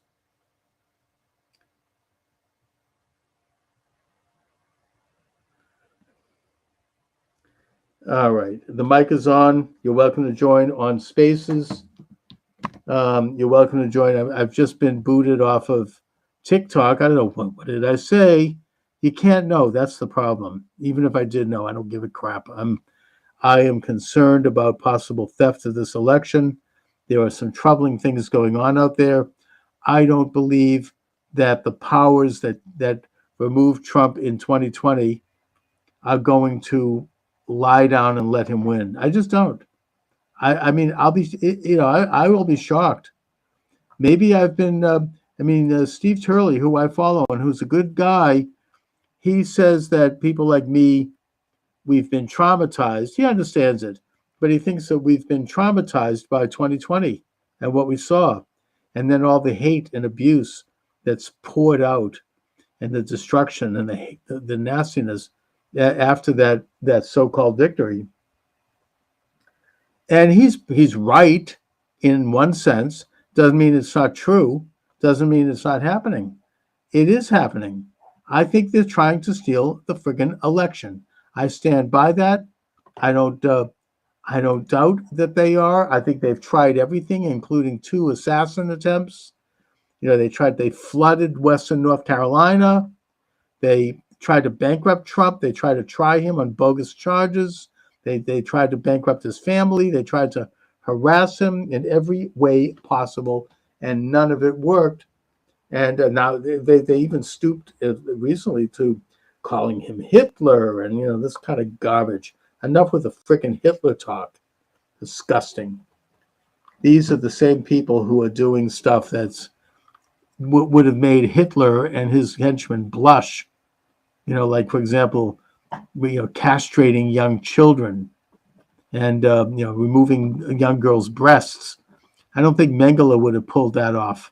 He was too evil, as bad as he was, obviously.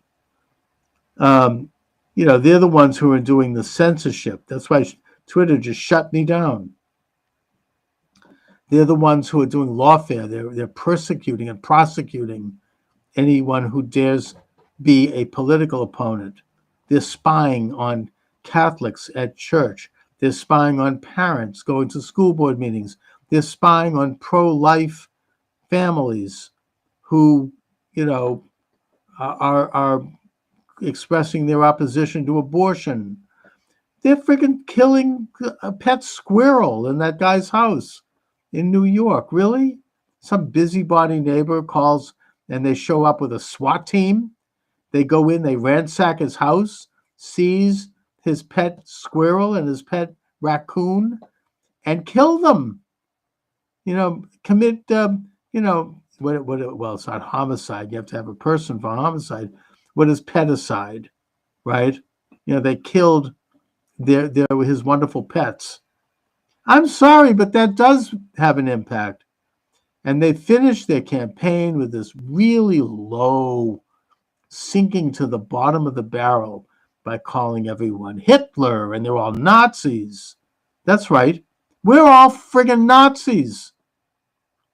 As I said, the irony is who they are and what they're saying. And what this tells me, again, is that they are not going to allow President Donald Trump to win. I won't believe it until I see it. I really won't. I'm sorry. But that's my position. I just, maybe, again, Steve Turley is right. Maybe I've been traumatized. I don't know.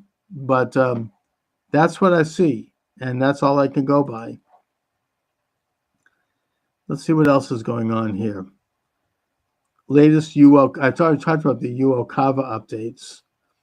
Benson is up to new tricks in Michigan. The widespread leftist ballot harvesting operations.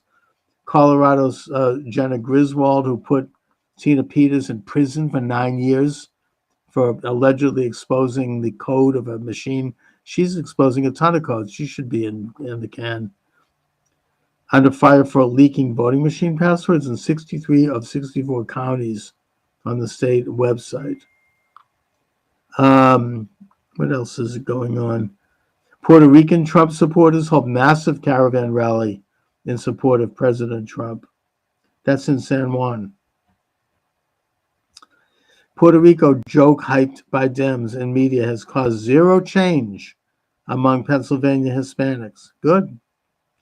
New Judge Cannon won't recuse herself from would-be Trump assassin. Andrea Mitchell announces she's retiring from her daily MSNBC show. Good riddance. White House spin after Joe Biden called millions of Trump supporters garbage is so pathetic that CNN isn't even buying it. A came out of jail mentally and physically sharper, Steve Bannon tells the Gateway pundit. He's back and ready to fight. You know, Steve Bannon is really a great leader of this movement. I have been listening to him since he got out of jail. Every single show. Check it out.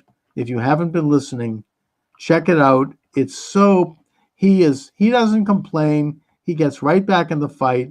He deals with signal, not noise, as he likes to say, goes right into the research.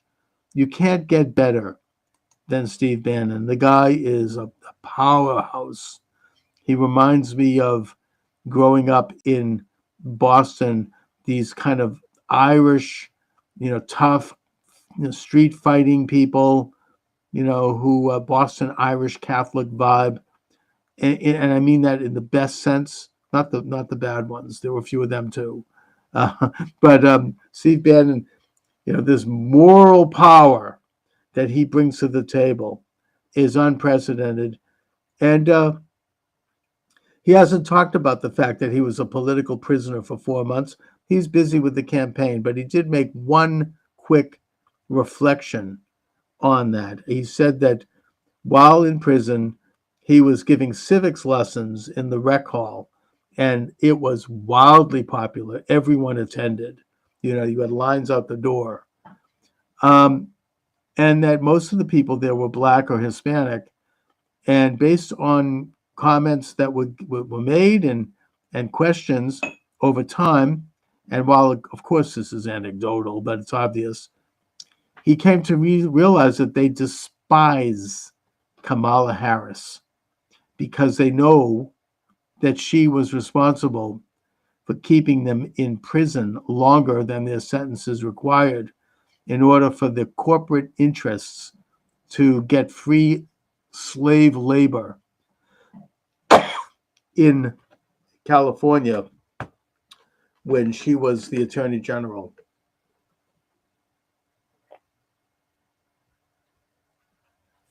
And that conversely, they love Trump because they understand that Trump was the author of the First Step Act, which released 10,000 predominantly minority men from prison for minor misdemeanors. Hello, am I on? Yeah, okay. Anyway, you're welcome to join the program. 508-637-5596. 508-637-5596. God willing, if President Trump wins, and oh my God, I'm sitting on Spielkes, as they say. I mean, the thought of it is just so, it's so tantalizing. Oh, it could be such a glorious day for this country if he wins. I can almost taste it. That if that happens, for me personally, I'm probably going to start to ramp up this program a little bit. I don't deny the fact that I've been discouraged. I've been behind the 8 ball in terms of marshaling the amount of energy needed to do it because of the censorship. Look, I was just canceled from TikTok. I was only like about 5 minutes in and they canceled me. I think that if Trump wins, there's going to be ways around that. I believe that.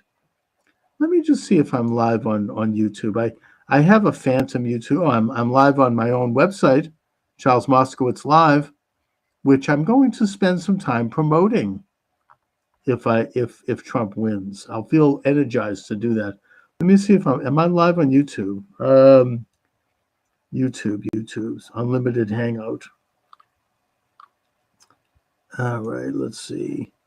No, I don't think I am. It's still, YouTube is still a little tricky.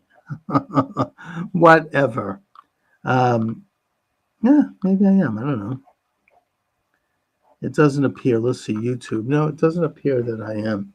Let me just see if I click live, if anything happens. No, they won't let me do that. Destiny, he's a left-winger. He's live. Yeah, they let him go because he hates Trump. I mean, it's, this is, they're all having live coverage. Okay, fine. Not live on YouTube. Anyway, you're welcome to join the conversation. 508-637-5596. 508-637-5596. I'm not really attracting much action on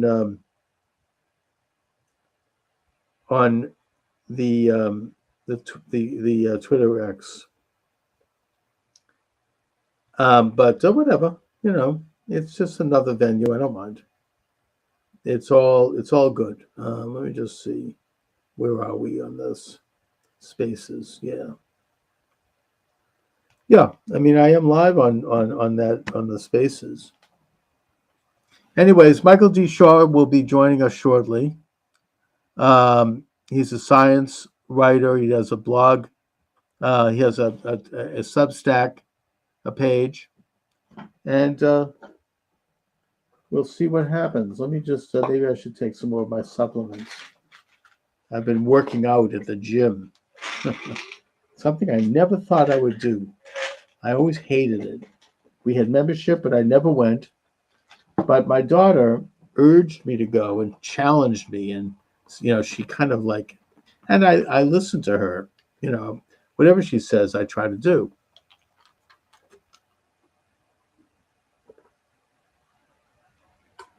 And so I actually hired a personal trainer. And, these things get more important when you get to be my age. And I think that the results have been astonishing.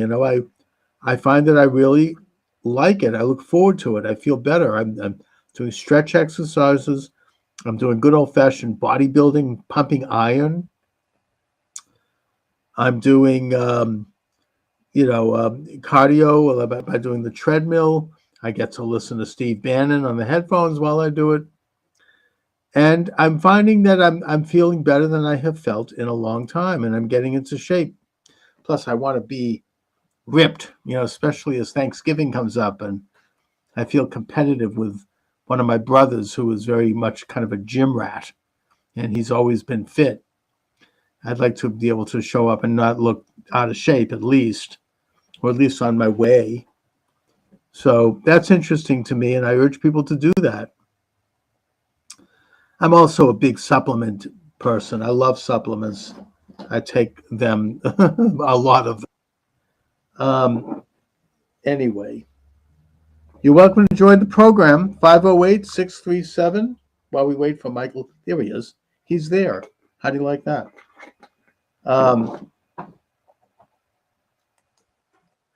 Hi, Mike. How are you? Hey, let me call. I'm sorry. No, that's okay. It's kind of a casual. No. Here we are. All right. First thing. Yes. I'm going to put you on the spot here. Please First do. question. What's your gut? What is your gut? You know something? I am, as I've said, I'm sitting on Spielkus. My gut is that Trump is going to win big, and you know that even in Massachusetts, the polls are crowded and they are Trump people. You know, I wouldn't be surprised. I don't think he's going to win Massachusetts, but I think he could make inroads here. I think he has a chance of taking New Hampshire. New Hampshire's key. New Hampshire is coming out in spades. Kelly Ayotte is running for governor. She's a Republican, very popular, and it's very important that she wins. But she's bringing out supporters. Maine looks promising. I think New York. Wow. Well, Maine has. I mean, the city of Portland is to the left of Pyongyang. I mean, those people are lunatics. But if you go outside of Portland, you've got real Mainers. You know, and they're coming out in droves. Maine is an interesting place because, yes, Portland is very liberal. If you go into hardcore Maine, it's pretty conservative. But then you go into places like the mid-coast. And apparently somebody created a Trump train the other day, driving up to these mid-coast little towns. Yes. Just driving those people nuts. Yeah, but people are coming out in favor. Yeah. And you have to realize the Trump supporters, people like even myself, I would include here, you don't talk about it too loud because you could end up getting in a lot of trouble. So, but today is the day that you can come out and vote. And I think that Trump actually is doing well in New York. The city of New York, you don't have too many. His rally in Madison Square Garden, you had thousands of people out on the street in Manhattan. You had, you know, New York. I mean, the mayor Adams is pro-Trump, even though he doesn't explicitly say so. And Trump has given him a compliment also. And that people are upset about, you know, the whole influx of migrants taking over all the city facilities and, you know, that whole agenda. Plus, upstate New York, it's very red. I think Trump could take New York. I really do. You heard it here first, folks. You heard it here first. Pennsylvania is going to be a knife fight. I think Trump, I mean, the people like Scott Pressler have been working in Pennsylvania now for years, registering Republican voters. Right. The early vote, which is something that the Democrats always expect to be work well for them and usually does, it has not worked well for them this time. It's completely backfired. In every example, particularly of the battleground states, Trump's early vote was huge. People did come out and they were urged to do so. And they're not the usual type of voters. Today, they're swamping the polls. And so I think that if everything was on the up and up, Trump would win a landslide. He possibly could win, you know, about maybe, all of the states except for the far left. You know, I mean, California, I don't think he could win because you've got 3 million illegal aliens voting. So that's gone. I think Washington is probably far left also. But Oregon, maybe, I don't know. Hawaii, forget about it.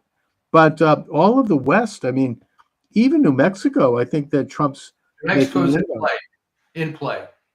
Arizona, but of course, Arizona, you still have the corrupt, rotten, Maricopa County. But I just heard Kerry Lake on with Bannon last night, and she said that they have fixed the problems of the broken machines that were breaking only in Republican areas in 2022, and that the street game is good. I mean, I think that I'm optimistic there that the fraud will be overtaken. The fraud in Pennsylvania is a problem. They're blocking access to voting machines. It's like a street fight there. But I think that the overwhelming nature of the vote, they could overcome the fraud. There's always the threat of the UACAVA votes, and they're setting the stage now for preventing Trump from declaring victory by saying, well, all the votes aren't counted yet. He's stealing the election. And what they mean by that is the UACAVA votes. Now, the UACAVA votes are overseas voters.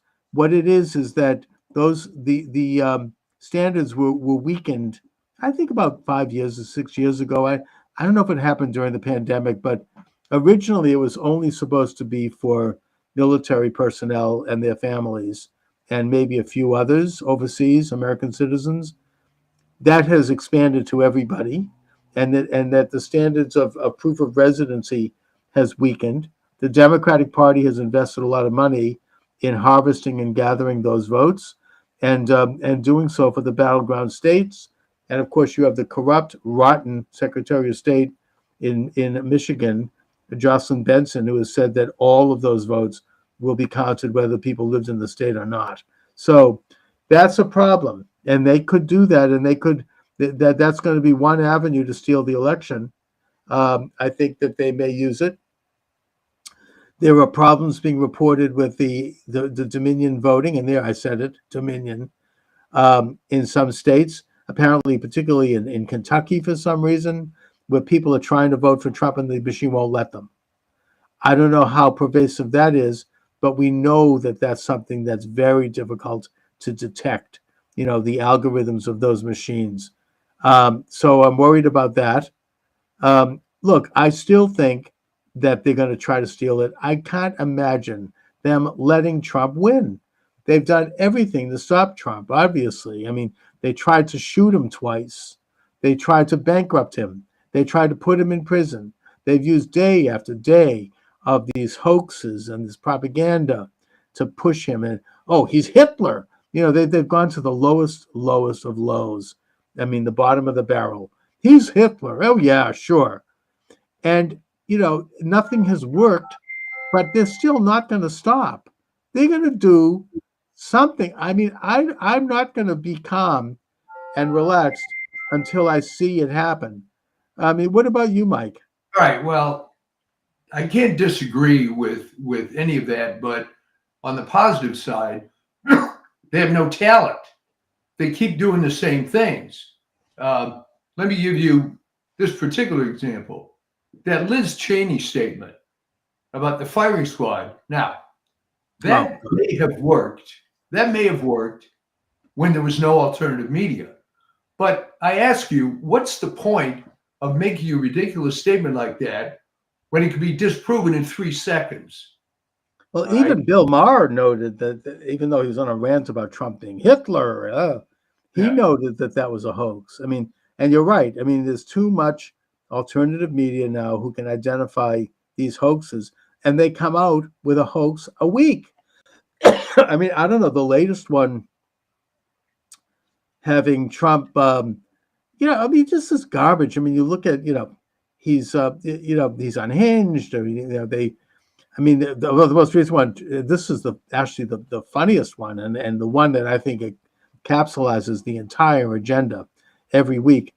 I'm looking at the Drudge Report, which is really anti-Trump. Oh, man. Oh. And they have a big headline, Trump is toast. Trump is toast. Yeah. And they show, of course, they do what the Globe used to do to anybody they don't like. They did this with Reagan, where they show a very large picture of him in the most unflattering light. I mean, it tries to make him look really old, or, you know what I mean? They'll find something. And then you click on the article, and what it is that Michael Moore, the filmmaker, has said in some stupid interview in some weird podcast that he thinks that Trump is going to lose. This is a headline? I mean, what the hell are they talking about? And they're making this is like, oh, yes. I mean, it's like pathetic. If this is all they have. Well, this is what I've been saying, that they're being very aggressive, but it's the same playbook they've always used. They haven't adjusted. Now, one piece of good news, that I saw on Twitter, I believe yesterday, was that people are looking in Pennsylvania and say, wait a minute, where are all the votes? Where are all the votes? And then the answers come up. Well, if you're comparing it to 2020, when they added 700,000 fake votes, yeah, that's why you're not seeing it. And yeah, but I don't know. They still might drive in those white vans filled with made-out pallets in Philadelphia and in Detroit. I mean, I assume that Michigan will be stolen. I mean, it's so bad there. But I hope that maybe that might be the only state she wins because it's stolen. The signs look good. Obviously, we'll have to wait. But this election seems a lot different from 2020. Oh, and you know something? I'm listening to the left-wing radio shows. They all seem demoralized. I mean, they're like pulling, and they're even mentioning, I mean, in passing, what happens when Trump does win. I mean, and these are people like, Nancy Gertner. I don't want to mention her name in particular, but I'm just saying the hard left, street fighters. These are thugs who will like stab at Trump in a second. I mean, these are, they don't F around. I mean, this is like Mark Elias and that crowd. They're not gonna. They are just out there, and they are sounding demoralized, which is a good sign. I mean, if you look at their, I follow his Twitter page. And by the way, the censorship regime is in full force. When I went on a little early and I went on live on TikTok, they shut me down immediately within 5 minutes. Really? What did you say? I don't know. You can never tell. Did I make a reference to getting to the bottom of 2020? I mean, I was trying to actually be somewhat careful, but somebody reported me and they shut it down.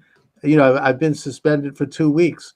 So I only say this to note that the censorship regime is in full-fledged right now.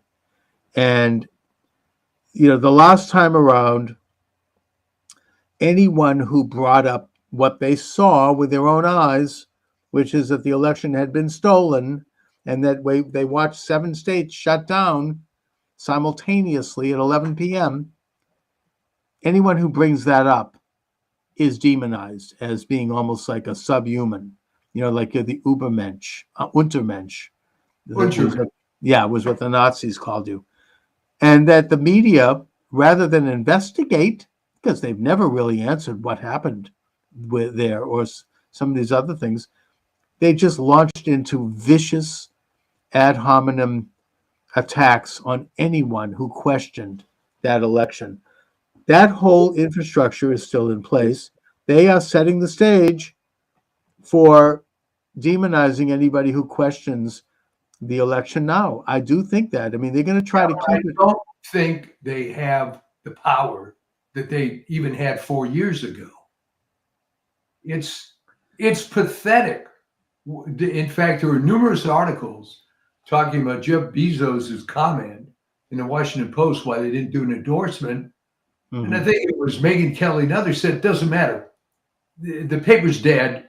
You're not going to save it.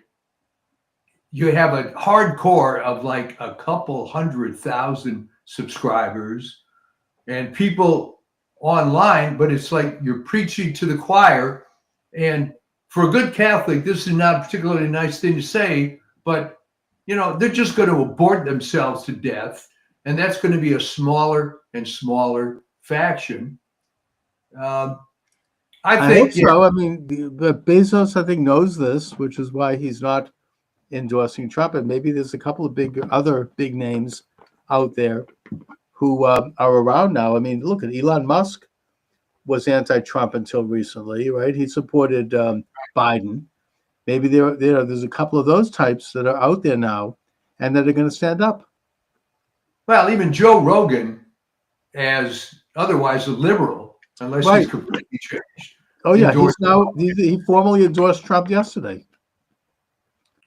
So, there are some pretty hard-hitting people, I think, who are around now who weren't before. There's a huge momentum. People are excited about Trump's government. He has amazing people around him. RFK Jr. That's a big point. It's not just Trump. It's the people around him. He brought the RFK, Yeah. Elon, Tulsi Gabbard, some of his good guys from the previous administration. J.D. Vance. Yeah. His two sons are great. His daughter-in-law is great. You know, people he can trust. They're actually very brilliant people. You know, he's surrounded by good people who will not only protect him, but who are going to have expertise in various areas of government. I mean, Elon Musk wants to handle, you know, reducing the deficit. Can you imagine? I mean, Biden, they've rung up something like $9 trillion in debt, which is why people are wondering why hamburger costs $15 at McDonald's. Yeah. I mean, to bring Elon Musk in there for that, he's the richest man in the world. He did it at Twitter. He cut back 80%, and it's much better now. I mean, that's like, it's a gift. I mean, this is like something. Consider that for a moment. Again, I've seen things to this effect. By the way, let me just interject also. Cut back 80% of Twitter, and it's running fine. Imagine what he could do to the federal government. Of course. And by the way, they're UAKava votes. They're not trying to gather votes in Israel because Israelis are overwhelmingly pro-Trump. Right. They're going to, you know, they do have American citizenship, a pretty good number of them. I mean, probably in the maybe upwards of, I don't know, 50, 60,000 Israelis probably have American citizenship. And they're going to vote for Trump.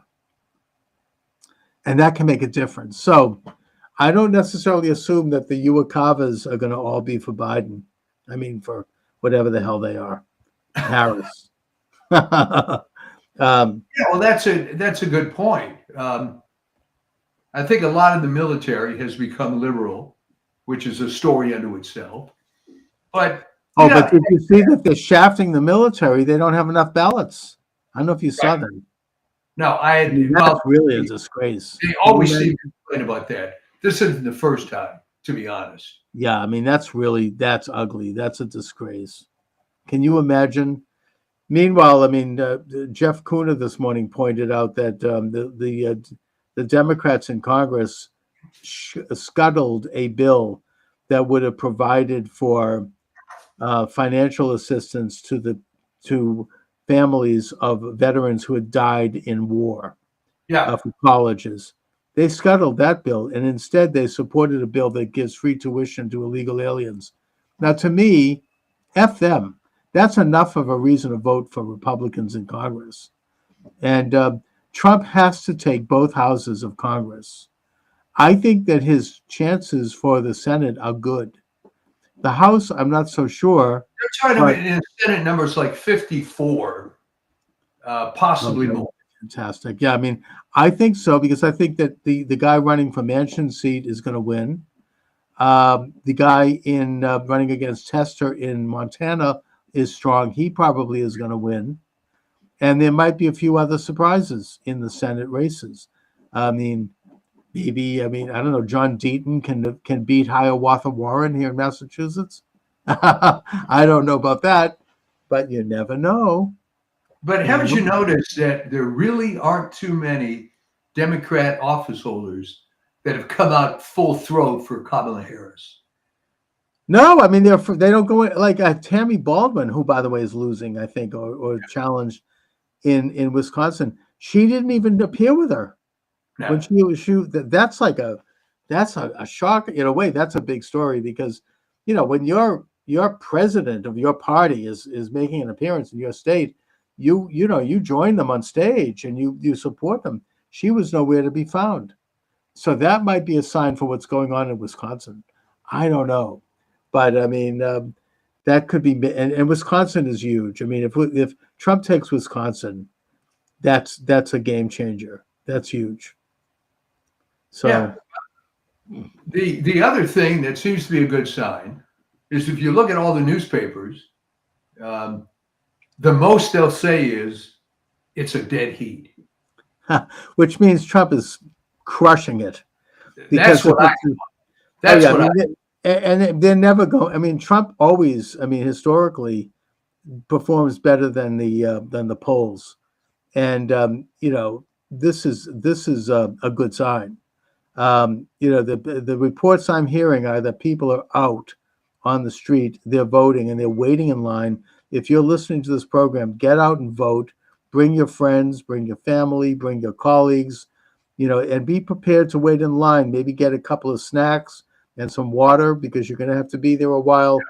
But it's your civic duty. I mean, this is a chance to really, make a difference in this country and get out and friggin' vote for Trump.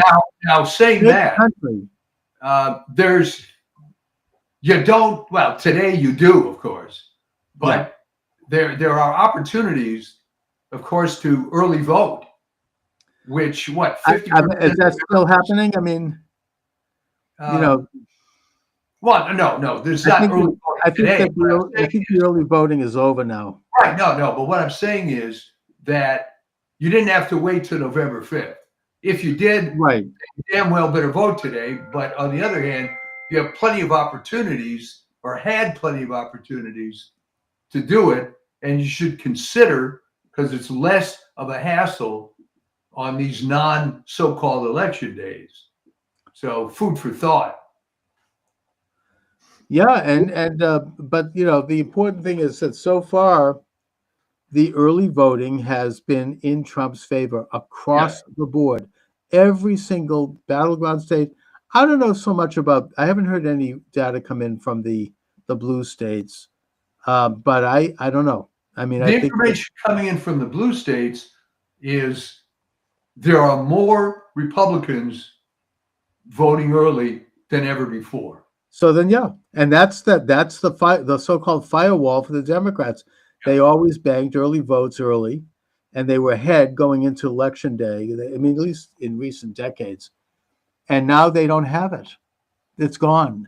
Trump's ahead in all, certainly in all 6 of the battleground states, and he's gained in the blue states. I don't know if he's ahead necessarily. But now on Election Day, Republicans traditionally come out and vote. And I also assume that independents are breaking for Trump, and a lot of Democrats are going to vote for Trump. They're not, everybody, they all admit that nobody really is enthusiastic about Harris. No one is for Harris except for a very small number of stupid people that think the most significant thing in the world is that a so-called black she has a vagina woman, president. Yeah, they're voting for her vagina. Just like there was that core of people that voted for Hillary. Yeah. And all I can say to them, I mean, is what is her vagina going to affect the cost of hamburger? I mean, what the hell are people thinking? Well, here's the thing. I mean, I'm not a fan of Hillary Clinton, but I would have to say that Hillary Clinton had a lot more gravitas. Oh yeah, I mean, look, Harris is the worst. She's absolutely horrendous. I mean, she can't answer a freaking question for beans. Look, she's by the way having said that, I think she's better than Biden, and I think that she's probably going to do better than Biden would have done had he stayed on the ticket, because Biden could not even barely function at all. I mean, the guy he's like gone. I mean, there's nobody home at all. Well, which begs a big question, Chuck. Who's the president now? Well, whoever has been president for the past 4 years is who's president now. We don't know. Probably George Soros, I would guess. I don't know. Obama probably. I mean, he's probably out there. And all those people are going to be swept away if Trump wins. The Obamas, the Clintons, the Bushes, all of them will be gone, finally, relegated to the sewers of history where they belong. Well, let's talk about the Bushes for a minute. Interesting case. I always hated them, but certainly GW was masquerading as a Republican successfully enough to win twice. Okay. Right. Now, why the hell didn't he just go off into the sunset, tell his damn family to shut up, and his legacy, such as it is, would have been preserved? But when his daughters and his wife come out in favor of Harris, and I don't believe GW is in favor of Harris. He's kept pretty quiet on that. Yeah. But what was the point? What good did that do for those endorsements?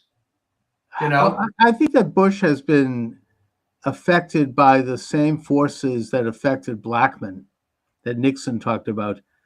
They are blackballed, they're hated, they're denounced, they can't hold their head up at social events, they've been uninvited, they can't go to church probably without holding their head up.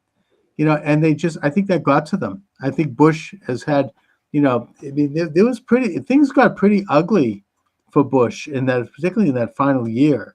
I mean, I remember that they revved up that hate machine. Yeah. That was pretty tough. And I don't think that the Bushes are set up for that. I mean, they're like, they're country club, people were like denouncing them. So I think that has a lot to do with Bush. I think that his daughters, one of whom is in the media, I think she's on NBC, I think, they want to be part of the beautiful people. They want to be invited to the fancy parties and the dinners, and they want to see. It's funny, Chuck. What I often ask people is real life more like high school or college? And of course, the answer is high school. And I mentioned this in my latest piece. Why are all these celebrities lining up for Harris? All right, the younger ones, the people on the way up, I understand they have to be part of the cabal. Exactly. But Harrison Ford. Oh my God! What a Harrison Ford, 84 years old. He's never going to make another movie. I know he's a washed up. Than God. So, what's the point? What's the deal with him? He's a washed up actor, and he's now coming out. It's just, and Schwarzenegger is one of the worst. Oh my God! I mean, he really? was. Now that was. I think something happened to him because this was a scuttlebutt going around California when he was governor, that he was ruined by Maria, who was a true believing Democrat. In fact, the funny, and again. Plus, he stuck with the babysitter, putting that aside. Yeah, I mean, there were the story that went around that I thought was hilarious, and I'm sure is true, is when Maria Shriver was in college. I don't think I ever mentioned this on the show before. She was staying in some dorm or whatever, and she happens to encounter some fellow student. Right. Well, yeah, I just got a new car, and the payment's a little high. I hope we're going to be able to do it. Maria turns to her and says, "Payments? People buy cars on payments?" And oh yeah, well, talk about silver spoon in her mouth growing up. Yeah, well, a silver spoon and brain dead. Yes, I know a lot of rich people, and they're not that stupid about common man things like that. Unless they've been sheltered their entire life. Well, I mean, apparently Kennedy never carried a piece of change in his pocket. No. He would go out and people would have to pick up the check. He'd be at church, and when they passed the pew, the thing, he'd have to hit the guy next to him. Could you give me a 10 or something? Oh, by the way, we are live. You can join the conversation. 508-637-5596. 508-637-5596. I see that Alex from the Donut Factory has just joined us on YouTube. Alex recently hosted me debating Dustin Nemos on his program. Really good debate. Alex, you're welcome to come on if you'd like. 508-637-5596. I'd like to hear from people about what they're seeing and hearing out in the field. Did you vote today? What was it like? What are the lines like? What are people saying? What's going on, especially in Pennsylvania? Oh, yeah. Pennsylvania is almost turning into, it's almost a civil war. Well, I mean, there was some thing with Cambria County, Pennsylvania, where they're not going to have to keep it open until 10 p.m., I understand. Yeah, but now they're not. I mean, they've already tried to. They only put like 2 or 3 people in there. There is a war going on in that state. They just had somebody's reporting. I mean, the Gateway Pundit, that people are in line for hours, and these buses are showing up with people who don't speak English and being done by this radical leftist group who hired them. And they're being ushered into the front of the line to vote, and they don't even know their name. They can't even have a name listed there. So, they are trying to pull it off in Pennsylvania. I know that we have a very good street team there. I mean, I don't know if they're going to overcome it. I mean, you've got Scott Pressler is out there. Jack Posobiec is out there. He's from Pennsylvania. You got teams of people. Charlie Clerk is out there from Turning Point America. I mean, there are people, we're not taking Pennsylvania for granted. There's a huge team of people crisscrossing that state and watching everything. And I think that the Republican National Committee, they've had their problems, but it's a hell of a lot better than it was under Ronna McDaniel. Now they have hired hundreds, if not thousands, of lawyers who are ready, just like Youngkin did in Virginia. Yeah, that was brilliant. Oh yeah, I mean, they're ready. If you see anything, drop a dime, call the Republican National Committee, and they'll have a lawyer on that thing immediately. They've got teams of thousands of poll workers, people watching the counting rooms. Already, the corrupt, Soros-backed, Southern Poverty Law Center-backed Secretary of State Benson over in Michigan, that beautiful blonde woman, she has already tried to block people from going into the counting rooms and has failed.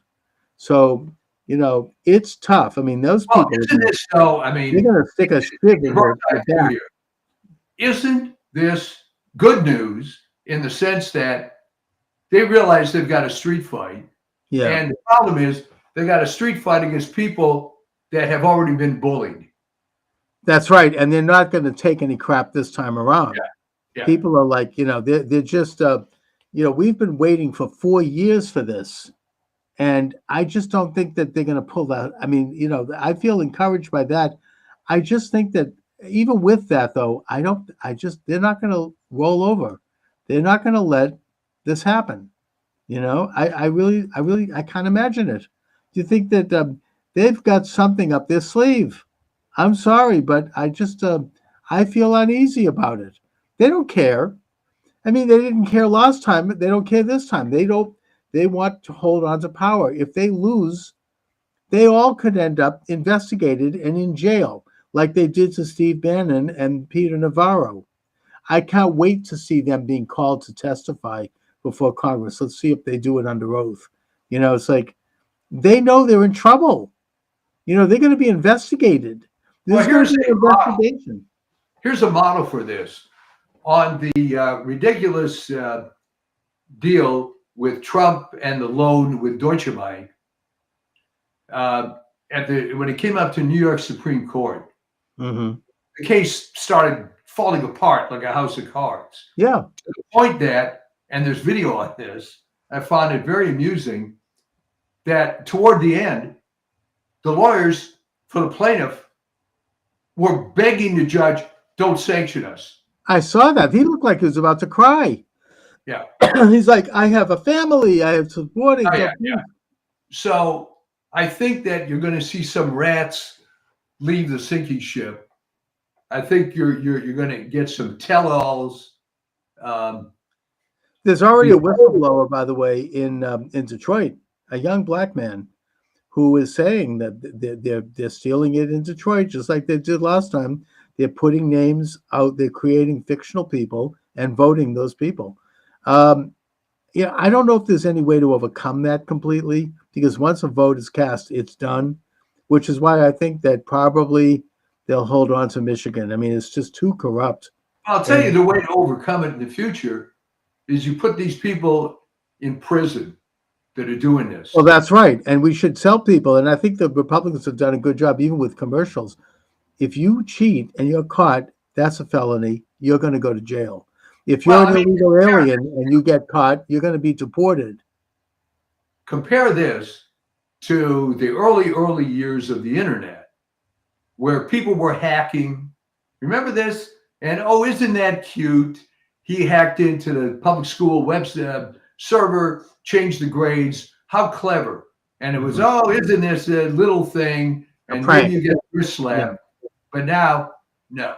It's a big deal. Go to jail. They come down on these people.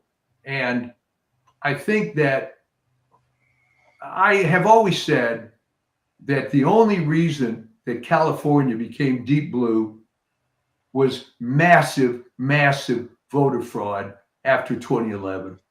Oh yeah, I mean they put people on the. No, I think they've done it by putting illegal aliens' names on the ballot, and and voting those names even if they don't know they're being voted. You know, I don't even blame them. I mean, it's just no, you're exactly right, and it was the Republicans did it to themselves because they had a chance to stop this and nip this in the bud, so to speak, with Bob Dornan's campaign against Loretta Sanchez, and they didn't. And they didn't. By the way, we have somebody texting me from Flanders in Belgium, Victoria Perfidum. You're welcome to join the conversation. Send a message and I'll read it over the air, or you can call 508-637-5596, 508-637-5596. We are live here. We're talking about the election. We're talking about what's happening on the street. If you voted, I want to hear about it. Have you seen anything, heard anything? What are you seeing out there, wherever you happen to be in this country, if you're listening? One thing I will say that is, if Trump wins, God willing, I intend to really start getting into doing this show. I've been demoralized by, look, TikTok already has taken me off just 5 minutes in. I think that since the censorship regime started to crack down, but I think that that's going to lift. That's one of the positive things about a victory by Trump. This Nazi-like censorship regime is going to take a major hit. They're not going away, but they're not going to get away with what they've done. They're not going to censor legitimate opposition to their political radical point of view. And I think that, the rest of the world, people are praying that Trump wins. I've talked to a few people about that. I attended on the Sukkah holiday. I actually attended a Sukkah celebration in Manhattan. Did you have a Sukkah in your home? No, that's a bigger deal. I don't do that, but I did it actually last year. We did it, but we went to a major one in New York. My daughter lives in New York, and a lot of French Jews were there. They're visiting their children who are going to college, and I spoke with several of them, and they're like, "We are praying for Trump. Vote for Trump." They even said it to my wife, and my wife said, you actually make a case. I would not listen to my husband, of course, but you make a case. Maybe I very well might. She doesn't. But I'm just saying that they were very passionate about it. Well, they should be. The country has been overridden. Yeah. And overridden by anti-French foreigners who, and in Europe, anti-French and anti-Semitic. Let's not kid ourselves. Oh yeah, definitely. And in Europe, it's a bigger problem than here. But that could be us, where you have an influx of large numbers of people who are not interested in assimilating into your country, but who are creating their own nationalism within your country. Now, I don't think that's happened here. By the way, the Muslim community in Dearborn, pro-Trump. Oh, yeah. The Somali community in Minneapolis, pro-Trump. They've come out. Thank God for them. Thank God for the Muslims. Thank God for the Palestinians and for the Somalis. Get out and vote. They basically said. Isn't that an interesting turn? Isn't that an interesting turn? Well, they want to have peace. In fact, Rashida Tlaib, right, who came to office in her first public statement said, "I'm going to screw Trump, that mother effer," and using that word. Remember that? I know. She's not coming out and endorsing Harris because she knows that her constituents are endorsing Trump. So that could tip Michigan. That really could. If the Muslims of Dearborn come out and vote for Trump, that's a huge. Dearborn, Michigan, has the biggest Muslim population in the Western Hemisphere. Well, the interesting thing about Dearborn, because I was born in Detroit. Yeah. And you have to be my age to remember this. Dearborn then, first of all, no Jews. Right. No blacks. But then they started, they didn't have on their membership sheet anything against Arabs. And they came in and within a very short time became the dominant demographic in Dearborn. But it completely changed. I mean, the old mayor. My understanding is that Henry Ford wanted to hire Muslims to work in the factory back in the 1920s because they had a reputation for not drinking, and he thought they'd make very good employees. So he actually sent agents to Beirut and to Damascus to recruit Muslims to come to Detroit to work. So that was right. the beginning. There weren't that many living there then. Sure. But they're all voting for Trump because they believe in traditional values. I think that they're probably also, quite frankly, misogynists. They don't like women in positions of power, which is, I'm not endorsing that, but that's just. Well, that'll work this time. Okay. Yeah, I mean that's just a reality. That happens to be a street thing. Steve Bannon has not talked about his prison experience. He says he's going to get into it after the election. He's completely focused on the election. He's doing an incredible job. Check out the War Room Pandemic. It's really, he goes into each state. He gets into it, brings in the right people. The one thing he did mention about his prison experience was that he said that while he was there, he was giving these seminars in the rec room, these civics lessons, and that they were hugely popular. People were lining up to go. These are prisoners. Most of whom are Black or Hispanic, and that this may seem anecdotal, but he said they despise Harris because they all know that when she was Attorney General in California, she kept prisoners, majority of whom were Black men, in prison longer than their sentence required. They could have gotten an early release because she wanted to have cheap labor for her leftist support, the leftist supporters of the Democratic Party out there, who, I mean, this is, they're going to have slavery practically, and they know this, and they despise her for it, and they love Trump because of the First Step Act. The First Step Act, Trump worked personally on that and getting that across. The result was that upwards of 10,000 prisoners, predominantly Black men, were released from prison for misdemeanors, for like having a nickel bag of marijuana, really small crimes. And that he promised to do more. So, that's I think Black men are not supporting Harris. They hate Harris. And I think Hispanic. That's exactly right. She made her bones, such as it is, by going with tremendous and stupid zeal on relatively minor drug cases, putting tons of primarily Black men in prison. Yeah. To put more notches in her belt. And she was very emblematic of the cartel of the criminal justice system, which is horribly corrupt. It just exists to prosecute drug offenses, to enrich defense lawyers, and keep incompetent judges on the bench. It's a whole mess, and she was a big part of it, being involved in the largest state in pursuing that. So I don't really know what her bona fides are, to be honest. Mm-hmm.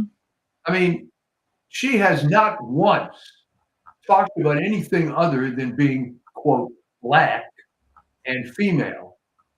Right. She's not talked about a single accomplishment, of which she doesn't have any, in her entire career.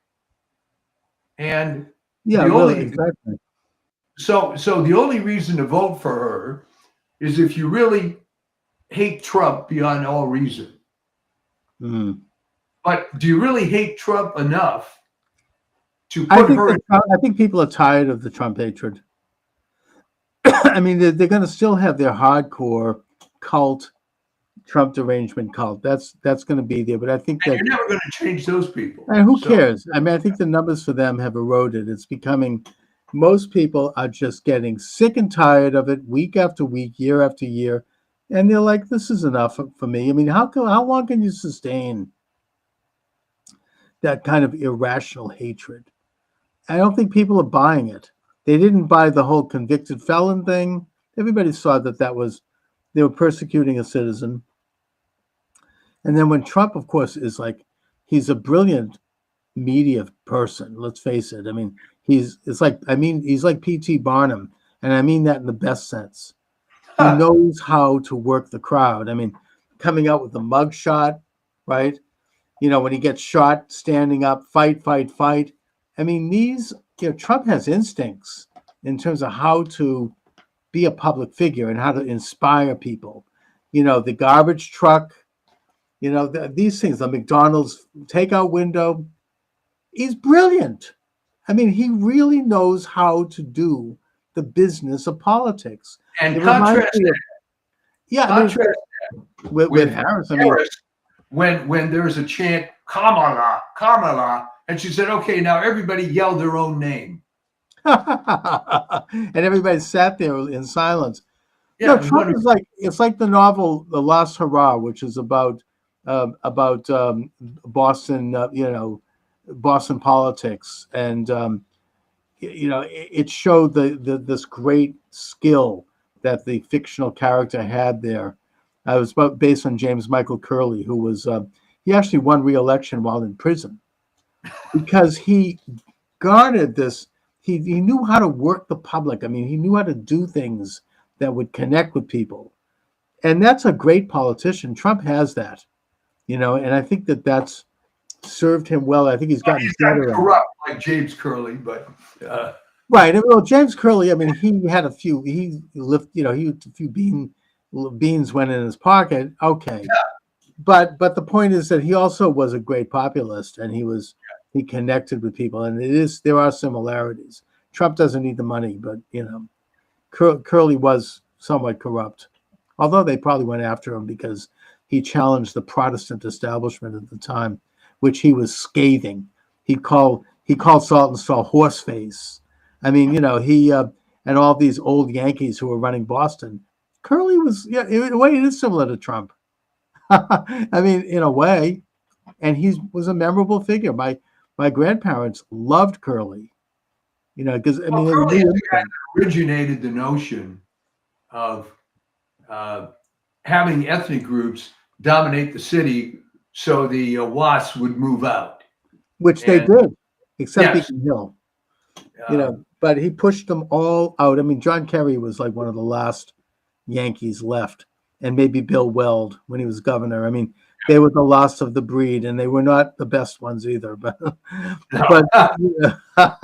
but no, Curley was a brilliant politician, and I think that there are similarities with him and Trump. And he got a lot done for the city. It was amazing. Anyway. Well, that was the model in a sense for Richard Daley, right? That, okay, you can be corrupt, but things have to work. As long as you get something done, I mean, people are willing to turn a blind eye. Everybody knew Curley was, making a few bucks on the side, but he didn't hurt anybody, and he meant well. And with Trump, he doesn't need to be corrupt. He made his money already. Believe me, if Trump had a shred of corruption, that would have been front page week after week. They haven't found that. Instead, you have some corrupt judge saying that he claimed that Mar-a-Lago was worth $18 million. Show how ignorant he is. I mean, Mar-a-Lago is worth $300 million at least. The parking lot next to Mar-a-Lago is worth $18 million. I mean, just to show how rotten that and corrupt that legal system is. That hasn't worked. We don't even need to talk about that. People have forgotten about that. That's dead. Well, in a sense, I'm glad they forgot about it. Oh, yeah. Because this was supposed to be a big strategy. This idea of worshiping authority in general.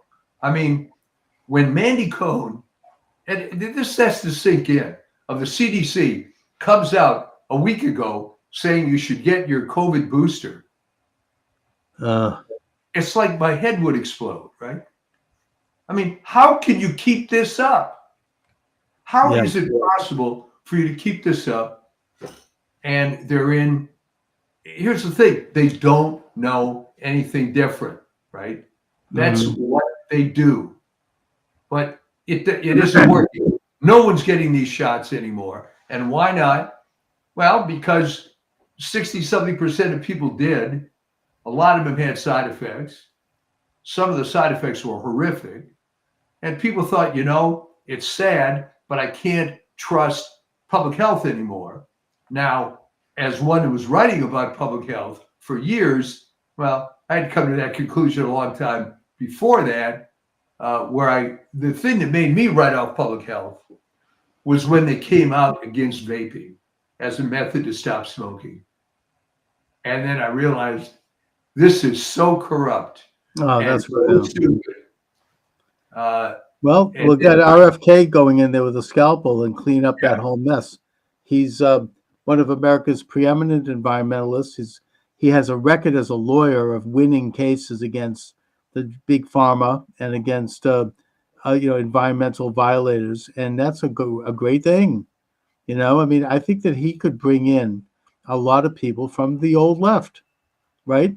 I think you're right, because people that have opened their eyes, people, as they say, they've been red-pilled.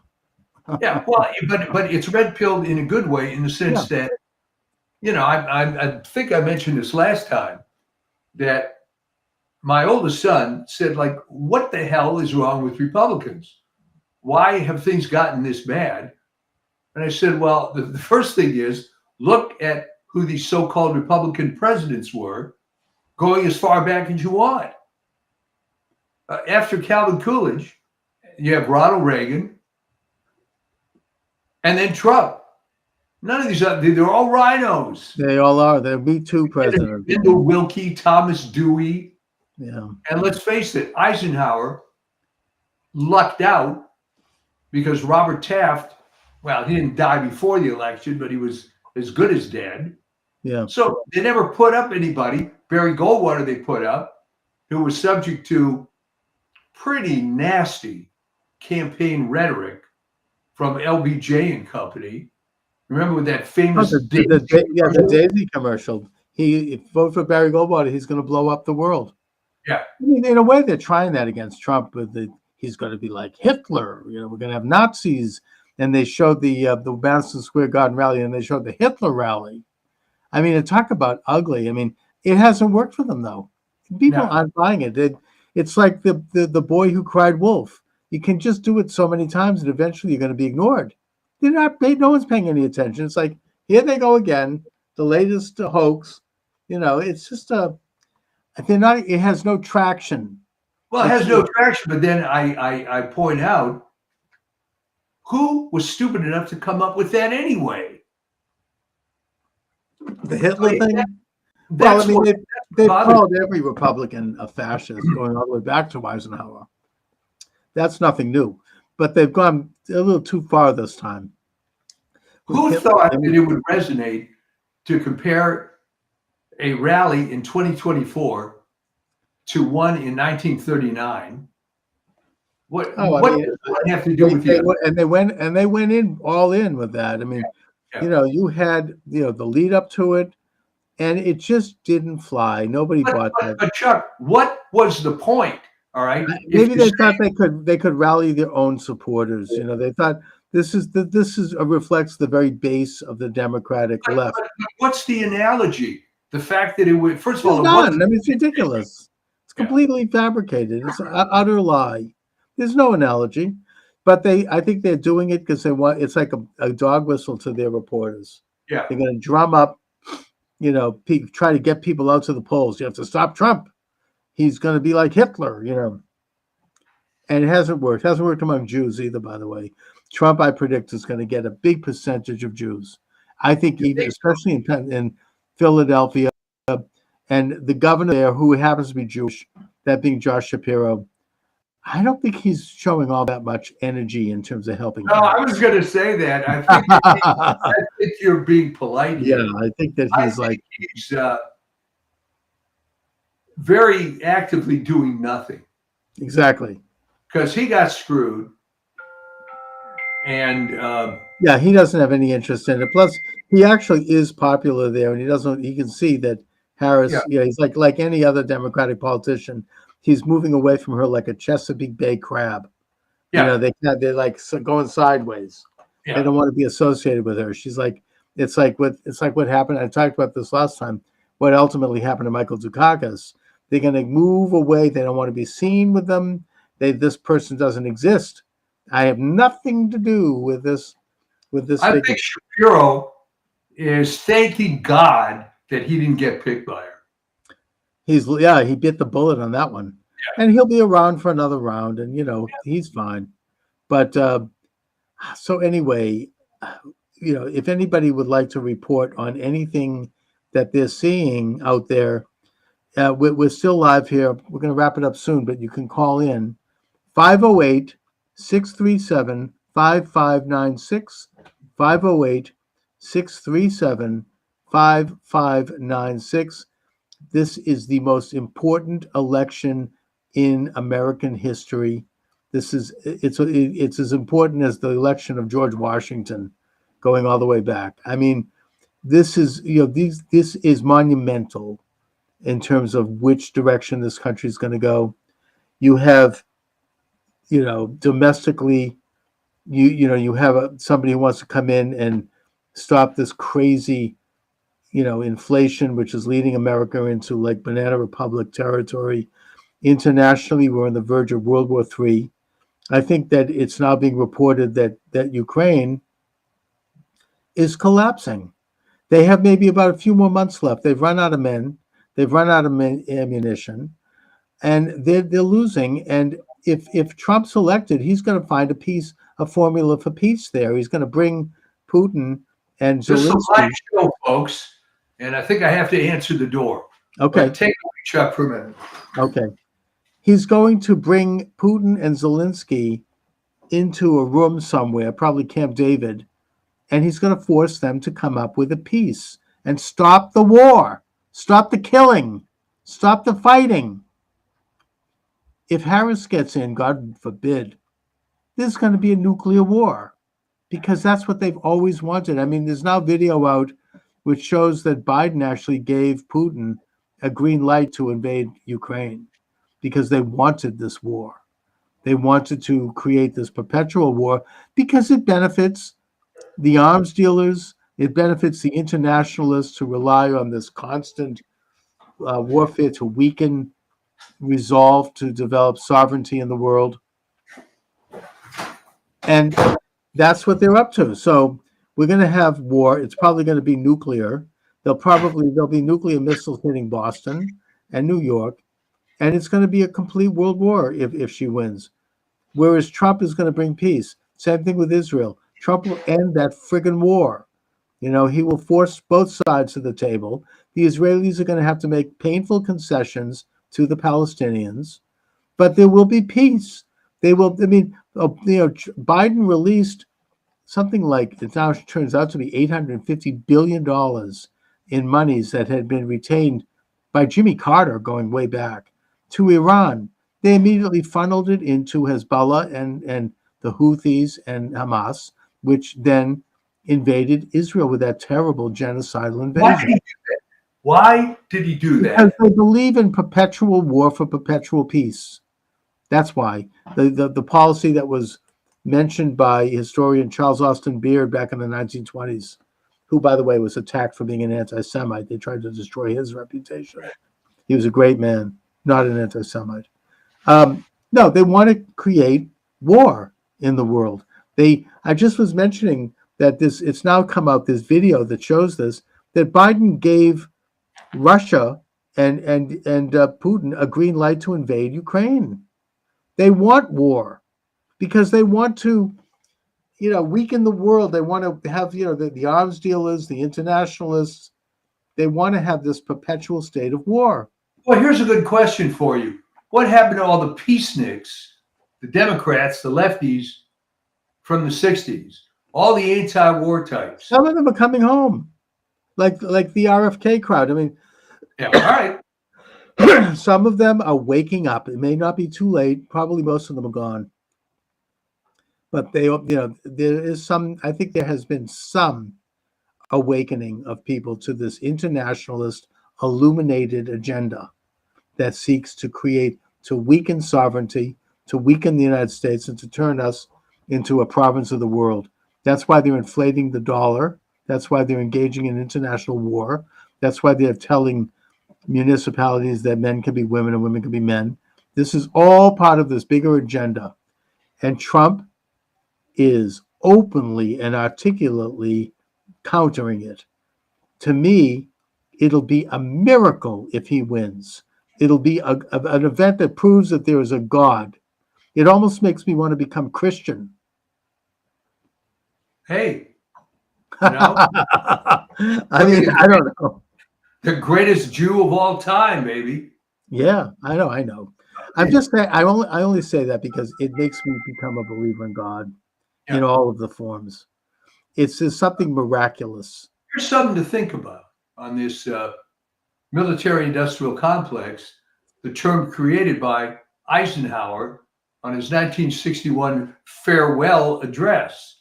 I'm thinking that he developed a lot of guilt feelings at that point, that he was part of this massive cabal of death and destruction, which, worked out well for the U.S. maybe, but he could see it was not ending. And it was I agree. I mean, I think that he did decide to spill a few beans at the final moments of his administration. He waited for the evening before he left office, and JFK was sworn in. Literally the 11th hour. Yeah. I mean, And he also said more than that. If you look at that speech, he also talked about big pharma and the biological industrial complex. I mean, there's a lot there that he got into. And, he's not the only one. I mean, there were other people in the establishment. I mean, we've talked about Michael J. Glennon and his book, The Double Government. C. Wright Mills, the sociologist, wrote The Power Elite. It's all about that. There were other people who have tried to blow the whistle, not just Trump and the deep state, talking about the deep state. And that this is a rotten establishment that's been with us since time immemorial. It's nothing new. And it's always been a struggle by people to bring back sovereignty under God and not under the state. I mean, this was the Protestant ethos of the Puritans who founded Boston. Boston is really the cradle of liberty. They brought in the idea that, and it was definitely anti-Catholic, it was anti-Jewish too, probably, that sovereignty comes from God, who is the great sovereign, and that he grants a limited degree of sovereignty to the individual under God, and that the state exists as a vehicle to protect and to preserve those God-given rights. This was the ethos of the Founding Fathers. This was the ethos that was captured by Jefferson in the Declaration of Independence. This is the political philosophy and the religious philosophy of America. It's a Puritan country. We believe in this concept. Catholics and Jews also have become slightly Protestantized as Americans. It's not the same as it is in other countries. Well, that's what we are. When Eisenhower, confessed in 1961, yes, why has it taken so long, and why did it take a guy that was completely outside the system before more people woke up? Because they control the media. That's why. You've got Walter Cronkite. You've got them. They've been able to, kind of like, manage what we know and what we don't know, what we see and what we don't see. They really have to a large degree, and they do so less now. There have been great figures who have stood up. I don't know. I mean, I'm a fan of Pat Buchanan. I don't know if you like his books, but he's somebody who who threw out some ripples. Nixon was not completely on board with it, which is why he was, I think, removed from office. Reagan was not totally on board with it, which is why he was shot. And, there have been people who have been at least willing to stand up to somewhat to this. Rush Limbaugh, the late Rush Limbaugh, he didn't go so far as to like completely expose everything he knew, because he knew that they'd pull the plug on him in about 5 minutes. Yeah. But talking between the lines, he made a big difference in terms of bringing people to a more conservative consciousness, an awareness of the American values. He really did. I mean, but he worked within the system because he wanted to maintain. It is a compromise. He had huge influence. He had the biggest show in the world, really. They used to listen to it clandestinely in Havana. Yeah. And he was there for decades doing that show. Huge difference.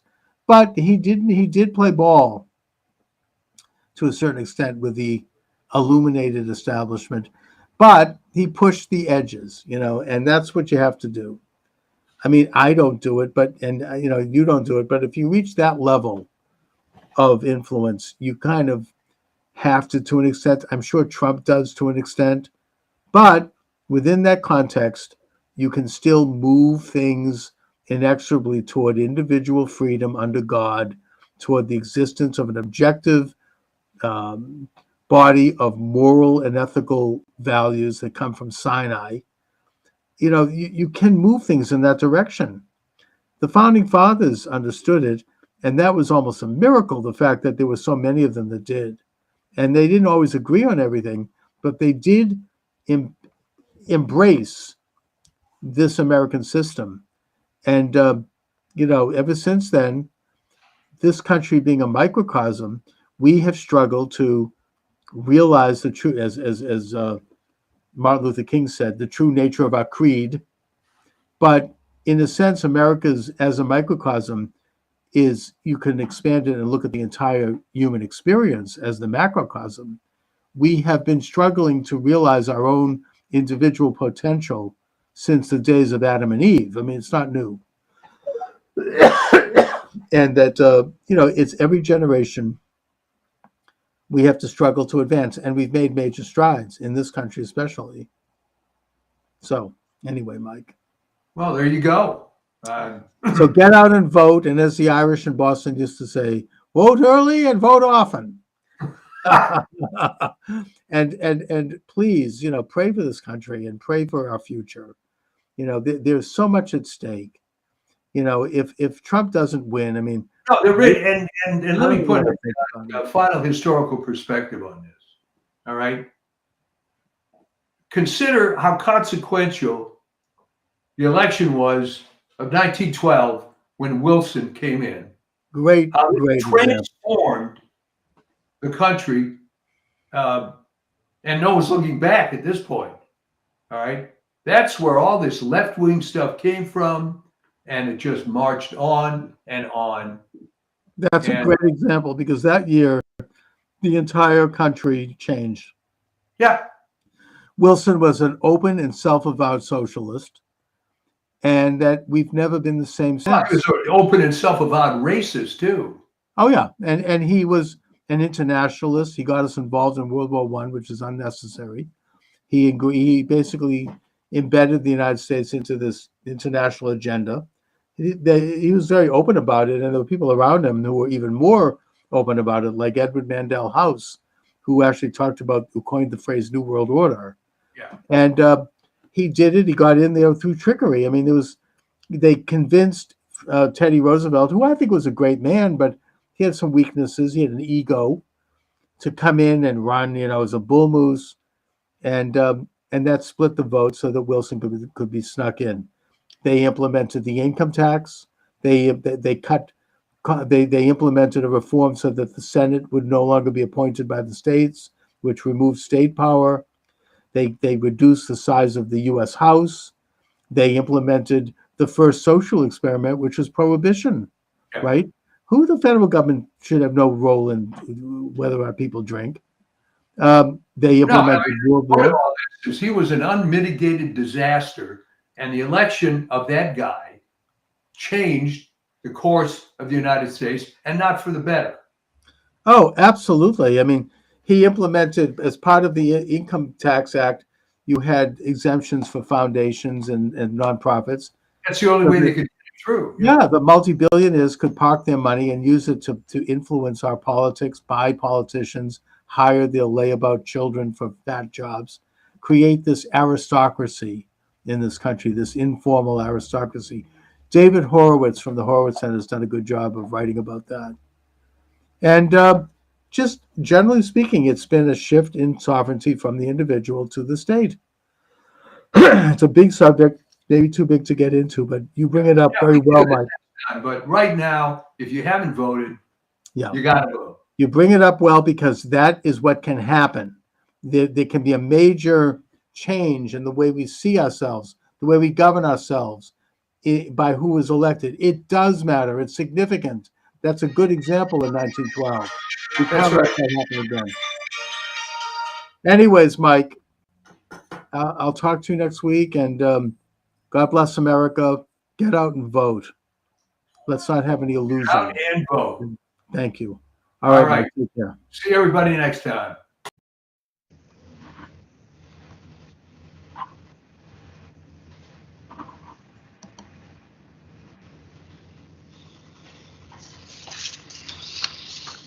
And good afternoon.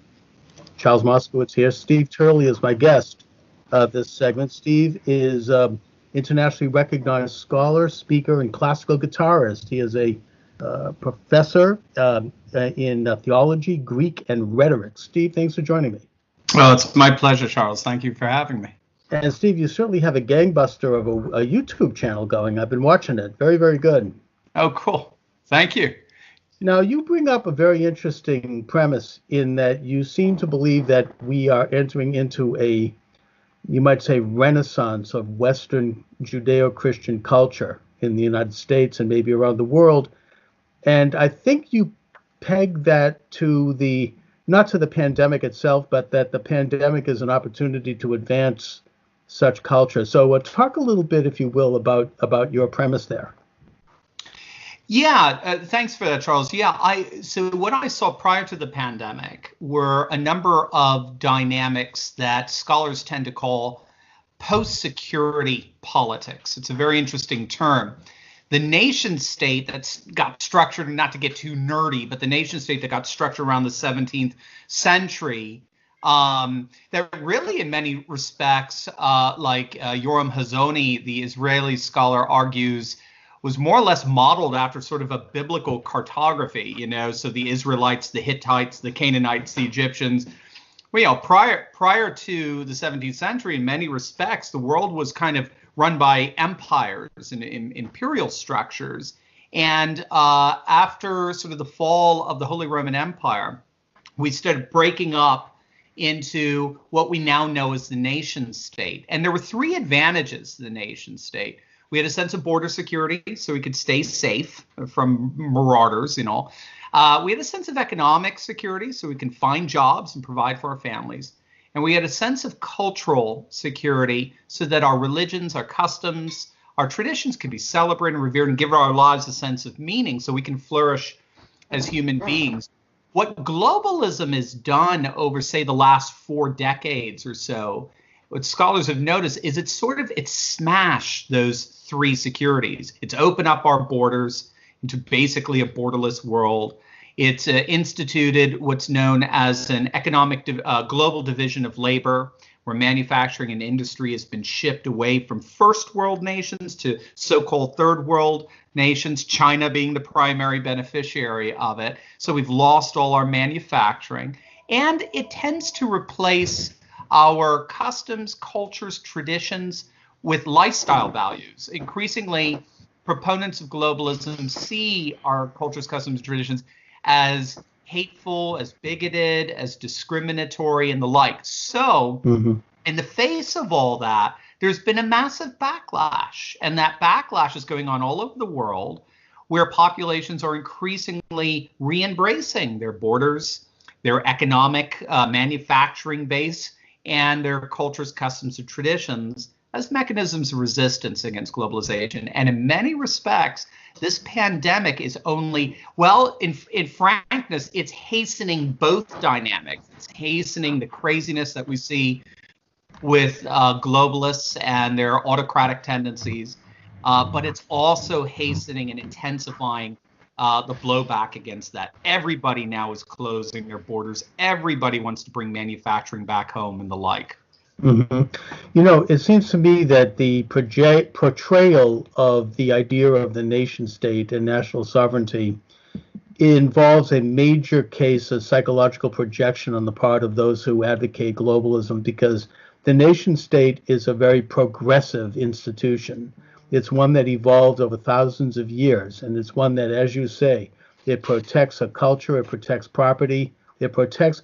It's natural to a nation to protect the life and the safety of its citizens and their futures. I mean, it goes back to the Bible, really, and when they began to develop national borders after mankind tried to overthrow God in heaven at the Tower of Babel. You developed different languages, different cultures, different nations, and then the Bible, the Torah, goes on to give very specific borders for the nations and for all of the individual tribes of Israel. So the whole concept emerged. It's not new, and it's something that has advanced, and I think the greatest advancement in the great progression of the nation state was the development of the United States. Yeah. In that we have, we are the first nation to really embrace the biblical idea that rights come from God and not from the state, that we're created in the image of God. We're not God. And that as such, we have a limited sovereignty that we derive from God. And then we give a state certain powers that protect and defend those rights. It's not, the state isn't the supreme, which is, of course, a biblical idea, but it's a radical idea. And it's an idea that was patented by the founding fathers of this republic. So, I think that the pandemic brings to fore the necessity for things like property. And now we're protecting our own private properties more from this dread disease that is banging at the door. Nation, exactly. And that the nation is protecting itself by limiting people coming into the country because they might have the disease. And I think that even the European Union, which is very globalist, as you say, they've begun to protect their borders because that's what you do naturally. I mean, the animal kingdom understands this. A bird understands this. Try to interfere with the bird's nest and see what happens. Dogs understand it. Go too close to a dog and see what happens. The idea of the nation state or the idea of the individual property is a natural thing. It's kind of hardwired into us, and this movement to erase it and to try to claim that it's anachronistic or something is actually an unnatural development.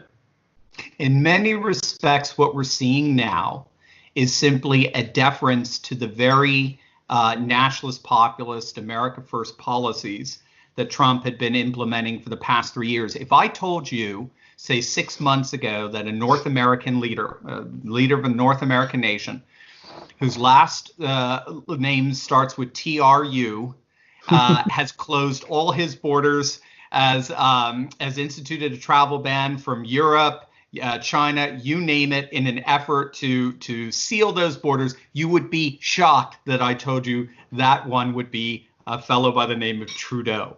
But it's exactly what's happened. Even globalists are behaving like Pat Buchanan right now. Even globalists are adopting this nationalist populism, and the whole idea of the supply chain of farming out our manufacturing for pharmaceuticals to China, that's dead. That ain't coming back anytime soon, that's for sure.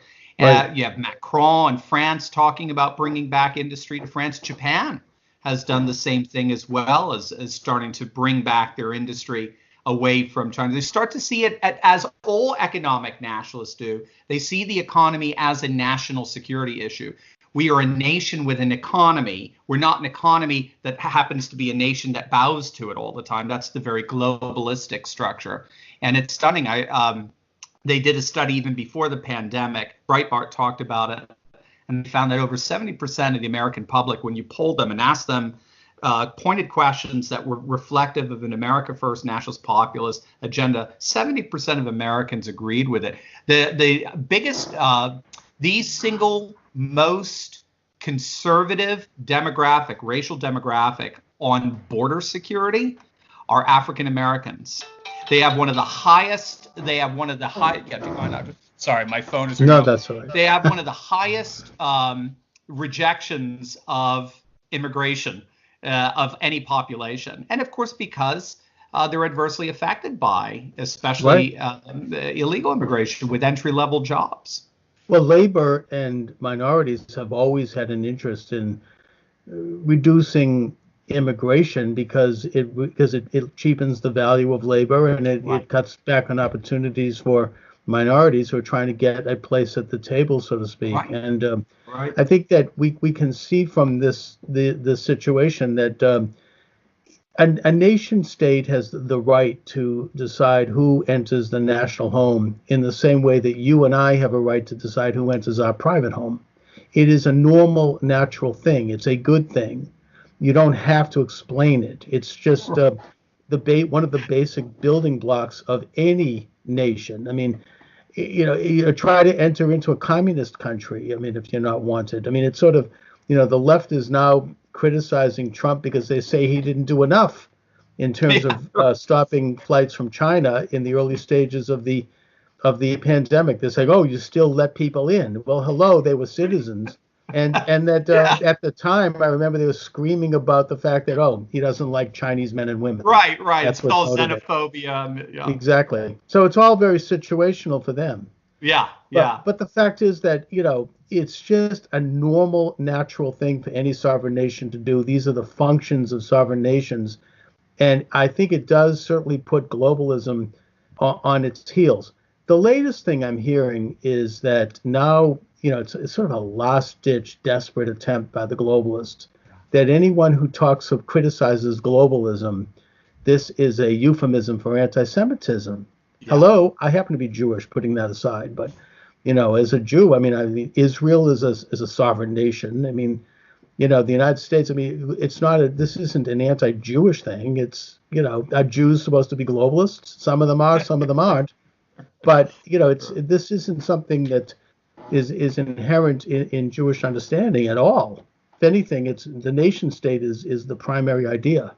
Exactly. And again, Yoram Hazony has been one of the major voices in that, a wonderful, wonderful scholar. He runs the National Conservative conferences. They just had theirs in Rome right before the pandemic.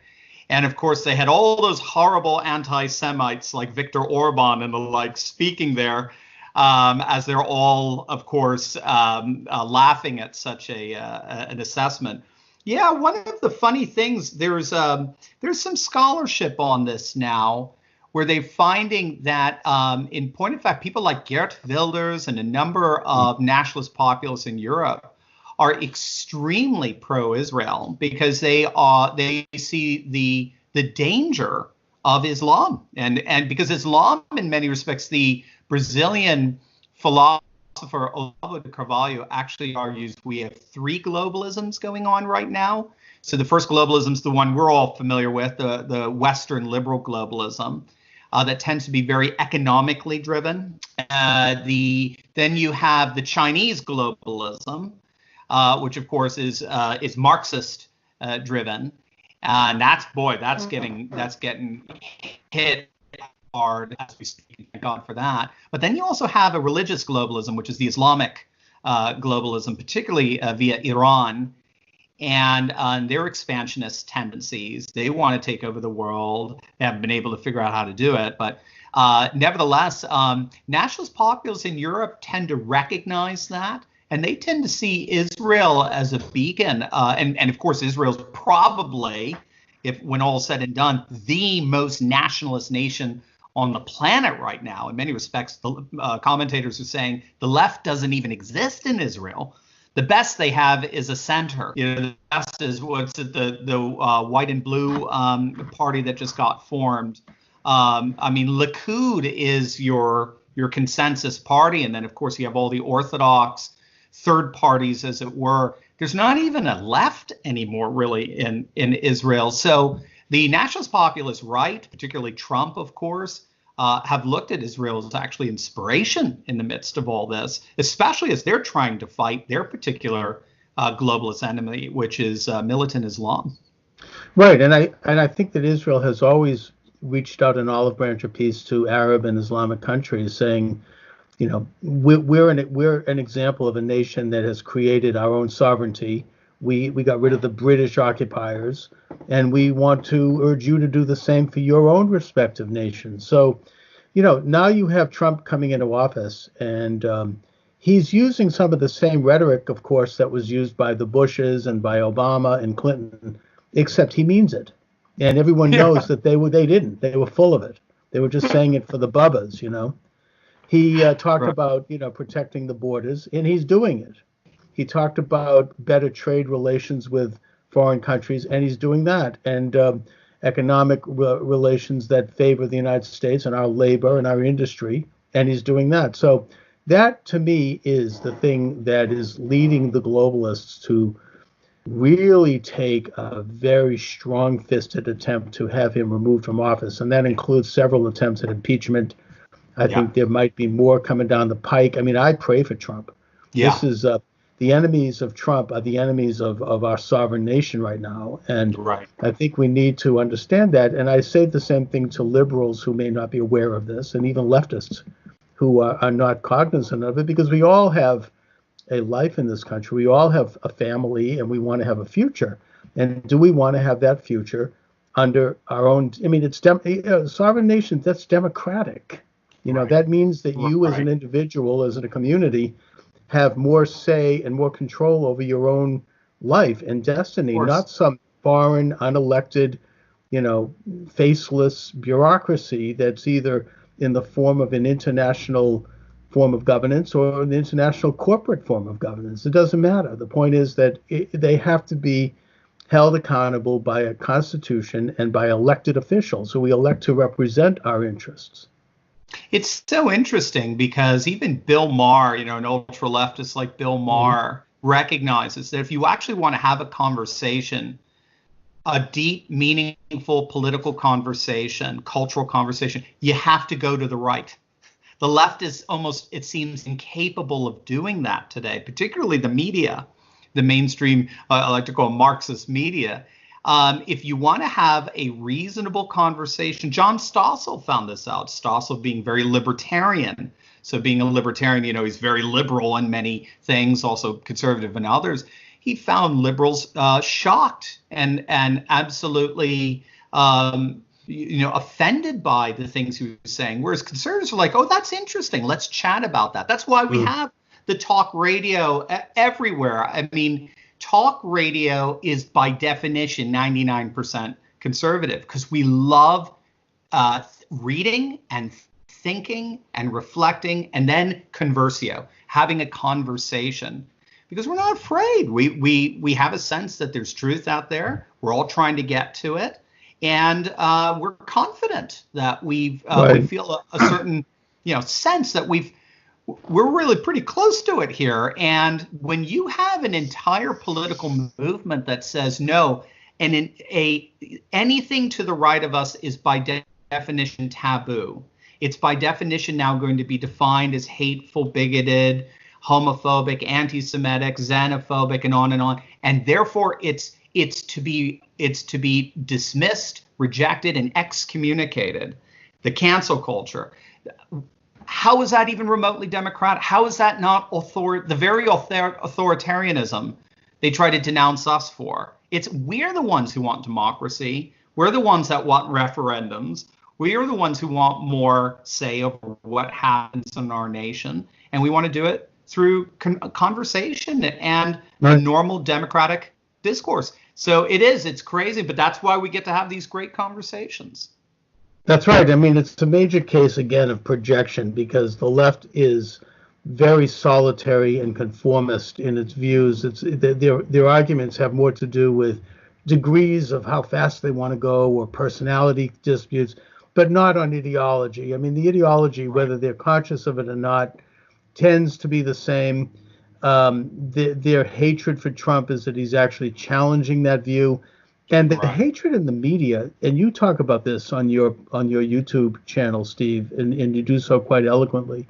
It is really unprecedented. It's really open to the point where they really are no longer professional. I mean, they'll do a story based upon one anonymous source, which is unthinkable before Trump. And then, of course, the next day when it's disproved, they then take it down and go on to the next one. And it's just this constant barrage. I mean, and the hatred is so palpable. I mean, I was listening to Michael Smerconish, who's a big-time left-of-center radio talk show host in Philadelphia. He's been there for about 30 years. And early in the administration, when the atmosphere was almost like Frankensteinian, I mean, people were showing up with torches and the rage was just on the street. He made one mild comment that praised President Trump about something he had done. And it wasn't even a big deal. It was some technical thing. And he says, you know, we have to give a little credit. And then he got such hate mail and people were going to boycott his sponsors. I mean, people that had been sponsoring him for 20 years. And it was so bad that he had to back down and he had almost like retracted. The atmosphere is like, it's like a carnival. And I think that it might have lessened a little bit because a lot of people, you know, I mean, the average person who dislikes Trump is not like that. They have legitimate complaints. I get that. Or they don't like his personality. That's fine.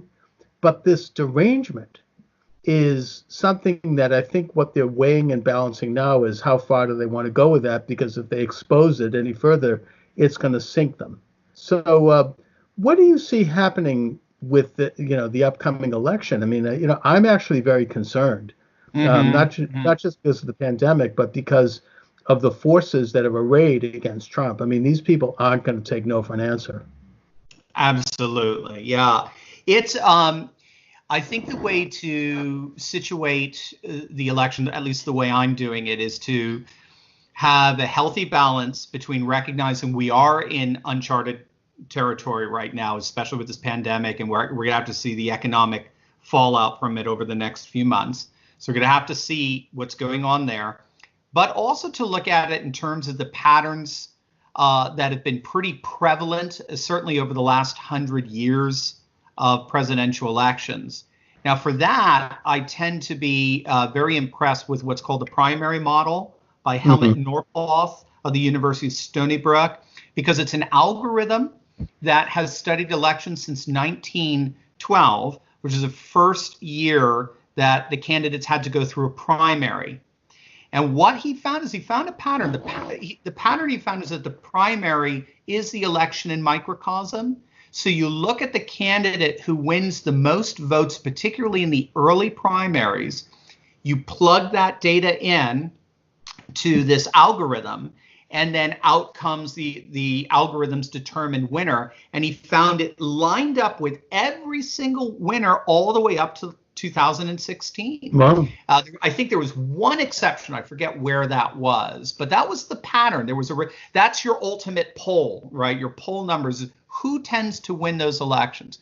Who tends to win those elections are usually the incumbent. It's a twofold pattern. It's usually the incumbent.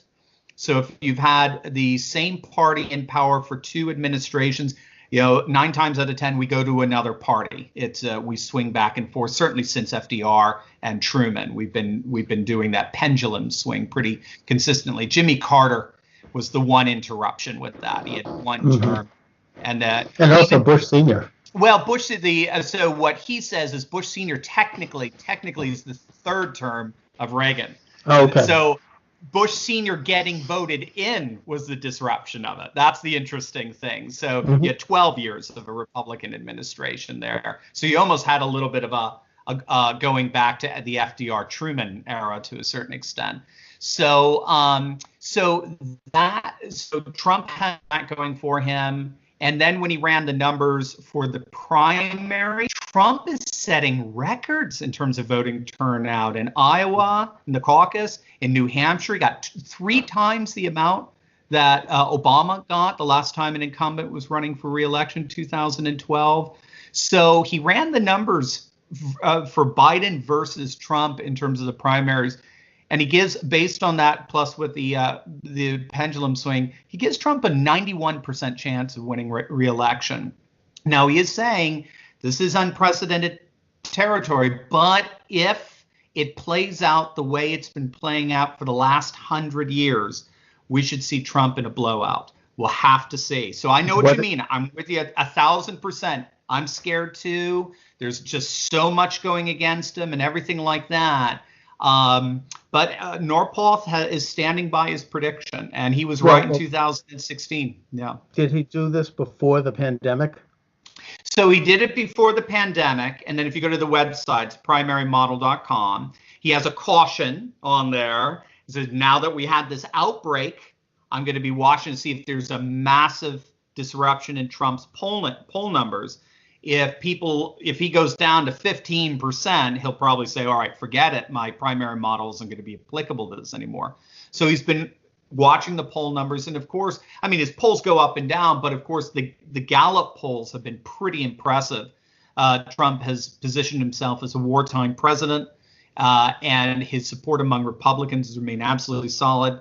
So his support among independents is around that 50%, 60% mark. So he seems to be doing, so Helmut Norpoth has since said, the one thing he said is the last thing we got to watch out for is just the economic data that comes out this summer. If we're going into this election with 20% unemployment, all bets are off. But if he can bring that back down, we can open up the country again, which you've noticed blue states don't want to do, interestingly enough. Mm-hmm. Right. So I think they know it's going to really hinge on that. Well, it's all very unknown because the situation is so unprecedented. And I guess the question is, are they going to be able to hang blame for this on Trump? Are they going to parrot the communist Chinese line and do that?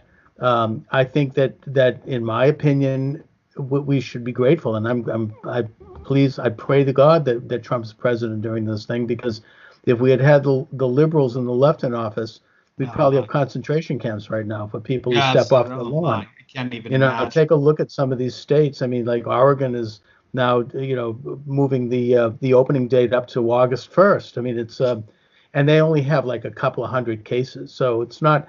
It does show the authoritarian nature here, and we could go through other states. My own state of Massachusetts actually has been somewhat moderate so far. Okay. I guess maybe we have a Republican governor. I don't know, but it's not as bad as Michigan or as some of these other states where they're arresting people for going to church.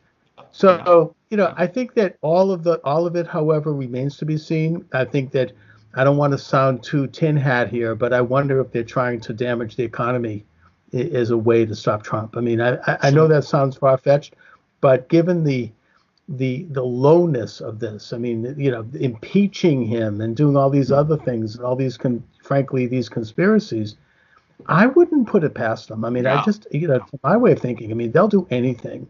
So, because we're not talking just about Donald Trump. We're talking about, as we started, Steve, a global movement that is, which people are beginning to wake up. They're getting really woke, to use the term. In the good way, right? Yeah, in the real sense. And they're realizing that they want a government that protects their rights, not takes them away and decides to grant them on whim, and that they don't want to have this global entity that doesn't care about the individuals and the communities in their own nations. I mean, these things are basic common sense. And I think that the international community, what we talk about, the globalists, they don't want people to wake up to this, and they want to stop it. So I wouldn't put anything past them. Right. No, I agree with you. I do. Unfortunately, I have to. I mean, just look what they tried to do to Brett Kavanaugh. I mean, that was insane. And look what's happening now. Yeah, I know. That's the joke. Elizabeth Warren, always a hypocrite. She's coming out. Yeah, there you go, Elizabeth. And I'm from Connecticut, by the way. I'm a fellow New Englander as well. Yeah. So, I know. Be careful what you weaponize. It's always going to end up being used back against you. And that's. You just look at what they were willing to do to destroy in order to stop. And, it comes down to exactly what you said, Charles. You had a great distinction. We can disagree. We're all for disagreement. That's fine. It's derangement that we have an issue with. Exactly. All right, Steve Turley, let my viewers and listeners know where they can read your excellent work, where they can see your excellent YouTube program. They can go, so if they want to see just the whole panoply of stuff, go to turleytalks.com. It's my last name, T as in Tom, URLEY Talks, like TED Talks, turleytalks.com. And then just all you have to do on YouTube to check out the YouTube channel is just punch in Dr. Steve Turley. It'll take you right to the page. All right, Steve, listen, I want to thank you for joining me this afternoon. Thank you, Charles. And we start recording on this one. And if you need to take some time, take time. No, we're ready to go. Cool. All right. Charles Moskowitz here. And my guest is Charlie Robinson. And Charlie is the author of this really interesting book, The Octopus of Global Control. Charlie, thanks for joining me. Thanks for having me. Let's get into it, shall we? Shall we? Why not? First of all, what led you to write this book? Oh, man. So it's funny because there should be some deep, complicated story about it all. But really what led me to write it was a very simple question. A conversation I had with my mom. I had discovered some new great conspiracy topic that I had gotten into, and I was filling her in on it. And she just, and she's always such a good sport, and she listened to me about these crazy things. And afterwards, she just said, "This is all great. You've got all this information about all these different topics. What are you going to do with it?" And I didn't have an answer. It never even crossed my mind that I had to do something with it. I just kind of, I just was compiling it in my head, and I was interested in the topics, but I never had any sort of plan. And after that question, I sort of, I just started thinking about it, and I thought, well, I could do a documentary. Well, I don't really have the background in film and all that. I could do a podcast. Well, I wasn't really at the point. I now have one, but at the time I wasn't really ready for that. And I just decided, well, I think I can write about it. I think I have a way of injecting my dark sense of humor into these dark topics. And I think I can find a way to make them, while still being respectful of how serious the topics are, I feel like I can do it in a way that also kind of makes it a little bit funny, because I've been inspired by guys like George Carlin and Bill Hicks and Joe Rogan and, comedians and Jon Stewart, that comedians that had understood the political slant, and they could tell you a story about it, and you would get the gist of the story, but you'd still find yourself laughing at it too. So I figured if I could find a way to kind of do that, that would be a good part. But then I also remembered that back, I don't know, I think this might have been 2006 or so. I made the mistake that a lot of us in the, I don't know if you want, I guess, truth community, if you want to use that term. I made the mistake that a lot of us in the truth community make, which is I brought up 9/11 at a Thanksgiving dinner, and I watched watched the table turn on me, and I watched everybody not appreciate my contribution to the dinner table conversation. And I also realized that through that botched conversation, I realized that they saw me as somebody that didn't have any sort of authority to talk about these topics, in part because I didn't have any authority to talk about the topics. I was just a guy that was interested in it.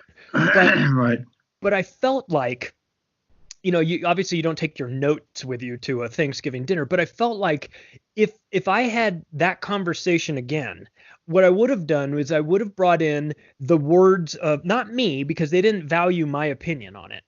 This was my in-laws family at the time.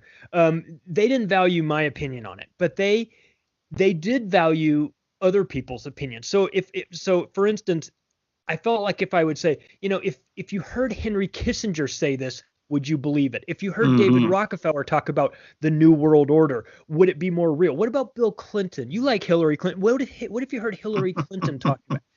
So I started thinking about that conversation. And when I wrote the book, so the structure of the book was that, yes, I've got my opinions on these topics, and yes, I brought in a dark sense of humor, but then I also brought in quotes from over 500 different people that had like a front row seat to some of these events. Either they were involved in it, or they were witnesses to it, or they had some interesting take on it. So that's where I was able to pull in some George Carlin quotes and some Bill Hicks, but also Rockefellers, Rothschilds, and things like that. So the format of the book is I'm talking about these 8 tentacles of this octopus, but then I'm also peppering it not with footnotes, but with quote footnotes. So I would talk about how they had this plan for a one world government, but then I would inject the quotes that was them talking about it, behind the scenes and everything. So that's how the book came about, and I wrote it in total secrecy because I didn't think I would finish it, or I wasn't sure if I'd finish it. And when it finally came out, and when the boxes when the first batch of books got delivered to my house, I hadn't told my wife I was writing a book, which is maybe not the best strategy. I left for the day, or I was out doing something, and the boxes came, and my wife didn't know what they were, and she opened them and found all these books, a 540-page book, flipped it over on the back, and there's my picture on the back of it. Oh, my. When I got home, she threw me out of the house for 2 days because she said I was cheating on her by writing the book. Did you send a copy to your in-laws? I did not, but they should get credit for spurring me to write this book. So that's kind of how it started out. No, that's amazing. I had a similar experience. I don't know where you fall politically, but after the last election, I was informed by my in-laws that the Thanksgiving dinner would be a Trump-free zone. And also, look, on a more serious note, writing a book and I've written more than 10 nonfiction books on similar topics. It is a great way to really go deep into a topic you're interested in and fascinated by. And almost anyone can now write a book with the access to the internet and Microsoft Word and several things. You can write the book. You can self-publish it if you want on Amazon. It could get picked up by a publishing house, which happened with me in 1 or 2 cases. And it's an amazing thing, that what we have access to. Yeah. Now, I want to talk a little about the book itself and your premise. Sure. You weave together a very comprehensive look at what you call the octopus of global control, what I think we used to euphemistically call the Eastern Seaboard liberal establishment and its interactions with other like-minded establishments around the world. Yeah. What do you see as the main nexus of, and in a sense, the brain of this octopus? Well, it's so the octopus concept was not mine. Obviously, it went on early. It's been around for a while. And one of the quotes that I used talks about. It's a quote from a guy named John Francis Hyland, and he talks about this octopus with its sprawling tentacles that have captured the state, the courthouses and the media and the banking and the government. And he's going on this long thing, and he says, let me be specific. I am talking about the Rockefeller Standard Oil interests. And when you get to the very end of this guy's 3-paragraph quote, he was the mayor of New York City. It was 1922, and if you would remove that and put 2020, his statement would have been as relevant today as it was 100 years ago. So what occurred to me was that this has been around for a very long time, and in the brains behind it is this group of banking. God, I hate to use the word elite because there's nothing elite about them in the sense of being good people. They're reprehensible people, but elite in the sense that they consider themselves to be above everybody else. So it's these banking oligarchic families that have been around that have like the Rockefellers and Rothschilds, and they're less concerned about nationalities and they talk about it in their own works as being internationalists. Now we call them globalists, but David Rockefeller talks about himself as being an internationalist. So it's these internationalist type families that have a controlling hold through their interlocking boards of governors and through the corporations that they run, through the central banking components that they are involved in. But it's a fluid situation, though, because I think that it's not just that. I think that there's new people being added to this octopus. I think that the new tech oligarchs are going to carry this moving forward. It's a philosophy more so than anything. It's a philosophy that they believe they are. They look at themselves as being the people that are making the tough decisions for humanity. They are doing the work that needs to be done, and that we should actually be thanking them for stepping up to the plate and taking care of this. And we see this, we're starting to see this now in a more modern context with what Bill Gates is involved in. And he would definitely be part of this group, part of this octopus. And you see him stepping up and saying things like, in order to get the economy back and get people out, everybody's going to have to take this vaccination. We're going to need to see where everybody is. And, and he says it in such a matter of fact way, as if like, oh, okay, well, we'll just follow you. But this is the mentality that they have. They've been either in control of their large corporate interests. They have tons of money. They're psychopathic in nature. They have a messiah complex, I would say. For sure. I mean, they believe that and a lot of them are well-meaning, but they believe they live in this kind of ethereal bubble that's resulted from either inherited success or actual success, to the point where they've gotten used to power, and they believe that they want to reach out and exercise their visions on the rest of us, that somehow they're smarter than the rest of us. Yeah. And while some of them are well-meaning, I think some of them are not well-meaning, they're sinister, they nevertheless believe in this kind of informal international governments that by which they leave in place the governments of the world, they leave in place the religions of the world, they leave in place the cultural institutions and the economic institutions of the world, but they would quietly exercise their power to control these things. And I think it was Whittaker Chambers in his book Witness, which is one of my favorite books. He referred to it as a conspiracy of gentlemen. It's not like a literal conspiracy where you have a bunch of people sitting around smoking cigars and, drinking scotch, in some wood-paneled room somewhere. It's a people who are like-minded, who think similarly, and who hear each other and make sure that particular type of voice and that particular means of communication is the predominant one that is heard. A perfect example of that is Barack Obama. Mm-hmm. And he's a classic example of somebody who was fixing parking tickets, and all of a sudden he's catapulted into the presidency, and he spoke that kind of language, that sort of double talk, that sophistic style where it's all coded and it's a lot of dog whistles and indirection. And, you hear that when you hear that, it was French scholar Alain Benescon who referred to it as the language of totalitarianism. It's not real. And one of the reasons that they so much hate and despise Trump is because he doesn't engage in that kind of language. He speaks plainly. He can be crude, and certainly he can be cruel, but is what it is. It's not, and when he says things, he means it. It's not like, Obama, Clinton, they all gave a lot of speak about strengthening America's borders and stopping illegal immigration and that kind of thing. But no, everybody knew they didn't mean it. And if you listen to the way they said it, you knew they didn't mean it, because it was couched in this kind of doublespeak. Yep. Whereas with President Trump, he says it and he means it and he's doing it.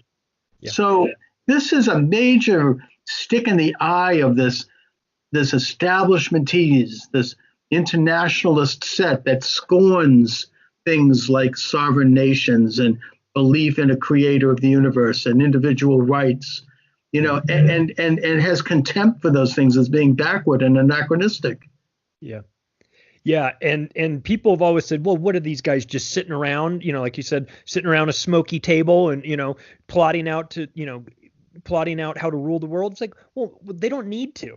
They know what's good for them. They understand what works for them. They understand what benefits their industries, and they have relationships with other people, high-ranking people that understand the plan as well. Do they have meetings? Yes, of course they have meetings. They have Bilderberg meetings and Council on Foreign Relations and Trilateral Commission. They have all of these things, but above those organizations is a group of people that understand what works best for them, and they all understand what does best for them. So they push the policies that will benefit them in terms of either making them more money, which is not as high on the list as maybe everybody thinks, because when you have access to the central banks, you have access to the money, but it's more about controlling the minds of people and shrinking the power into as few hands as possible, and playing this game where they make it look like the nation states are calling the shots on all of these things, and that the presidents are calling the shots. I totally agree with you. When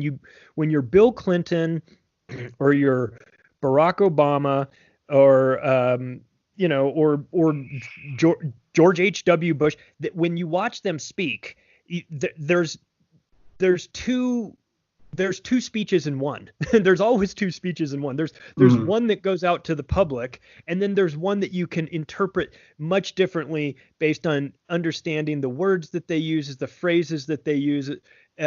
There's even coded language, like like the way they use their hands when they put their thumb on top of they make a fist and put their thumb on top, and they do this. It's a very unnatural. If you watch politicians give speeches, when they do that, it's like a trigger mechanism. It's like waving a big banner that says, "I'm lying to you right now." I'm lying to you. Well, they affect certain mannerisms that are very studied, like the way Bill Clinton would bite his lower lip. I mean, this meant that he actually cared about anyone but himself, which we all know he didn't. Right. And I think they practice in front of a mirror how to deliver and how to gesture their arms. I would suggest, and I don't mean that, I'm not trying to say here that they are the equivalent by any means, but I think that one of the public figures that they study as a matter of rote was Adolf Hitler. Oh, yeah. Right? Oh, I mean, sure. A master communicator. He knew how to, he would start, if you listen to his speeches, he starts very soft, and then he gradually builds and builds. And by the end, he's screaming and gesturing, and it's an emotional, I mean, the tactics were very studied. This wasn't an accident. It was how to hypnotize people, it's like a form of wizardry. I mean, how to create a mass experience. It's something that Edward Bernays, speaking of Rockefeller, I think he was his brother-in-law. He's considered the father of marketing. He wrote a book called Propaganda in the early 20th century, where he basically taught Americans to have bacon and eggs for breakfast. Yeah. He taught women to smoke. I mean, there were these Torches kind of liberty. Yeah. I mean, to manipulate, it was to manipulate emotions and to manipulate people's behaviors.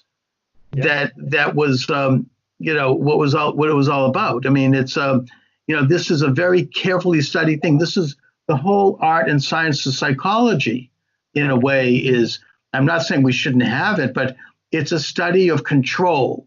It's a study of how to manipulate and control emotions, both control of individuals, but of masses, of entire countries. Yeah.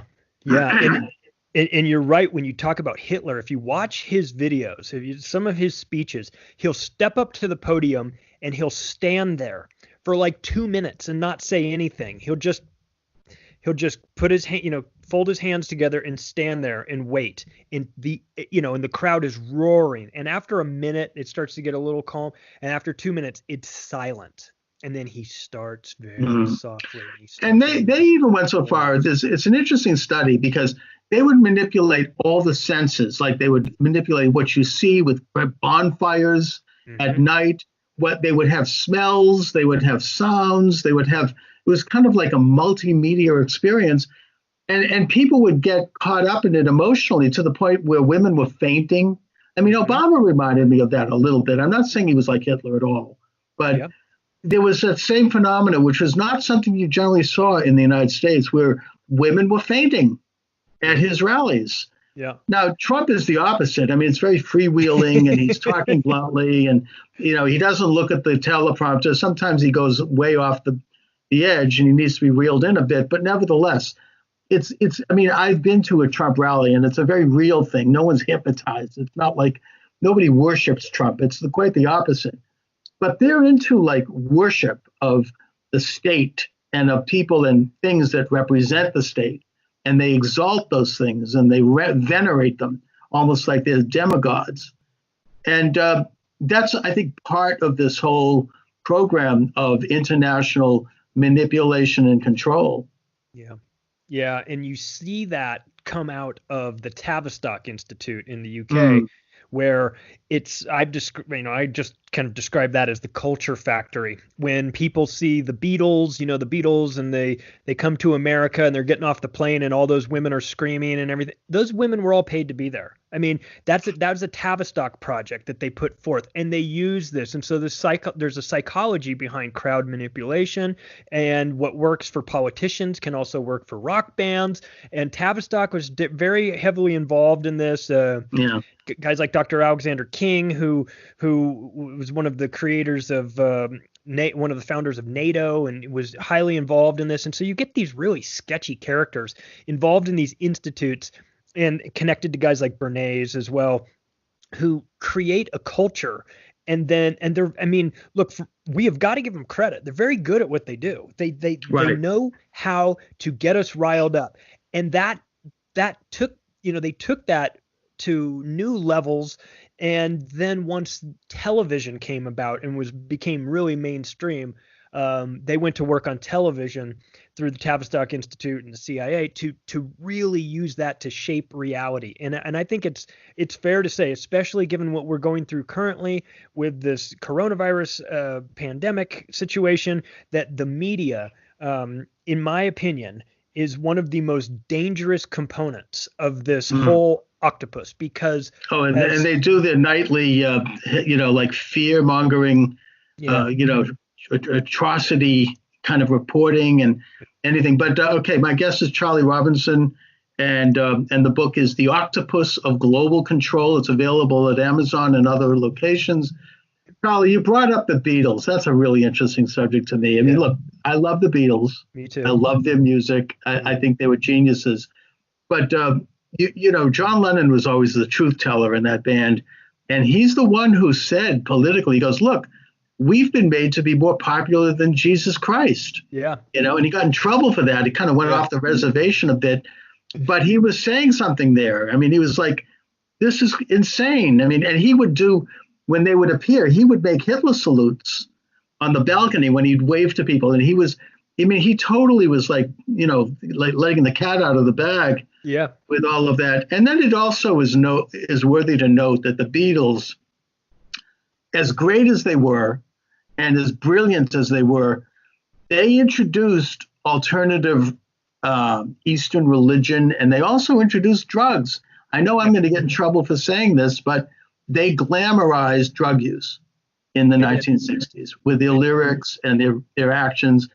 And it was followed by other cultural icons as well. I mean, the Stones, of course, the Doors, various groups. And it was one of the contributing factors to the development of what Aldous Huxley talked about in his Brave New World, that he said in an interview just before he committed suicide in 1963, that the world was going to be turned into a drug-induced concentration camp, that we would all be on some kind of controlled substance, and we would become, servile to this kind of mass instinct. And so, you can't dismiss the possibility that the Beatles, certainly, maybe even others, might have been conscious and witting participants in this agenda. Yeah, and the work of guys like Mike Williams, the Sage of Quay, who's done a lot of research into the Beatles. Mark Devlin, who's written 2 books, Musical Truth Volume 1 and 2. He and I both spoke at an Acapulco a year ago, and I watched his presentation called No More Heroes, and it was interesting to dig into the background of not just these really famous musicians, but their families. You start to realize start to see that, like, Jim Morrison, lead singer of The Doors. Yes, his father was in the CIA. His father was the admiral of the ship that was allegedly attacked in the Gulf of Tonkin incident in Vietnam, which is one of, I mean, it didn't happen. It was an event that didn't happen. And so you start to dig into who are these people, and we see this now. We see this in pop culture with regards to like the Super Bowl halftime shows and the Olympics opening ceremonies. And we see a lot of the one eye symbology of the people, the famous pop stars that are covering one eye and all this stuff. And at some point, early on, that you conspiracy theorists are all the same, but look, it doesn't matter to me, but it matters to them. They are sending a message. And you talked about this earlier about how these important families are, that ritual and the way they carry on a public event, it matters to them. It comes from their culture of ceremonies and like witchcraft and Luciferianism and all these things that they're really into, and it's right. And it matters to. So we can be dismissive of it. My point is, we can be dismissive of all this stuff as just not at all, but it matters to them.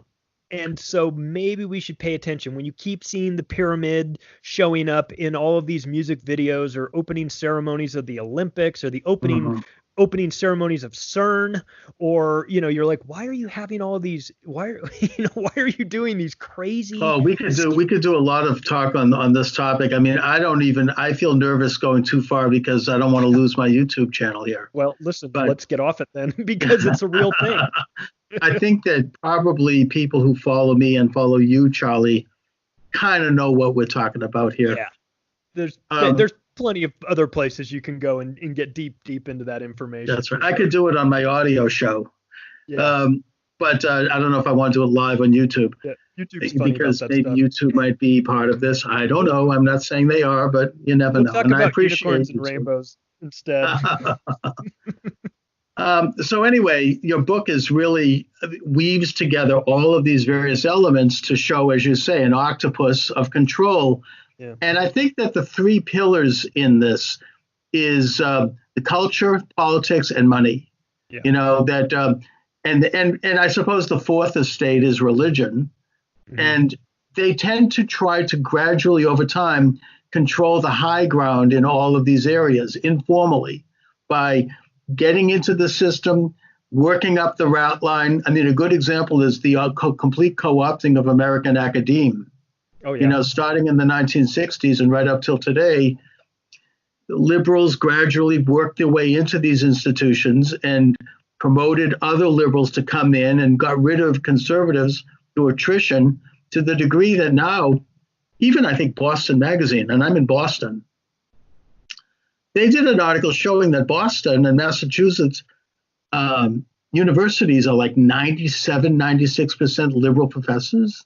Yeah. It's like there's not a lot of diversity there. There's not a lot of dissent. There's a great deal of conformity. And at this point, it's become, really oppressive. And I think that students who go to these institutions, they kind of internalize these things, or they've already internalized them. And if they haven't, then they do so pretty quickly because they want to get through it and keep their head low and get their degree. You don't want to buck this kind of system. And I don't know, I'll just give an anecdotal situation. Back in 1998, I went to Tufts University and got a radio show as a citizen broadcaster. And I was conservative. And people there were mostly liberals, and they came in there with the blue hair and everything else. But we had a great time, and I would invite people in my show, and we would have debate and dialogue. And I had on prominent liberals like Noam Chomsky and Howard Zinn and others. Mm-hmm. And then I left that station, and I think it was 15 years later, in 2015, I came back and decided to do a show. And it was like Rumpelstiltskin waking up after having been asleep for 30 years. It was a whole different atmosphere. Nobody would talk to me. Eventually, I was reported to the anti-bias police. And then the newspaper did a story on me, calling me all kinds of names. And they moved my show to like 3 o'clock in the morning. Right. And it just was like a very kind of fascistic attitude. I mean, everything had changed. People were afraid. Nobody wanted to stick their neck out. People didn't want to, you're spending 60 grand a year for a college education. You don't want to get in trouble. They had this anti-bias Gestapo that could kick you out of school and could ruin your life. If you didn't goose step to the politically correct agenda. Yeah. So I think that they've really taken, again, I agree this is anecdotal, but they really have assumed the high ground in academia at this point. Yeah, they've used tenure as a way to reward those professors that are towing the proper line that they want, and use it as, the carrot for others to get on board. If you want, it's kind of like the Supreme Court. You give someone a job for life, and then you're like, okay, well, then you lose all control over them. There's nothing you can do to them at that point where you're going to, so you've got college professors that are rewarded with tenure for doing it the way that the university wants them to do it. Then you've got this insanity that has sprung up lately that you're talking about, which is safe spaces and all of this, 57 different genders and all this stuff. And if you point out the obvious, that this is all ridiculous, then you're somehow you're always anti-Semitic for whatever reason, just because. Well, anybody that disagrees with the left is called an anti-Semite by the ADL. Right. And it's nothing to do with Judaism. I'm a Jew, by the way, and I think that they're one of the worst groups. It's ridiculous. Yeah, if you don't goose step to the left, you're an anti-Semite, and they can put you under a microscope. Black groups are doing the same thing. If you don't goose step to the left, you're racist. Gay groups, if you don't goose step to their agenda, you're anti-gay. It's ridiculous. It's how about I'm anti-insanity. I don't. Yeah. I went to USC, which is in LA, and I got out of there in '95, and there was none of this stuff. But I don't know why. I have a daughter who's 8. When she decides to go to college, if she chooses that route, I don't want her to be in a school that says, oh, somebody has called you a bad name. Well, we've got a safe space for you, because then you're starting to teach them that the world is filled with safe spaces. And listen, some of this is like no, I was broadcasting at Tufts, as I said, right. I came back during the Trump election, and people were weeping, and they had to set up safe rooms where people could play with Play-Doh, like they had reverted back to nursery school. It's crazy. And this is a time, whether you like Trump or not, we should have been celebrating the fact that we had a peaceful election, we'd had a change of power, that we have a democracy in the broad sense within a Republican context, and that we're going to have a new administration, whether you like it or not. I celebrated when Obama was elected, even though I didn't vote for him, because that's the system. You go into opposition, a loyal opposition, where you then criticize policies. You don't become the resistance. That's a communist term. It's just anyway.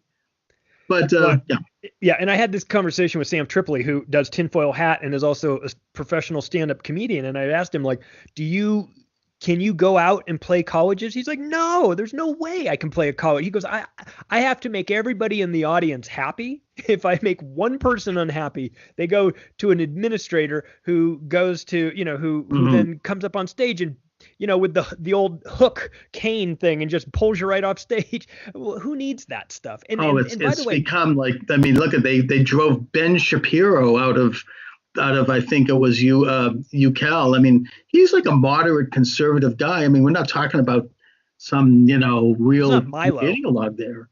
And they came up with pitchforks and burning. Yeah. They were crashing the door down. Yeah. It's insane to me, but and this very well could be a product of what we were talking about earlier with this kind of mass manipulation and the establishment using the means of communication, the media and the culture to present something in a way that is so pervasive and so over the top that people come to they internalize it, they are conditioned by it.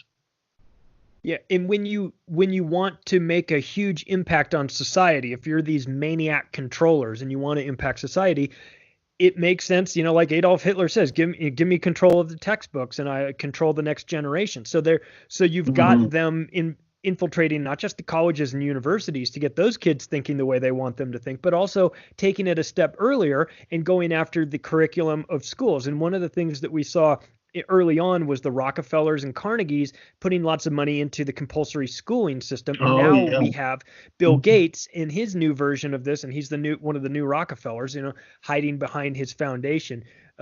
We've got him pushing Common Core, which is, if anyone has taken a look at the Common Core math component, it is, I don't know any other way to describe it other than intentional disinformation and torture of these kids, because it is so backward that it screws kids up, not to mention puts us way behind every other country in terms of math. Well, what they're doing is they've invented a new way to do equations that is so convoluted and complex that it doesn't get to the basic function of arithmetic, where you actually can solve problems. It becomes something else that, it's creating a dyslexic impulse. And my friend, the late Dr. Samuel Blumenfeld, wrote many books about this. He used to come on my show all the time. And he talks about how phonics, which is the way you learn English, because English is a phonetic language, and you develop a reflex by which you put vowels and consonants together to form words. It was replaced by look-say reading, and it was done deliberately by this establishment, starting with John Dewey, who is the father of quote-unquote progressive education.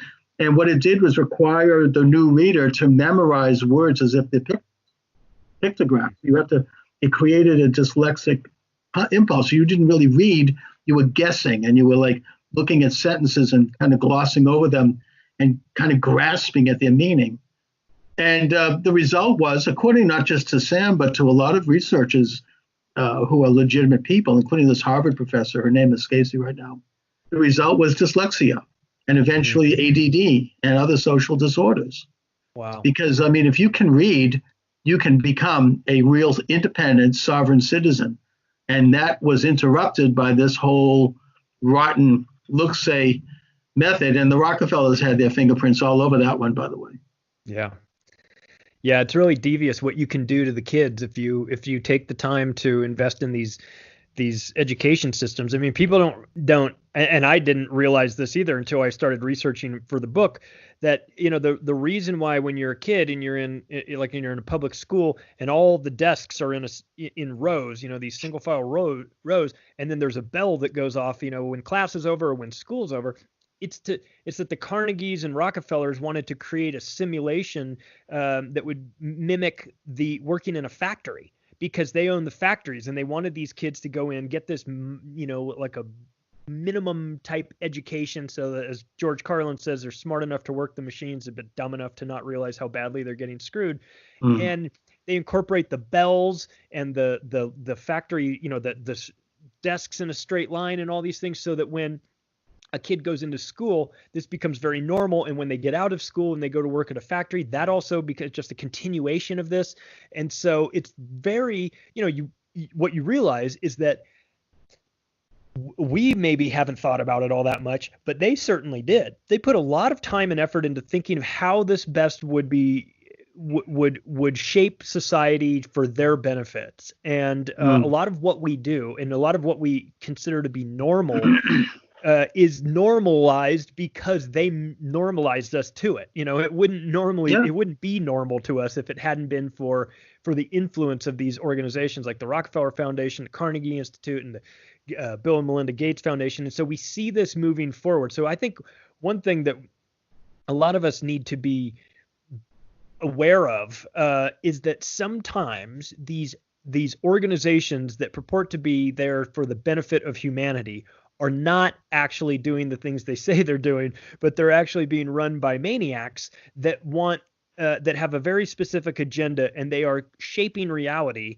to fit their needs. And so somebody that thinks, the Rockefeller Foundation is out there doing all this great work. No. The Rockefeller Foundation was created because the Rockefeller family was so hated by society because their companies had treated people so poorly that there was a massive revolt against them.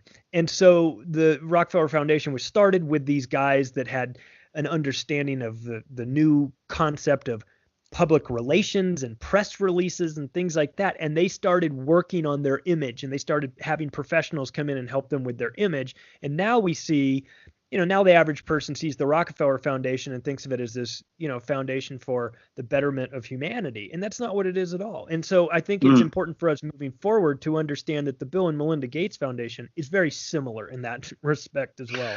Right. No, I think you're right. I mean, they might do some good work as window dressing, but the fact is that part of the 1913 passage of the 16th Amendment, which was the direct taxation of income, and we need to realize that that wasn't the case before that. Before that, the federal government raised money from tariffs and from apportionment from the states. The states would do taxes, and it was much more democratic in that sense. This gave the government the right to directly tax your income and also know everything about you from your tax return. But one of the addendums to that bill was the creation of foundations and nonprofits, which allowed these huge, behemoth, wealthy families like the Rockefellers and the Brown brothers and the Harrimans and these industrialists to put their money into these nonprofit silos, which they could then do two things. They could hire their kids, their ne'er-do-well children, and give them fat jobs and friends, and they could use the money to transform society outside of government by influencing the culture and using money to do that. Yeah. And the Rockefellers were part of that. They were a big part of it, but there's a lot of these foundations that have gone on ever since. I think a good source of information on this is David Horowitz from the Freedom Center, wrote a book about it a couple of years ago that really documents how enormous the Carnegie Institute, the Ford Foundation, all of these people, the incredible amount of money they have and how they wield that money to fix our culture in a way that fits their image of how we should be, I should say. Now, again, I'm not saying they don't do also good work. I like the fact that they finance the Boston Symphony Orchestra. Why not? I'm talking about there's other aspects to it that are less visible. Let's put it that way. Yeah. Yeah, they've got to do something good, right? Or else no one will buy it. So right. they go around and they do things from time to time that benefit people. But more than anything, it's a tax shelter, and it's a vehicle that they use to so that they don't lose all of their wealth through once they die. So it's either easy for them to pass it on to their future generations and all these things. So yeah, it's always a very suspect when you look at these large organizations that say that they're out to help humanity. Look, some of them have an intention to do good things. The smaller ones are usually, and they actually, I don't mean to be partisan about it, but the more conservative ones are. And of course, we knew that they were screwed over during the Obama years. They weren't allowed to get tax-exempt status, thanks to Lois Lerner, who pled the fifth about 50 times before Congress and who met with Obama and who made sure that suddenly conservatives were waking up and saying, hey, we could do this too. We can form nonprofits. We can create foundations. And they said, oh, no, sorry, that's not meant for you. But anyway, Charlie, I'm reaching toward the end of the segment. So sure. Where do you see the present pandemic falling into all of this octopus, if you will? How are they manipulating what is a real disease, by the way? I mean, this isn't a joke, but I mean, I'm fearful about these mandarins of the octopus, as you call it. I mean, and them manipulating the situation to suit their image. Yeah, for sure. They'll take advantage of every sort of crisis that they get because it creates chaos and panic, and it becomes this whole, the problem reaction solution sort of situation. So it almost doesn't matter whether an event is real or faked, staged, or not as organic as it appears, because the damage that's done as a result of it is what really matters. Because we're seeing things like everybody's lining up to just loot the government as much as they can. You've got big business asking for money. You've got industries that have that should never get government handouts or tax breaks or things like the cruise line industry when they register all their ships in Liberia and in Western Africa and then Kennedy Center. What's that? The Kennedy Center got $27 million. Right. Harvard got a big chunk of money. They've got more money than the Vatican. I mean, they've got like a $60 billion endowment, and they're taking money out of that. Yeah, anybody that everybody sees this opportunity and they go. Although they did return it after it became public, but yeah, exactly. They had, but that actually surprised me that they returned it because I would have expected them to just pocket it.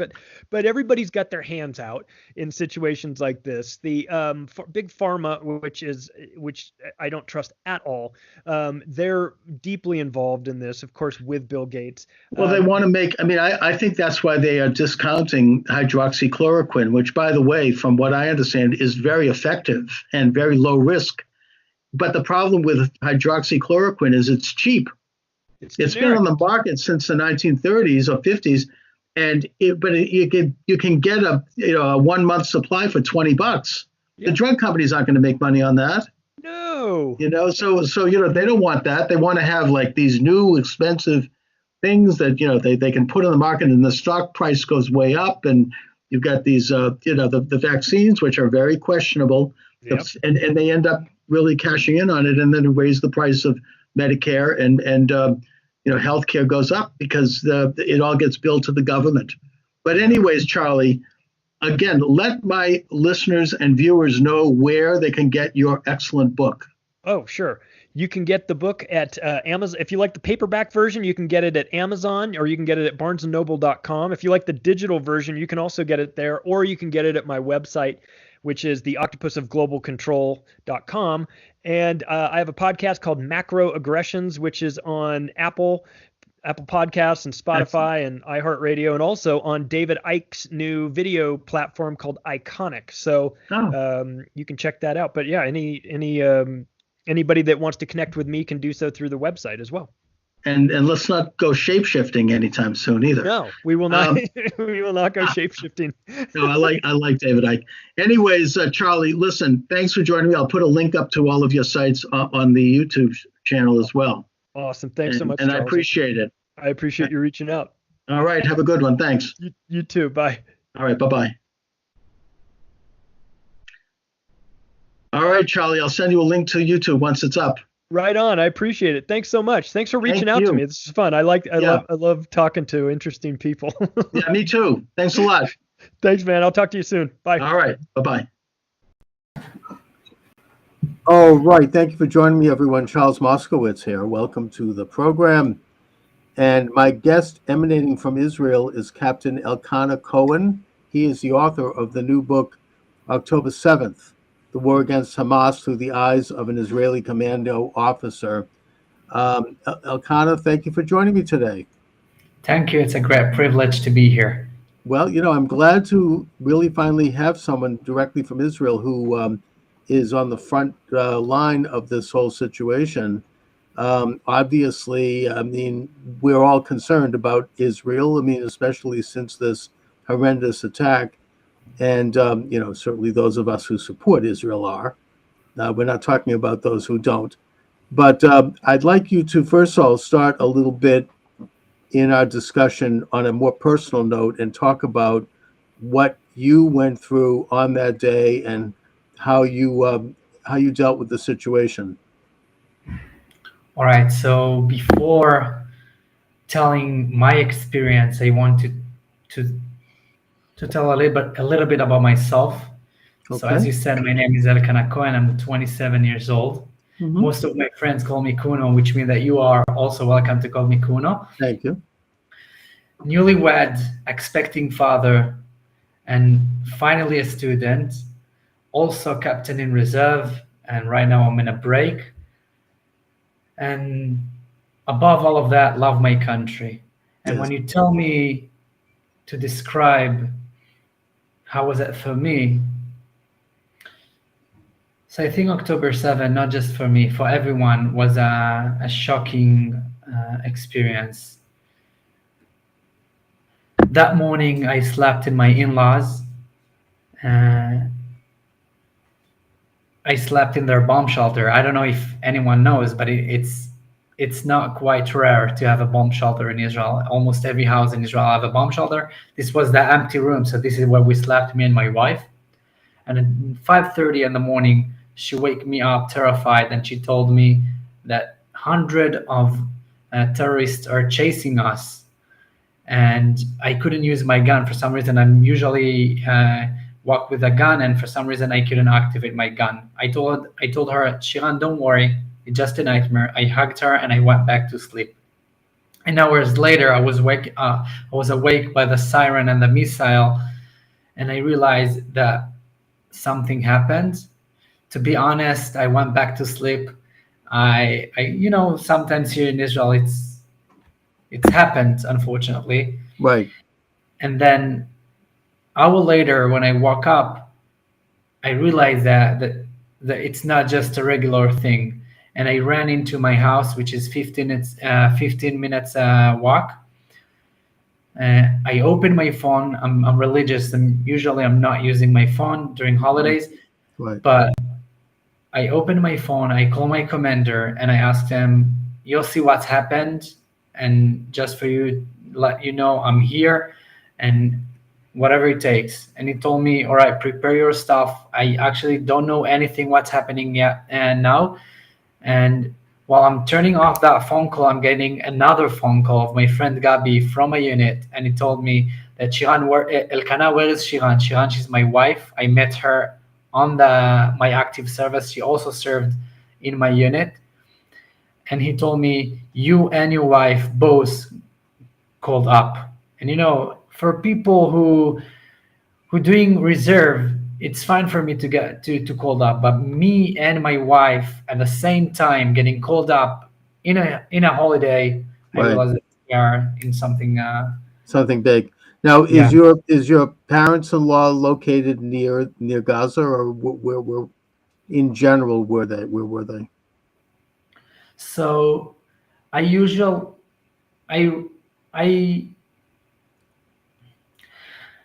parents live in the south, but not quite close to the Gaza Strip. There are, I think, 45 minutes drive, maybe a Right. bit more. But we didn't needed to hear for our parents. Everything was burning here. I got phone calls. I've got nothing even started yet, and I already figured that some of my friends already got murdered, unfortunately. And me and my wife, as I told you, we went to the base together.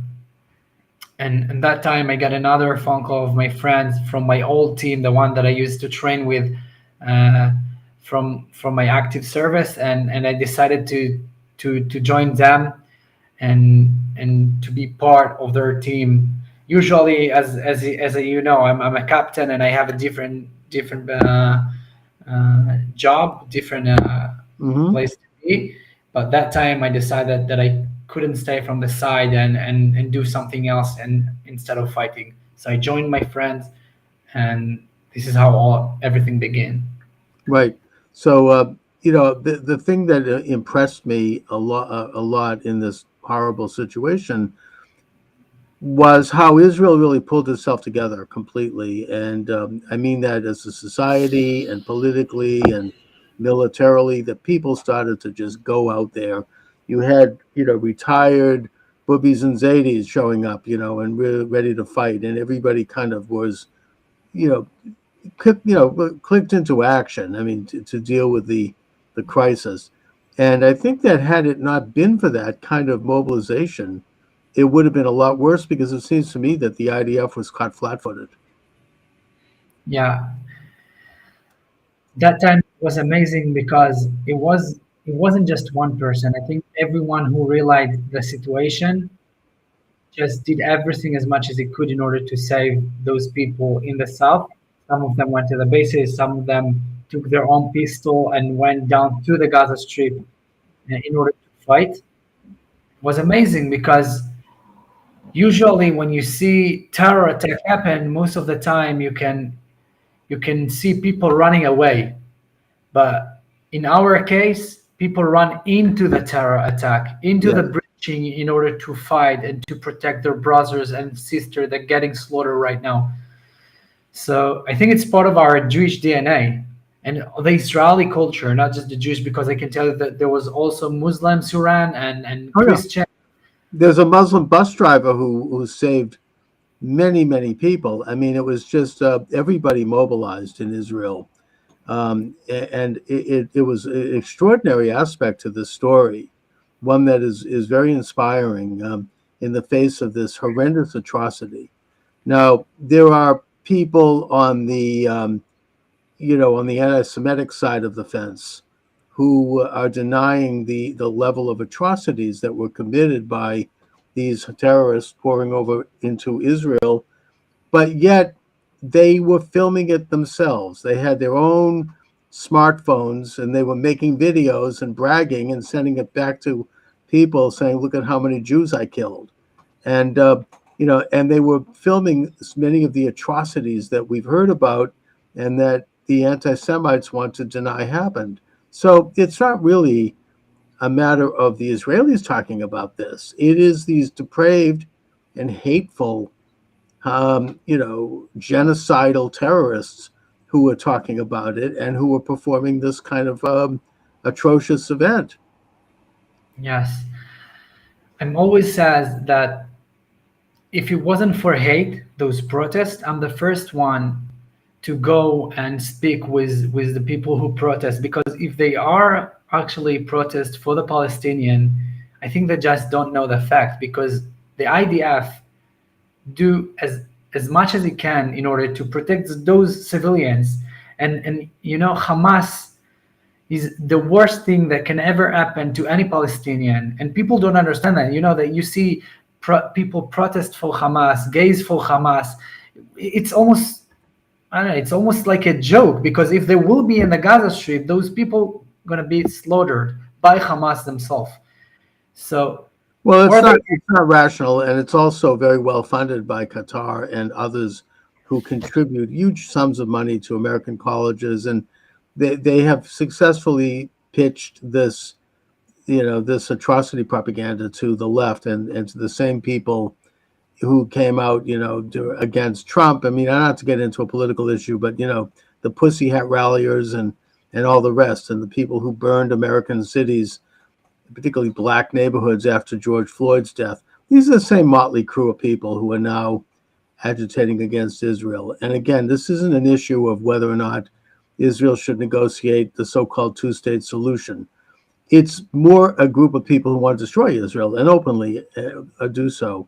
And that they began the agitation within hours after the attack. So Israel didn't really respond yet. I mean, Israel, I think there was several weeks before Israel responded by going into Gaza. So, it's pretty obvious what their agenda is.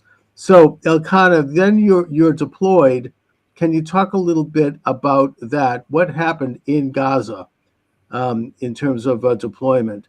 And has the operation been successful? I mean, I wonder if it has not been as successful as we might assume. Not that you can talk about specifics. I understand that. So, if I share my experience, I think that in some places, we did manage to have success, a huge success, and unfortunately, sometimes we were the one to rescue bodies of hostages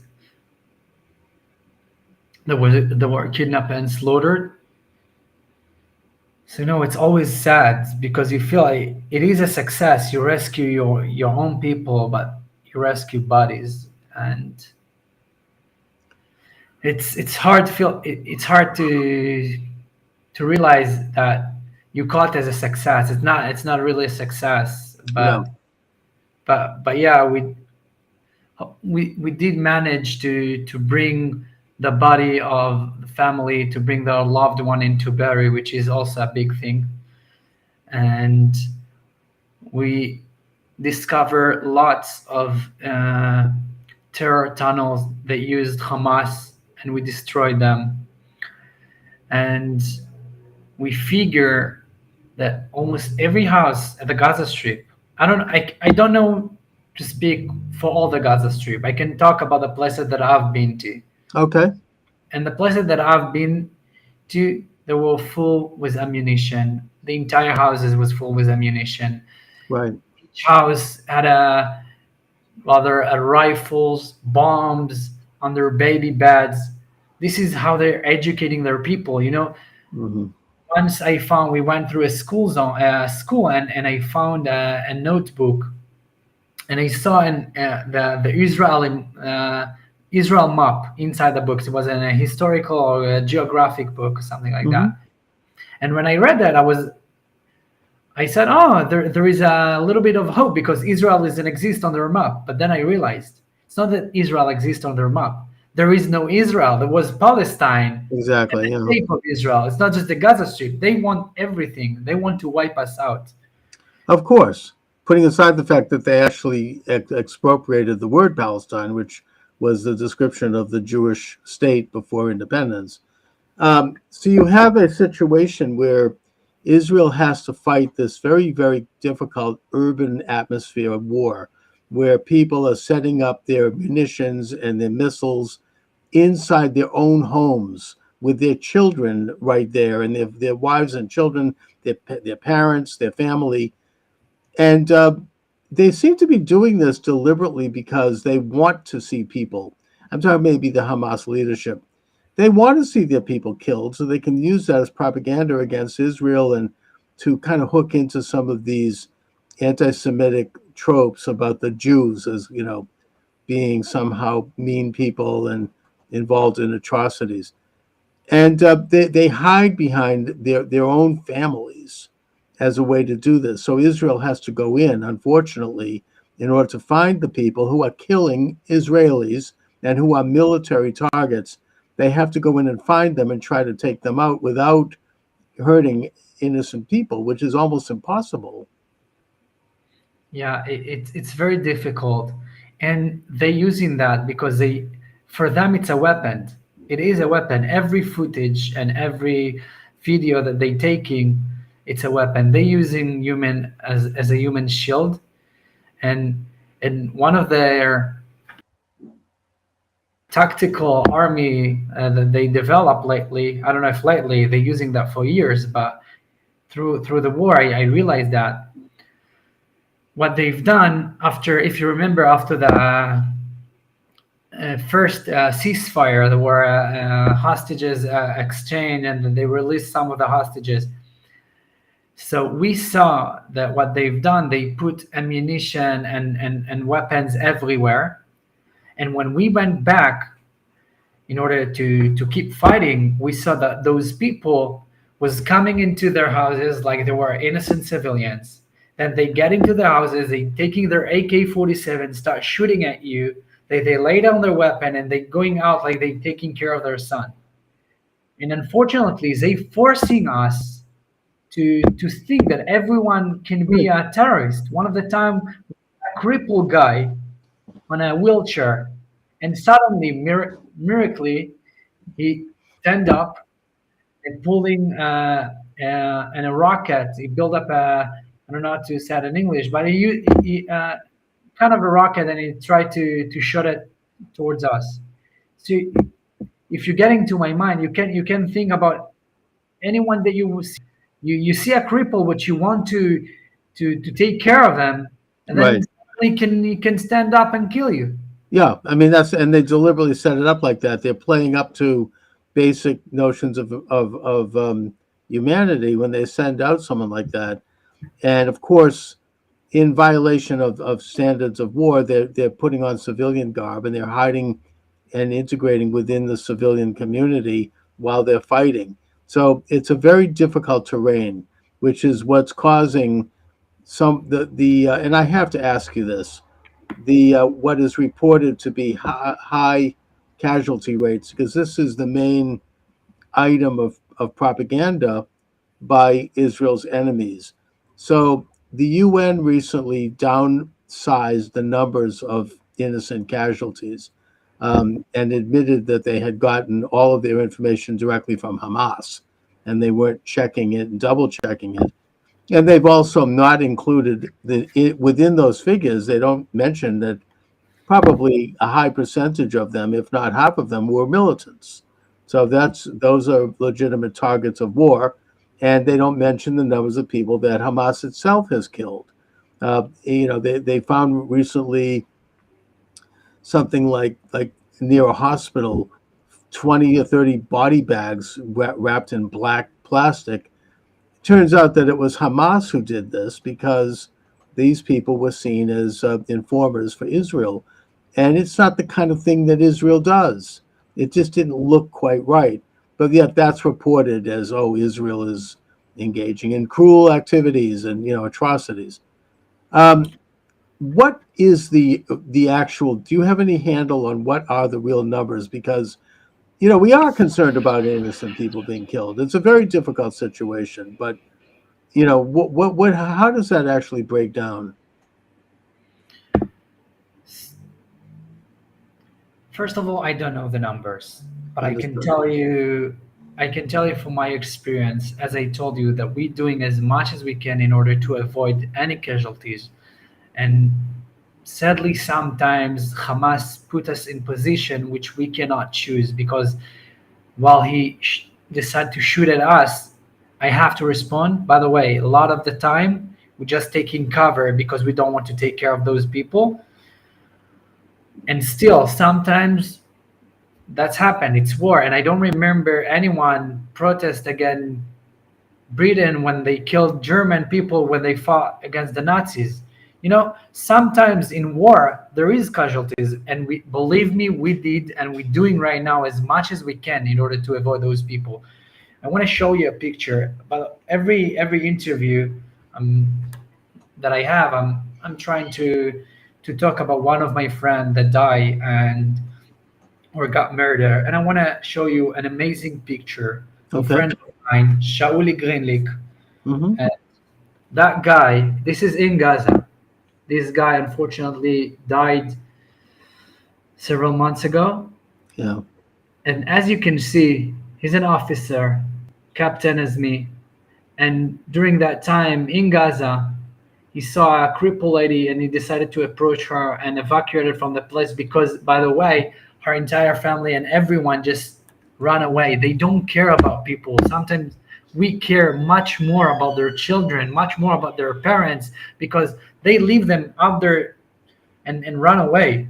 Or they're using them as a human shield. But these guy, amazing guy, Shauli Greenlick, which is a truly amazing person. I can talk about him later if you want, but you can see from his picture that we care about those people much more than they care about themselves. Yeah.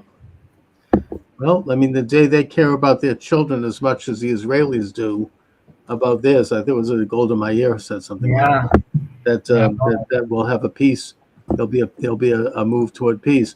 So my guest is Captain Elkanah Kuno Cohen. The book is October 7th, The War Against Hamas Through the Eyes of an Israeli Commando Officer. It's available at Amazon and other sites. You seem to have covered the map politically in that you have a blurb from both Prime Minister Benjamin Netanyahu and also from former Prime Minister Naftali Bennett. Why did the prisoner from Jabalia reveal to IDF soldiers that he had millions of shekels hidden in his home? It's a great question, and the reason will shock you.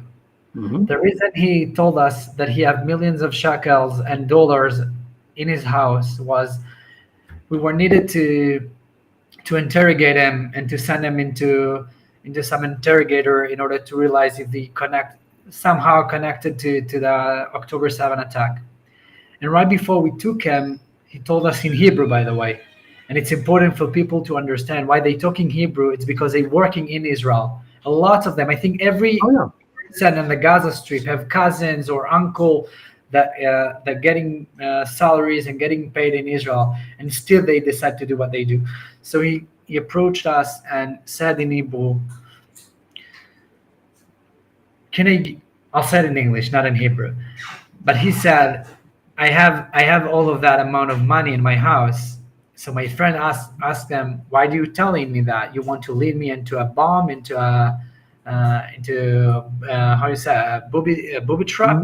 Yeah. So he told them, no, the reason that I'm telling you that, it's because if I leave my house, the Palestinian people who lives here, the Gaza people will, the first second after I'm going to leave my house, they're going to steal everything.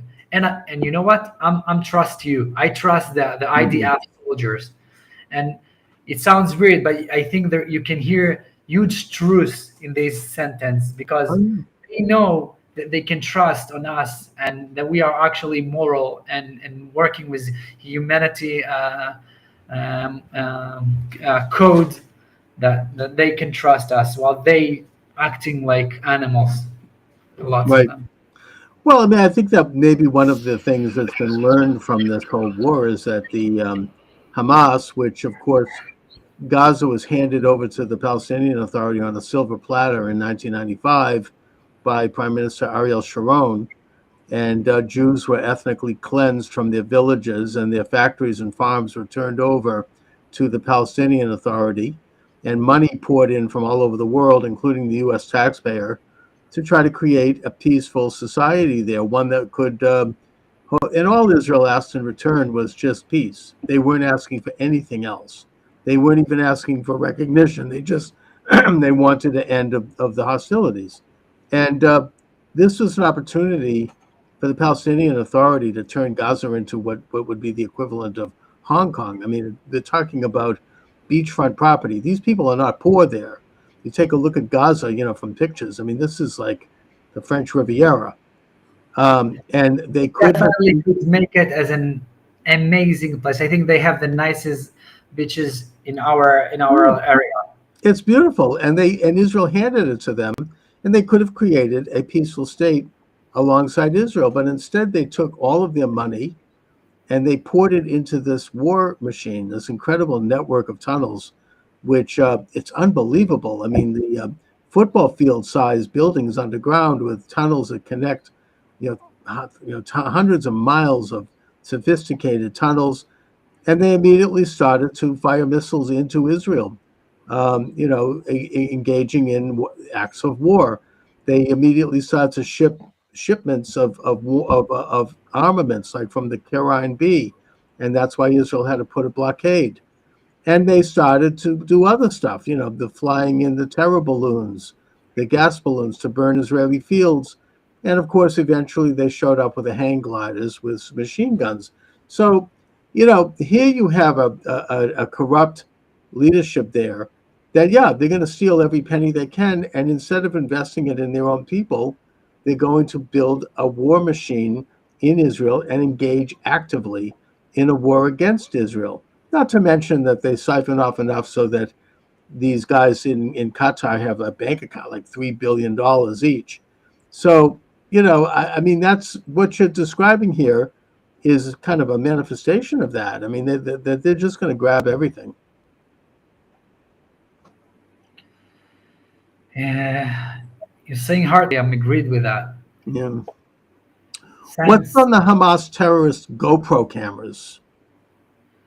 So one of the time, one of the soldiers in my division found a GoPro, and beside the fact that they were filming everything, as everyone knows, as you start in the beginning, you said people try to say they did that, but they document them themselves and put it online on social media. They did that, so of course that, but also we saw huge tunnels. When I'm saying huge tunnels, I'm talking about tunnels that shuffles. I don't know how to say, like a you mean like a D9. It's a huge structures. Yeah. It looks like the Southeast Expressway here in Boston. I mean, we're talking about like four 2-lane highways, and this isn't. I think subway will look even smaller sometimes. Yeah, it's crazy. Yeah. So they invest so much on terror infrastructure. It's hard for me to say. Infrastructure, absolutely. Well, that's where all the money goes, and that's something that I think should be clear. Why do you feel sick every time you eat meat? I think I will let the readers to search deeply in the book while they read it. That's in your book. Okay. The book is October 7th, The War Against Hamas Through the Eyes of an Israeli Commando Officer. So my guest being Captain Elkanah Kuno Cohen. So Kuno, what is going to be the end game here? I know that you're not prime minister, but I have you here as an Israeli, so I need to ask, since I can't get high-level people yet. I mean, it's going to take a long time, I think, to finally defeat Hamas. But is Israel going to do this job of completely pacifying Gaza? Because I think if they don't, it's going to be a future war. And if and when they do, what happens then? So first of all, as you said, I'm not the prime minister. I'm the one who... Speaking for yourself. Yeah, I'm speaking for myself, and I'm also the one who do what he needs to do. And right now, as I told you, I'm on a break reserve, but we always here and ready to protect our country. But before I'll tell you what I think that they're going to be, I also want to say thank you for the people that maybe the people who watched that video and the USA government. I know that there is disagreement what they should do or what they shouldn't do, but me as a soldier, the fact that we're getting the support, sometimes we got equipment, and we also in my active service, I had the privilege to train with Marines, which is bonding us, and I think it's a great connection. And when we're talking about how the solution will be, in that moment when we are figure that this is not just Israel war, because Israel is the only democracy in the Middle East, and we are a void right now from all the other democracy to fight against those terror organization. And how it's going to be end? I think it will be end by all the other democracy, and of course the US, to understand that we are here together in order to fight those people, and no second guessing, no too much hesitation, because otherwise those all the terror organization, they using that. You said about the hospital. Well, they're using the hospital in order to fight. Oh, their headquarters is underneath that hospital. Yeah. Now, but I want to get back to my question here. What happens to Gaza after the war? I mean, I don't see Israel. I mean, again, this is my opinion from the comfort of my Boston home here, that I can't imagine Israel allowing another Palestinian entity to develop there, because it's just going to be another repeat. Maybe down the road, they're going to just once again. I mean, if there's any lesson here, it's that Israel can't do that. I think that maybe there could be local election, municipal Arab governments, but I hope that at the end of the war, an Israeli could go to the beach in Gaza and order a shawarma at a beach stand and not worry and bring his family. That's the way it has to be after this war. So what do you see happening there? Again, I'm not the prime minister, but what I realize that those people, the thing that they care the most, it's land. And I think that in order to show them that we are here and we are not gonna vanish, right? We need to take some of their land and to tell them, if you're gonna do more than that, more land will be taken, and it will be just after we're gonna clear their entire educating system and all their leaders that support Hamas, because this is not, people say Hamas, but Hamas it's not the only thing. There is lots of terror organization at the Gaza Strip, so it's a code name for me, Hamas. But I'm saying we need to kill all the people that supporting our deaths, because whoever wants to kill me needs to be dead. Of course, this is a war, and these are military combatants. They've declared war against Israel. They've stated their mission, which is to destroy Israel. So Israel has every right, both from a practical and a moral standpoint, to fight back and to stop them by any means necessary. But my point is that once that's done, if you have Arabs in Gaza who want to live peacefully alongside Israel and who want to live with Israelis, then they should be honored, and I think they will be honored. But if you have those who want to continue to fight, they have to be stopped. And I just think that Israel has to maintain the upper hand there forever. I don't see them turning that region over ever again to anyone outside of Israel. Unfortunately, I'm agree about that.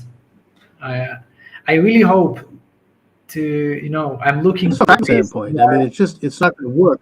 What? I mean, it's a practical matter. How many times is it going to take where they continue to build up a war machine and continue to try to kill Israelis?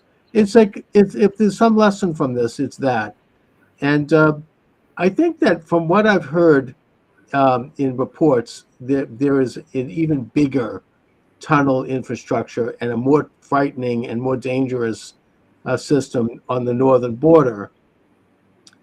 And I mean, unfortunately, Israel betrayed our Christian allies in Lebanon in 1990 when they evacuated south of Litani, and General Haddad lost his command, and the southern Lebanese army was basically went into the Galilee. Now you have Hezbollah in control there, and I hope that Israel can at least keep them at bay, but I fear that Israel is going to have to do the same thing they did in Gaza. Again, you're not the prime minister, you're not the general, but I'm asking you as an Israeli on the street. As Israeli and someone who served, I just came back from a defense combat at the Lebanon border. Okay. I can tell you that for me, I don't see how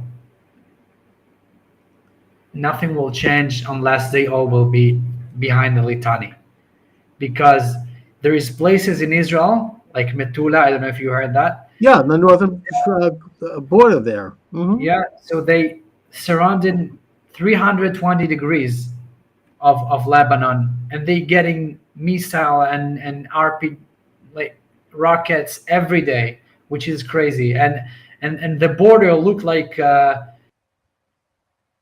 some little kid tried to draw and he couldn't do a straight up line. Right.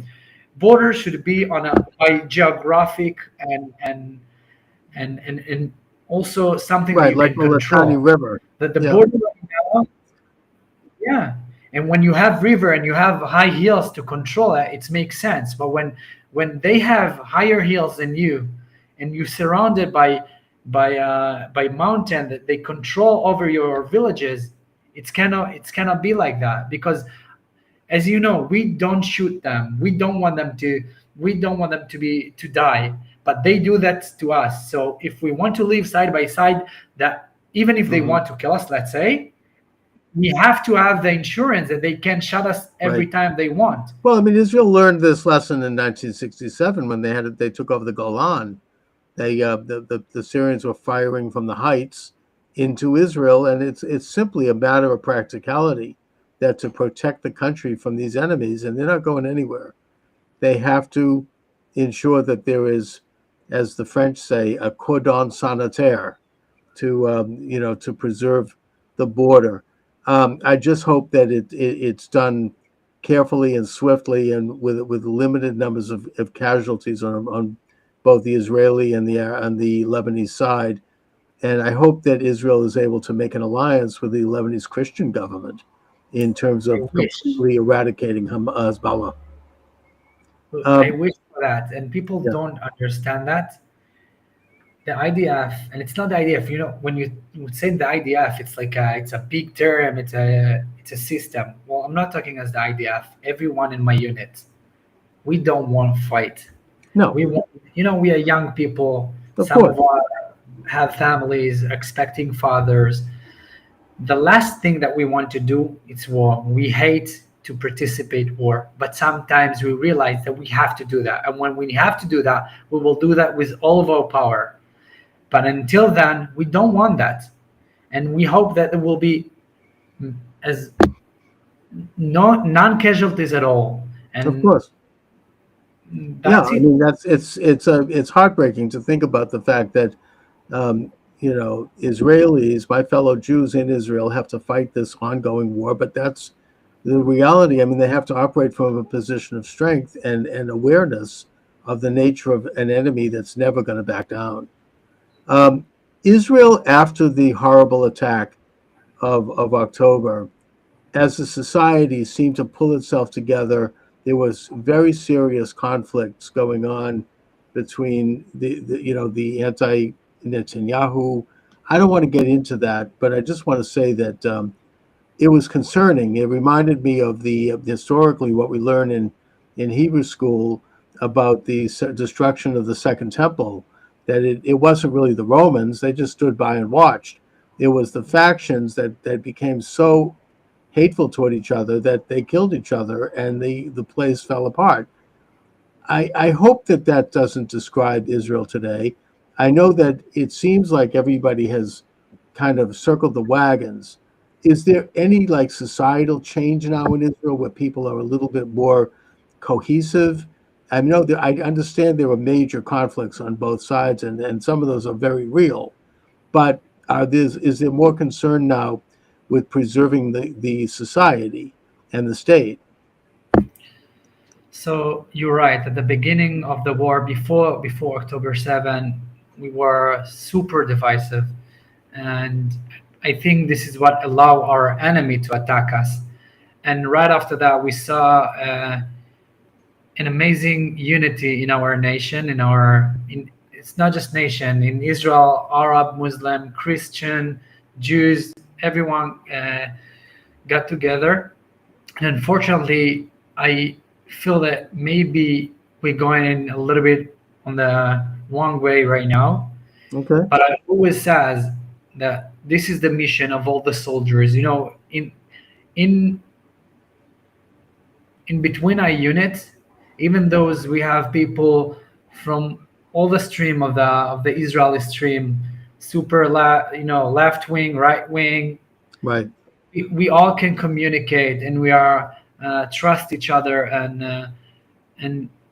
I think that this is the mission of every soldier that coming back from a fight. You're finished, not finished. You need to go and to show that this is a possibility of living together. And I think also this will be an example for the entire world, because right now you can see what happened in USA. It's the same thing. And I think people should realize that we can communicate. We need to communicate, and this is our only way to survive, because otherwise we will unfortunately get to the point that you just mentioned before the Second Temple Mount. Right. Now, Kuno, I want to kind of wrap it up by just asking you generally, because this is, I think, a major concern for those of us in the United States who support Israel. How are Israelis feeling now? I mean, after this horrible event, and I'm sure that it's affected a lot of things. It's affected probably tourism. It's affected the fact that, as you say, Gazan Arabs worked in Israel and they got salaries, and turns out that they were spying on Israel in some cases. How are people feeling? I mean, is there a sense of optimism? And how are Israelis dealing with this kind of pressure? I think Israelis are great, and they have huge spirit. Of course, unfortunately, I can show you, this is my book in Hebrew. Mm-hmm. And unfortunately, I lost 26 friends during that fight. I write their name, all of them here. So I'm not saying that we're not dealing with a lot, and unfortunately, we're waiting for our entire hostages to come back. So yeah, we have some serious bad things that's going on, and we need to take care of them. But beside that, I think we have great spirit, and it's amazing to see how we survive over and over again. It's, we're talking right now about October 7, but there was the Holocaust. It's not a new thing. Even the Egyptians tried to wipe us out. So I think one of the most incredible things about the Jews that we are here to thrive, and we have the ability and and the spirit for that. And yeah. And we were able to persevere and even thrive and have a good time in the face of some very harsh and difficult circumstances that come up from time to time. And that's just the reality that we're in. It's an interesting subject. We could get into that. I mean, theologically, it's a big subject, so we'll have to leave it there. But I just want to thank you very much for joining me today, Captain Cohen. Captain Elkanah Kuno Cohen. The book is October 7th, The War Against Hamas, Through the Eyes of an Israeli Commando Officer. Kuno, is there any website that you'd like to share with our listeners, or any more information about you and what you're working on? Yeah, so if people want to pre-order the book, they can go into my site. It's elkanah-cohen.com. And they can also pre-order through Amazon. I'm also, by the way, on 29th of September, I'm coming to New York to give some lecture people for some communities. And if people want to reach me out, they can call me. And I have all the details in my site. So it's elkanah-cohen.com. And that's it. I'm just glad that you're doing what you're doing. Thank God. I mean, you're putting a nice human face to the conflict. Somebody who's been there, and I think that I hope to see more of that. And I just really want to thank you for your service in Israel. God bless you. God bless the state of Israel. And thank you for joining me today, Kuno. Thank you. It's a privilege. Again, privilege to talk to you. Thank you for that. All right. Thanks for joining me, everyone. Charles Moskowitz here. Welcome to the program. Brent Waltz is my guest. Brent, you Indiana State Senator. You were prosecuted by the Department of Justice in the Biden administration. I want you to talk about what happened to you in the context of what I would argue has happened to a lot of people who are conservatives, Trump supporters, whatever, MAGA, since this regime was put in place, including hundreds of people who were peacefully protesting on January 6th and who were doing things like trespassing, which is not really a felony, it's more of a misdemeanor.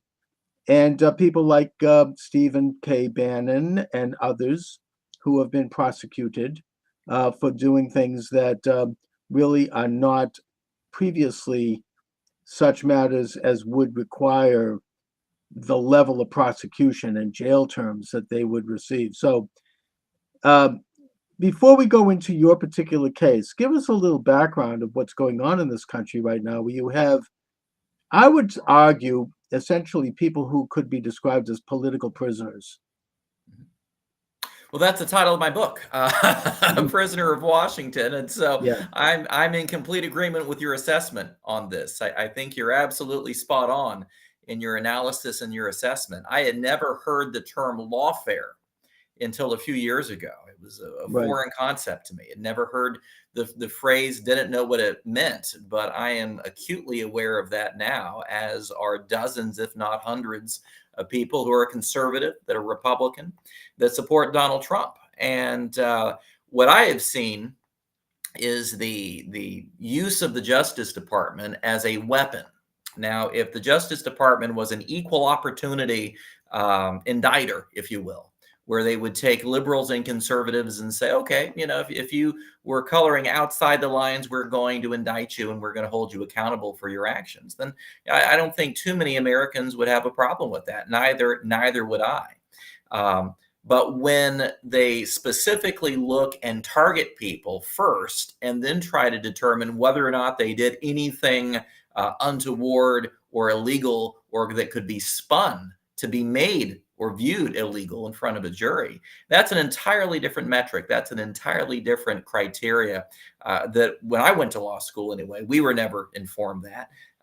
And I find it extremely offensive. First of all, as an American citizen, I find it very troubling, as a conservative Republican and Donald Trump supporter.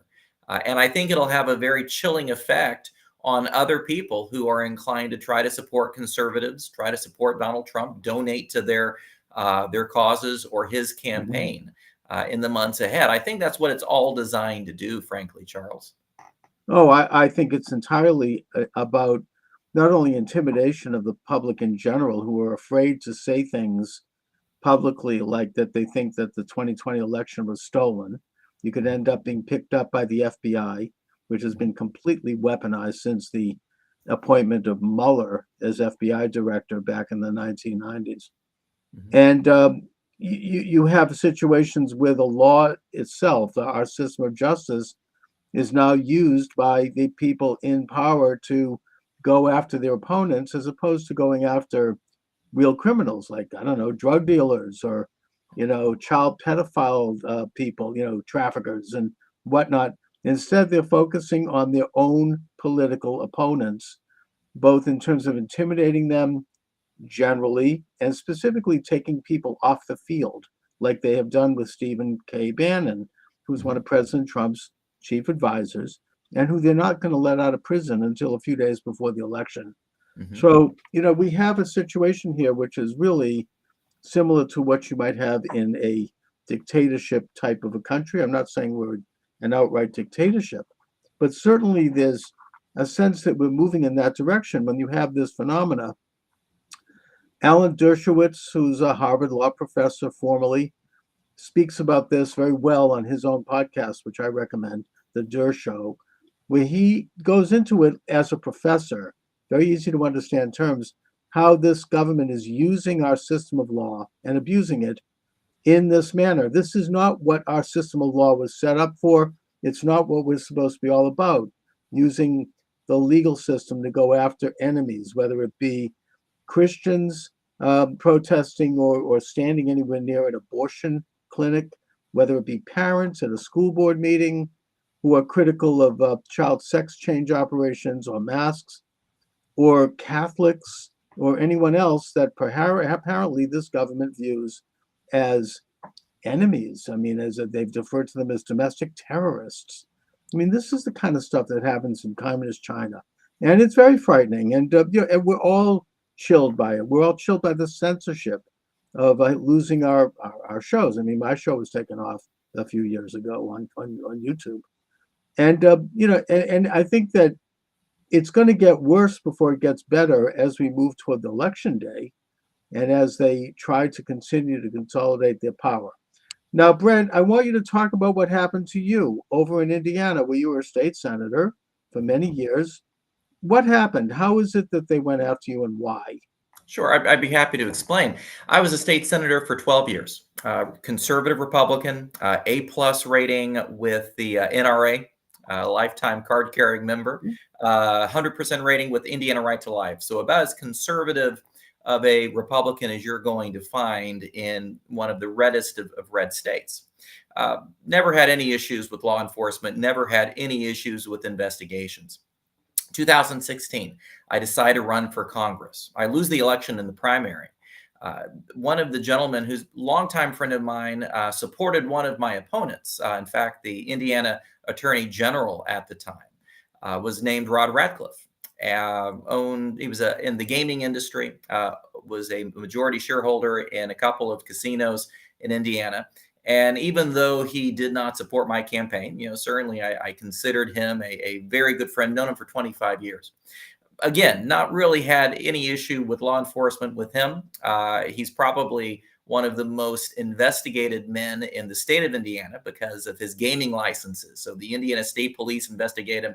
He has to turn in all of his financial statements, his tax returns, his business tax returns.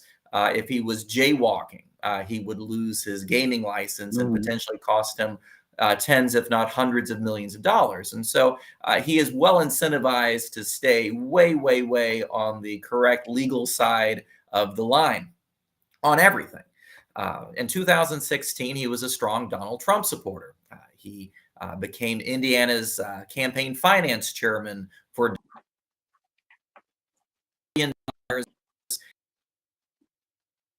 Trump in the summer of 2016. Shortly after he was named campaign finance chairman for Indiana, the FBI calls me. They want to meet with me. So I met with them for coffee. Two agents show up very gruff, trying to be intimidating, not really asking me any questions about any actions that I ever did. They were asking about Rod. They were saying, do you know anything that Rod has done that might be illegal? Are there any people who might know something?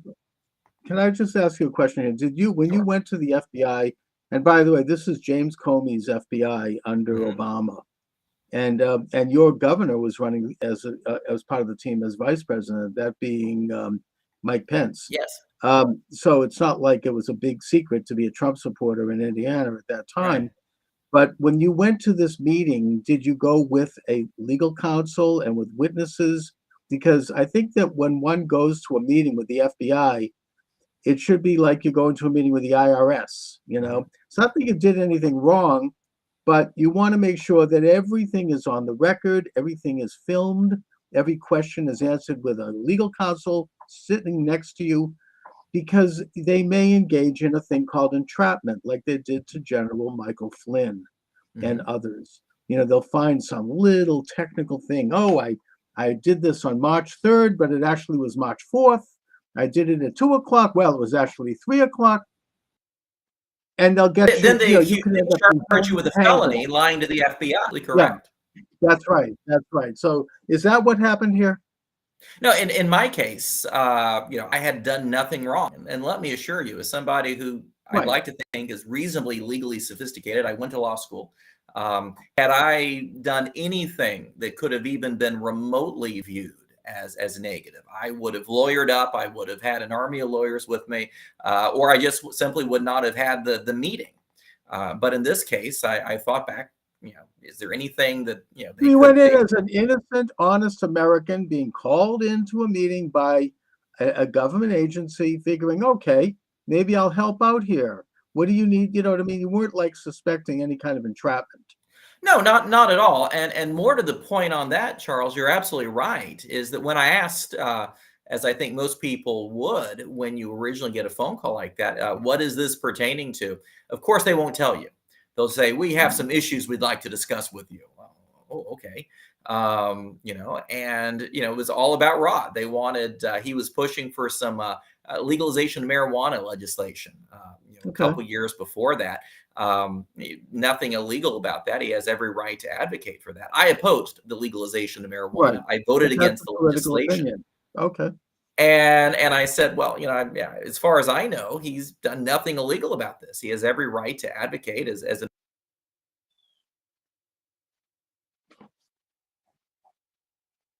Did you lose me there? No, you're back. Okay. He has every right to advocate this. I opposed his view, but at the same time, he has every right to advocate this position. And clearly the FBI was not happy with the responses that I gave. And as they continued investigating, they went through all of my tax returns. They went through all of my campaign finance information. And there were a couple of donations that they viewed as questionable. There was a campaign. It's very similar to what happened with Dinesh D'Souza. You may recall. Oh, I was going to ask you about that. A few years ago with that. Apparently he gave a little too much money to a candidate. And also it's similar to the way they've gone after Donald Trump, in that they took a misdemeanor and they turned it into a felony and then attached it to a alleged campaign violation. Now, just as a matter of law here, and I'm speaking here as somebody who I also ran for Congress many, many years ago. And I remember how the Federal Elections Commission worked, and they questioned me pretty heavily on something which I ended up proving my innocence on, because it had to do with a Boston Globe ad. They claimed that I had done something with that. I got the Globe editor and publisher to call them back and verify me, so everything went away. But the point is, I had to spend a lot of time on this, on the phone, and I didn't want to hire a lawyer. But the point I'm making here is that they found campaign, Federal Election Commission issues are not crimes. They're violations. I mean, Hillary Clinton got hit with a $7 million fine for Federal Election Commission violations with regard to the Steele dossier. But it wasn't a crime. It was a misdemeanor. And she paid the $7 million, or campaign probably some rich, I don't know, George Soros, maybe, I don't know, somebody stepped forward and they paid the fine for her. So why is it then, therefore, a crime for you or a crime for Well, it apparently was a crime if you're a conservative Republican, because I spent 176 days in captivity. So it may be okay for Hillary to do these sorts of things, but apparently if there's any confusion on a campaign finance, and the irony to this is that the person who donated the money to my campaign was interviewed by the FBI 3 times. And he admitted to doing it. And he also said that I had no knowledge of this. In fact, he said that he intentionally tried to keep this from me. And the FBI had this information. They had these, on the record. And rather than charging him with lying to the FBI, if they didn't believe him, I'm assuming that they would have or should have done that. They kept that information out of the grand jury.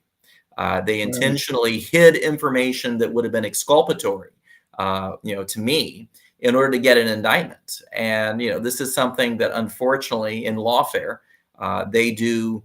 The Department of Injustice, as I refer to them, they're consistently doing things like that. In the case of Brad, let me just ask you on this point.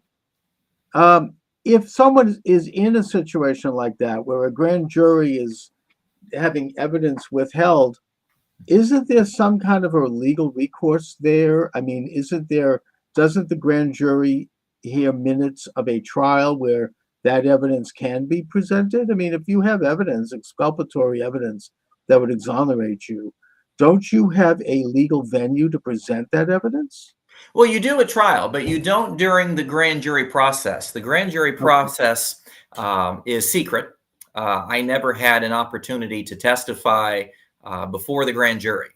So essentially, you have rumors that they're investigating you. And then the next thing you know, at 6:20 a.m., you get a knock on your door with a half dozen armed FBI agents, getting ready to invade your home and slap handcuffs on you. That's the state of justice in the United States today. And this is what happened to Roger Stone.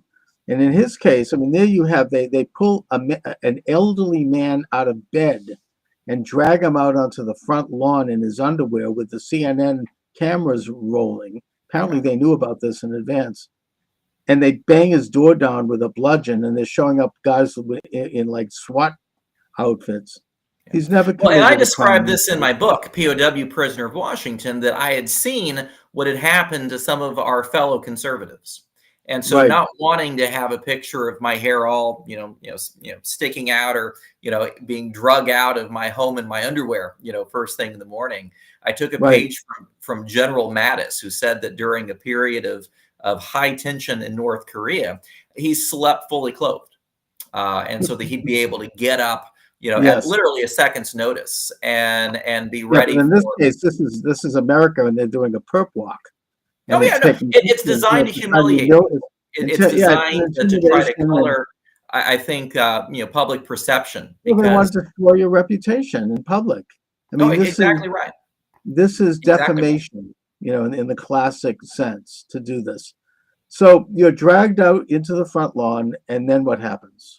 Well, actually, it was more into a black SUV, but they then go through and they put you in a local jail cell.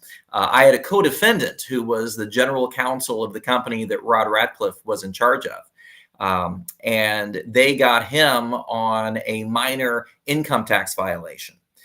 He apparently, a company that this company involved, apparently mislabeled a professional service contract, and it was a campaign contribution instead. And it was about a $14,000 tax liability. This is a company that was doing $720 million in sales of the year in question.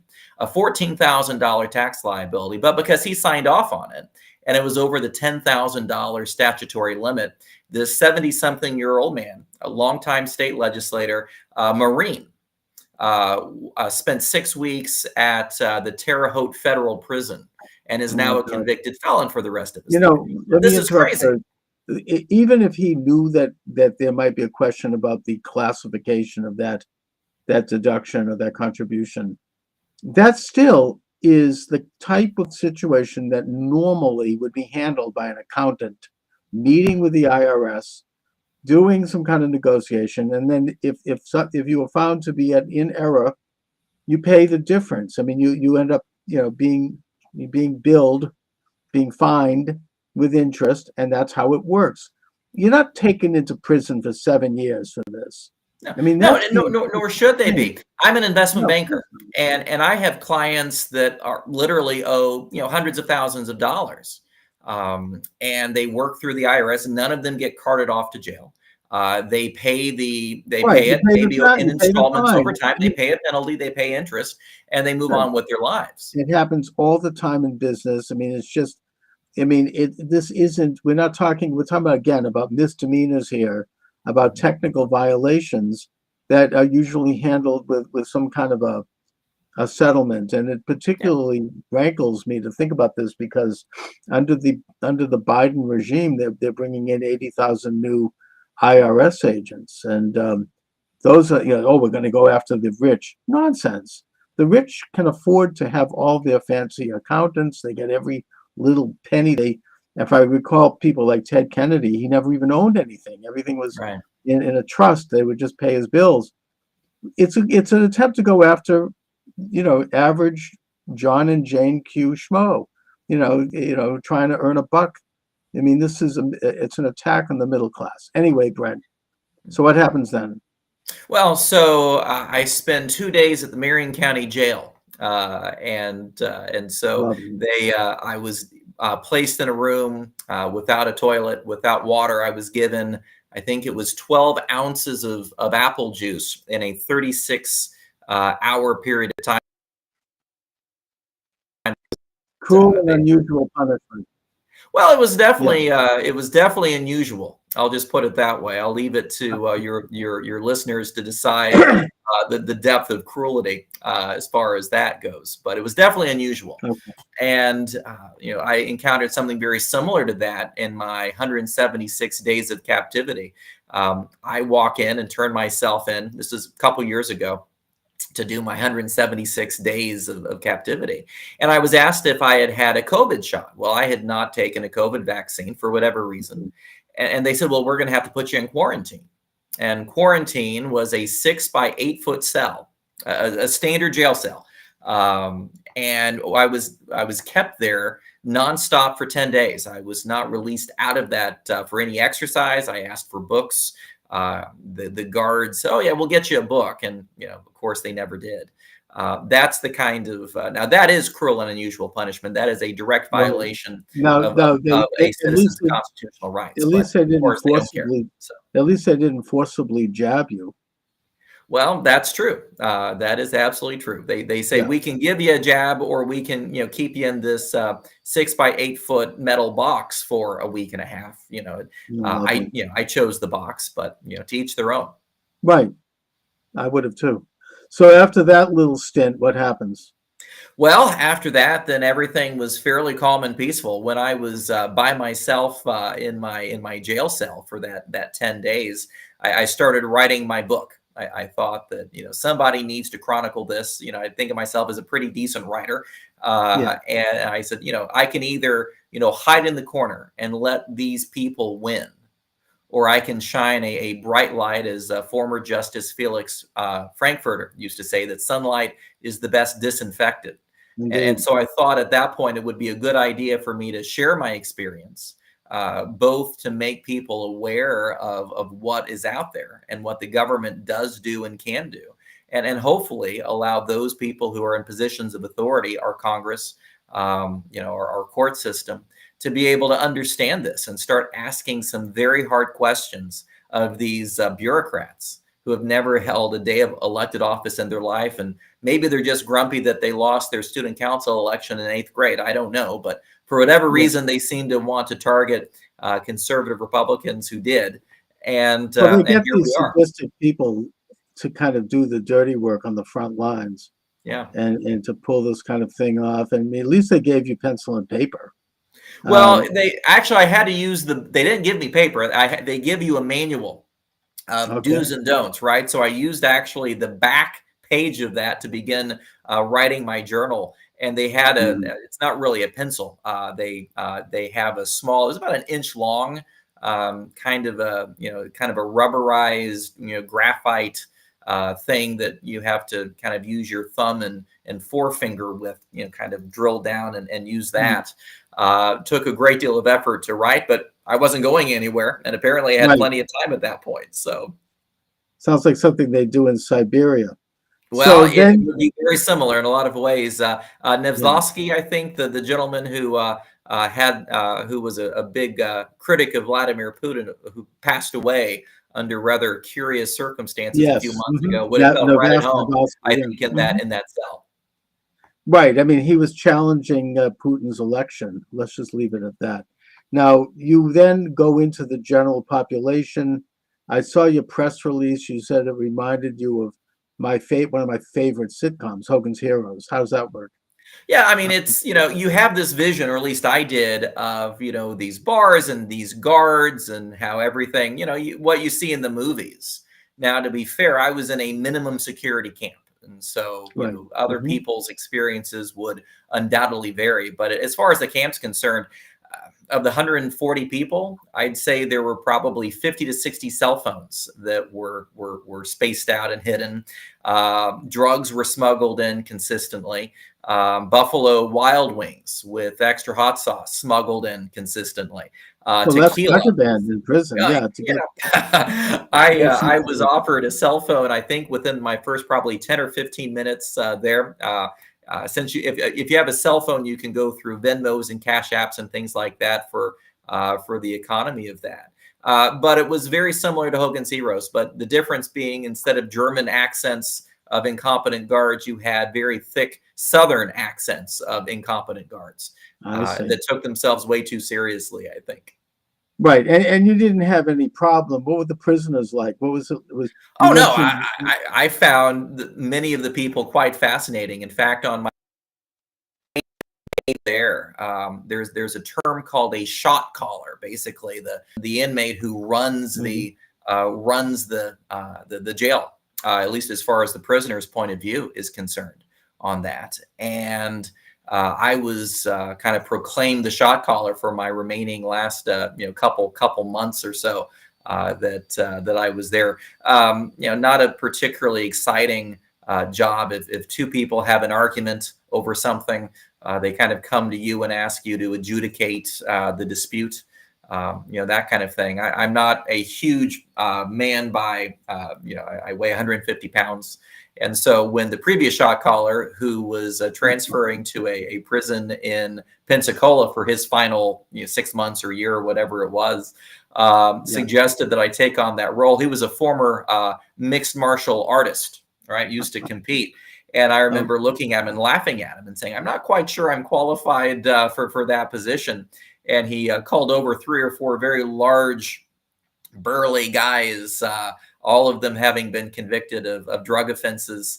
And he said, well, you guys like Brent, right? Oh, yeah, we like Brent. Yeah, he's cool. If Brent ever got into trouble or anything, you'd help him out, right? Oh, yeah, sure we would. And never had a problem. It sounds like a scene out of Wallace Beery's The Big House. I'm not familiar with that, but I'll take your word for it. But it was just it was just absolutely ridiculous, going from being a state senator to being a shot caller. And there's a lot of very humorous aspects in the book POW, Prisoner of Washington, that I convey, as well as a number of issues that are frankly quite serious. Healthcare in our prisons are virtually non-existent. And only occur when there is a serious crisis. I didn't know this, that if you have a cavity, you're given 2 choices in prison, whether you're in long-term or short-term, a camp or in Supermax. The dentist will either extract your tooth, just yank it out, or it'll rot out on its own. There's no such thing as fillings. No drill in federal prison. They're prohibited. Dentists are prohibited doing it by contract, which I thought was interesting. So that's serious, and it could be a serious health problem. Absolutely. I know that I've heard stories like that here in Boston with prison. So I mean that's and you also talk about racism in prison. Absolutely. I was at the camp during Martin Luther King Day. And I was very surprised when the guards would go up to African American inmates and wish them a James Earl Ray Day, of course, the assassin Oh, yes, of Martin of Luther course. King. Yeah. And just not one guard, multiple guards did this. They thought it was hilarious. During holiday meals, they try to have a meal that's reflective or endemic of the holidays. So for Thanksgiving, we're given turkey. Christmas, we were given a Cornish game hen, for our meal. They gave us fried chicken and melon for Martin Luther King Day. Okay. You just can't make this stuff up. Well, that's a cultural thing, but it's something. Yeah, it's definitely something. So Brent, here you are. You've gone through the fire, as it were, and you've come out pretty sound and pretty safe. You seem like you're in good shape, thank God. Yeah. What are you up to now that you're out, and are you getting back into politics? Well, my first thought, of course, I'm blessed. I'm fortunate to be in a financial position that I really don't need to explain myself to a potential employer. I'm not married. My family's always been very supportive of me going through this legal process, and so I appreciate my parents and very much in this regard. And so I think it's important first to be able to publicize, my story. I don't, plan on making any money on this book. I will donate it to charity. That's not my purpose of this. It's strictly to shed some light on lawfare and what the Department of Injustice does to conservative Republican Donald Trump supporters. Personally, I continue on with my private equity venture capital business. And so, and that's done fairly well, thankfully, over the years, and hopefully will continue to do so in the years and decades ahead. No, that's a great field to be in if you know what you're doing, and you seem to. Are you involved in presidential politics or Republican politics as we approach this election? Not yet. No, I certainly don't want to inject myself into the discourse as it might be a distraction.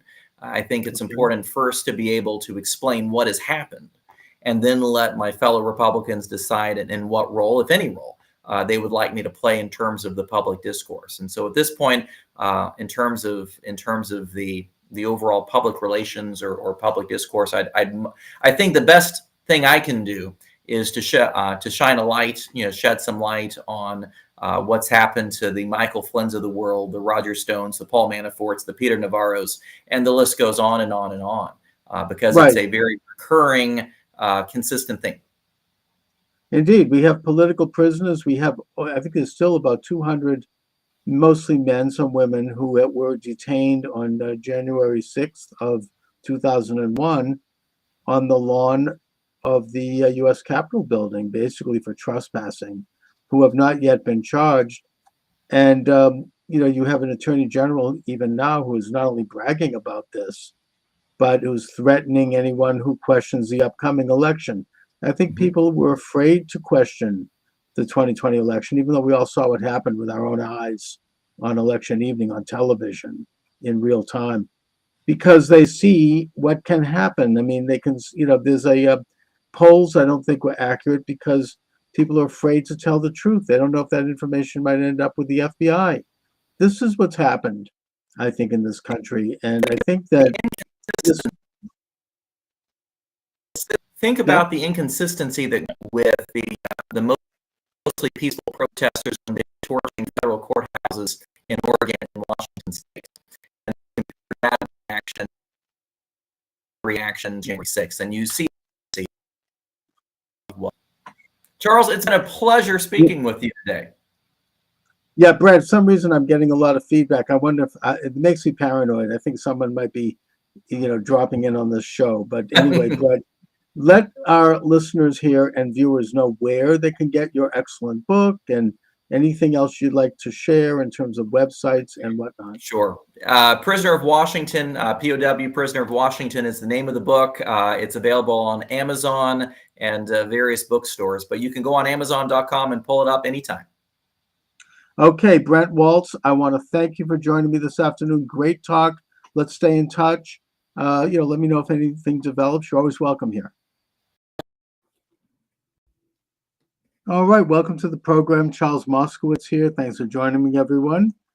It's an honor and a privilege to welcome Dr. Jerome Corsi to the program. Dr. Corsi has been a guest from time to time. He has been on the forefront of political and cultural analysis for the better part of the last several decades, going back to his work on the Swift boat controversy in 2004 when John Kerry was running for president. And he's got into a lot of very important issues. He's got a shelf full of books. His most recent research in 2 books is on the Kennedy assassination, and his most recent book on the topic, which he co-wrote with David W. Mantik and others, is The Assassination of President John F. Kennedy, The Final Analysis. Forensic analysis of the JFK autopsy. X-rays prove 2 headshots from the right front and 1 from the rear. So, Dr. Corsi, let's go right into it. What are the latest discoveries with regard to the Kennedy assassination? Well, I'm going to start. First of all, Charles, it's great to be back with you. Thank you for the invitation. And I want to show you the cover of the book, and then we'll start there. Okay. Here's the cover of the book. I think you can see it now. Is it clear on the screen? Mm-hmm. Is it shared? Okay. So the title is The Assassination of John F. Kennedy, The Final Analysis. And I co-authored it here, as you can see, with David Mantik. David Mantik is an MD. He's a radiation oncologist. So he's been reading X-rays for cancer patients for over 4 decades. And he also has a PhD in physics. And his PhD was on a physics topic dealing with X-rays. Now, Dr. Mantik has seen the JFK skull X-rays from the autopsy in the archives, the National Archives, 9 times more than anyone else. And he has done optical density measurements, which means you take a odometer, which is a scientific instrument, and you can meter or centimeter, okay, millimeter by millimeter, sometimes 1/10 of a millimeter by 1/10 of a millimeter. You can measure the amount of light coming through the X-ray, which permits you to really do a detailed scientific analysis of what you're looking at. Mm-hmm. Now, of the 3 X-rays that exist in the archives of JFK's autopsy from the skull, all 3 are, first of all, forged. They're not the originals, and they were altered to mask evidence of frontal shots. Right. Now, okay, so what you can see in the cover here, this is a Zapruder film. This is the frame. Right. JFK has just been shot in the throat. You can see his hands coming up to his neck. A bullet has entered the windshield from the front and it's hit him in the neck. Okay, and then of the headshots, the first one that hit Jack Kennedy was at frame 313 in the Zapruder film, and it moved his head forward, and it blew out a lot of the right front of his head. Less than 2 seconds later, a shot hit JFK in the temporal bone, which is right by the right ear, and it blew out the back of his head, the right back of his head. And then a shot hit him in the forehead almost at the same time. And if we look at that, in fact, if I increase the magnification on that and give it to you in a little bit bigger format, let's see if I can do that. Well, I'll do that when we get inside the others. But you can see here, the shot entered the forehead right at above the right eye at the hairline, and you can see the fragment of the bullet breaking up and goes across the top of Jack Kennedy's head, the right quadrant of his head, and the biggest fragments in the back, which is clear indication of a frontal shot, because the large fragments they weigh more and they have more momentum. They travel the farthest, and it did not exit the back of the head. So that's a clear evidence of a frontal shot. Okay, and that's again, what this means is that Lee Harvey Oswald was not the sole gun shooter, because he was supposed to have been shooting from the Texas School Book Depository, which was behind the limousine when the shooting started. And so therefore, there's no way that this means that there are essentially at least 3 gunmen, one from a low angle behind Jack Kennedy probably in the Daltex building directly behind the limousine, and across the street from the Texas School Book Depository. The one from the hit in the temple, this keyhole fracture right here, that shot came from the grassy knoll. And I can show you some of the Zapruder film here when we get into it in a minute. This shot up here, like the shot through the windshield, probably came from a shooter who was on the other side of the grassy knoll, the south side of Dealey Plaza, up by the railroad yard above the triple underpass. Right. So you've got a crossfire. You got 3 shooters. And this is different than other books because here we've got scientific evidence. This is the measurement. You're looking at the x-rays. We know these x-rays are Jack Kennedy's x-rays because they are the x-rays of the teeth. The dental records match a pre-mortem before he was killed. X-ray Jack Kennedy had taken of his skull that was found at the JFK Presidential Library in Boston. But this white patch back here, right, which you can see, that's too white. It's off the grade for what the range of light that can come through an X-ray. That means that this was intentionally patched and blocked from light because the shot that came here and blew out the back of the head undoubtedly did damage this whole part of the skull.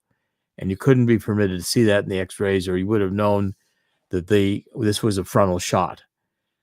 Okay, now I'm going to quit sharing this for a minute, and here I want to give you a couple of other things here to think about. At Parkland Hospital, which Jack Kennedy was taken to Parkland Hospital immediately after the shooting. Right. And this was the doctors who, had the first look at Jack Kennedy, but no time to alter the wounds. And what they saw, they all said that it was two frontal shots that they saw. And I'm going to read you some of what they said. Here is a nurse. Her name is Nurse Bell. She just comes into the trauma room 1, the emergency room at Parkland, for just a couple of minutes. For literally, her job is to see how badly the patient is injured and whether or not there's going to be an operation needed, because she's going to go prepare the operating room.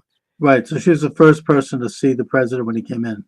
Yeah, and she's taking a look at it to see how bad the wounds are. So her testimony under oath to the Warren Commission, she said, when I took the first look, I could recognize the president, but I didn't see an injury because there was no injury around his face, she explained.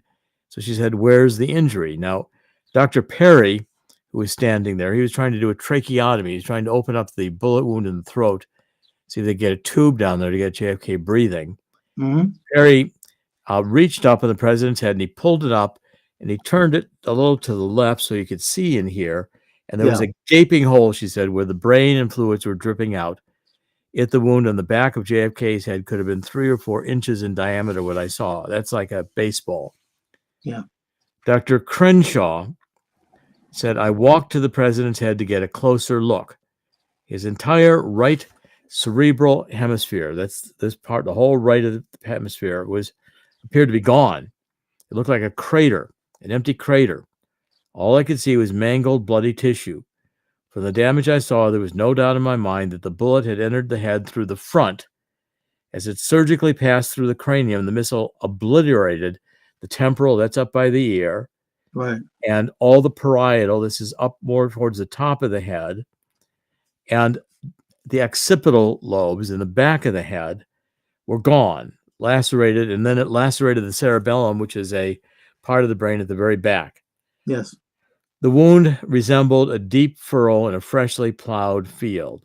Several years later, when I showed slow motion films of the bullet striking the president, the physics of the head being thrown back provided final and complete confirmation of a frontal entry by the bullet to the cranium. Okay, so now that's what they saw at Parkland. And I want to show you some of the Zapruder film and I'm going to share my screen again. Yes. And I'm going to show you in the Zapruder film where you can see these two of the shots very clearly. And here we go. Share this, and I'm going to pick out frame 313. Okay, this frame here is where the shot hits JFK in the back of the head, and you can see the blood and tissue are going up out of his head forward. The front of his head, the very front of his head here, they're kind of like a head flap. That's where the bullets exited, and the damage has caused the bullet going through the head, and he's pushed forward. Now, less than 2 seconds later, in frame 331, there is a massive hit to the side of the head. And I'm going to blow this one up so you can see the comparison here. This one here, I'm going to make that one go to be much bigger. And so you can get a close-up of it. We're going to go to, I'm going to zoom in on it. Okay. You can see basically there that JFK's head, you can see 2 separate wounds. This is just the front of it. This is the whole side of his head is just blown open by the bullet that hit the side. Right. And it's blowing out the back of the head. Okay, now those 2 separate shots. Yes. Okay, so those are a shot from the rear, a shot from the front, and he is now thrown violently to the left. So if we follow through here, you can see he's pushed violently back into the left.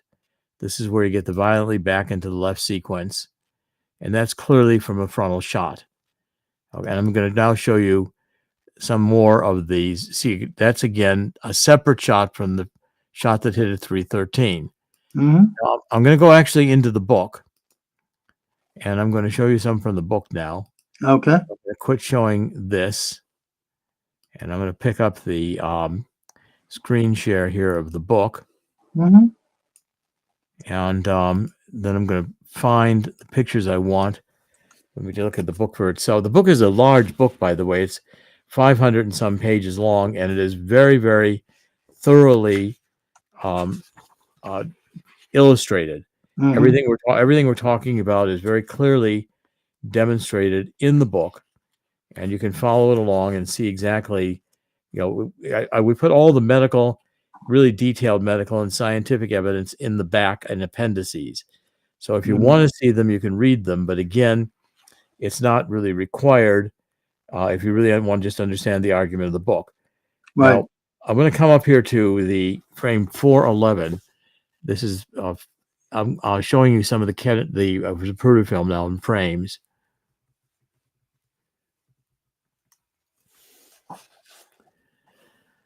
Okay, so here is this is the head explosion of 331, and I'm going to now again make sure I bring this up so you can see it really well.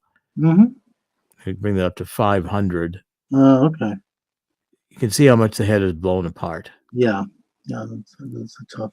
Yeah, these are gruesome pictures. No, it's I can barely, even now I can barely stand to see this. So he's moving back into the left, and Clint Hill is coming up onto this is a Secret Service agent. He's trying reaching for the hand. So the shot throws Jack Kennedy back into the left. Clint Hill gets covered by brain matter. As this officer over here gets covered by brain matter. Jackie Kennedy starts to come out of the car. Yeah. And she's reaching back. She's reaching for a piece of Jack Kennedy's brain in the back. I want to increase this one in size so that we get a good look at it. You know, I think this part of the Zapruder film was only declassified recently. I mean, we saw a lot of it originally, but we didn't see this. I mean, this. In this detail, she's reaching for a piece of the brain. And when she gets the piece of the brain, and the whole point of this is it's all blown to the left. There's a fragment of Jack Kennedy's head that's actually blown on the lawn over here. Right. That's clearly a shot from the grassy knoll. Yes. Okay. And the x-rays validate that. Now, when Jackie gets it, she goes back into the car. And what she does is she tries to put Jack's head back together again. So when they're going through they're now driving further down on Elm Street, and they're going through the triple underpass, and Jack Kennedy is sitting upright. You can see his face. Yeah. You can see his ear. He's dead. Right. Back of his head, you can see this is all blown out here. Yeah. Okay. And so, Jackie was trying to get him. It's like a reaction when you break a wrist or something like that, and you think you can put it back together again. Right. But that this is in fact a these shots. I want to show you a couple. I want to show you more clearly the shot to the forehead, because it's dramatically clearly a frontal shot. And again, this book now is definitive in that it lays to rest the question of whether Lee Harvey Oswald was the shooter, because no shots in this head came from the Texas School Book Depository. So we know now that the government has been lying for 60 years. Yes. And framed Lee Harvey Oswald as the shooter when they So knew there was no shots coming from the Texas School Book Depository? None at all that hit his head. Right. I mean, obviously, the people that did the shooting, they were very, very experienced sharpshooters. I mean, obviously. Oh, these whoever did these shooting shots were perfectly. They were just killers. Oh, yeah. They knew what they were doing. Yeah, they knew what they were doing. I mean, they don't hit Jackie. They're shooting through the windshield through 2 Secret Service agents. The bullet that entered the forehead created the red blob. It's a marking. This was a liquid mercury bullet. As I'm going to explain, the body showed frontal shots, and the government's explanations that the shots had to come from the back. Right. So they flew the body into Andrews Air Force Base, and as I'll tell you in a few minutes, there was pre-autopsy surgery. Before the autopsy started, the 2 Navy pathologists at Bethesda altered Jack Kennedy's wounds. They did pre-autopsy. And who were they? I'll get to that in just a minute. Thank you. This is the track of the bullet. And so you can see it breaking up. It doesn't exit. You can't remove a liquid mercury bullet. And so therefore, this is just clear evidence of a frontal shot. Mm-hmm. And you can see it entered the front. Dr. Chesser also did an analysis of it. When it entered the front of the head, there was all these little scatter dust-like particles that came at the entry point. Right. And then a picture of it here that shows you without color, but you can see here how it looked in the X-ray, where there's clearly so that's clearly a frontal shot. Right. Mm-hmm. Now, the government had a problem in that there was a photographer who was taking pictures of in front of the limousine. His name was Alchins. He was standing in front of the limousine when the shooting happened. And so the Texas School Book Depository was seen in the background, and that picture was published in newspapers across the country within about an hour or so of the assassination. It was on the AP wire. Okay. And so people across the country knew that the shooting had occurred. That's a big blow up of the Alchins picture, but the Texas School Book Depository is behind when the shooting starts. Bullets coming through the windshield here and hitting his neck. So they couldn't have had any. If Lee Harvey Oswald was a shooter, you can't have had any shots from the front. Right, of course. And if we take a look at the pictures, the Alchins took another picture as the Kennedy limousine passed him. There you can see the bullet coming through the windshield. It's even clearer here in this blow up. So that's a reflection of where the bullet came through the windshield. Mm-hmm. Okay, now, when they flew Jack Kennedy's body back to, by the way, the body was taken out of Parkland Hospital at gunpoint because the autopsy pathologist showed up and he said, "This is a local murder. I am the coroner. I am going to do the autopsy in Dallas." Well, it was known that the shots came from the front, and they had a problem. They couldn't let the autopsy be done in Dallas. I'm going to read you what Clint Hill said, and then I'm going to go back to sharing in a minute. But Clint Hill gave a very good description of what of how the shots affected him. He's the Secret Service agent in the back of the car. He said, "As I approached the vehicle, JFK's limousine, there was a third shot. It hit the president in the head, the upper right of the right ear, causing a gaping hole in his head, which caused the brain matter, blood, and bone fragments spew forth out over the car, over myself. At this point, Mrs. Kennedy came out of the back seat under the trunk of the car. She was trying to relieve something that had gone off to the right rear. She did not know I was there. At that point, I grabbed Mrs. Kennedy, put her in the back seat. The president fell over onto her lap to his left." Mm-hmm. Yeah. Frontal shot. And he also said the right head of JFK's head was exposed. I could see his eyes were fixed. There was a hole in the right rear portion of his head about the size of my palm. Most of the gray matter in that area had been removed. It was scattered throughout the entire car, including on Mrs. Kennedy. So there's no doubt, and in fact, if we go back to the book, all the doctors at Parkland say that they clearly saw that this was if I go to figure 4.3 about, all the pictures taken of these doctors show that they have to go find it here for a minute. It's not exactly numbered in the manuscript. The way it got into the book, there were some changes. Okay. But you can see that in a minute, I'm going to show you the picture where all these doctors are saying he was hit in the back. By the way, that's how the bullet came in the forehead at a higher angle. That's how the bullet at the side blew out the back of his head, entering it by the right ear. Mm-hmm. And then all these doctors at Parkland, when they were asked about that's the Harper fragment that was blown out of the back of Jack Kennedy's head and was found on the lawn on the other side of the Dealey Plaza. Right. It's very clear he was shot from the front. There's another shot of the Harper fragment.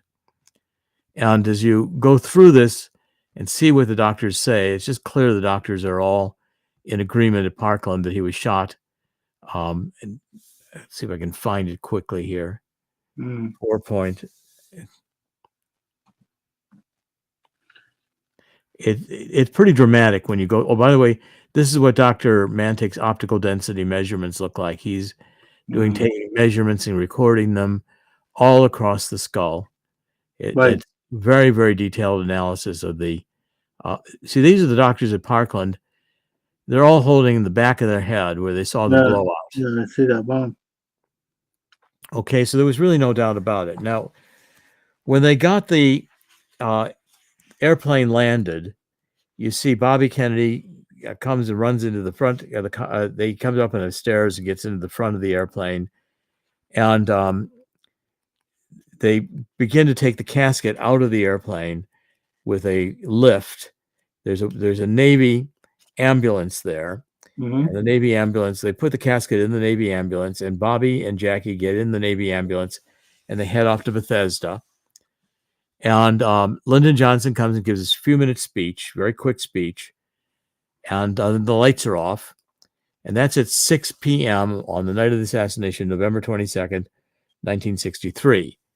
Now, the JFK's body arrives at Bethesda morgue a half an hour later, and it arrives in a shipping casket, a pink metal gray shipping casket.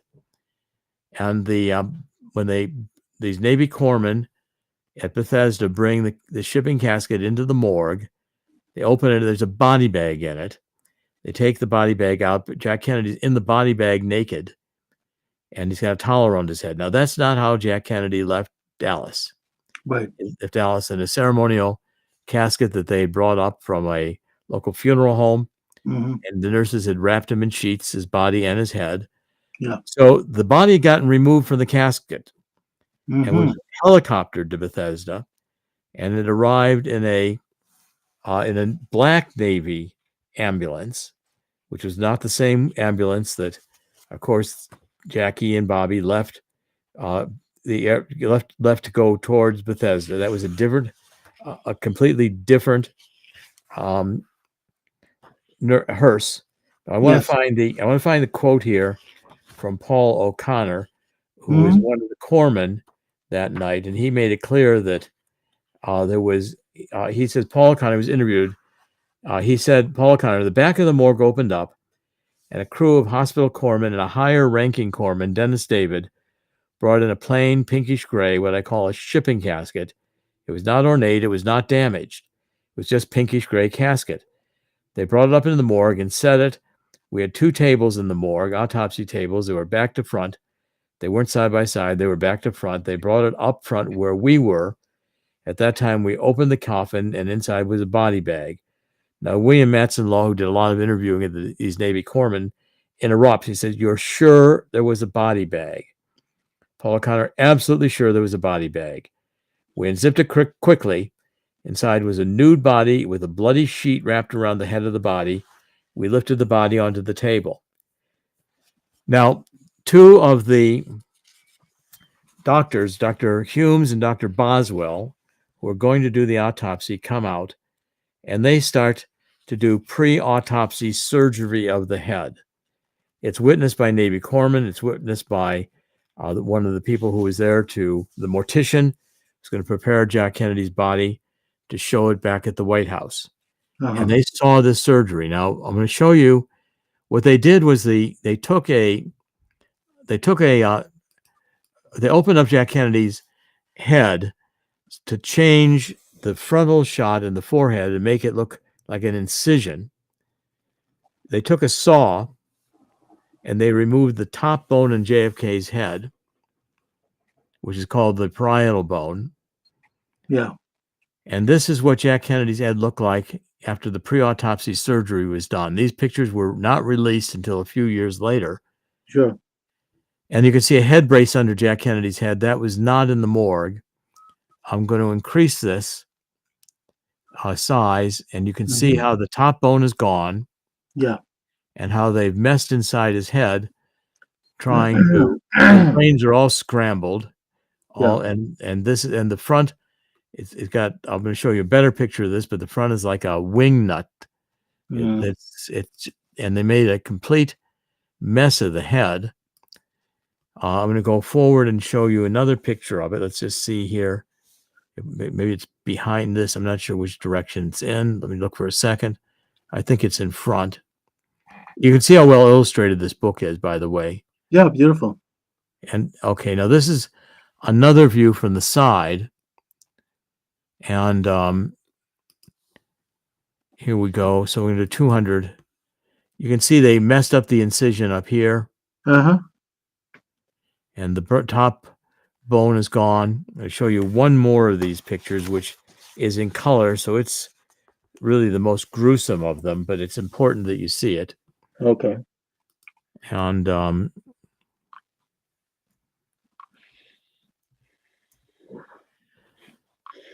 okay, so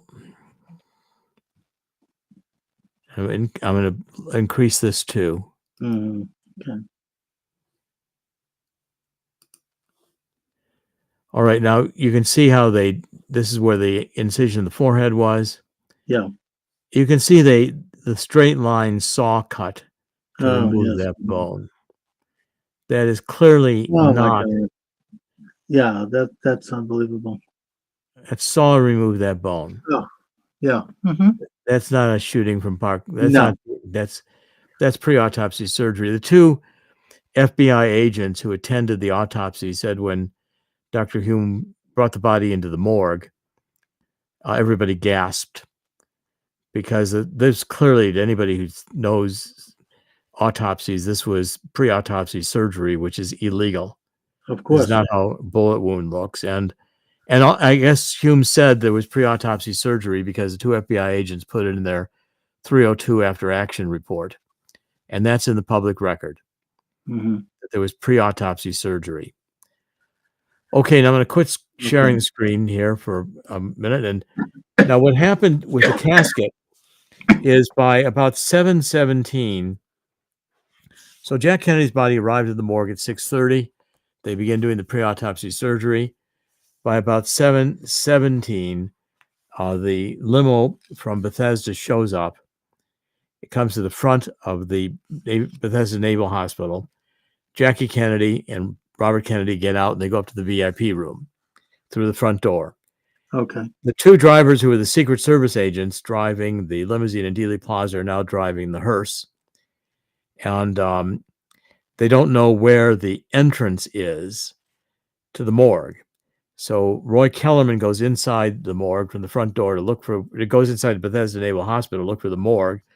William Greer, the driver, is sitting there. And the two FBI agents who do the 302 report, Jim Siebert and Frank O'Neill, come up and they say, well, come with us. We have to get our FBI physicals every year at Bethesda, so we know where the morgue is. They take the hearse around to the back of the morgue, back of Naval Hospital, and the two FBI agents and the two Secret Service agents unload the Dallas ceremonial casket and put it in the anteroom for the morgue. The Navy corpsmen say you're not allowed to enter the morgue. because obviously they're doing pre-autopsy surgery. They don't want that seen. Right. And this is the ceremonial morgue, the casket that left Dallas. That's at 7:17. Now there's also a Navy and there's all units honor guard. So Navy, Air Force, Marines, Army in dress uniforms. And they were at Andrews Air Force Base. They had their own car and they were going separately to Bethesda morgue. Mm-hmm. And they were going to get there too early. So Admiral Galloway from the morgue, he's part of the Bethesda Naval Hospital, finds another Navy gray ambulance, and he drives out and he finds these guys driving around with the honor guard. He leaves on a wild goose chase for 15 or 20 minutes around Washington to delay them. Wow. They don't arrive until about 8 o'clock. By then, they've got Kennedy's body back in the ceremonial casket. The honor guard brings the casket into the morgue. They open up the casket and start the autopsy. And they say there's pre-autopsy surgery. Mm-hmm. So I think you can see now from what Dr. Mantic did by documenting, this is like crime scene investigation. This is not he said, she said. We're not talking about who the shooters were. We're not speculating. We know everything we've said in this book is true. And the pre-autopsy surgery was validated by Doug Horn, who wrote an introduction to the book. He did 5 volumes inside the Assassinations Records Review Board. Doug worked on the Assassinations Records Review Board for several years, and he got the medical evidence, did a lot of interviewing of all the medical personnel, especially at Bethesda, and wrote a very comprehensive report on documenting the pre-autopsy surgery. Mm-hmm. Now, why this is important today, because it's clear that on November 22nd, 1963, the CIA, which, by the way, had a complete background analysis on Oswald. Oswald was captured about an hour into the flight back to, going back to Washington. Right.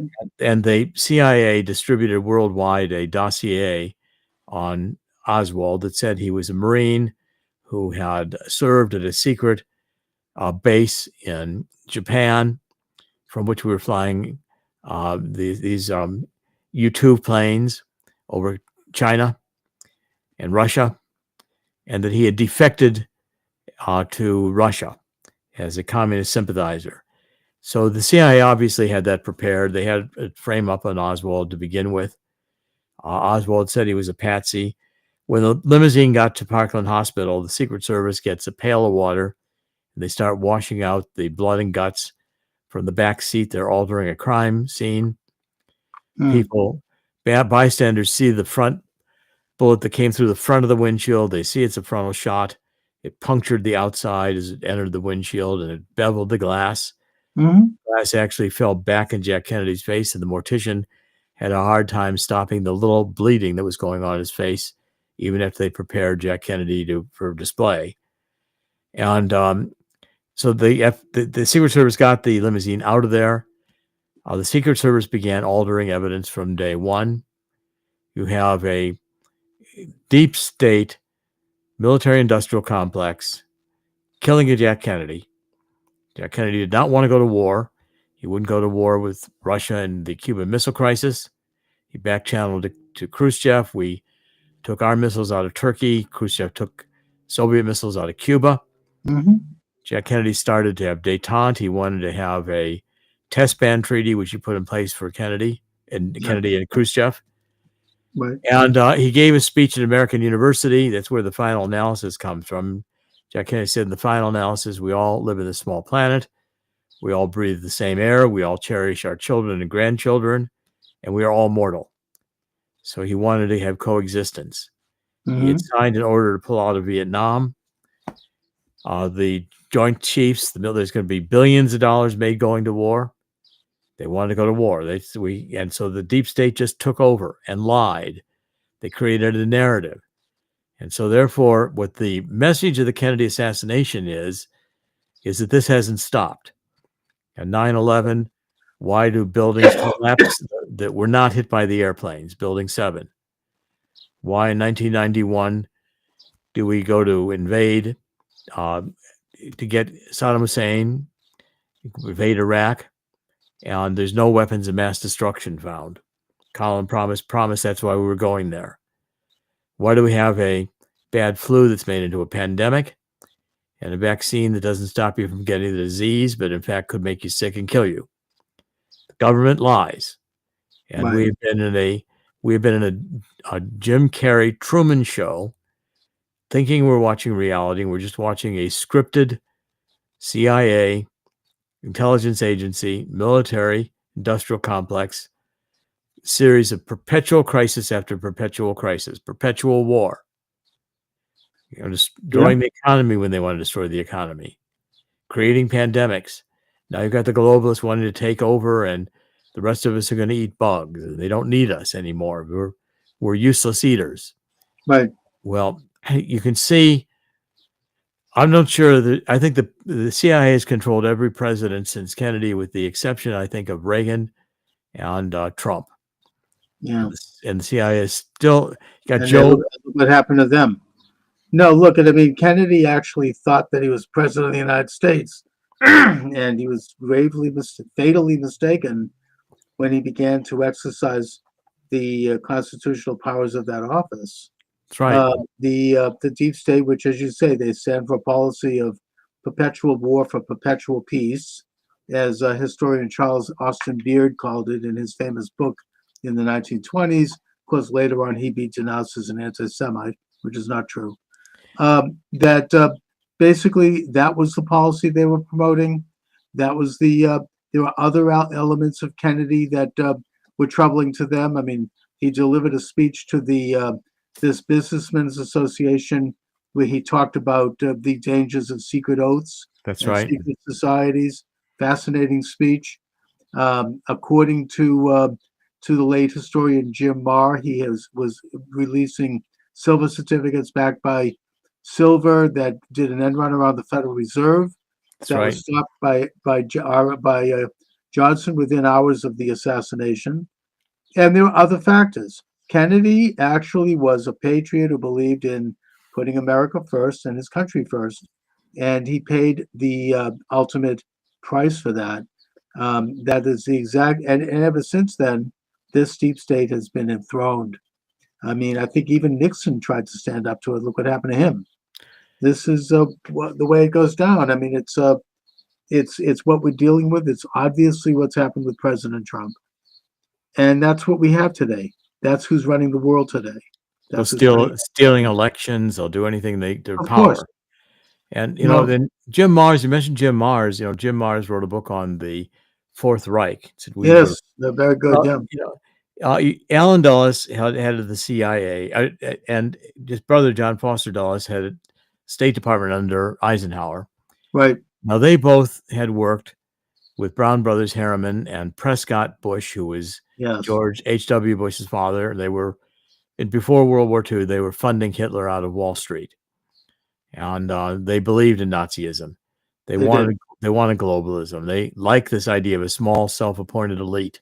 Klaus Schwab, John Kerry, Bill Gates, and they're the oligarchs of the world. They get all the money, and they multinational corporations and their machines. They run the world, and the rest of us are nothing to them. Right. I mean, it's basically a transfer of governing powers to this unelected, authoritarian elite. I mean, it goes back to Wilson and the signing of the Federal Reserve Act and the 17th Amendment, which is the direct taxation. But I mean, I think that the modern manifestation actually goes back to the Rhodes Roundtable, and as discussed by Professor Carroll Quigley in his book Tragedy and Hope, which is a great book. It's a great book. The emerge of America and the British Commonwealth into an Anglo-American establishment, and that would informally rule the world. It's an old story. Every generation has dealt with it all the way back to Adam and Eve. This isn't new. And every generation has also had patriots who have woken up and who have gone to bat and taken a stand for freedom. That's what this country was supposed to be all about, a rejection of these authoritarian ideas. And so here we are today. We have President Trump standing in the breach. He's like this unique figure that is a truth teller and that's willing to go to bat. He certainly doesn't have to. If he had kept a low profile, he'd be fine. He wouldn't have all these phony laws created to go after him and his family and his wealth. What do you think is going to happen now, Jerome? I mean, what do you think is going to go on with this election? Well, I think that there's a lot to happen yet. It's still in the works. I think that the American people are waking up. I do believe this book has played a role and will play a role. I've now created the Anti-Globalist Alliance. I've been Archbishop Vigano in Rome has been calling for this to be done for years, and I finally did it. And I've gotten to be in communication with Archbishop, with His Excellency, and I'm writing a book which I'm just doing the final editing on it today, which is entitled the Anti-Globalist Alliance Manifesto. Great. And its subtitle is "Ending the War on Humanity." It'll be published in either August or September by War Room Books, and Bannon is writing the introduction. Wonderful. Great man, by the way. War Room Pandemic is a tremendous resource. They're trying to put him in prison, probably will. But, I think that people see this, they see through it. These are prices that have to be paid. So Jerry, what can my listeners and viewers do to help? How can we get involved? Well, there's lots of ways to get involved. When I form the Anti-Globalist Alliance formally and launch it with a website, you can join as members, participate. We're going to be running programs, to get things back into community control, get it out of the control of the globalists. Different programs are going to be outlined in this manifesto.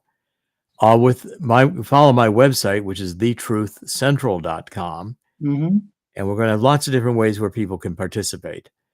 But I'm very actively taking steps to reverse this. I've created new telemedicine companies. I want to get medicine back in the hands of doctors and people. And we'll be working. Those are part, again, of the Anti-Globalist Alliance, getting things back into community level.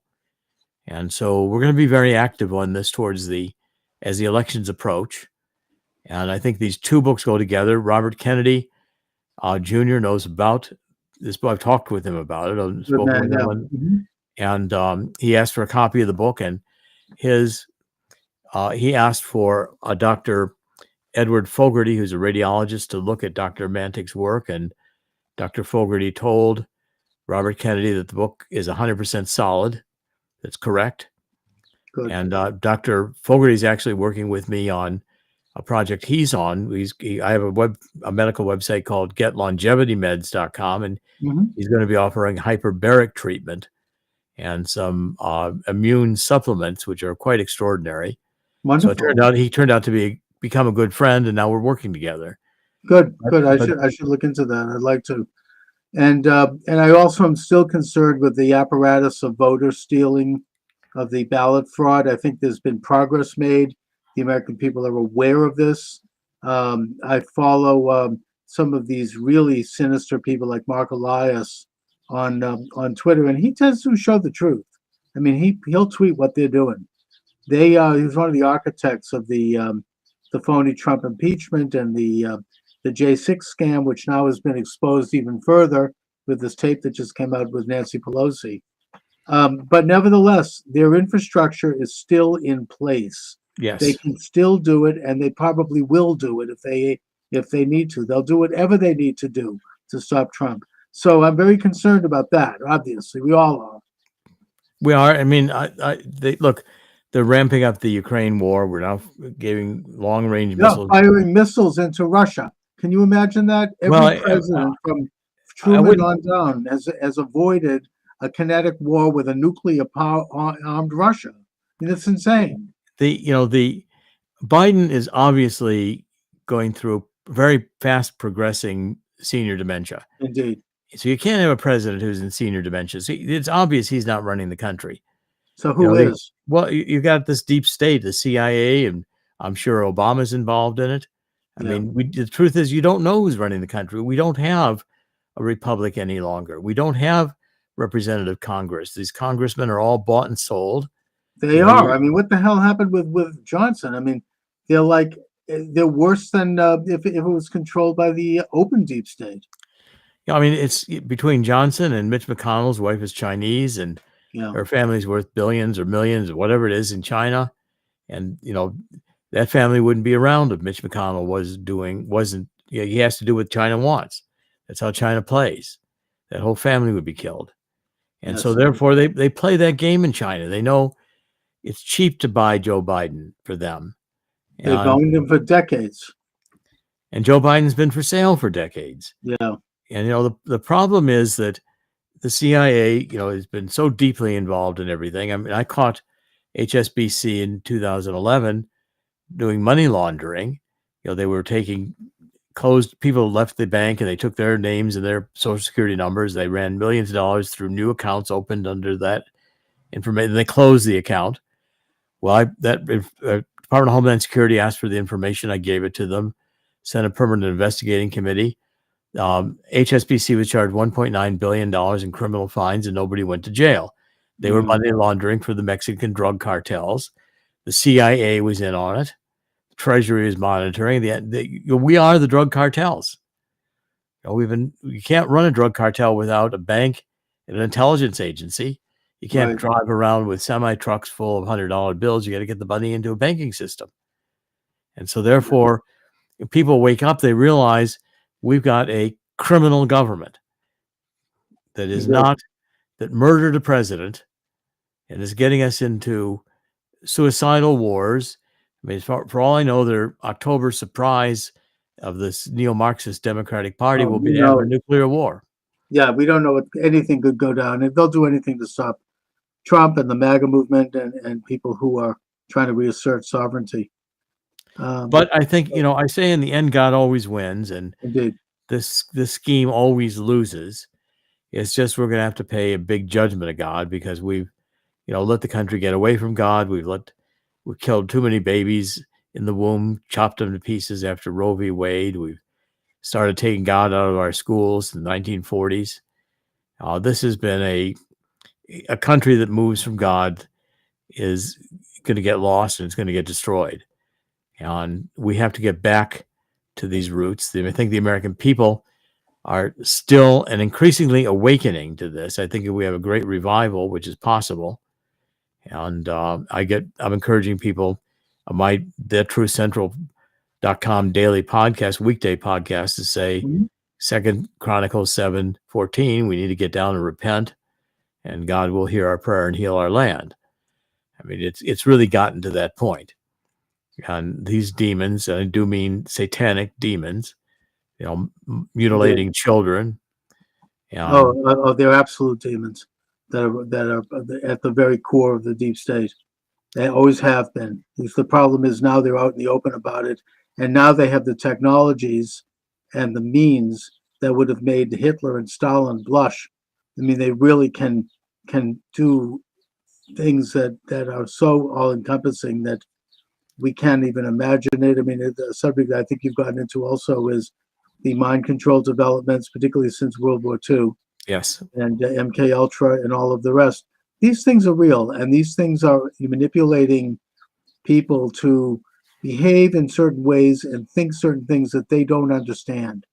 It's an interesting subject. It's very manipulative. It's calculated. Right. And so therefore, I mean, and one of the other books I wrote on the truth about neo-Marxism, cultural Maoism, and anarchy was that, you had a defector from Russia, Bezmenov, in the 50s, who came over and said, he said the whole methodology was to get God out of things, to destabilize, to create this one series of crises after another, run psychological operations, get people to feel confused, and then they abandon power. The middle class is being destroyed. And people are finding there's going to be a massive economic crash eventually here with all the debt that's around. And so, again, you have to understand that this is being done intentionally by the deep state. They want to destroy in order to create. They're depopulationists. They don't care. They don't think they need these billions of people. They want the Earth's resources for themselves. And they will gladly eliminate billions of people. And they say so openly. Oh, yeah. And it's become that, and these new technologies around artificial intelligence and transhumanism with its, of course, its front is transgenderism. The idea of blurring the difference between men and women, blurring the difference between property and government. All of these things are everything that go against the Bible, and that we need to understand distinctions. That's right. That's part of what God's blueprint at Sinai. I mean, to show what is sacred and what's profane, and to understand that, and we can understand it. Yes, we can. And the Kennedy assassination was the day this changed. It was the day the deep state decided they're just going to take control. Indeed, and that was the coup. That was the coup d'etat. So, Dr. Corsi, again, the book is The Assassination of President John F. Kennedy, the Final Analysis, Forensic Analysis of the JFK Autopsy. X-rays proved 2 headshots from the right front and 1 from the rear. This is available as a paperback at Amazon.com. And Dr. Corsi, I hope to have you back as you release your manifesto and from time to time, and to stay in touch. I look forward to that, Charles. Thank you very much. Great to be back with you, and thank you. Thank you, sir. God bless. It's amazing what you can do with technology now, you know? Yeah. And here we go. All right. Welcome, everyone. Charles Moskowitz, Monday through Friday, 3 to 4 p.m. Eastern Standard Time. I want to thank the good people over at TECN TV, the Exceptional Conservative Network, which is now carrying the show live, and their owner, Ken McClanton, great conservative out of Washington, D.C. If you want to chat, you can do so at rumble.com/Moskowitz. And we actually take calls here, 617-396-4958. My guest is Captain Seth Keshel. Captain Keshel has been, he's a former naval intelligence officer. Army. Army, thank you, sir. And thank you for your service. And you have been on the issue of the great election steal. Since Election Day, I have followed you. You have an extraordinary breadth of knowledge with a particular orientation towards statistical analysis, which is very important. You have traveled the country. You have spoken on the issue. You like to have fun, I noticed. You do some recordings, so you bring a real energy to this issue at a time when those of us who are critical of the election have been vilified often, and it's not always easy. It's kind of a lonely trog occasionally. So I thank you, Seth, for what you've done, first of all. So you're welcome, Charles. I appreciate the invite to the show. We've been trying to connect for quite some time. Indeed. So let's go right to it here. I mean, the whole country knows, I think, and polls indicate that most people know that the election of 2020 was stolen. 60% Republicans polled even recently still believe that and still understand that. And I don't know if there's polling on Democrats, but I'm pretty sure it's probably 20 to 30%, and a large number of independents. The way polling works oftentimes as well, people might be afraid or intimidated to speak the truth when asked, because when you have the FBI kicking down people's doors, you don't necessarily want to mention that you believe this, because you might end up on the wrong end of that kick on a door. So, suffice to say that everyone knows damn well what happened in 2020. And I think that you are bringing a lot of data to this and science to it that further reinforces what happened. So let's just talk for starters about your methods of analyzing the election state by state, county by county. All right. So there's 3,143 counties or county equivalents in independent cities in the United States that contribute votes in our presidential elections and also in statewide elections in those states. And of course, they are going to have a finite number of votes, which maxes out clearly at the number of registered voters, which we'll get into is a serious problem. Now, some of these counties, including in the key states that are key for the Electoral College with any Donald Trump run for the presidency, and really any Republican run now that the map is shifting around, you have states like Pennsylvania and Michigan, Ohio, Iowa, Wisconsin, Indiana, all across the Midwest, the Rust Belt. And a lot of those counties are stagnant in population, so they're fixed. The population hasn't changed much, or it's declining. And in counties like that, Westmoreland County, Pennsylvania is my favorite example. When you have what's called a coalition shift, people that vote this way that then start voting the other way, when the population is dropping because jobs are leaving, then what that means is one party's stack of votes continues to go down. You can look at Westmoreland County for 3 decades, declining vote totals election after election after election. And what you have there is a record Trump performance in 2020. And at the same time, a record Biden performance as well, shaving Trump's margins by about, it looks like 18,000 plus votes in my estimates in a state decided by 80,000.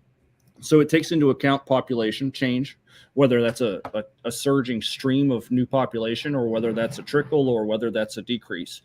Then we have the party registration where it's available in 32 states. You can see in the counties which way the trends in the elections should be going. And if you don't believe in that, you can take any state that has party registration and put down the registration trend between presidential elections, and whichever party made the advantage is the party that benefited in the next election, whether that was a tighter loss or an expanded margin of victory or a flip of the state. You can see that coming with party registration. So in a state like Massachusetts, I can see coming that the state's going to become more Democrat with an expanding Democrat registration. In a state like Pennsylvania, when it was a 21-to-1 ratio of registered Republicans to Democrats in Trump's term, that is signaling very strongly that Trump is not only going to win Pennsylvania again, he's going to win it by a wide margin. My number for Pennsylvania is 6.4%. Okay, so let's just focus on Pennsylvania because it's one of the most egregious examples of what happened. I think it was public knowledge before the election that Republican registration was way up in that state. That was in the news. I recall reading about it. We also had a situation where the state legislature was being undermined by a very corrupt attorney general and secretary of state, mainly installed due to financing from George Soros, who were switching and changing the laws against the U.S. Constitution, Article 2, which says that only the state legislature holds the plenary power to make election laws. And they challenged that, and the challenge was thrown out by a corrupt state judiciary. Eventually, it made its way to the Supreme Court, and the Supreme Court ignored it after the election. So, you know, the issue of the corruption of our judiciary is a separate question. But the point I'm making here is that Pennsylvania, you know, like several other states, and I know this is such a complex issue. There's so many moving parts, but on election night, it was one of the states that simultaneously shut down and stopped counting. And at that time, Trump was ahead by almost 750,000 votes, right? Then they reopen the next day and they start recounting and recounting and recounting until a week later, they suddenly find enough votes so that the media, the mainstream Mockingbird media, could declare Biden the winner. And that was how he won. Now, I mean, what do we do to counter that? Because that kind of corruption is so pervasive and so ingrained there now that I don't see how there's ever going to be another free election in that state, given those circumstances. Pennsylvania has gotten much worse since the 2020 election. This has been a stealth play ever since Trump won the states in 2016. So you have the Trump flip of PA, Michigan, Wisconsin, and a near flip of Minnesota in 2016. Minnesota was on the same trend as the rest of the states and should have been a Trump state in 2020. So when we look at the data on those states, you can see in 2018 that the 2018 midterm is when the Trump level election manipulation actually began. But because Donald Trump wasn't removed from office, most people didn't notice, especially since the end result, which was a flip of the House. And hey, there's actually a split decision here. We got more Senate seats. Most people didn't notice the massive turnout. My number suggests that there's 12 to 21 million more votes cast than are feasibly possible based on historic turnout figures since 1974. So that's the 2018 midterm. And that midterm was instrumental in Pennsylvania for reelecting Tom Wolf and making sure that Pennsylvania had statewide Democrat leadership in place for 2020, because they had it in place for 2016. But in 2020, they needed it because Pennsylvania looks like it had a rightward lurch in the 2018 midterms as well. Mm-hmm. And then you see in Michigan, 2018 was important for getting Nessel, Whitmer, and Benson in office there in Michigan.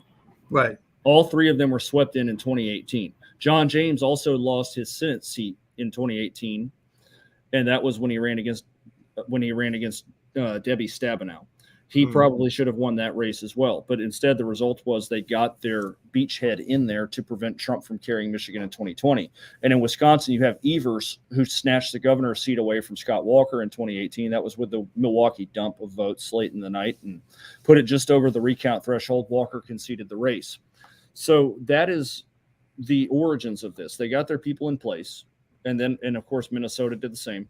And they made sure, and Arizona did the same. You have Katie Hobbs was put in 2018 after the race was called for Steve Gaynor, who ran against her for Secretary of State. And they counted in Maricopa County for days. It's when they got Kristen Sinema in the Senate. And you've seen it all throughout the state. Brad Raffensperger went into Georgia in 2018. And we have this nexus of politicians that were put in place in 2018 or before to ensure that Trump wasn't able to get reelected in those key states, because those 6 states are what I call the contested states: Georgia, Arizona, Nevada, Pennsylvania, Michigan, and Wisconsin. I have all 6 going to Trump easily. The closest state of those 6 is Pennsylvania at 6.4%. None of those states belong in the actual top 10 of the 2020 election. I also have Minnesota as a Trump state, and I have a number of states that you would never think of in a million years that are within 6 points, that are perpetually blue states. Right. I mean, that would be if we actually had an honest election. Correct. So you had the Soros's project of installing secretaries of states, attorneys generals, and corrupt district attorneys, that because he understood that that's where the power lay, that's where you could have people manipulating the law in such a way that would benefit them. And you've mentioned several of those situations. I mean, Jocelyn Benson in Michigan, along with the other 2 witches, she changed the laws regarding signatures on absentee ballots. That was overturned, her law. 6 months later, of course, it was too late by then. And then just before this recent election, after a citizens group brought evidence that there were 200,000 ballots that no longer resided in the state, they were from people who had either died or had moved out of state, and that they demanded that she remove those ballots, and they had all the names. She just ignored that as well. So we're talking about serious corruption here that in an ordinary time would have been involved with would have been felonies. But yet they are still there. They are more powerful than ever. They were able to, regain their seats in this last election, I think, under very strange circumstances. Do you go into the business of the numbers of ballots that are on the books that are from people who had either died or who are no longer residing in the state? So people in the state election integrity groups, they get into that because they have to, and that's their piece of terrain that they can control. Where I came in at a national level. At the end of the 2020 election, while President Trump was still in office, I was brought in to give statistical guidance, just like I do now, and it was to provide material for the lawsuits. So I had context, which of course the courts don't care about that, because statistical proof is not hard evidence of a crime like you might find on a security camera. But it supports, hey, something's not right here. Your blood pressure is 200 over 150. Something's not right here. And that is what my statistics show. So I came in at the national level. And then when the election integrity movement kicked off with a national perspective, I've never really been at the county or state level. That doesn't mean I don't have insight on it, but the people that are working at the counties and at the states, they know very closely. They know their county officials, their elections administrators, their county commissioners. And for me to get involved in it would really only create a more difficult path for them. They're going to say, here's a national election denier, or one of the more prominent election deniers in the world at this point. And that is something, but I am aware of the New York Citizens Audit for one. I'm aware of all the election integrity movements across the country, and there's a lot of really good ones. You have them everywhere. Audit the Vote Hawaii is outstanding. Audit the Vote Pennsylvania is outstanding. All across the country, we've got, even in Alabama, dark red states, we have people that are doing good. Even there in Massachusetts.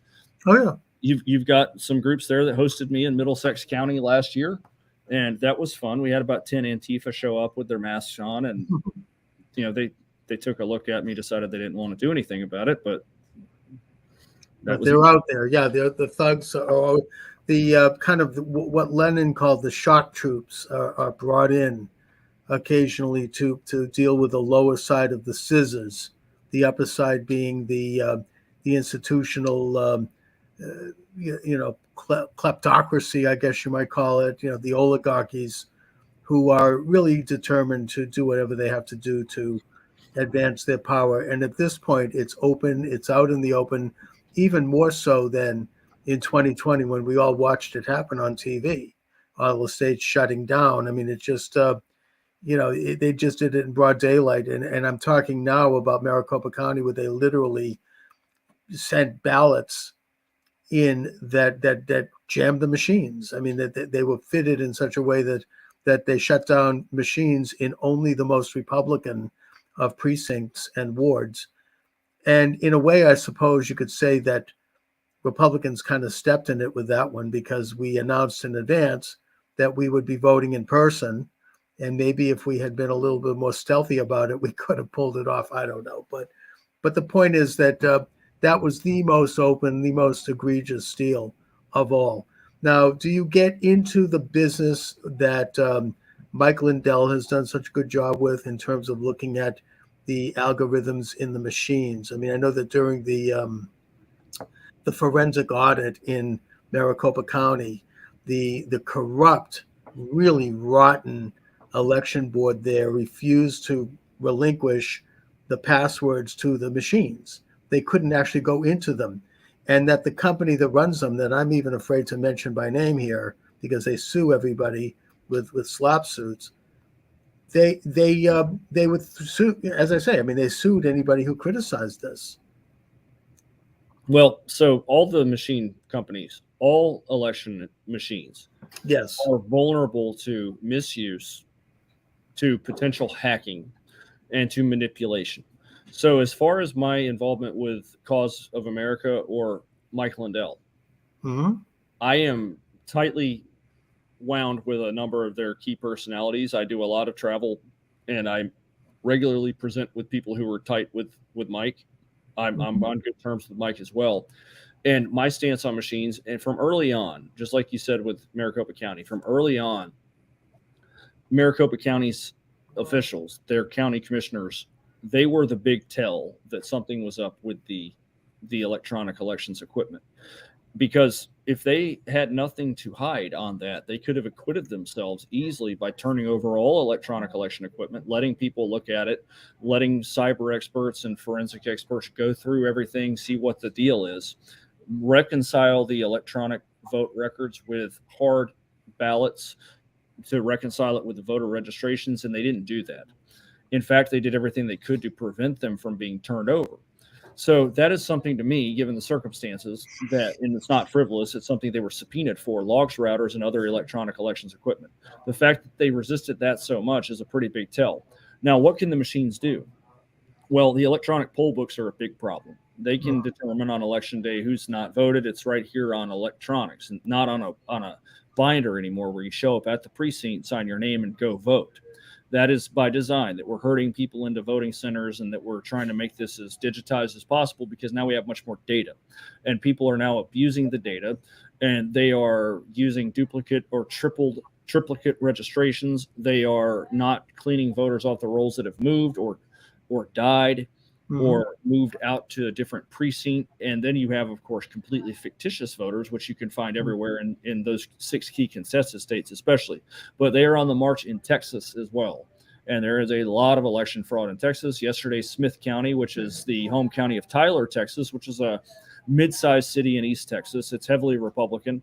They showed a sample size of 584 fraudulent ballots that were cast in Smith County. As in, these are absentee ballots that don't, on the count, that don't match the hard count of ballots on hand. And that's a small sample size of the county. I'd have to go look at my records to see how many estimated votes I had Smith County, Texas, as being over. In fact, I'm going to do that right now. Right. But my understanding, Seth, is that some of the methodologies being used here are so subtle that even most, good conservatives and good vote integrity groups can't detect it. And that includes things like setting up phony separate accounts online that then suddenly appear, they accept votes, and then they disappear. There's a lot of weird stuff that's happening.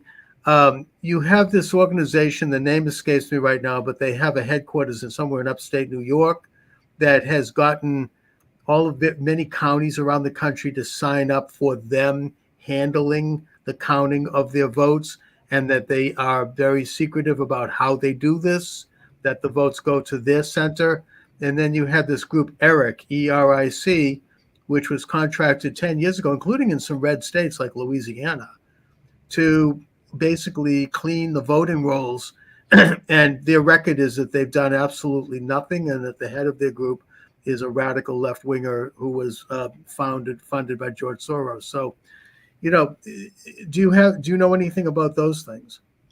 Yeah, ERIC is something in Alabama. Alabama just got away from ERIC, the electronic voter registration infrastructure.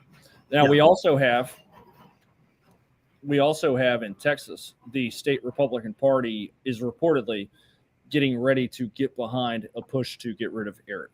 Now, will that actually happen legislatively? I don't know, because the Secretary of State of Texas, they rotate them out constantly. John B. Scott was the Secretary of State until a couple months ago, and he's gone now.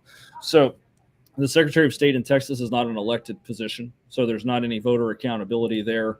And now we don't really know all of the positions that the current Secretary of State has. All I know is that Harris County, even in the Secretary of State's own audit, Harris County, home to Houston, and also you can look at some of the other counties, Dallas County, Tarrant County, Collin County, they were also audited. Harris County and Dallas County had very poor remarks come in. Now, Tarrant County's got issues too.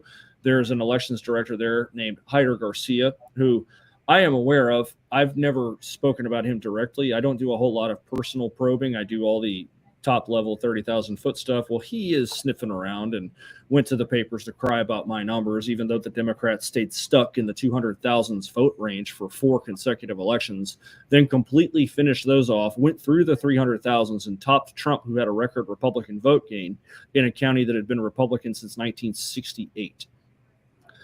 Very suspicious. Right. So all we really need is transparency. We don't need really the result of a lack of transparency is the wrong people get in office. I mean, look at New York. My number suggests that Lee Zeldin should be the governor of New York today, not Kathy Hochul. I think that I saw you right about that you had some very strange swings in certain counties in upstate New York where the vote turnout did not match the number of registered voters. Well, correct, but it's not so much about the registered voters. It's the statistics over time, over duration. The statistics provide us an expectation of output of how many votes should be cast. It's just like if you look at baseball, we use the Red Sox for example. Ted Williams played from 1939 to 1960. He had 521 home runs. So Ted Williams probably averaged. He missed 4 or 5 seasons solid being at WAR. But Ted Williams must have averaged 35 home runs a year if he played a full season. Now, if we have him at 35 a year, we can look at some of his highs. He probably finished in the 40s here and maybe had a season that was cut short in the 20s. Now, if all of a sudden he's got one season that it's 71 home runs, well, what happened here? Now, you can see it in the 90s where you have the steroid era where players are cracking home runs out like softball leagues. But statistics generally give you an expectation. And if everybody all of a sudden starts hitting 50 and 60 home runs, then you know something is going on. So if Joe Biden has 81 million votes, or if even in the 2018 and 2022 midterms, America just started voting all of a sudden and we have record high turnout everywhere, then we should see that everywhere. And still, I can go through the map in 2020 and find places that did not have a spike. Suffolk County in Massachusetts looks normal to every election year. So according to my model, I flagged that as green. Now, I'm sure that any big city county like that has its inherent issues that are always. Well, that's because it's been corrupt for 50 years, but that's putting that aside. But in all the right metros, they corrupted 2020 as well. So Baltimore County in Maryland, Baltimore City in Maryland, and then not Baltimore County, Baltimore City, and then Suffolk County, Massachusetts, or you can look at Bronx or Manhattan, New York. They look normal compared to every election trend. In fact, Trump trended New York, or he trended Manhattan, Bronx, Queens heavily in his direction. But you can look at other places like all of a sudden, why is there no motivation for Biden among rural black voters in Alabama or in Arkansas?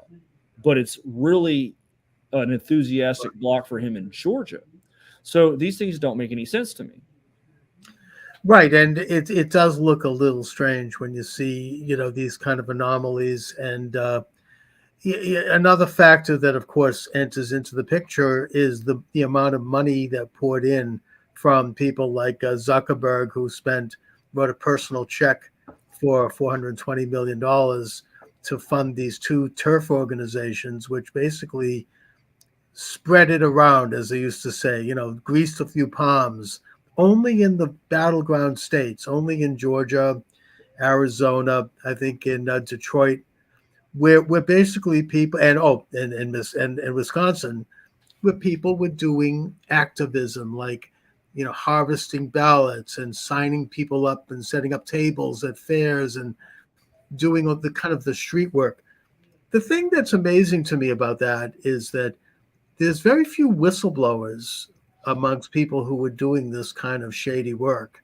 Was it just because, there was one or two that spoke to Dinesh D'Souza in his movie 2000 Mules, but it's amazing how tightly sealed that whole thing is. Why do you think that is? I think that people become too siloed in their understanding of what happened in the 2020 election. It's not just the computers. Some people go in, it's just ban the machines. That's part of the problem. But the mechanism of the election of 2020 and other elections is to use various means that are allowed by state law. You can look at the West Coast, Washington, Oregon, California. Ballot harvesting is legal.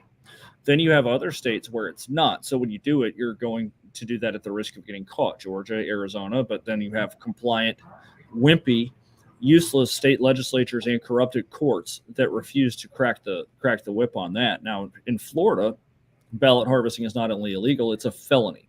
And there was the creation of an election crimes task force, which threatens to come into those boiler rooms in the event of a close election that might be trying to flip the state.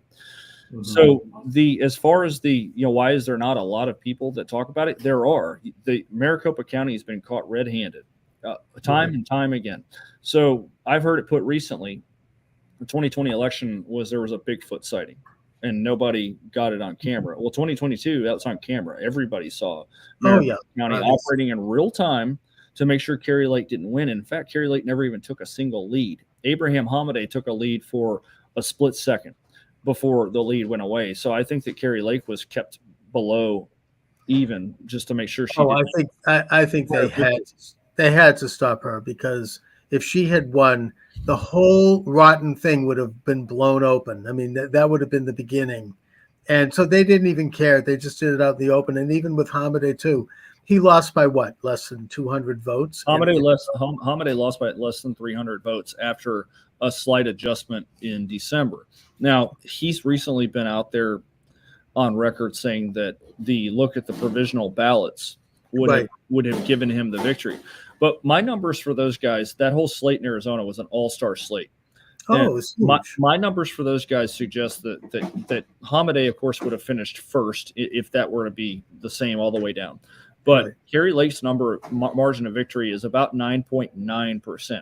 It's huge. The most conservative estimate. That's more than 200,000 votes over Katie Hobbs. And that's me being very generous towards Katie Hobbs. So Hamadeh is probably an 11-point winner. And then you have Kerry Lake at 10. You have Fincham and Masters are about 4 and 5 points apiece at that rate. Now, Masters, of the four, Masters is the only one that conceded the race, which was completely foolish of him. Right, I agree. And I think that Kerry's that's going to an appeals court. I kind of think that the judge in the state, Thompson, I think he might have been threatened or something. I mean, I think that, these people play hardball because that was such an obvious case of fraud. And yet, he's decided it wasn't. I mean, it just, could he be either that corrupt or I think he might have been frightened. But either way, it's now in an appeals court. Where are they now? Do you know? So the main issue that you're getting at here with Thompson is a nationwide epidemic. Judicial corruption has been, the foundation of that has been laid for decades. Right. You really started getting into that when politics got very divisive in the 90s. You might remember red state, blue state became a conversation topic around Bush Gore. So the political well was poisoned. Politics is supposed to be boring. You had, remember in 1976, it's Gerald Ford versus Jimmy Carter, and they were arguing about inflation. Now we argue about inflation now because inflation is getting worse and has potential to get much worse and devalue the entire monetary supply. But with politics in the 70s, it was very boring. Now we have every election is do or die. The country lives and hangs by this special election. And Judge Thompson was probably put in place by the McCain cartel. I believe he was appointed in 2010 or 2012 by Jan Brewer, who would have been governor then. So Thompson saw the evidence. He looked horrified by Hobbs's defense team. And of course, the Lake team came up with absolutely excellent. It was very little time to present it in a 2-day trial. And that's after he kicked away several of the charges, except just 2. 72% of Americans agreed with Kerry Lake that the Maricopa County Elections Board and county commissioners rigged their own election and prevented their own voters from being able to vote freely on election day. So that's where we wind up with, okay, you acknowledged all this, you saw all this, so why is there not a ruling that provides proper relief? Now, Lake's team requested either she be named the victor or she gets a new election. And a lot of that, it's somebody has to be the first person to throw the ruling to allow for a country like ours to have transparent, free, and fair elections that people actually trust. We should be able to do this. Children in kindergarten can vote for what's for snack on paper, and you can go look at the vote and make sure that only eligible kindergartners voted, right, and verify what they want. But somehow the nation that won 2 world wars and put somebody on the moon and has cured certain diseases and viruses, like we can't figure out how to run an election. All you need is more people to run the election with more transparency. We have 330 million people here. You're trying to tell me that the largest counties need to count votes for 7 days, but the smallest ones don't?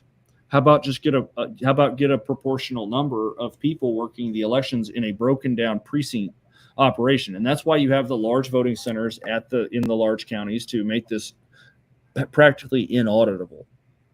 Right, and that's been a recent trend as well, to centralize the voting centers.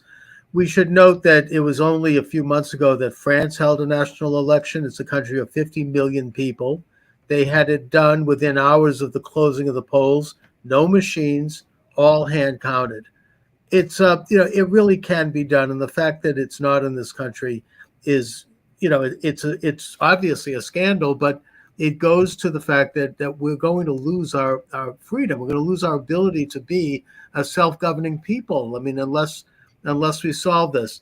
Now, the other leg on the stool, the first one was, of course, the media, the Mockingbird media, which was completely in the bag. They demonized anyone who questioned the election immediately after the election day. They attacked viciously. Anybody can read that. It's obvious. The second thing was the judiciary on the state level. Hundreds of cases were brought. The Trump administration brought several, and they were all kept out of the court.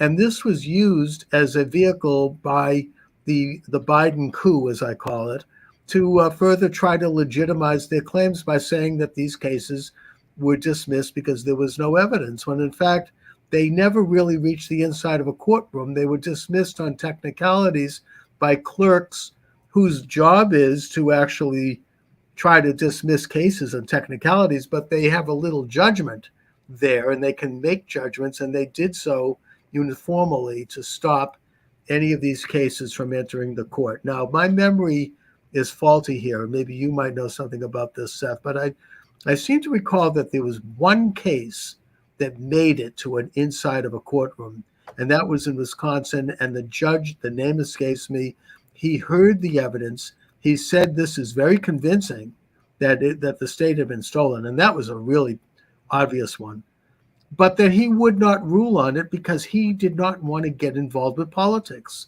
He did not want to make a ruling that might change the outcome of an election. Am I right about that?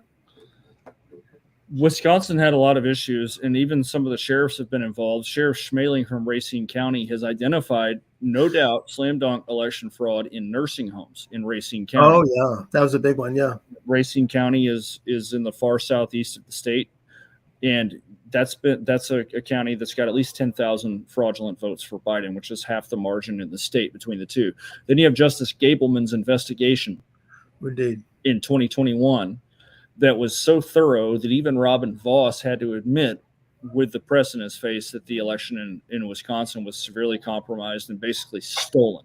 Now, Robin Vos won't do anything either.